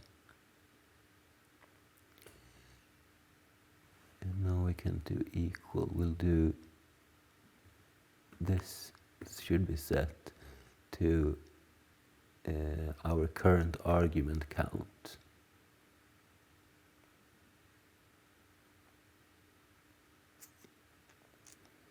And then we want to increase it.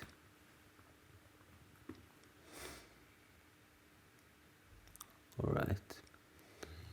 So now P is equal to whatever's on the stack at that position, which in this case is a number.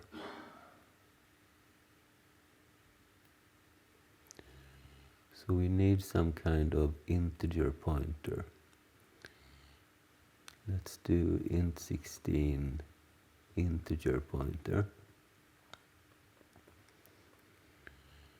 And we will set our integer pointer equal to the int star of the void star of the p. I think this is right. So if we dereference the IP, we should get the number. And now we need to turn it into a hexadecimal string, which means we need to have a function for that. So let's say we have something like, I don't know, int, no, yes, int to hex or something. And we give this number, like so.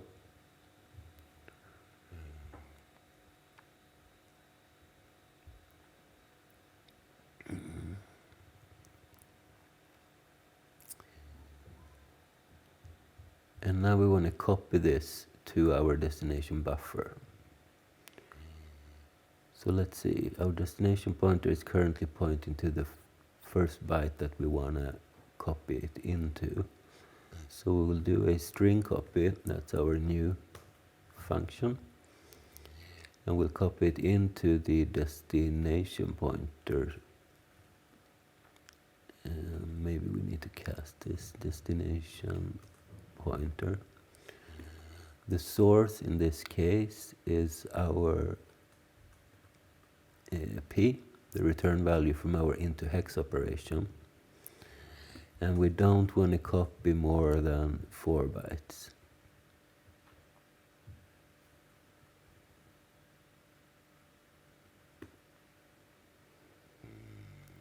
And then we need to increase the destination pointer by 4. We need to increase the source pointer by 1, and we break. I think that is going to work. And now about the string. So this we need to handle a little bit differently. I think we need to create a length variable.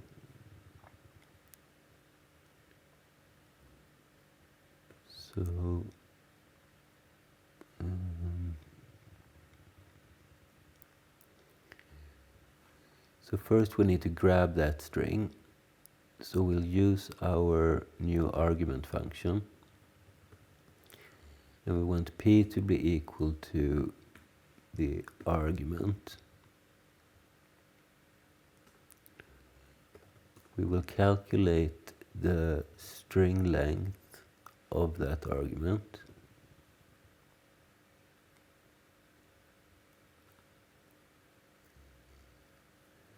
And if it's not 0,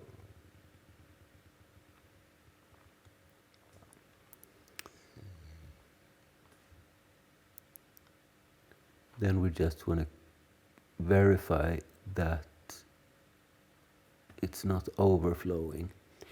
So we need to do our overflow check, and we need to have let's see.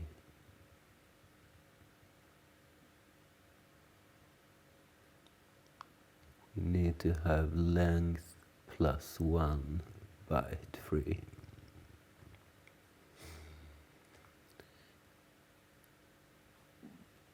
And if we have room, we want to copy this thing. So we'll do a string copy to our destination pointer from our argument.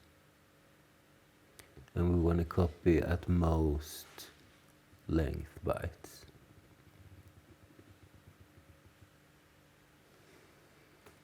Then we'll increase the destination pointer by length bytes. We'll increase the source pointer by 1.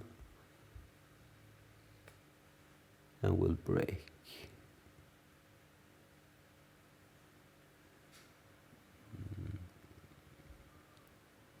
And if we don't have a length, what do we need to do in that case? Then we only need to increase the source pointer. So let's move this out here.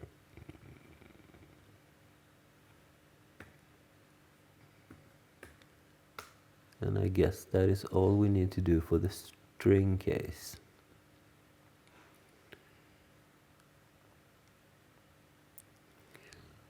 So let's create a dummy function for this into hex. So let's say that we have a int 8 star, int to hex, and we take in an int 16. Now our int to hex, we'll set it temporarily to something like this. So int to hex, we have an int 16 val, and we will just return 0 for now, because I want to try this function. So if we have any problems with it, it's good to know this before we get into this kind of stuff.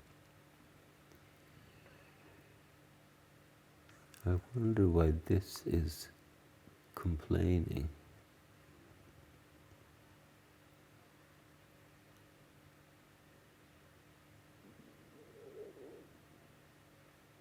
By the way, we can take care of the 0 case as well. So in this case, if the source pointer is 0 after the % sign, we will just break, right?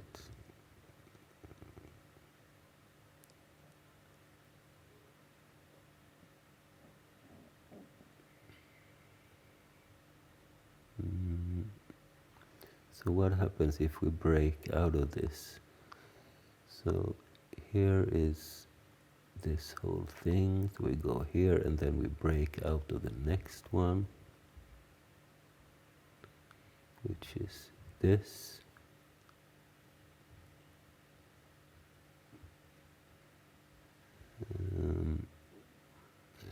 And then we go to the next part of the loop. And in this case, the source pointer is still 0 and we end the function. So we only need to have the break here.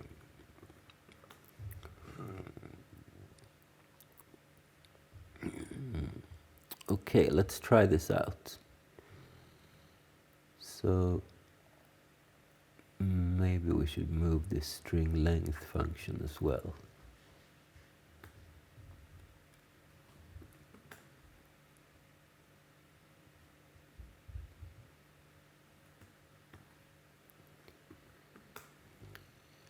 And we need to make the same with the header files,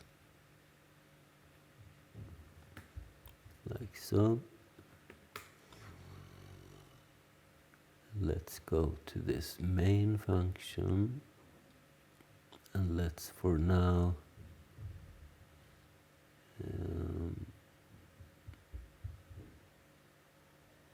let's comment it out like this, because we want to keep it when we try the BMP stuff. So let's have a void main. Let's create a buffer. Let's say we have, let's make it buff sized. Let's do an smprintf into this buffer.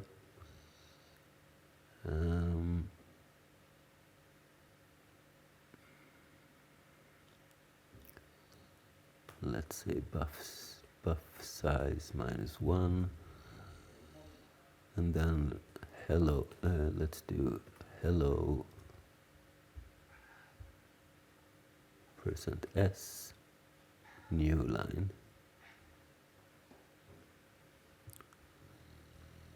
And then we give it world as a string like this, and we also need to cast this to an int 8 star like so.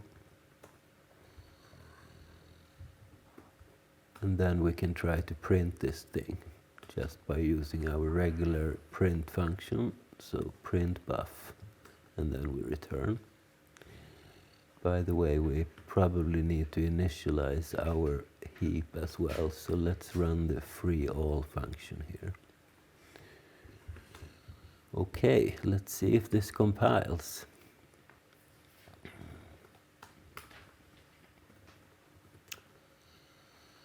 Buff size undeclared, we need to include our new thing. So include omni std.h.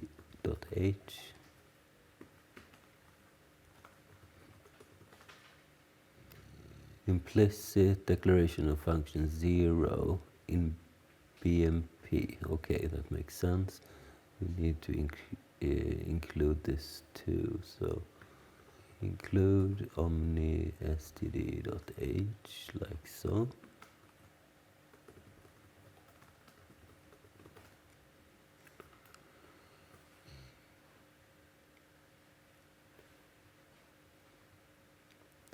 Expected blah blah blah blah. So what do we have here? We have min, and we take this and this, minus x like so, and then comes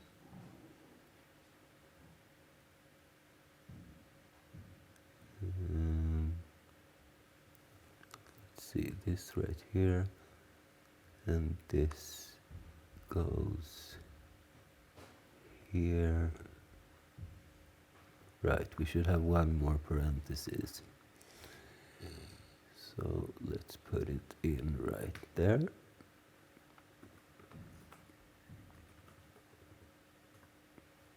Okay, that's better. Assignment to int16, blah blah blah, from incompatible pointer type int star.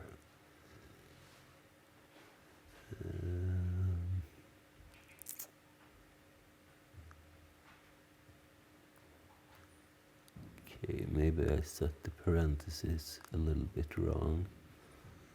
Let's go to our omni-std and let's see where this is.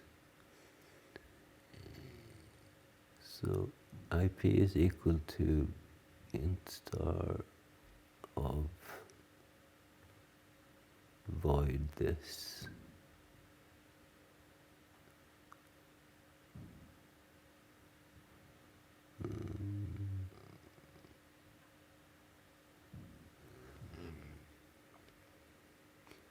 That doesn't look right.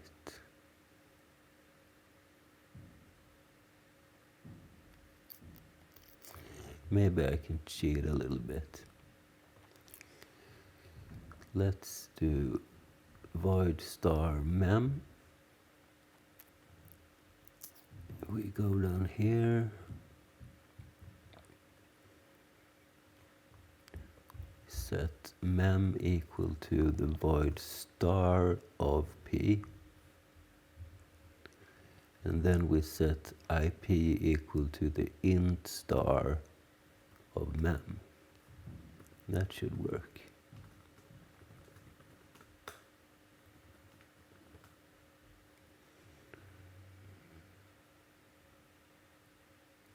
Okay.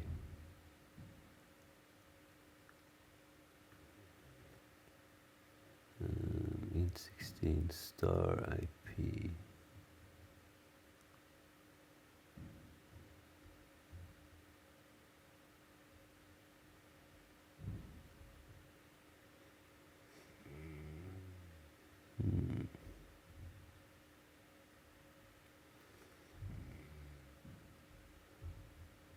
From incompatible pointer type int star.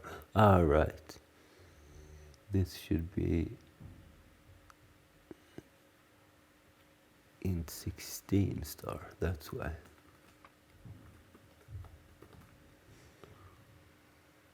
Okay, that's better. And we can remove those things that we don't need. We don't need the C, and we don't need the TMP. All right. Let's see if we can make this work.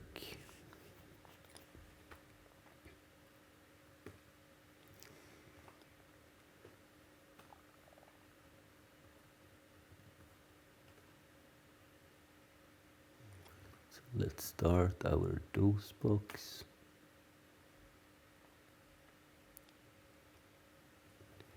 Mount our drive.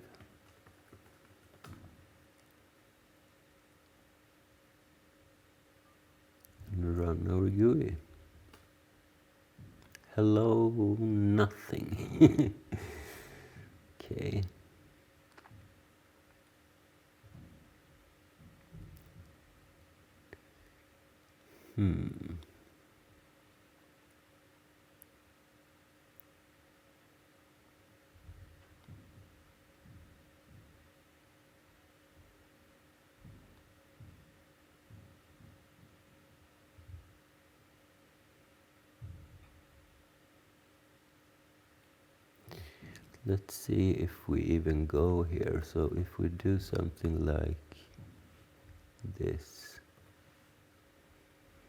just to see a little bit what's what.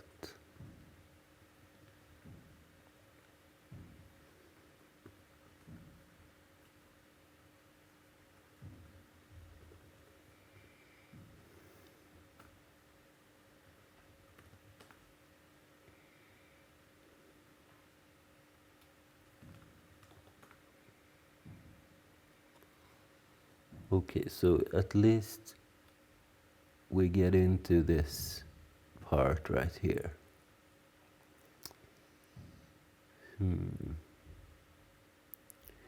Let's see if we get this argument. So let's try to print only the argument. And let's print a new line before it.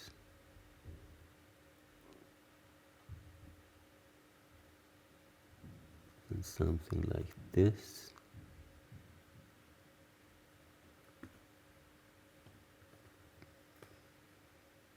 And then something like this.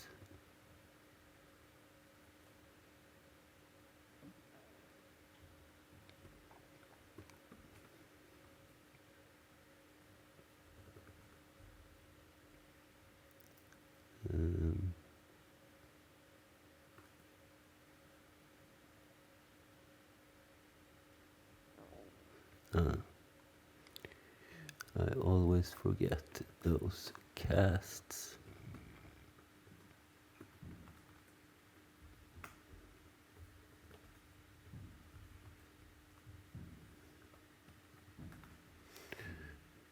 So, are we able to get the argument?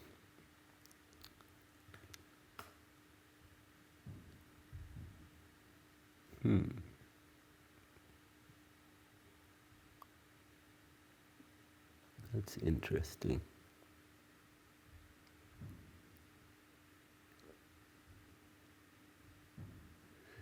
So basically it is pointing towards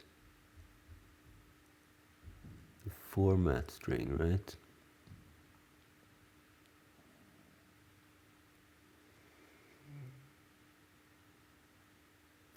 And argc is 0. So it's going to be the size of this times 0 and then plus after the okay. So actually we need to do c plus 1, right?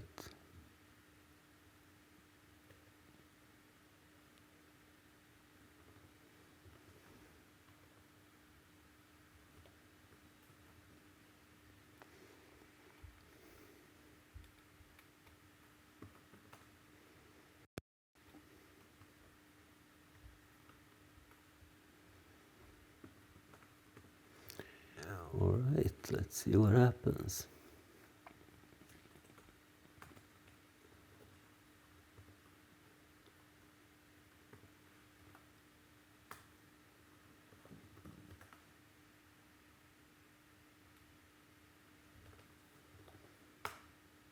Still just hello.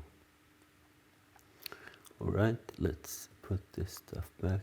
Maybe not that, but at least this. So let's see if we are even able to get the argument properly.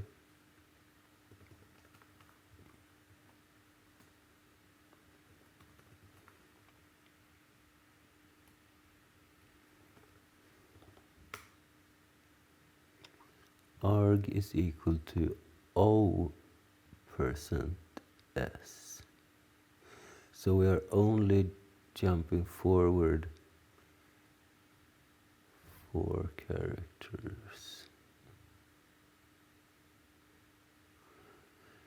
So I guess what we really want is not just the C, but the address of C on the stack, right?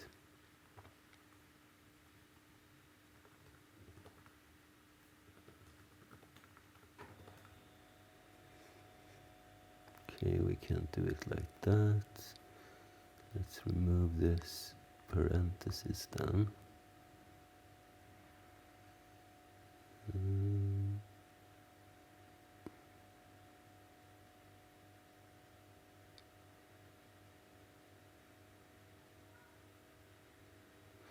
No, I'm at the wrong place. This should be C plus 1, but here we should take the address of the format string like this.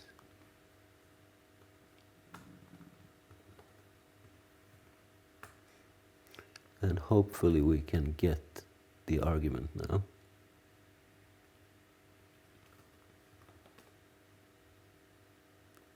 Argument is empty.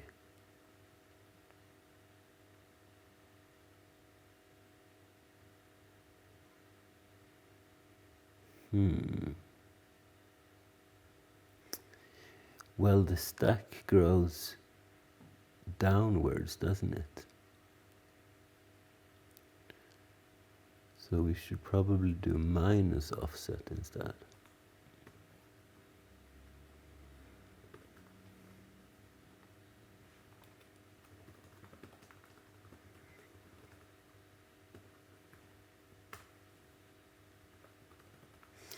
And now we should hopefully get the argument, right?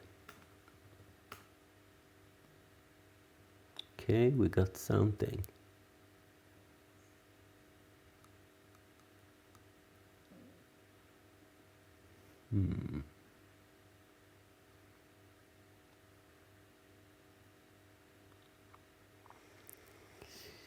Maybe it's not calculating this properly.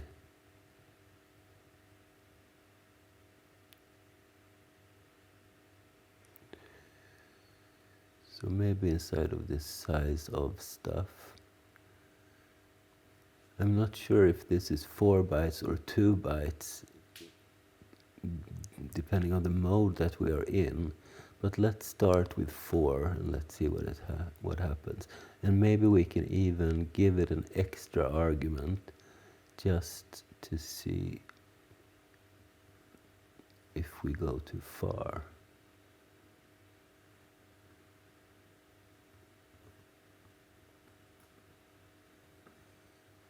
Like so.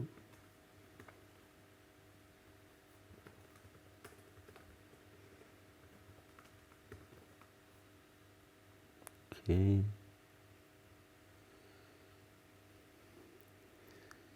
So we have C plus 1, this is a parenthesis, this should be gone. No, should do this.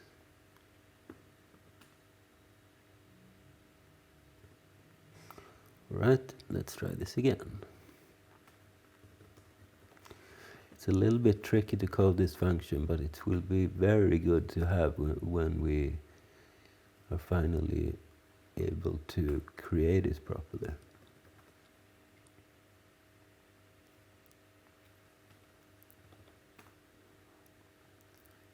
Still doesn't do it all right.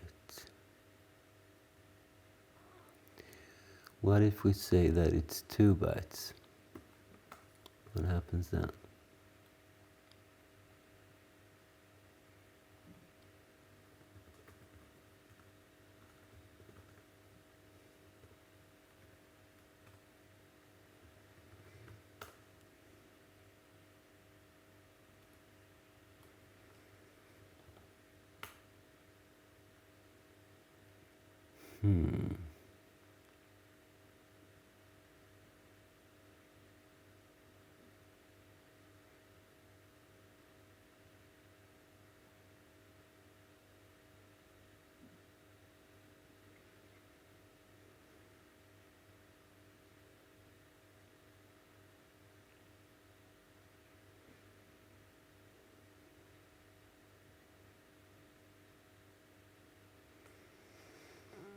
Mm-hmm.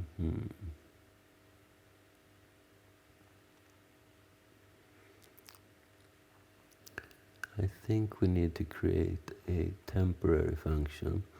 Let's say we have something like void arg test, which takes an int 8 something, and then dot dot dot.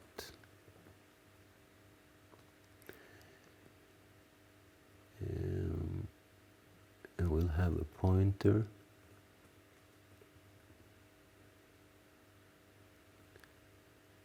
and an argument counter, and an offset. So the argument counter, let's set it to 0.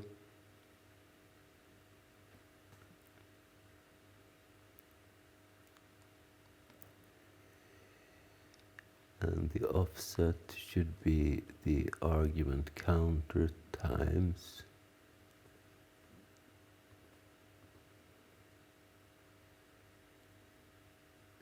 four, I guess.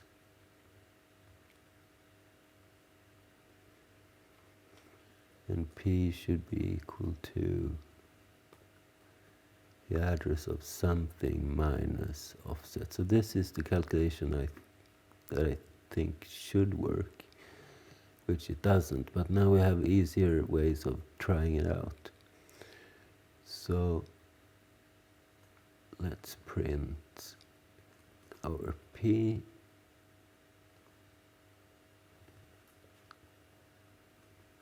and a new line, and then we return. So we'll remove this, and then we just call arg test.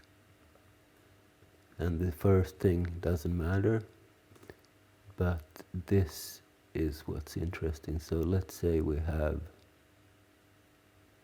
the argument right here.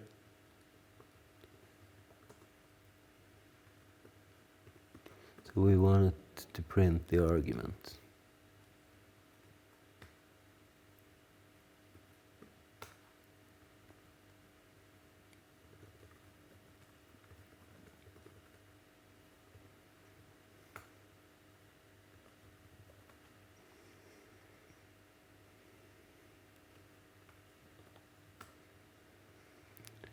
And we don't get it.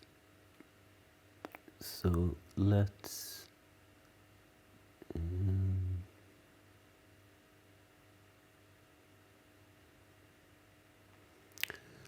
create a loop.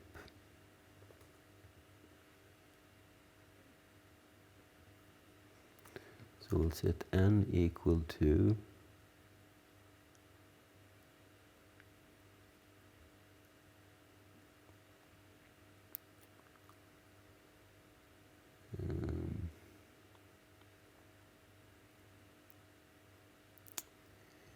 well, 0, and then we do as long as n is less than 16, n plus plus. At each iteration,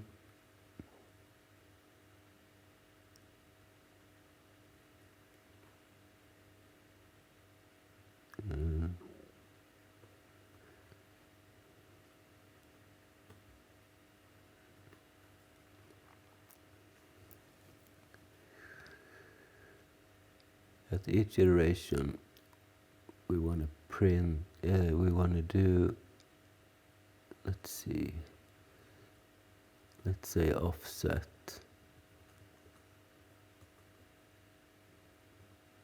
is n. We'll remove this argc and we'll remove this. So we go through the 16 different memory addresses 1 byte at a time.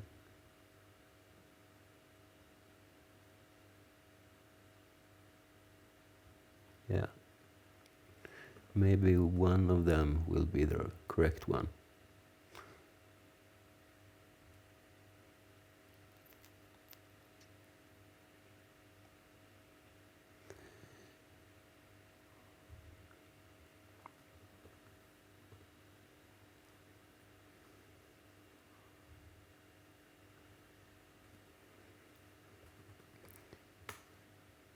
maybe I should have printed the index, but we have no easy way of doing that, so let's not. Okay, none of these are what we're looking for. So let's try positive offsets instead.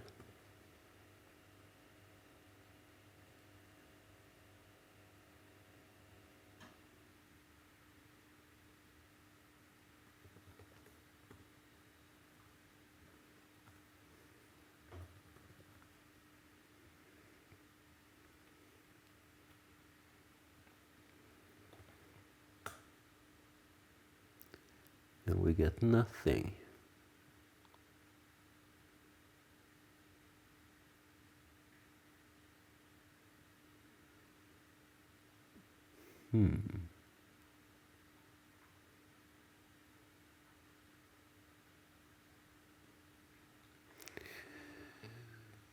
So where does it put the arguments? Doesn't it use a stack? Or am I...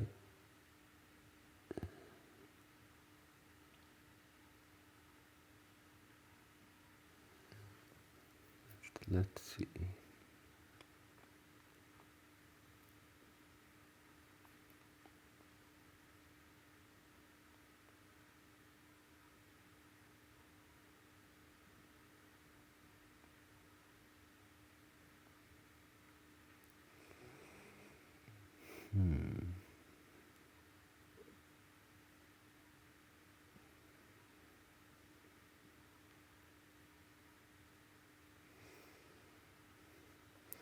And what if we don't do a calculation like this? What if we just...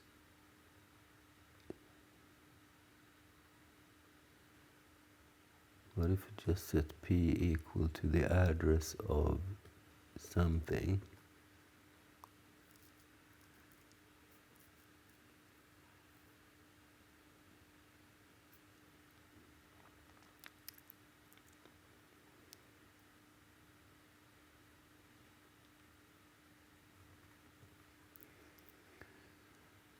And then we'll print p, and then we decrease it, like so.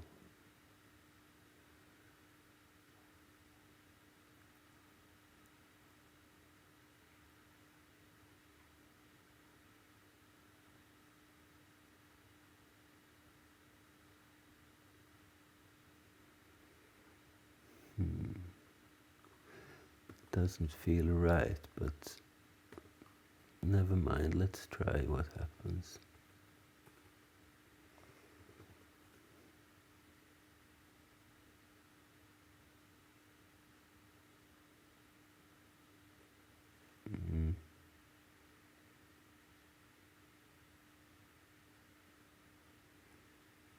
The compatible pointer int 8 star star.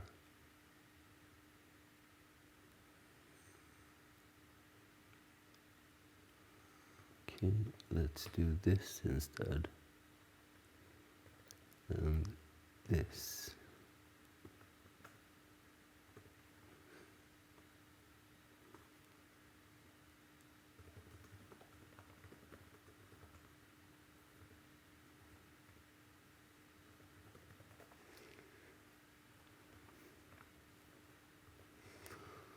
All right, let's see if we get anything.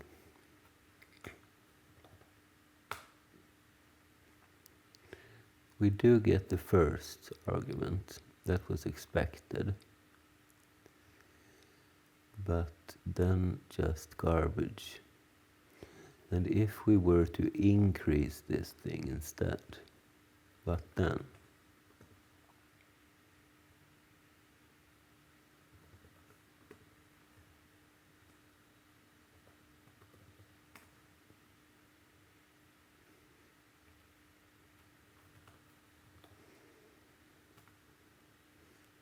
Ah, there's the argument.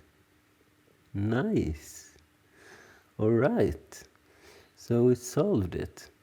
Now we just need to do something similar here. So let's say we have an argv.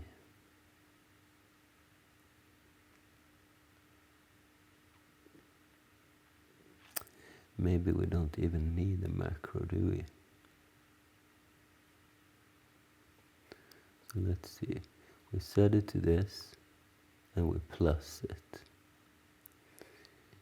So if we go to this thing right here, let's create one p pointer. And that should be a pointer to a pointer.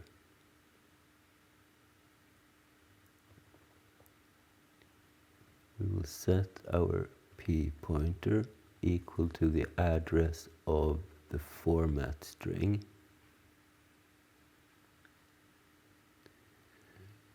And instead of using this arguments thing, we will set p equal to the dereferenced current position of p pointer minus minus.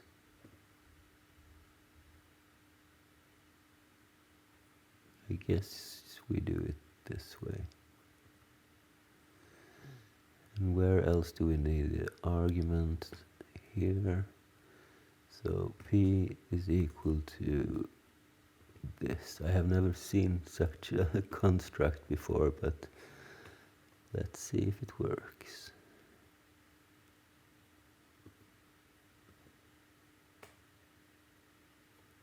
Because we did minus it, right? No, we should plus it. Okay. So plus plus p pointer. Same here, plus plus p pointer. And let's go back here. We can comment out this whole thing.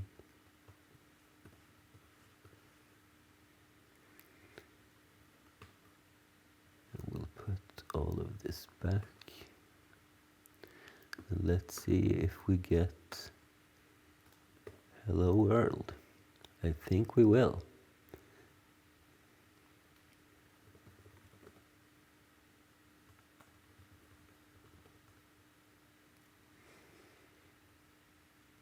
Oh, that should be p pointer, nothing else. So p pointer, like so.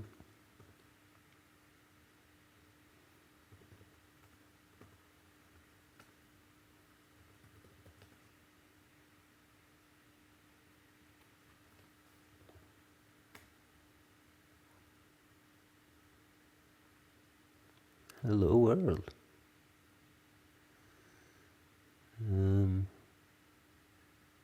We did lose one character though.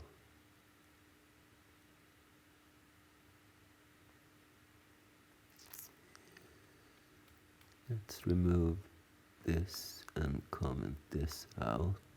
We can actually remove this. Now we know that that works.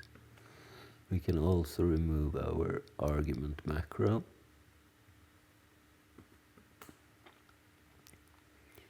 And this. And why did we only get a part of it?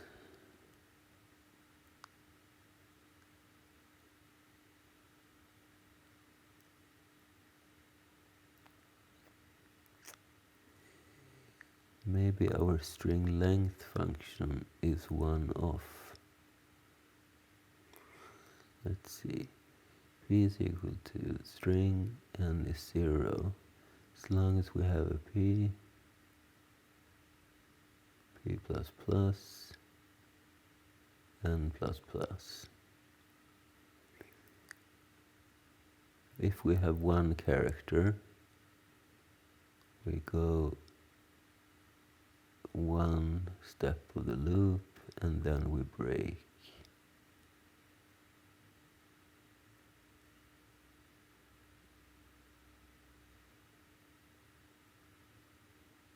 And turns to 1, then we break.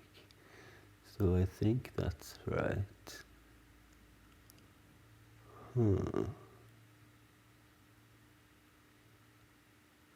What about our copy function?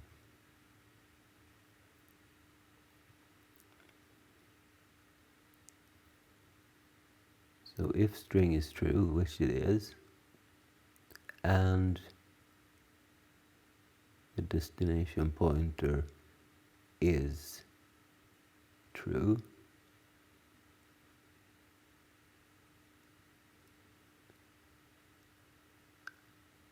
and n is not 0, then we carry on.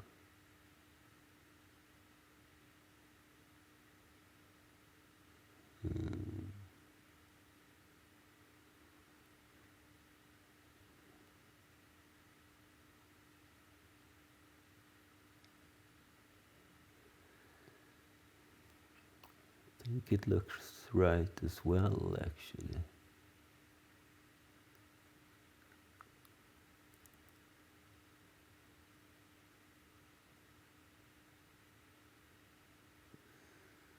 Increase this by 1, by length, and we increase this. So if you copy 3 bytes, we go 3 places to the right.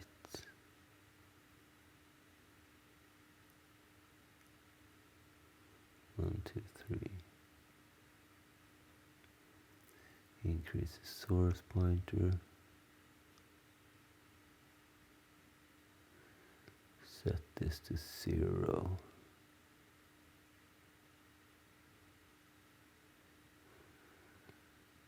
And how did I call this? Hello, and then the new line. Maybe we can, let's remove this argument, and let's start with just a string in a new line. So let's do something like this.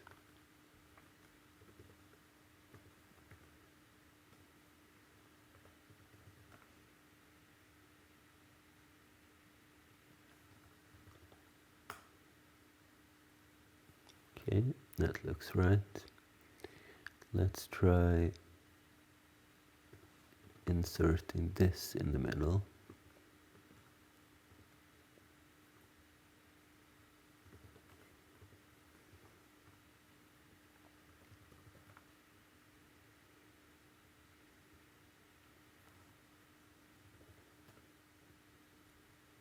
That also works.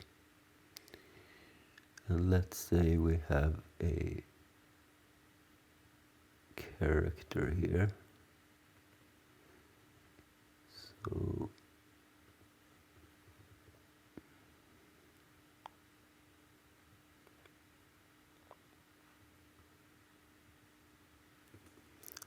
something like this.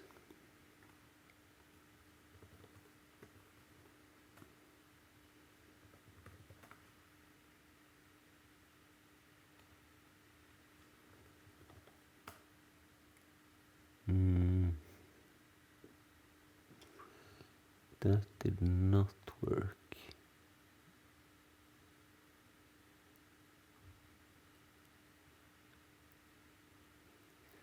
Let's see. In this case, we set the destination pointer equal to the source pointer. That's not right. Instead, we need to get the argument here.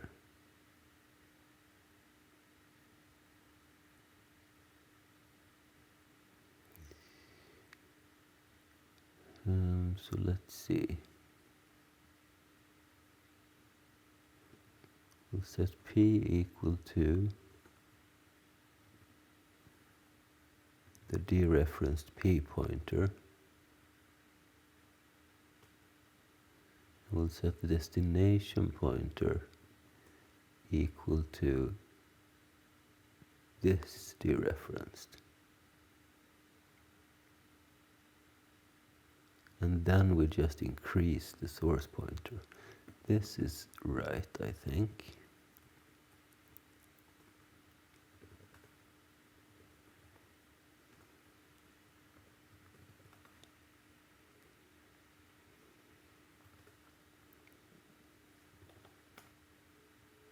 No, that did not work.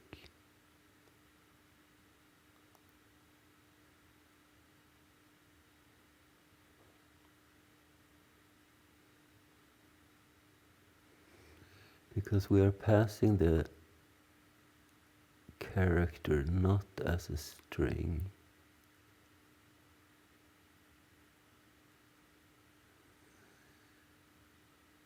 Let's see. We are just sending the character.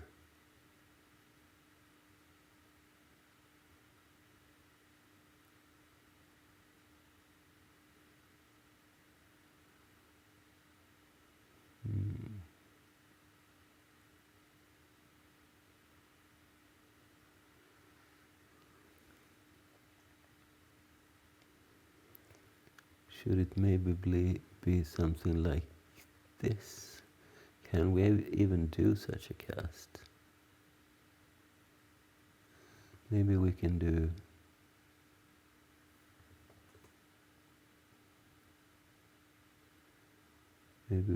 our void trick from before. So if we set mem equal to the void of p,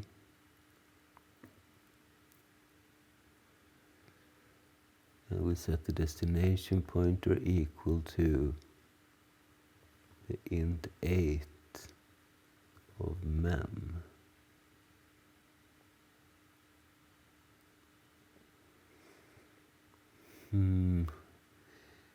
Still doesn't seem right, but let's try it out.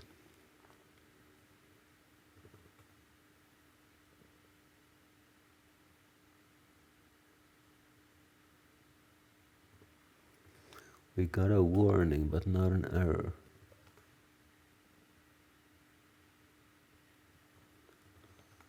Huh, it worked. Nice. So in order to get rid of that warning, let's see, of a different size.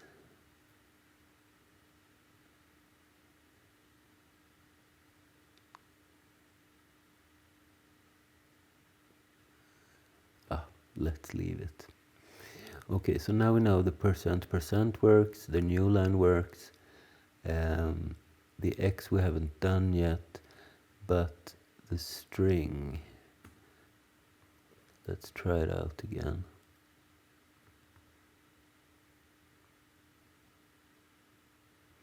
So let's maybe do something like, let's put single quotes around this so we know what's an argument and what's not.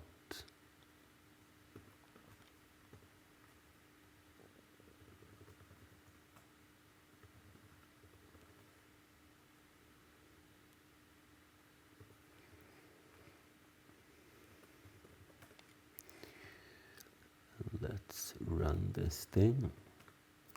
So hello world. Oh, it works. Huh. Nice.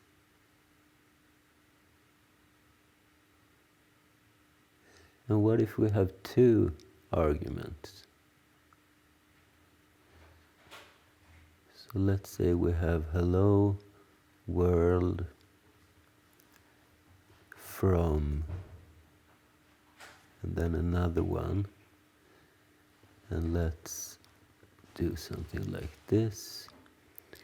And in this case, we give the land of C or something.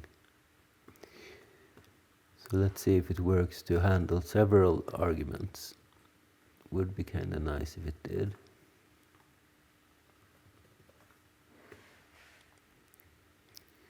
So let's see. Hello world from the. Okay.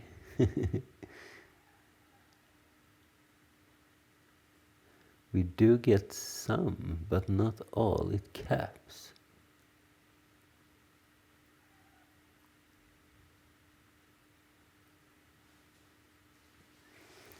Let me think a little bit about that, and we will return right after this. Alright, you guys, welcome back to this part of the episode.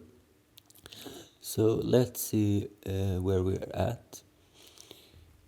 If we run this, currently it's only saying hello like this. So let's see.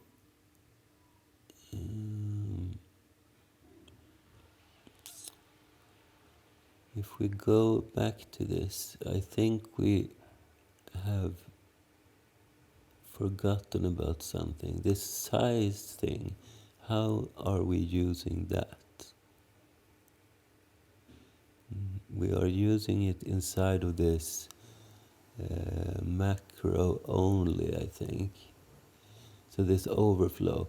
So if bytes is bigger than the minimum of buff size and size, so we need to decrease this size when we increase the destination pointer, right? So instead of using size like this, I'm going to call this size prime. And instead I'm going to create another size, and we will initialize this to the size prime. But this one we are decreasing every time we are affecting the destination pointer. So let's search for the destination pointer. So in this case, we are increasing the destination pointer by 1, which means we need to set the size. We need to increase the size by 1 as well. And here we do the same, but this is going to be size plus equals the length. And then we just keep on doing the same. So plus equals 4. At this point we do just size plus plus. And here we need to increase it by 2. So size plus equals 2. And finally we increase it by 1. Right. I also want to check the copy function, because I think we forgot one thing there as well. So when we do a string copy, this is all right, I think. But when we do a string copy, we need to add the 0 byte at the end, right? So let's see. Yeah. So let's increase the destination pointer by 1, and then we set it to 0. But we are only going to do this if string is true. If we are doing a regular memory copy, we are not adding this.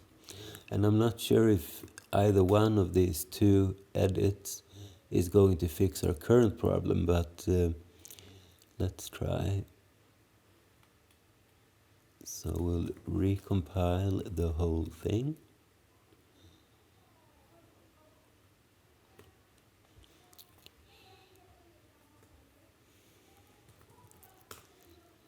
And I managed to get those blocks a little bit bigger as well. So that's good and well. Let's see what happens. No, it's still the same problem. So let's see. What are we doing here? Hello %s from %s, and we give this and this. But this is different kind of output than we got before, isn't it? So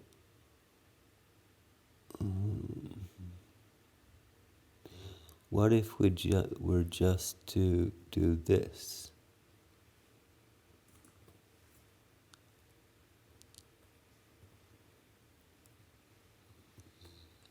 It used to work this way, didn't it?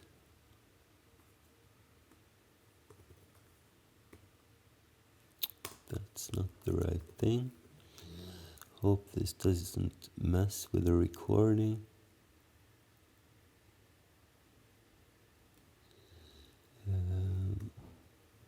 I was looking for this.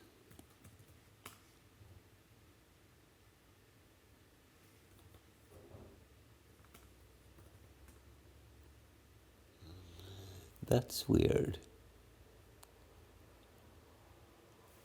Did it update correctly? Yes. This used to work. Why doesn't it work any longer?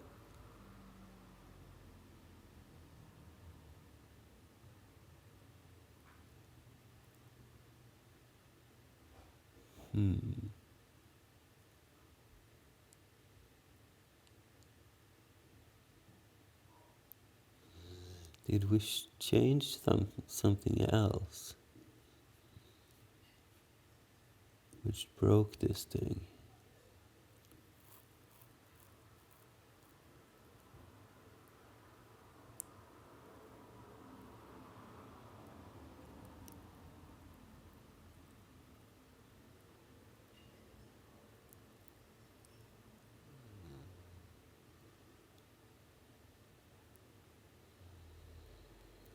So let's see. Well, for one, we should not increase the size, we should decrease the size. So that's not the problem, I think, but it would create other problems. So let's fix this.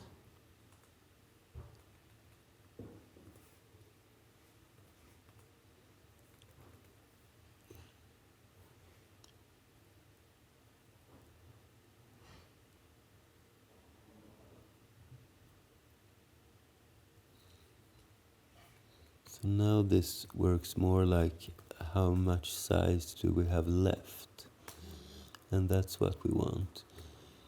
Before we do anything else, let's just try this out. No, that's the wrong thing again.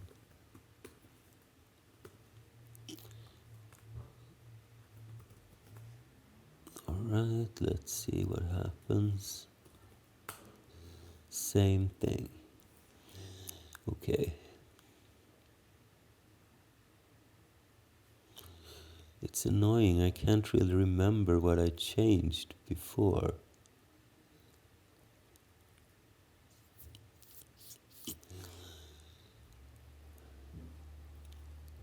So we set this equal to the first argument.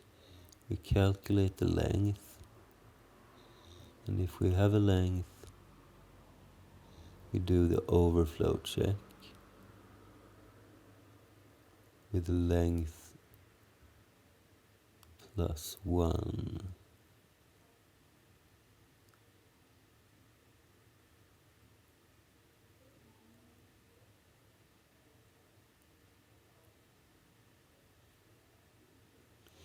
What about this bytes variable? Do we do something with that? We are not taking care of that either.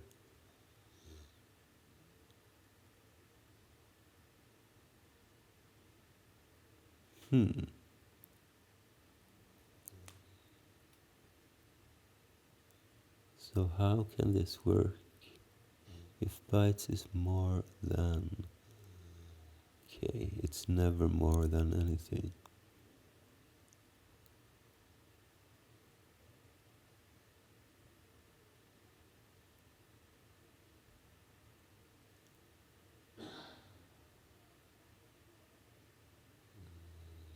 So bytes should be the current number of bytes that we have.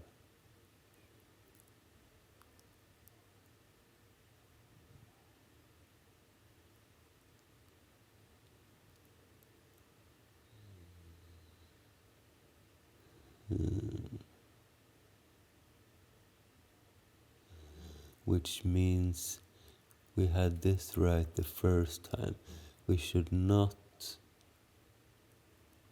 decrease this size. It should be static.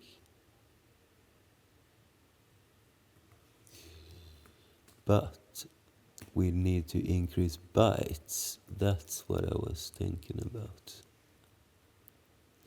So here bytes plus equals the length.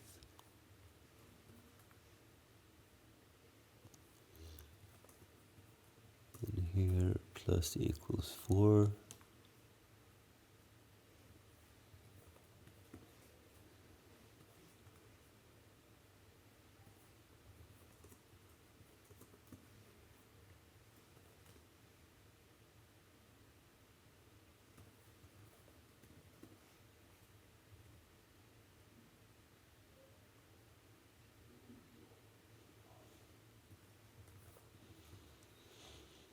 This is really not necessary, but I want it to be correct in case we change it somehow.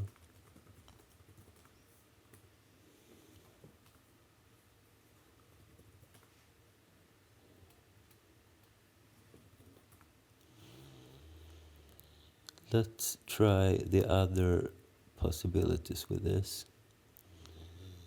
So let's do something like s in printf buff size -1. We do abc %% abc new line abc, so we can check the new line at the same time. Okay, let's see what happens when we do this.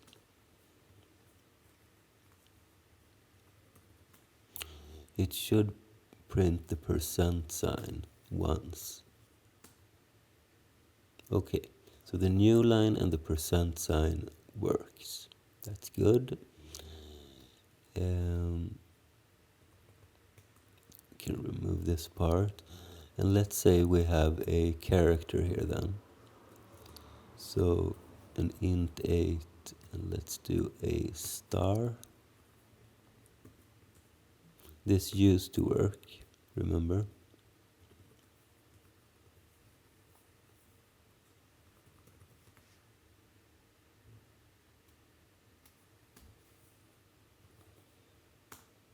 Okay, so the character works.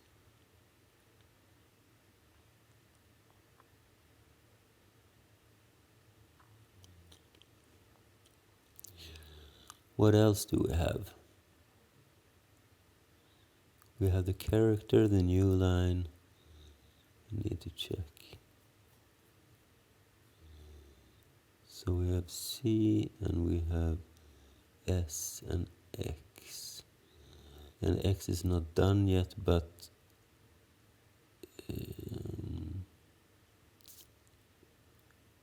we can still try it though. We should get some kind of output, I guess. So let's say we were to have an int 16, I don't know, 0x AB02, and we change this to x. What will happen?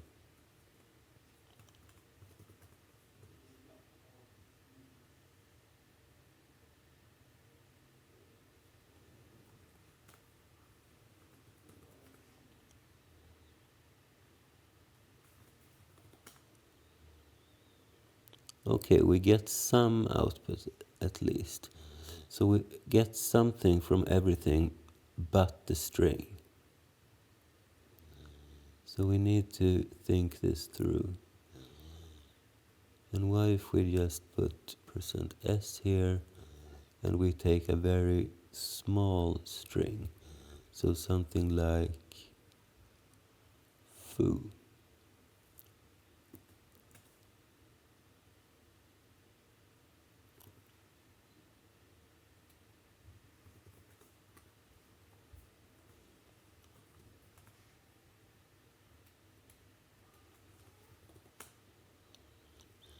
Okay, so that worked.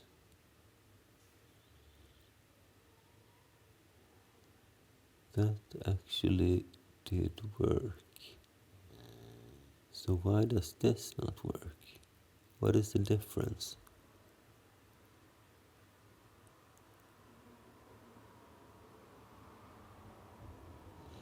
Well, we had 2 arguments here, but that shouldn't really be...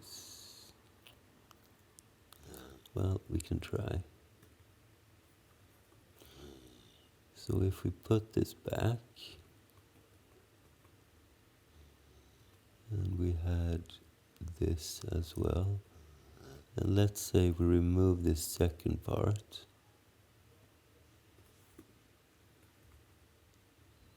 and the second argument.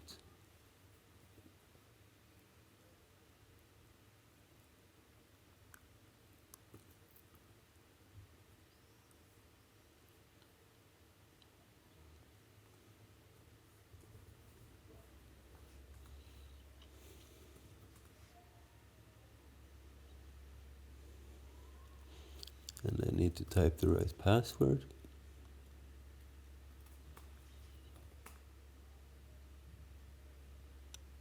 This does not work.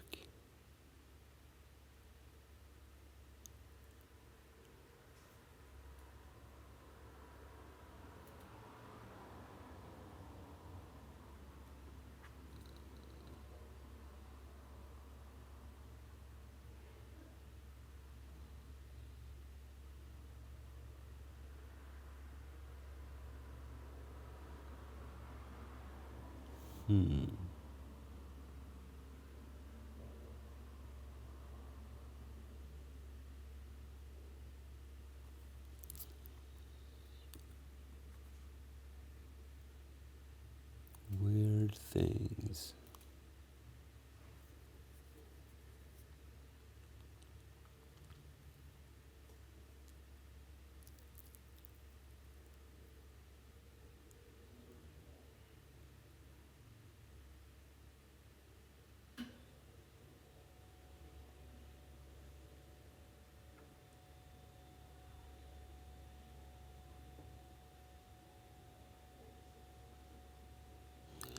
What if we were to remove the overflow check? At least we know if that is the problem in that case.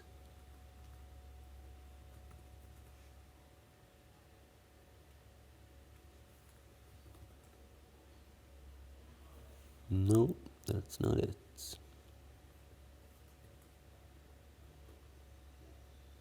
What about the string copy? We copy into the position of the destination pointer. So let's see, if we have the string ABC, the len will be 3.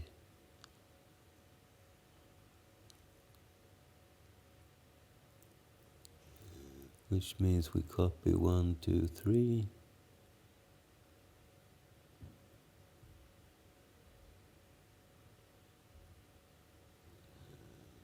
And we increase it by that length.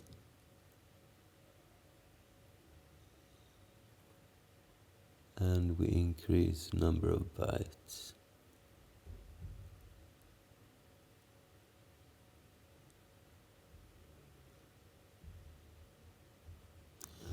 What happens if we do a regular copy? Will that make a difference?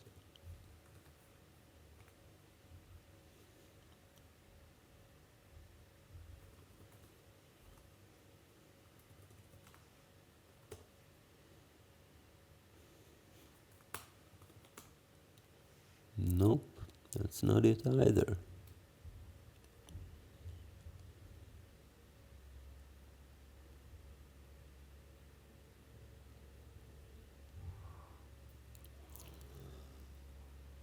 What if we just print our argument at this point?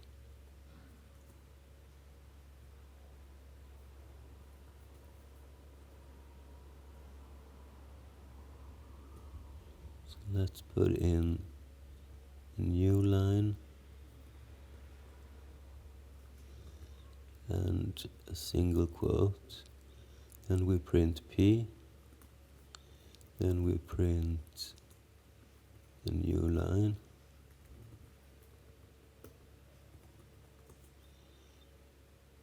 And then we just return.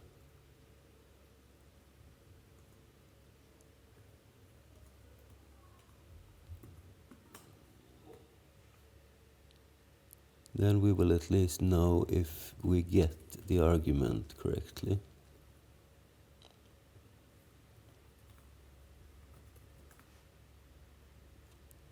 There's probably a small stupid mistake somewhere here. Alright, so let's see. We do get the world.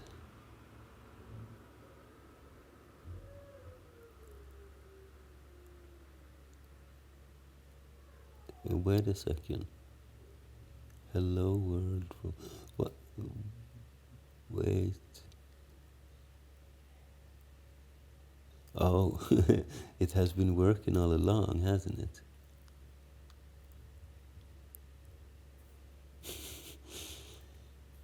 Awkward.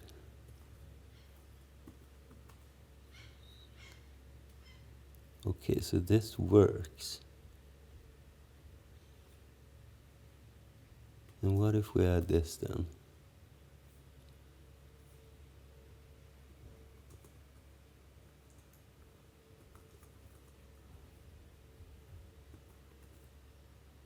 Will this work?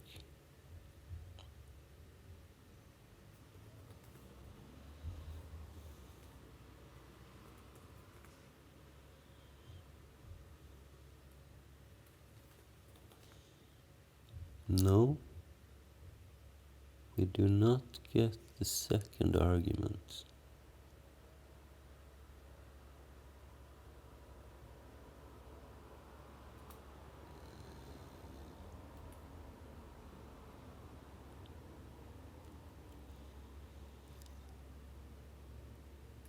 Even though we increase this pointer, or should we decrease? No, I don't think we should. How did we do it here? No, we increased here.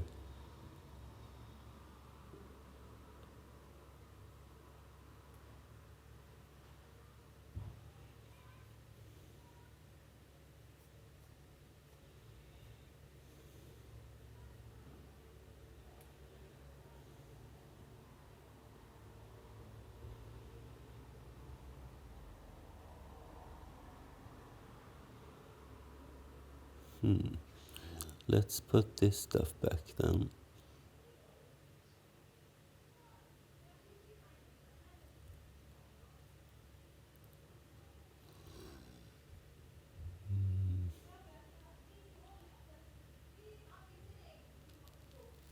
But not the return, because then we will only get the first input.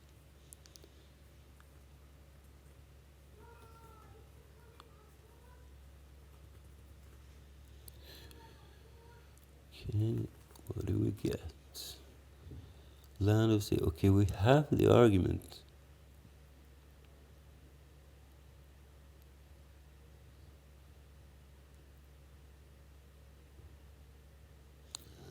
But it does not put it where it should.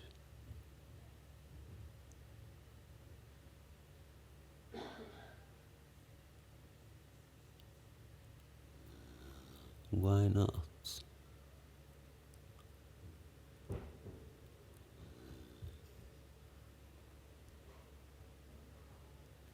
Is it the overflow after all?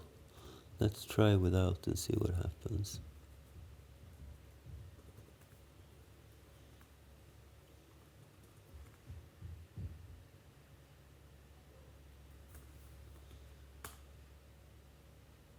No.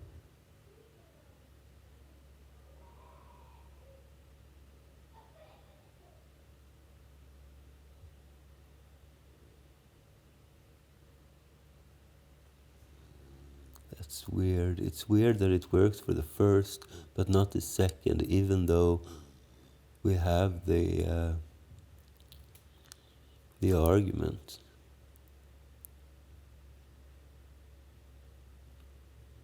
Why is that?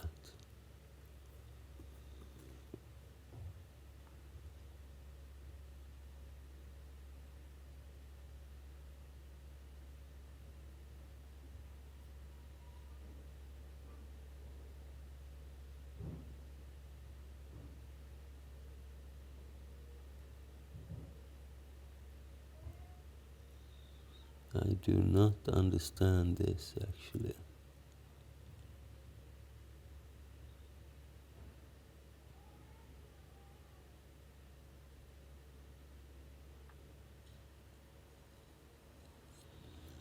We copy, we increase the destination pointer, we increase number of bytes, we increase the source pointer by 1,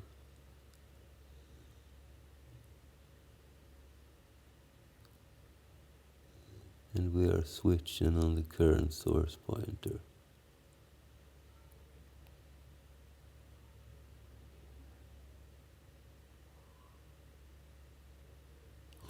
Well, I don't want to troubleshoot this anymore. It works good enough for now because we only need to print one thing at a time. So let's do this to mark it so we know that we need to fix this later on. But I'm not going to spend any more time with this now.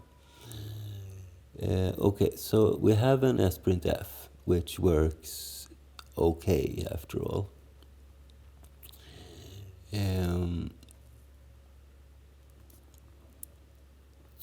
So how do we turn this into a printf? It's pretty easy actually. All we need to do is we create a macro that we call printf, and it's going to take a format string and some args. And what are we going to do? Well, we are going to do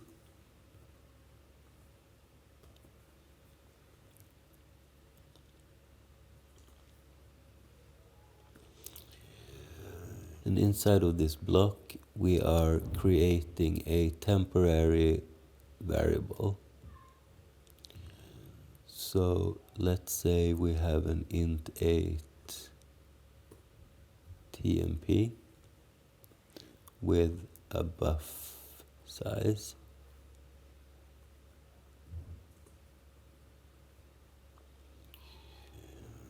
And we run sn printf against this temporary variable with buff size -1. And before that, by the way, I want to zero out this TMP.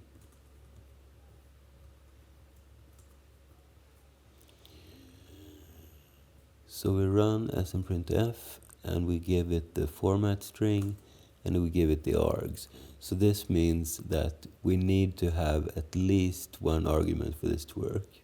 So that's how we will use it. And then we end as we usually do with a while false, so it does not loop. And I think that's it. So let's remove this here and let's change this to a regular printf.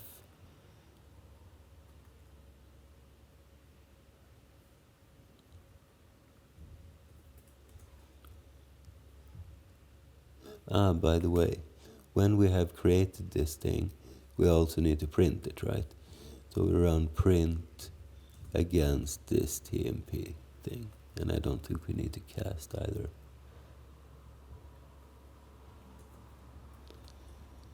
Alright, something like this. Let's see what we end up with.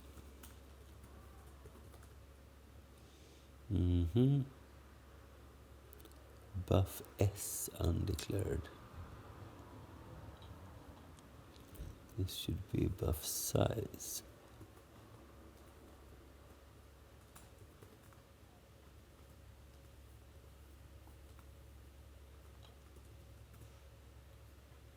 So will this work? No.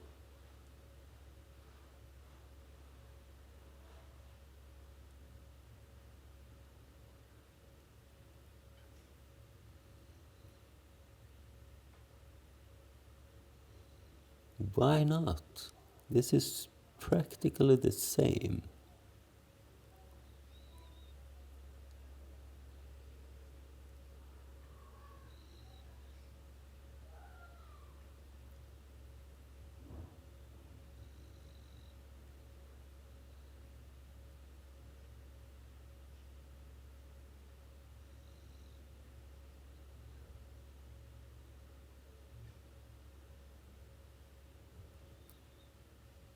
Why doesn't this work?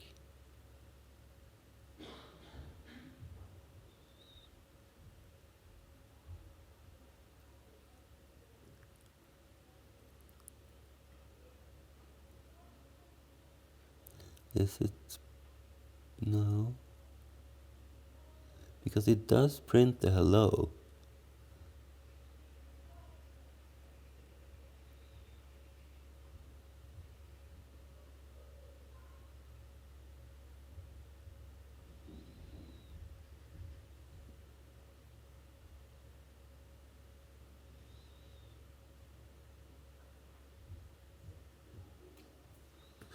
It's really weird that it works sometimes and sometimes not.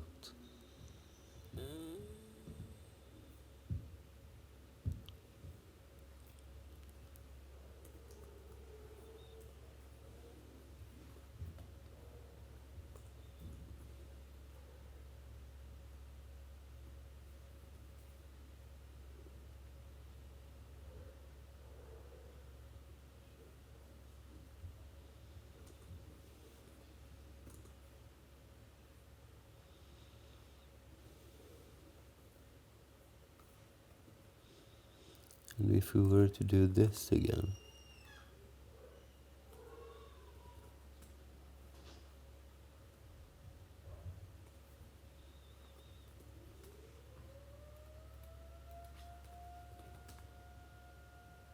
same problem.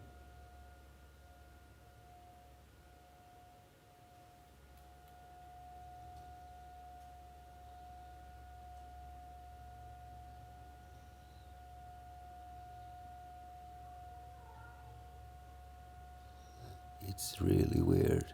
I don't understand this. But let's not focus anymore on this. Let's make the integers work, because that is what's important. So let's say we have some val.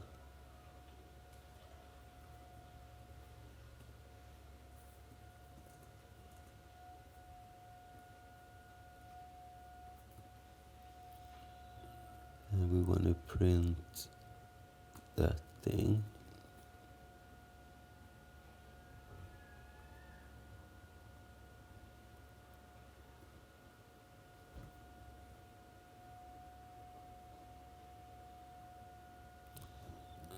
And let's do it with our printf instead.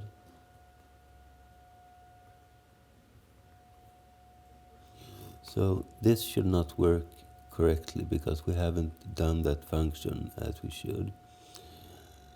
But we should get some output.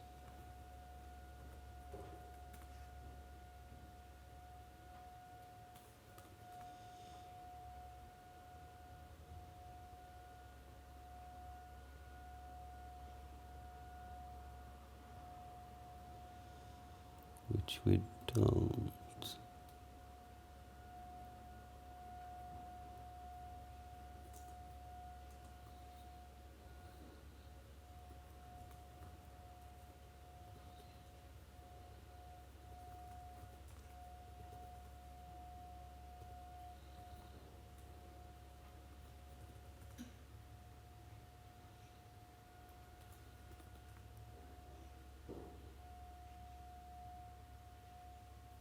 it just quits there.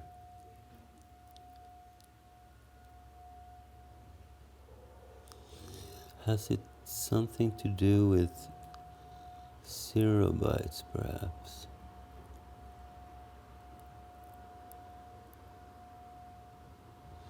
By the way, let's change this back to string copy.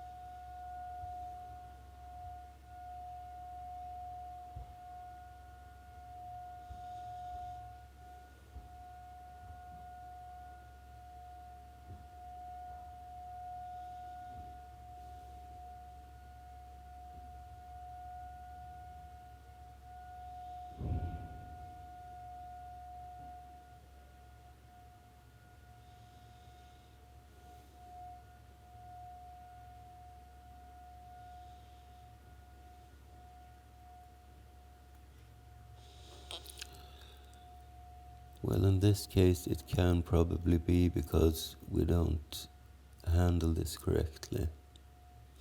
So let's create this into hex function. So we take an integer and we want to make a string hex representation. So how do we do that? Let's see.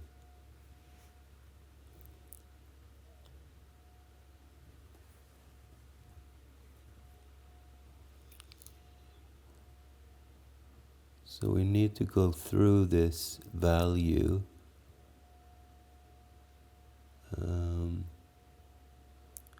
4 bits at a time.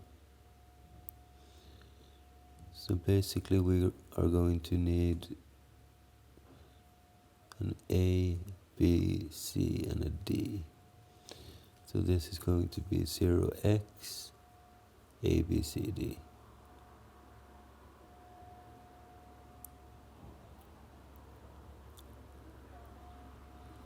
And in order to get the D, we will take the value and we're going to AND it with 000F. And that's all we need to do. To get the C, we do pretty much the same, but we zero this with, we AND this with 00F0, and we need to push this 4 bytes to the right, like so. And then we just basically repeat this. In this case, it's gonna be a mask like this, and we need to push it 8 bits. And finally, for the A, we are going to use the mask of F000 and push it 12 bytes. And now we need to have a string that we can return. So let's do int 8 ret. And ret is going to be equal to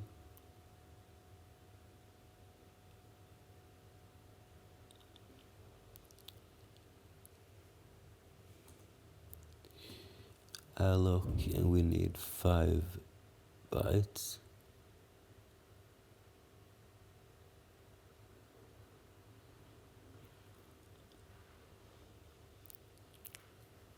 And then we just do something like this.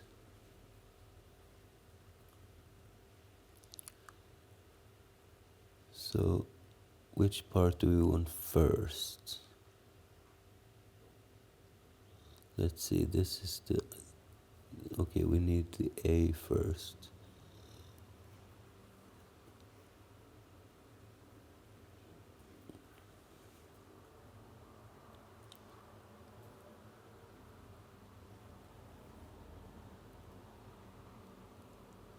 And this is not enough, by the way.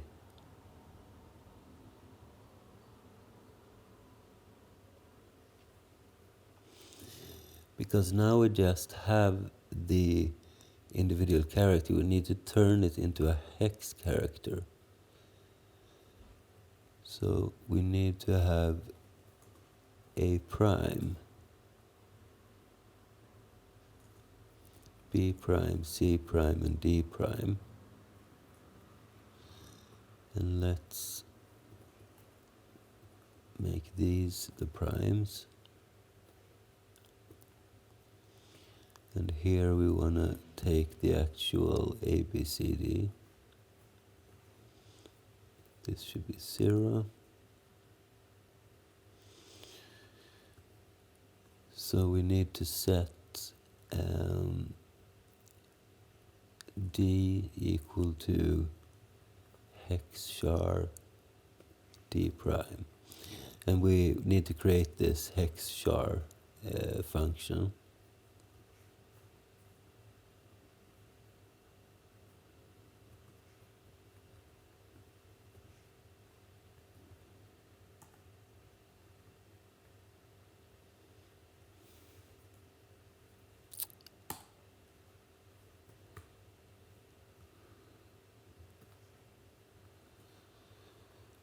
And then at the end we just return this ret thing.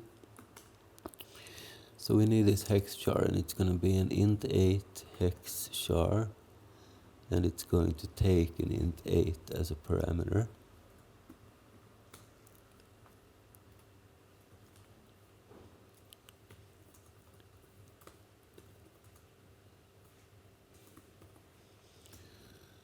So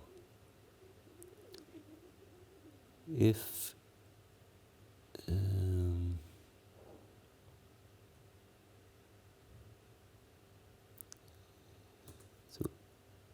if this C character is more than a 0, let's see,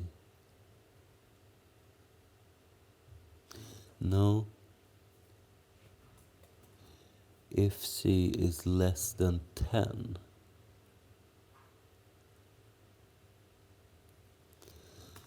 then we want to return C plus 0. So if C is 0, we'll return 0, and then it will be 1, 2, 3, etc.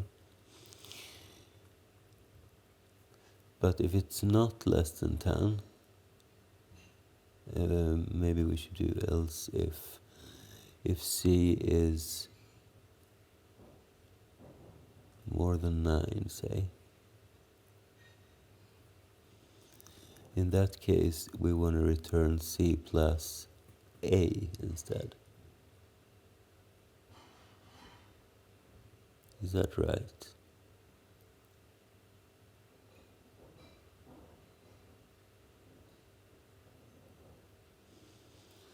No, not really. So if this is equal to 10, we want C to be 0 if we're going to plus an A to it. So we need to take C minus 10 plus the A.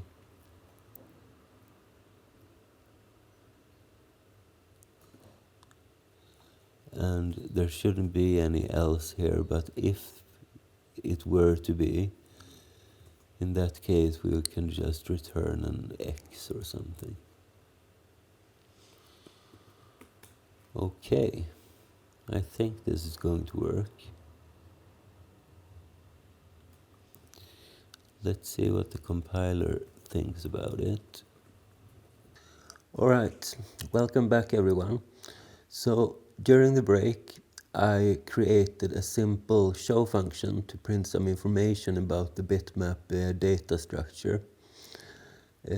So if we run this thing, it now looks like this. So all the different fields are read in and printed to the screen.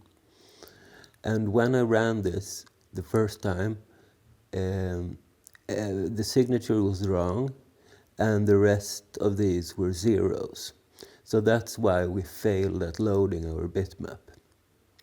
So I took a look at that, and I found some small errors in several places actually. If we go to the assembly and our read function, for instance, I forgot to put the jump end here.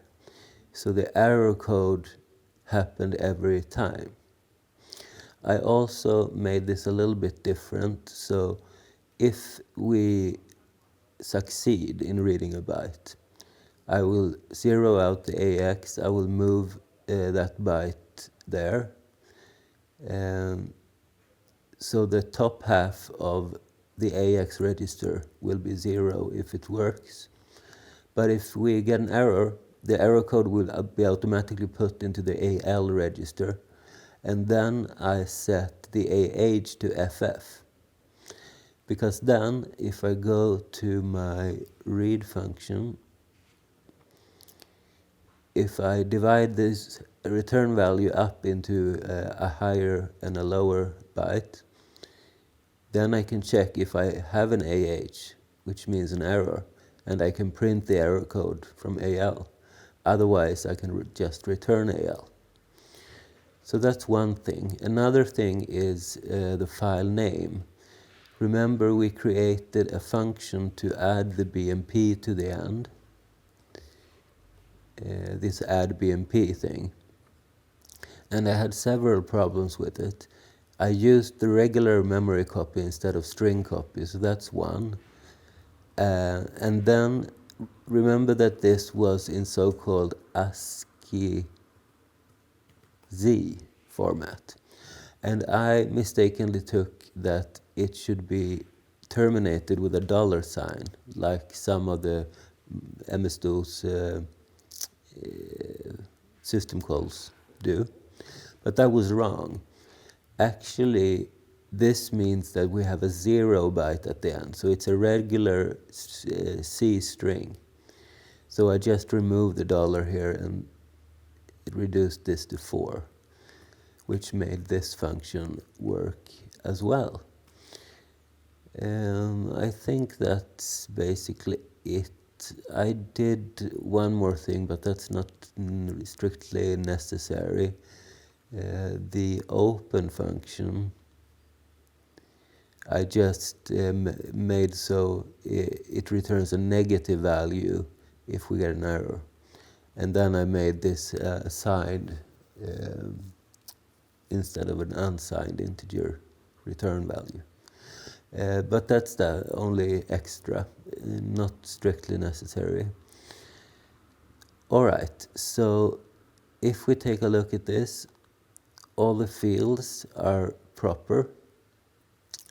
So we know the signature, which is this ASCII representation of a B and an M for BMP. Then we have the size, which is somewhere around 30 or 40 kilobytes. We have an offset where the actual data part, the pixels, begin. So 76 hex into the file. And then we have a width and a height, which I think is pretty correct. I did do one more thing, by the way. Inside of our bmp.c and our is the draw BMP, I did, because the BMP is a peculiar file format. It does not list the pixels from top to bottom, left to right. It starts at the bottom and takes it upward, so to speak. So I needed to, instead of setting this line to 0, I set it to the height. And then I decrease it every time we have printed a line. So that's all I changed. So if we run our main 2, so I have just made several of these to make it a little bit easier. So the main two is like this, but instead of doing the show, it does the draw BMP, like before. So if I compile this thing, hopefully we are going to get some output.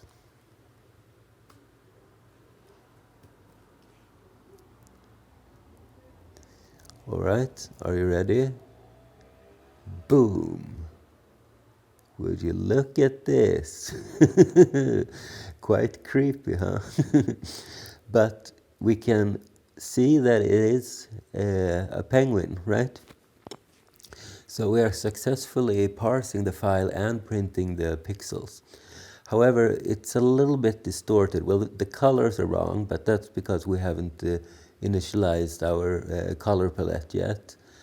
But it's also a little bit stretched, and I'm not 100% sure why that is.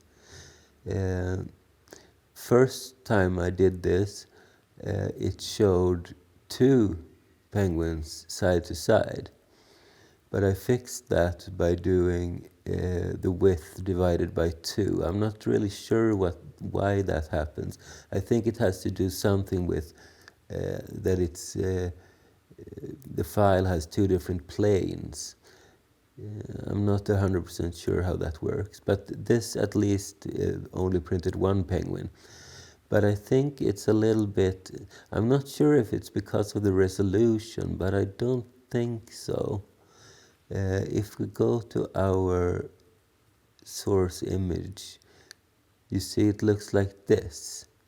So it's bigger on the x-axis than it is on the height. So we need to figure out how to deal with that. But we are printing an image, so we're getting closer, step by step. So now I want to take care of the colors. So the image are going to be saved in a 4-bit format, which means 16 different colors at the screen at the same time. And you remember the color palette we did. So we are trying to set the color palette. And if we go back to our video interrupts, there is a function for that, this one. Set and get the palette registers. And this is a little bit complicated, but I don't think it's too much. So we're going to set the age to 10H, which is just this system call. Then we are going to set individual palette registers. So we will go through the different BL values from 0, 1, 2, 3, etc. And we're going to set a color value. So this is going to be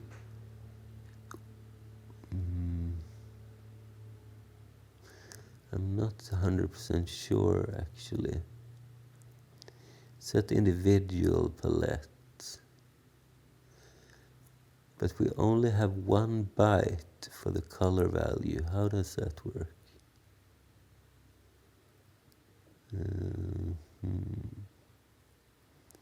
Maybe it's this. Set DAC. I'm not sure what DAC is, but here we have 1 whole byte at least.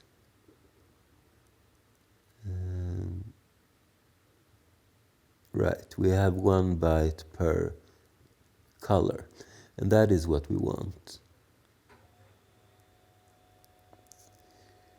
So let's see if we can use this one.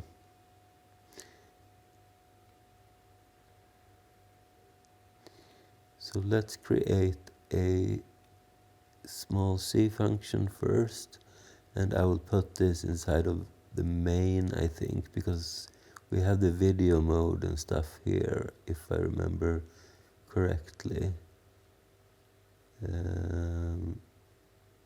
Don't we? Where do we have the video mode?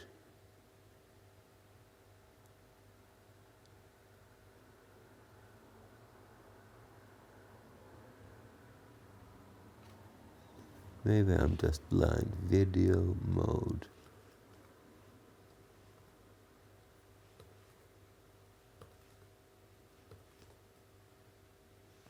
No.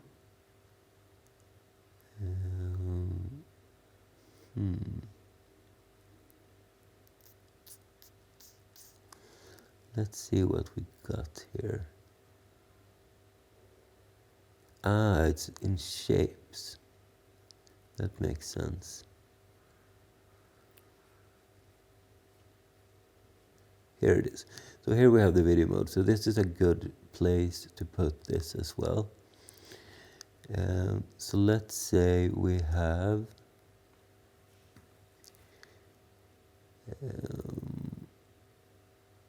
let's call it set palette. Do we get a return value back here?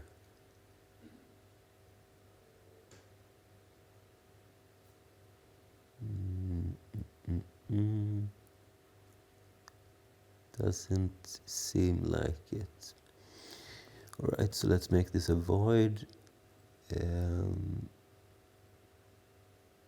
Set palette. And what are we going to need? Well, let's see. We need to know which palette register it is. So this is going to be, it's just going to be a 4-bit value in our case, but since we are using the entire BX register here, let's make it an int16 anyway. Or no, let's not.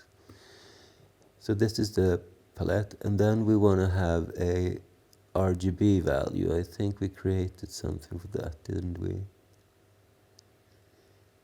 But that is inside of the BMP. Maybe we should move this, because it's a little bit more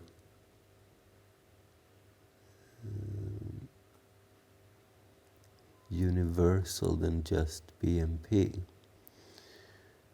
So let's put it here instead,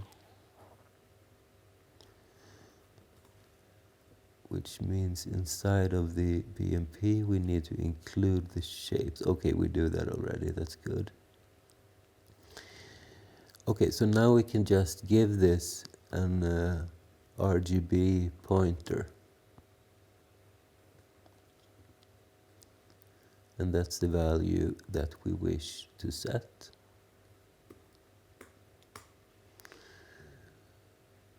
Alright, so how do we create this function? Well, it's going to be pretty simple. So we have an int8 register. We have an RGB pointer color. And we are going to call a function that I call xset palette. And we're going to provide the, let's see, we convert this to an int16, and we give the register. And then we go into this structure. So the color, and we take the red. We do color red, green, and then blue, like so. And we also need to check that we have a color. And if we don't, we just return. Otherwise, we run this function and then we return. So that's pretty simple. Okay. So now we need to code the assembly for that. And let's go into the H first, and we'll create void x set palette. It's going to take an int 16. It's going to take an int 8, and int 8, like so. And now let's see if we can create this assembly. So we're going to have a function xset palette. We're going to push the BP and move SP into BP. And let's see. So inside of AH we want 10, and inside of AL we also want 10, and that is a decimal 10 in this case, I think.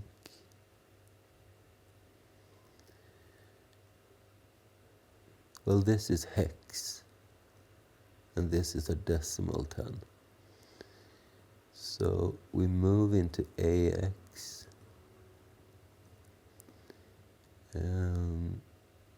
So the higher bit is going to be 10 like this, and the lower a 10 like this. I think that is right.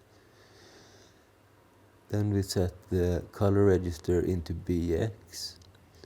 So let's do arg BX0.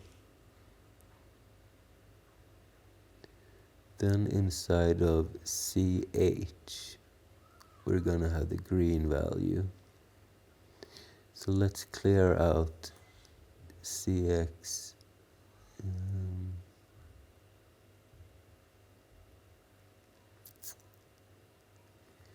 Let's clear out CX and DX. And I'm not sure if we can do an 8-bit register with the R command. We can try. So let's see. CH.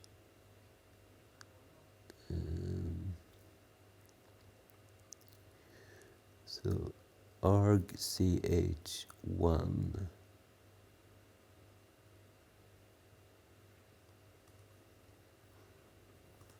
And the next one is, oh wait, it starts with a green. Red, green, blue, red. That's a weird order.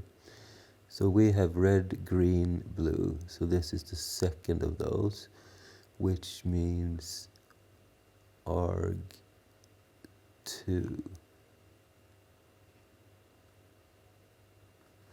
No, let's see. So this is red, this is green. And then into CL, we put the blue value. So arg CL, so red, green, blue, like this. And then DH should have the red value. So red is this.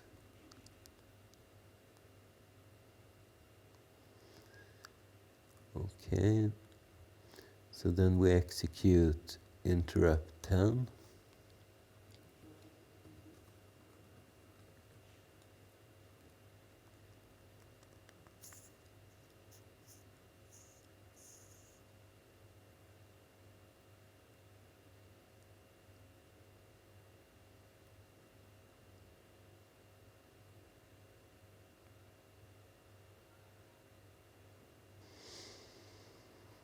Okay, I think this is right. And since we don't really have a return value, at this point we can just move into SPBP with pop BP, and we return. So pretty simple. Let's also export the xsetplet.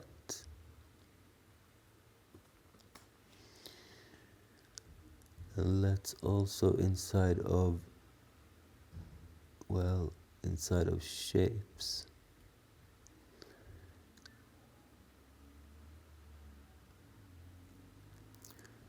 let's create a function setting all of the plets. So void xsetpellets.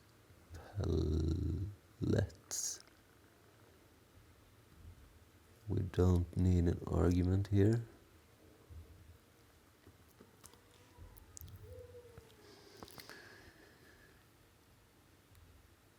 So let's see. We'll have a void set pellets pluralis. We need to have an, let's do int16 reg for the register, and we need to have the color codes, so RGB color,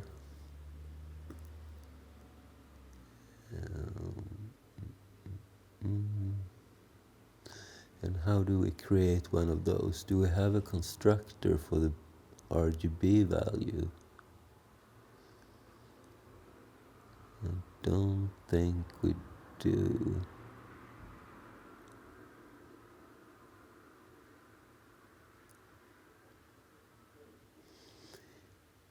But I think we should have one.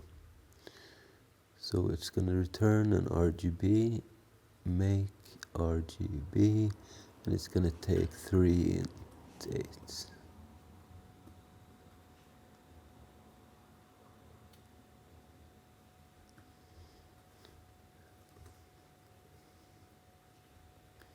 So we'll have int8 red, green, blue.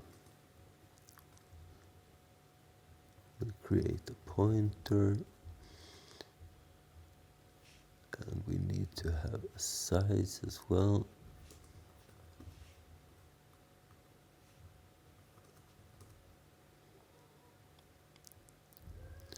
And this is the size of a struct S RGB.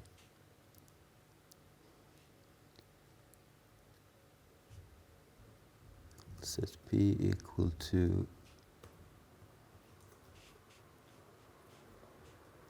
the alloc of that size. If we don't have a P, return RGB 0. Otherwise, we zero out this thing. And then we put in the colors. So P red is red, green is green, blue is blue, and we return P like so. Easy enough. Alright, so we need to have a for loop where we set the register equal to 0 as long as it's less than 16 reg plus plus. Let's also save the current heap. So we'll set our color equal to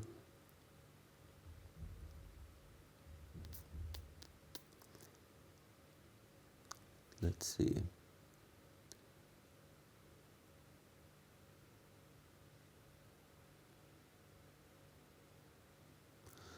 Well, let's create variables for that as well. So red, green, blue.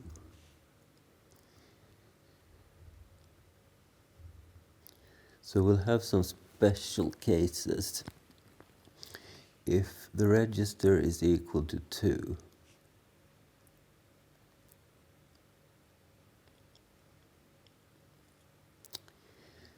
because, or let's see, 1, I think, because we went through it like this. So we have all zeros. Then we have this as the next one, and then this. So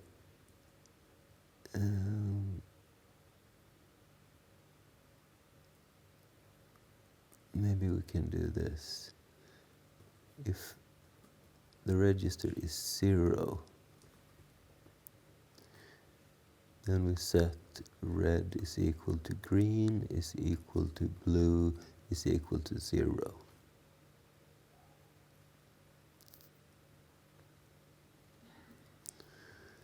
And else if reg is equal to 15, which is the highest one, right? In that case, we want to set all of these to F.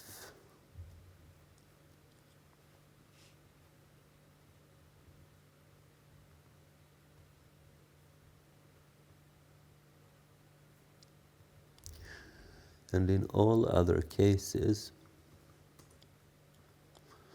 we're going to set red equal to green, equal to blue, equal to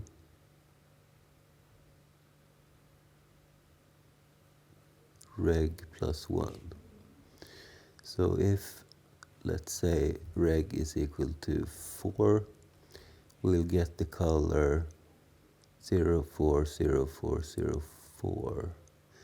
But we actually want 404040, right?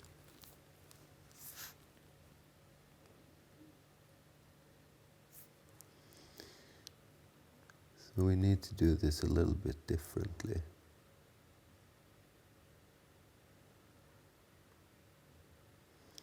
Let's create a high and a low.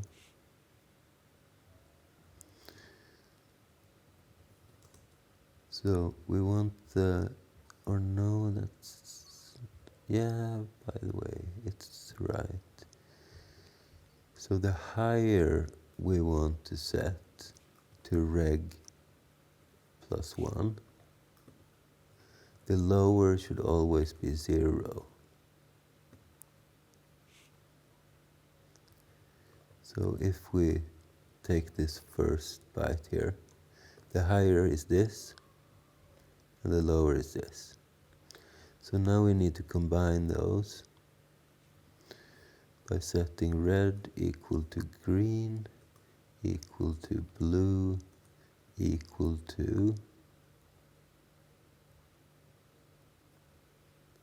the high, and we need to push this to the left 4 bits.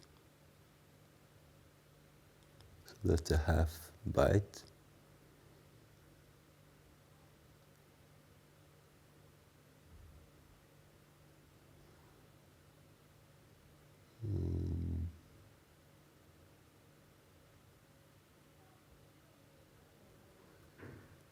And I guess that's it. Maybe we can zero out this first to be sure.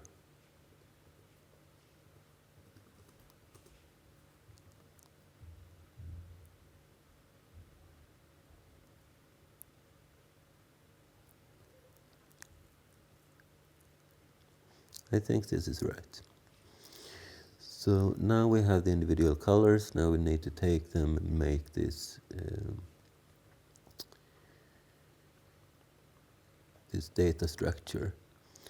So we'll set the color equal to make RGB, and we provide our red, green, and blue. If we don't have a color, we return an error.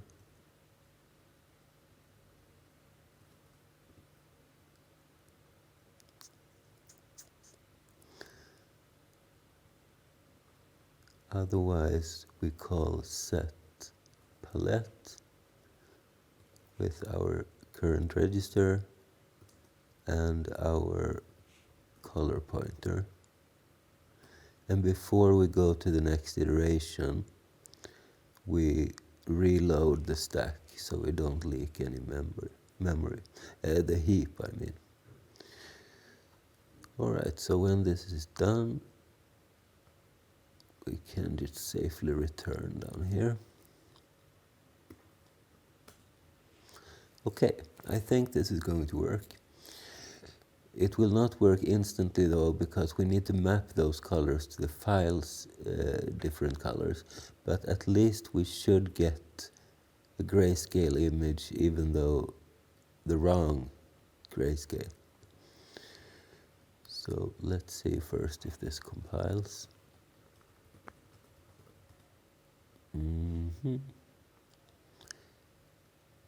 0. So let's see, inside of this file we need to also include our omni std.h.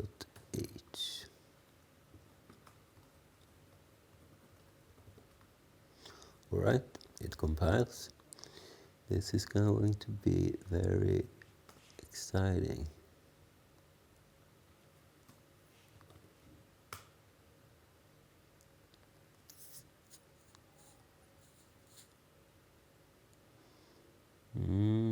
Okay.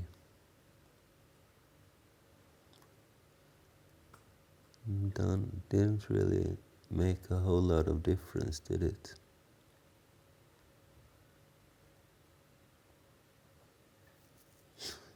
We don't call this function. Maybe we need to do that as well. So let's see.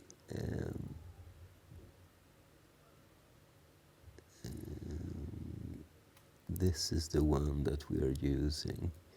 So first we set the video mode, then we set all the palettes. Then we run this.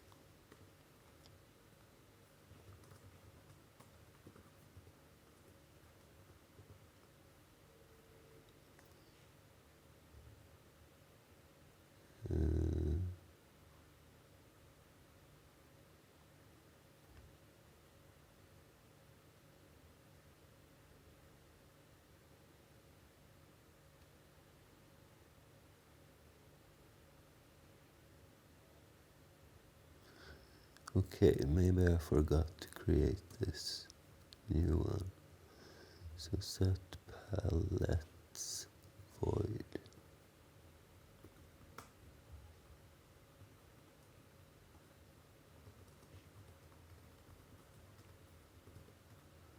Okay, it compiles. What is going to happen? Drum roll. Drrr.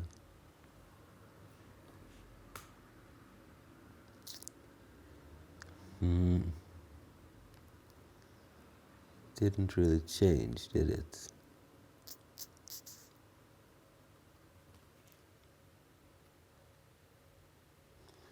So let's see, we run set palettes.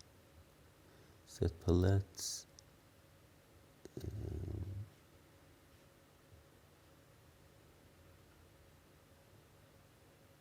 It's going to loop through this 16 times. Set the red, green, and blue to different values.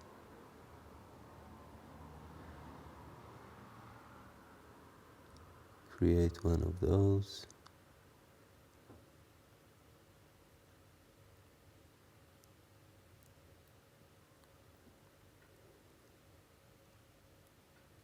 And then we call set palette with this pointer. Set palette in turn is going to call xset palette with the register and the different colors. I think it looks alright. We should at least see some kind of change, right? Even if it's a wrong one. So this is 10, 0A.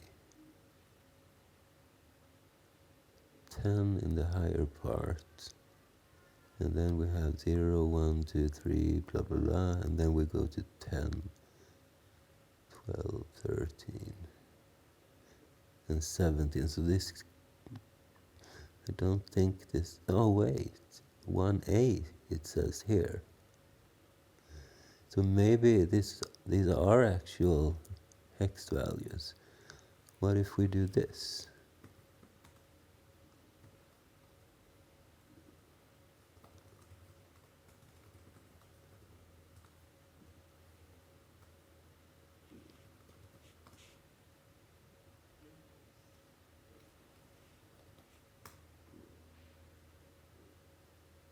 Okay. It changed a little bit, didn't it? Let me screenshot this. I need to be sure. Um,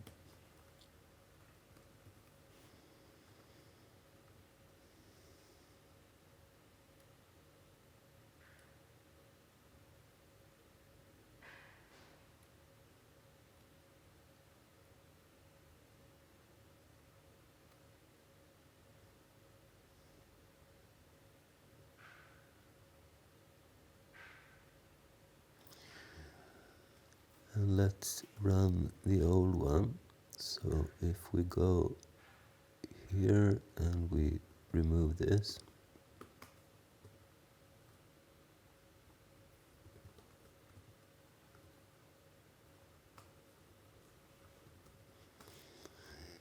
and then we run the old image.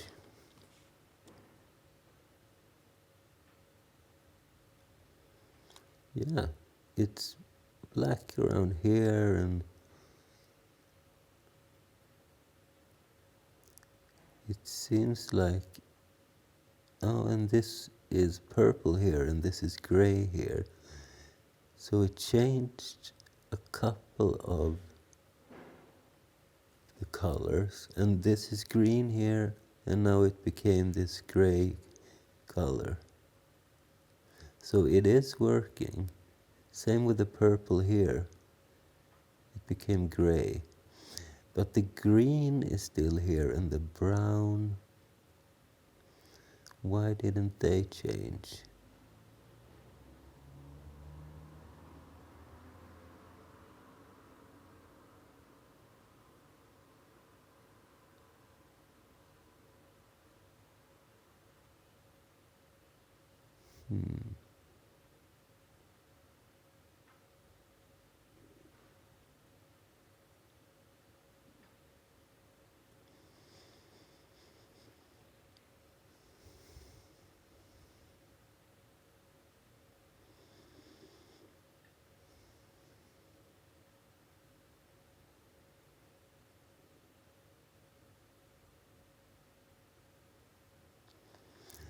What if we were to loop through the entire BX register?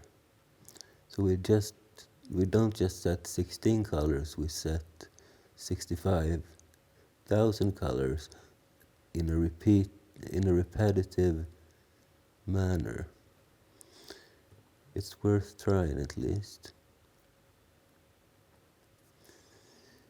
So let's see how to do this.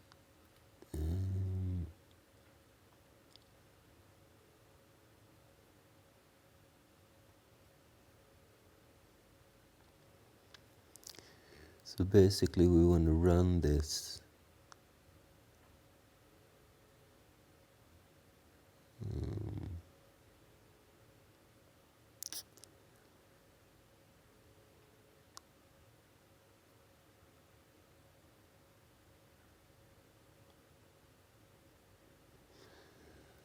let's do something like this. So we'll create an N, and we'll loop from N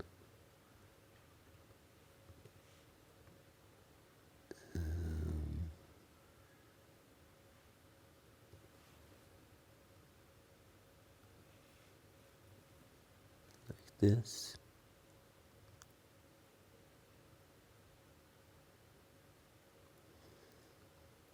We do N++. We also initialize the register to 0 from the beginning.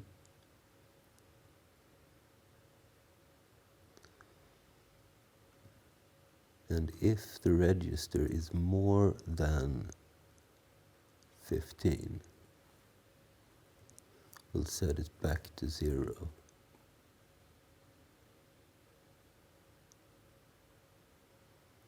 Okay, so this,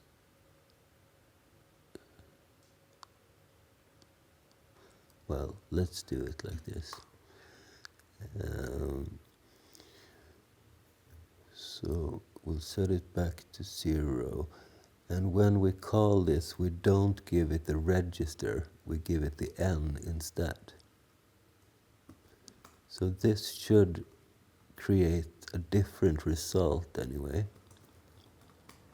Maybe.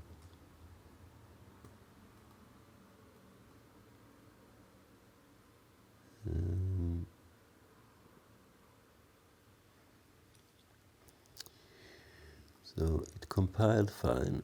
Let's update this and we go back to here.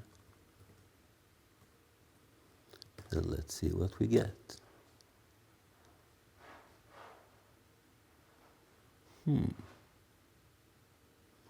I did not see that one coming. It's entirely black.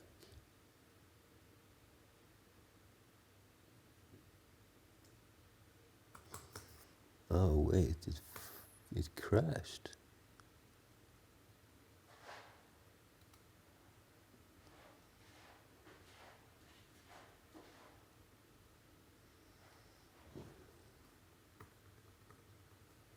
That's a bit weird. Maybe we shouldn't go this far. What if we just go to like 32 or something?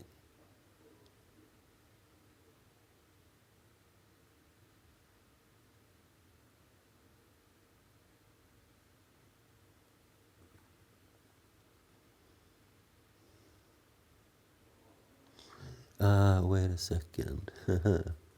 Now I know. We don't increase the register, so that's probably why. We need to increase it at each iteration, of course. So basically it set all the colors to black, which is a good thing actually, because that means that we at least have control over all colors, hopefully.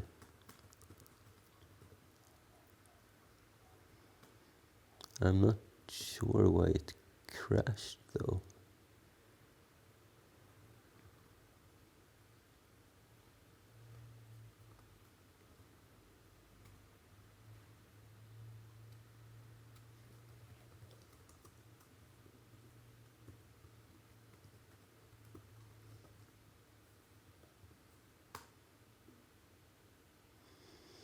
Okay.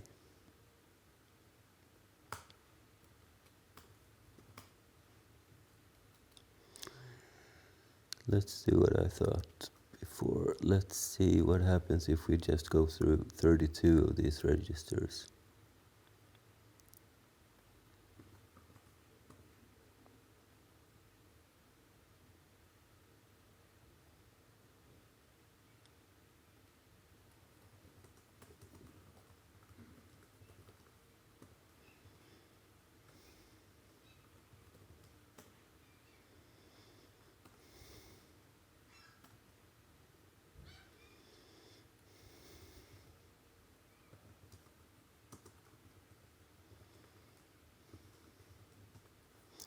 All right, let's see what happens.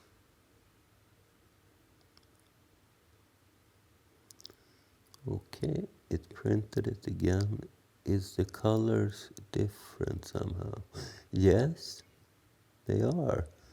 This part here is gray now. It was brown before. And the different nuances of gray is correct as well. So we need to go through a lot of these different registers, but how many? how many? Maybe 256. That's a possibility.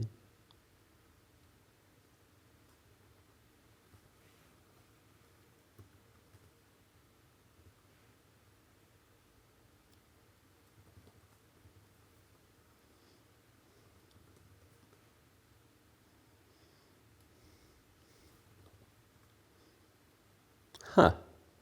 Would you look at that? Now we have our color palette. It's not matching correctly against what's inside of the file though, but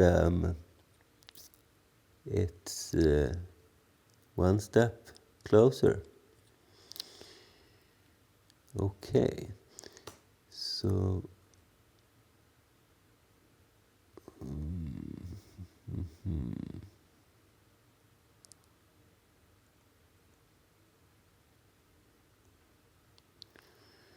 so we need to match the color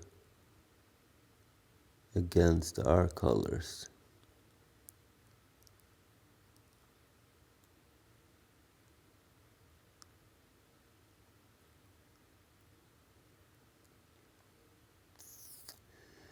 Which means we need to save our colors somewhere.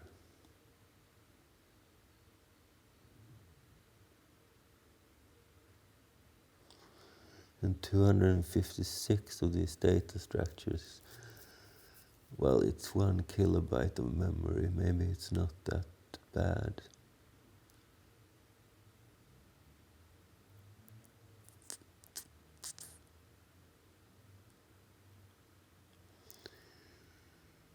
So let's say that we have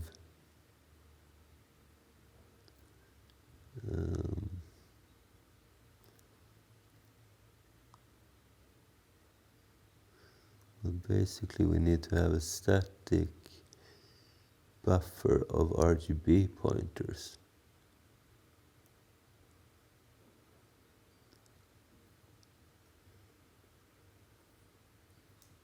Something like this, I suppose.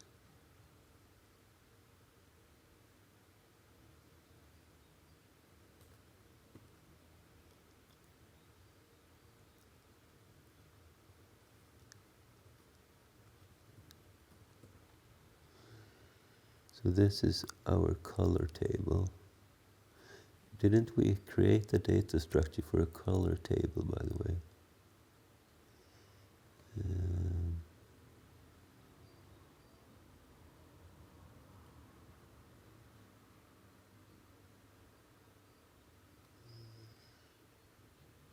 We did actually.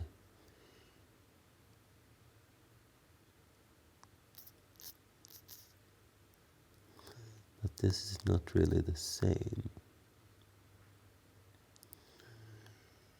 So let's create one of those and hope we have enough memory. And before we do anything else, we will copy this to our array. So color table at the index of n should be equal to our color. And then at the end by the way, we can call it color table. That's the name of the data structure, so color table. And at the end we return the color table. And in this case we'll return color table.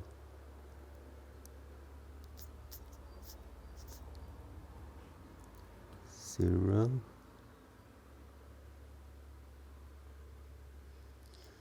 And maybe we can do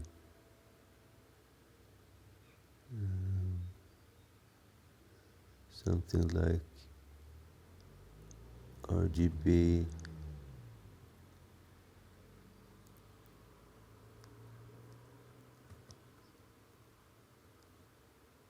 color pointer, something like this. So we set the color pointer equal to the address of color table, and we return that pointer.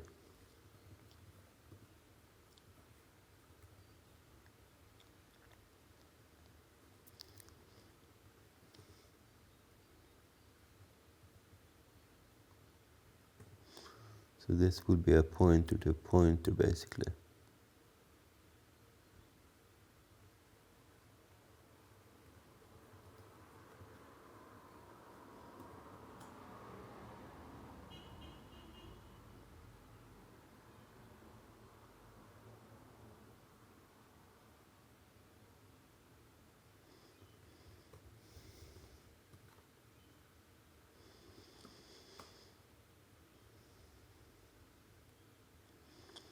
And this should be RGB *0. And we can't really remove it from the heap either.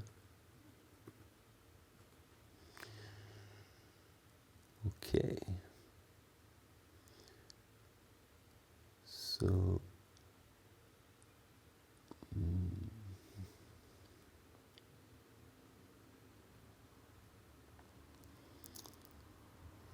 we need to have a global variable that stores this palette.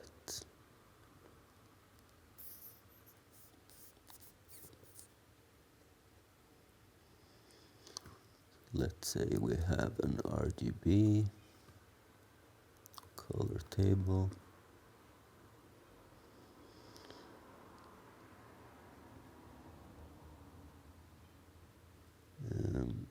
Let's not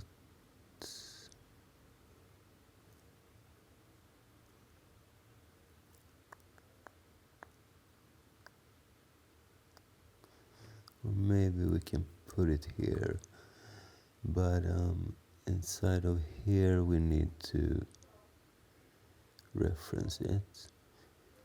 So we'll have an extern RGB color table.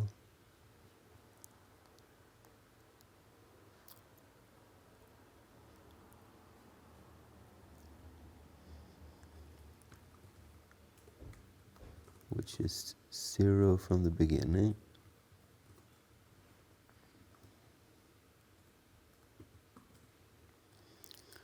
When we call set palette, we set color table equal to this. If we don't have one,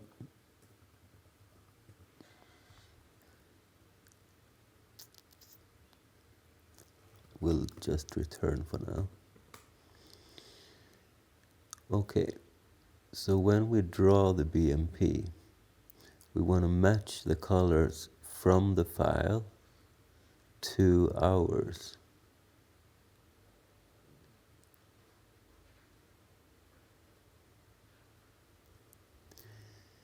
And we have already prepared for that by using this get color. So we give the BM, maybe we should give the BM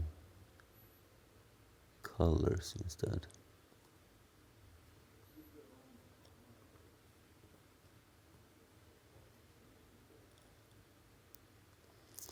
And then we give the bit index into this. And what we want to get back,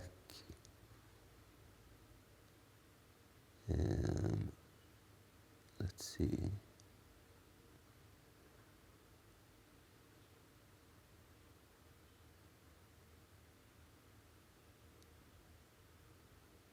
Is an index into our color table, I think.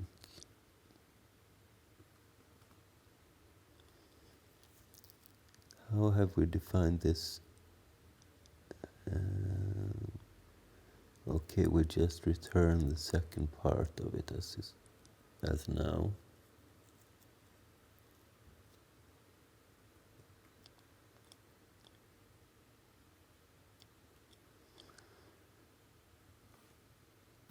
So let's see, what value do we need here? We need an index into our color table, I guess. Well, let's experiment a little bit.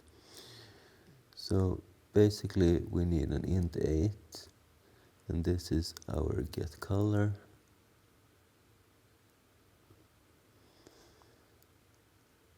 We provide a color table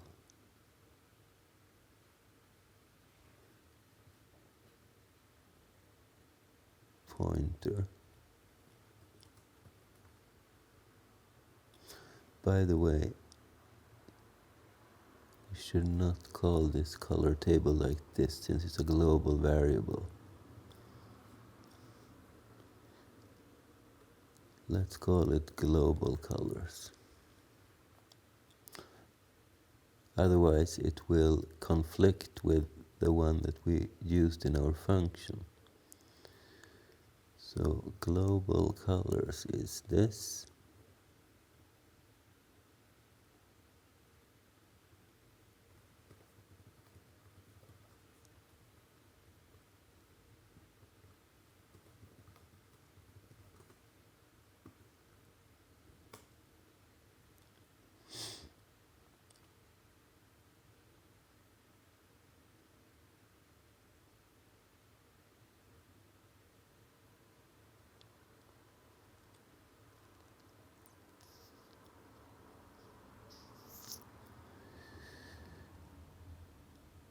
Alright, so we'll have a color table which we can call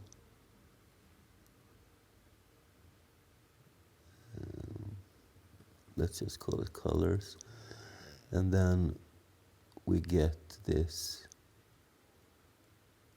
well, the bits from the file. So this is an int 8 index.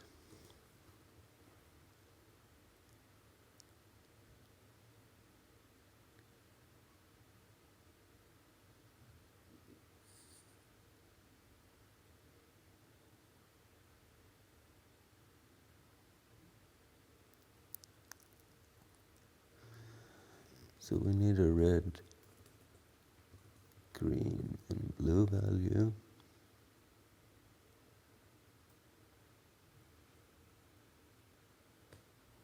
And let's call this input instead.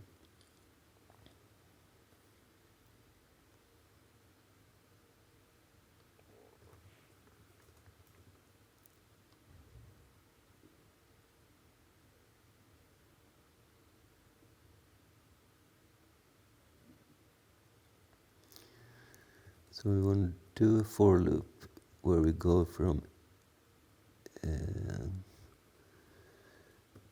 0 to 255. At each position we want to compare the colors.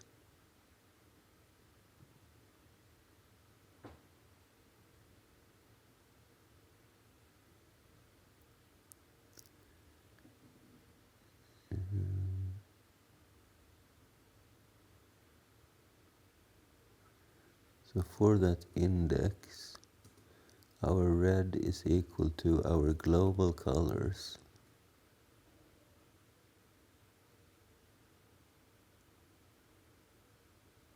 at index n,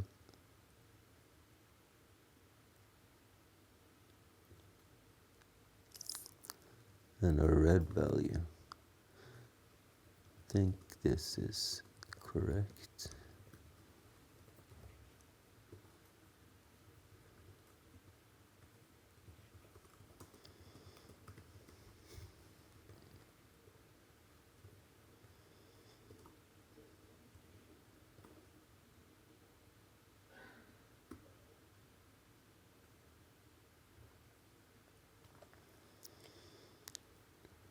And if our red is equal to the file's colors,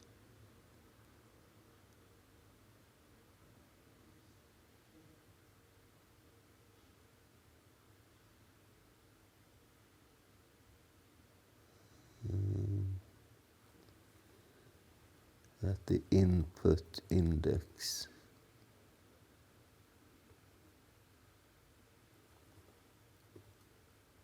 And the red value.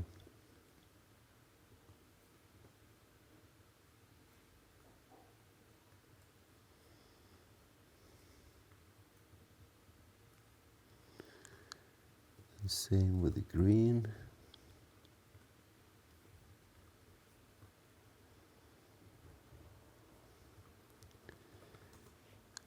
And blue.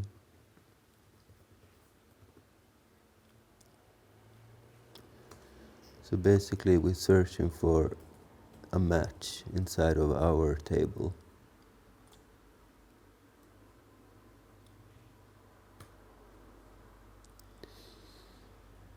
So if we get a match,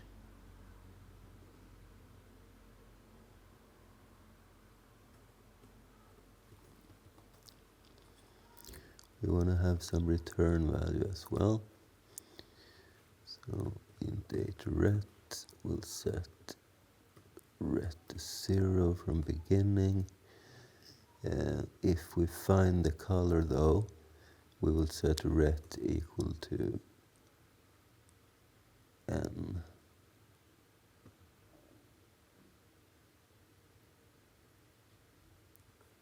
And break.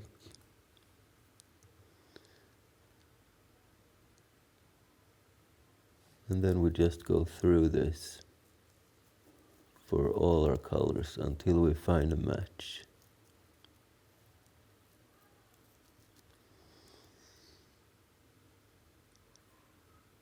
So after the loop we can just return n, which is either the correct index or 0.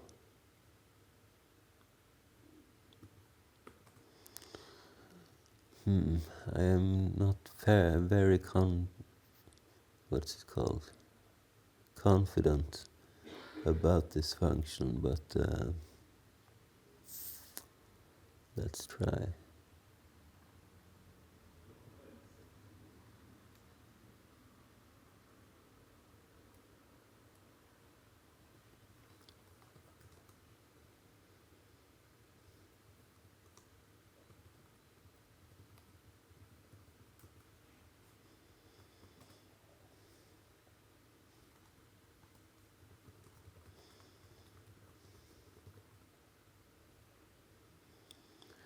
Void value not ignored.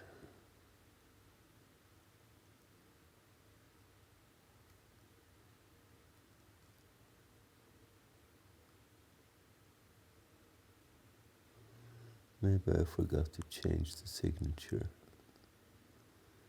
Let's see, this is inside of shapes. Yeah. Set palettes pluralis should be RGB double star.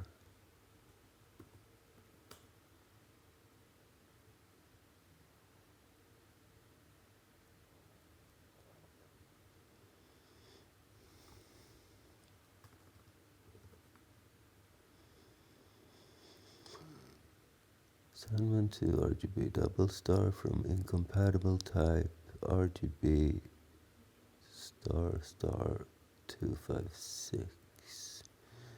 I guess we need to cast it.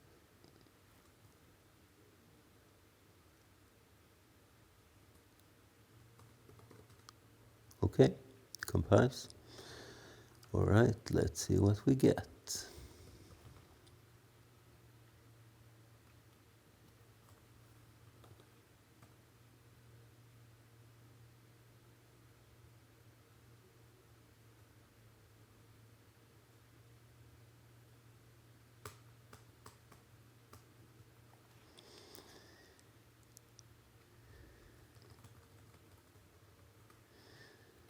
Okay, it's got messed up somehow. Maybe we should do all of this, but we don't actually call the set palette assembly.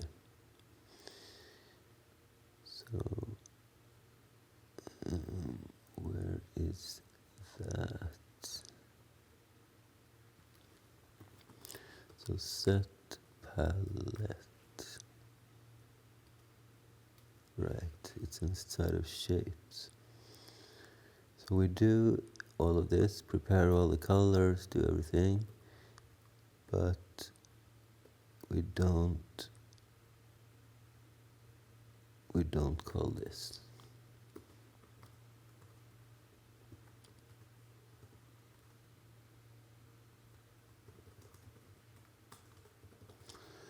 Maybe it's because we run out of memory, but I think we should get a message, right?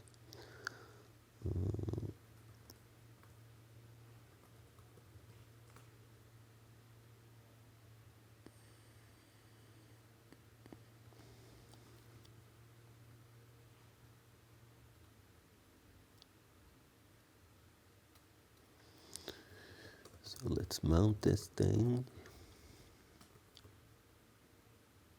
Oh, I mean this. Unmount.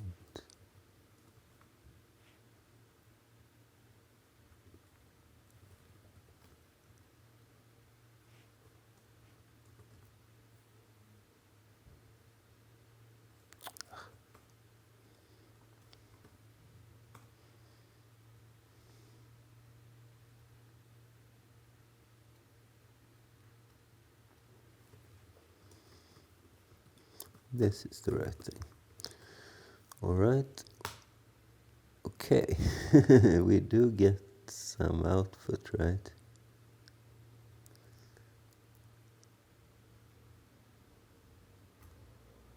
Very much so.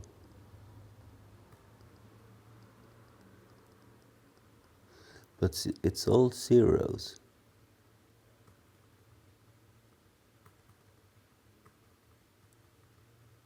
It's a little bit hard to see, but I think it is.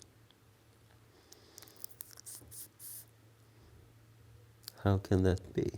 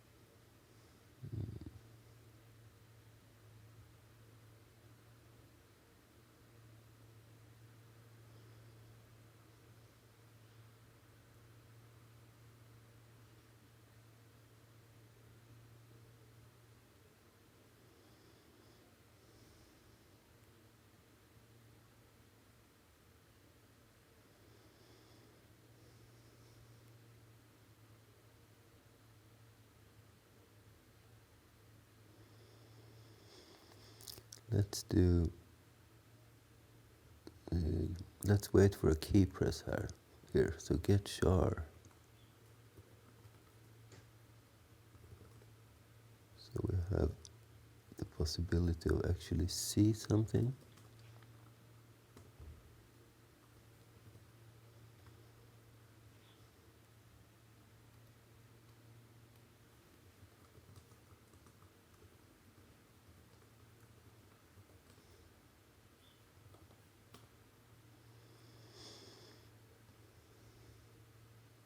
Okay, it got a match because it compares 0 to 0. So it gets a match all the time.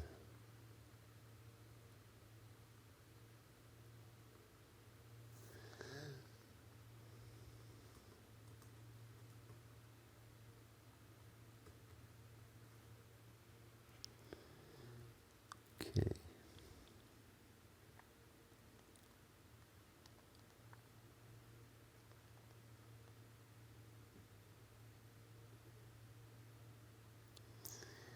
So global colors is a pointer to a pointer. So we index into this.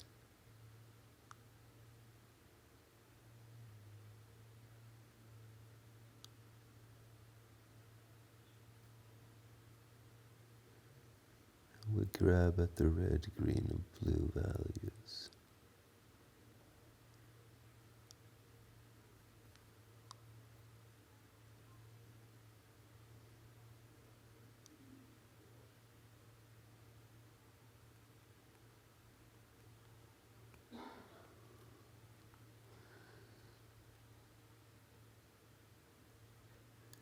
And the global colors we set here. The return value of set palette, which is not 0 because then we wouldn't get that far.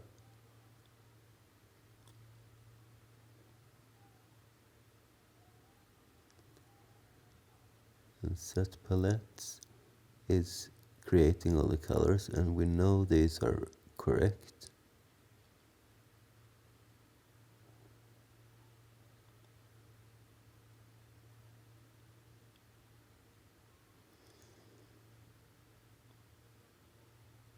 So the color table at that index is equal to that color.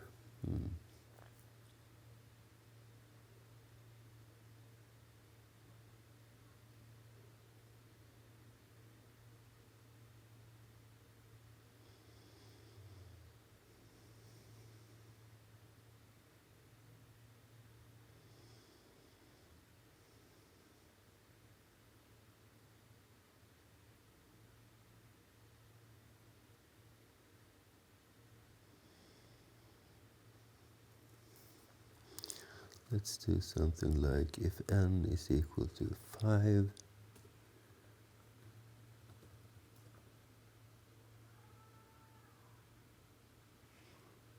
we print the blue value.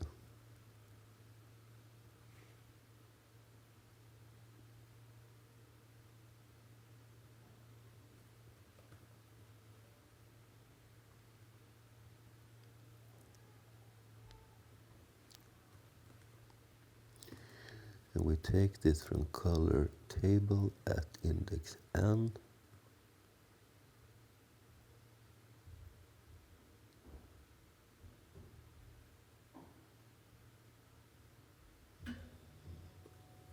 And then the blue values like this.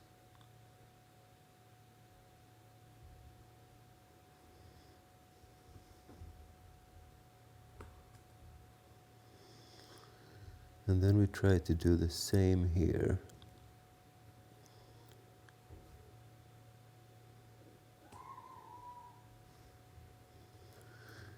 This time we take blue with a capital B. And we take this from the global colors 5, blue.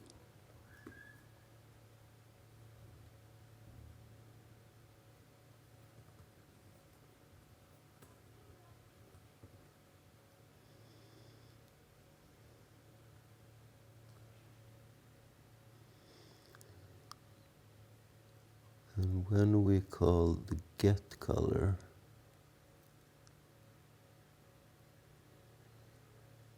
let's also print the current index.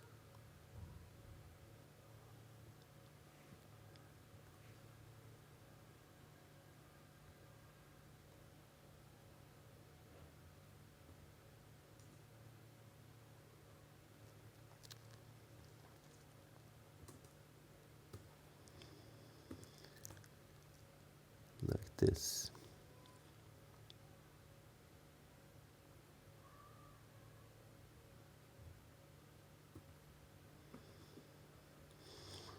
Alright, now we should at least see a little bit more what's happening.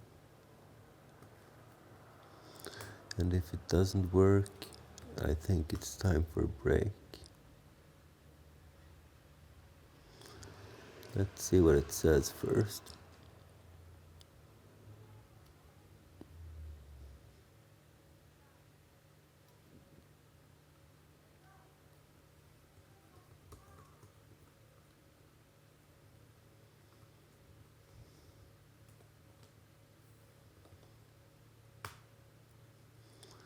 blue 60.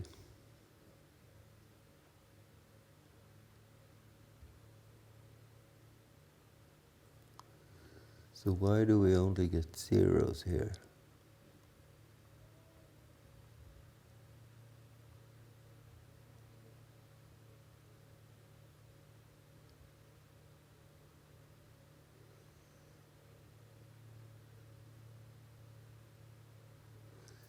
And the index is 0 as well.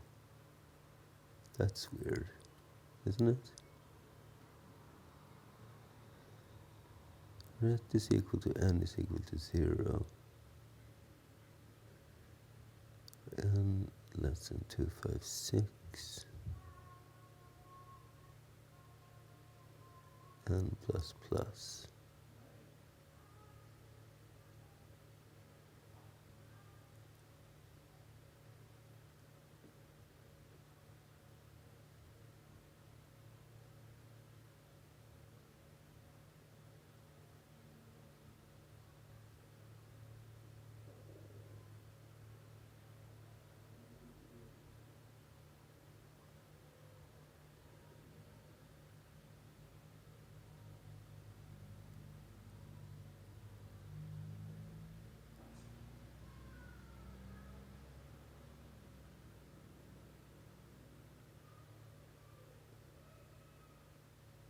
How is that possible that n is 0 all the time?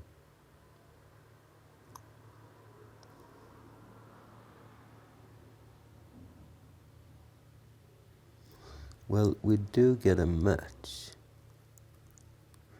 because everything is 0, which means that the function returns.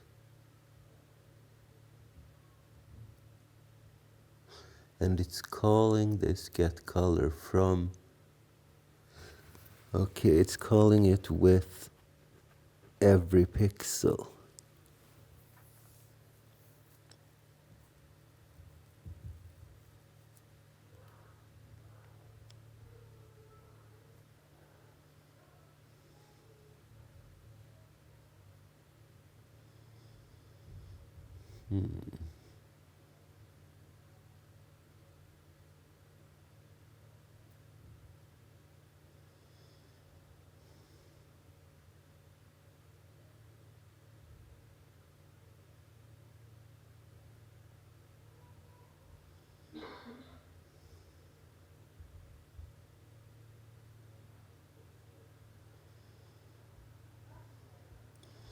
Wait a second.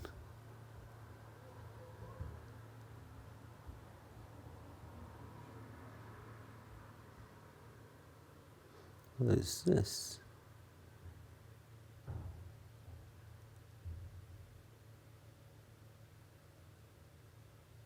We're not calling the getColor. We're using a 3 all the time for one of the 2 pixels. It must have been while debugging that I added that.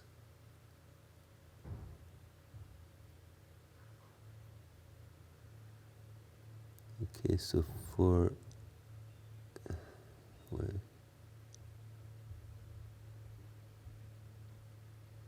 Okay, so every second pixel uses 3 and otherwise it uses this getColor function.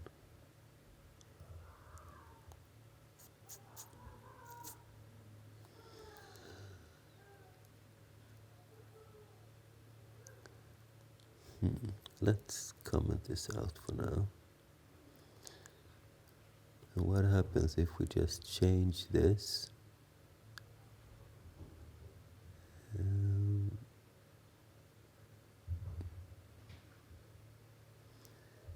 It's a bit high.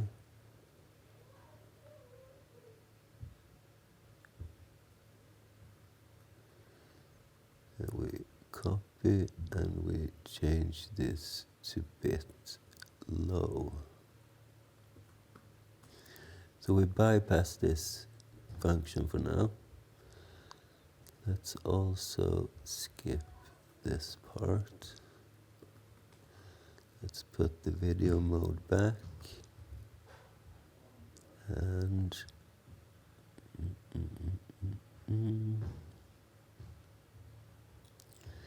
we did have some extra printfs and stuff, right?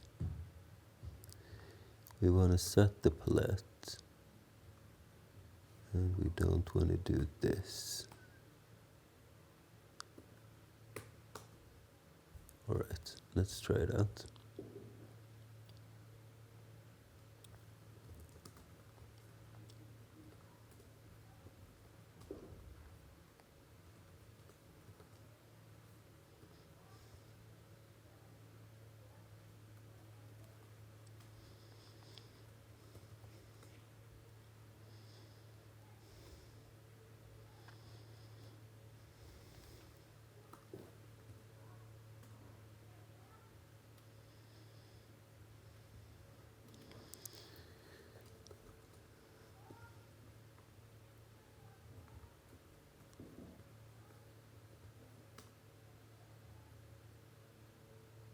Huh. What do you say about that? It's starting to look pretty similar, but not perfect. But this will be all for today. If you like this episode, please like and subscribe, and we will continue this project in a later episode. Thanks for watching. Thanks for today.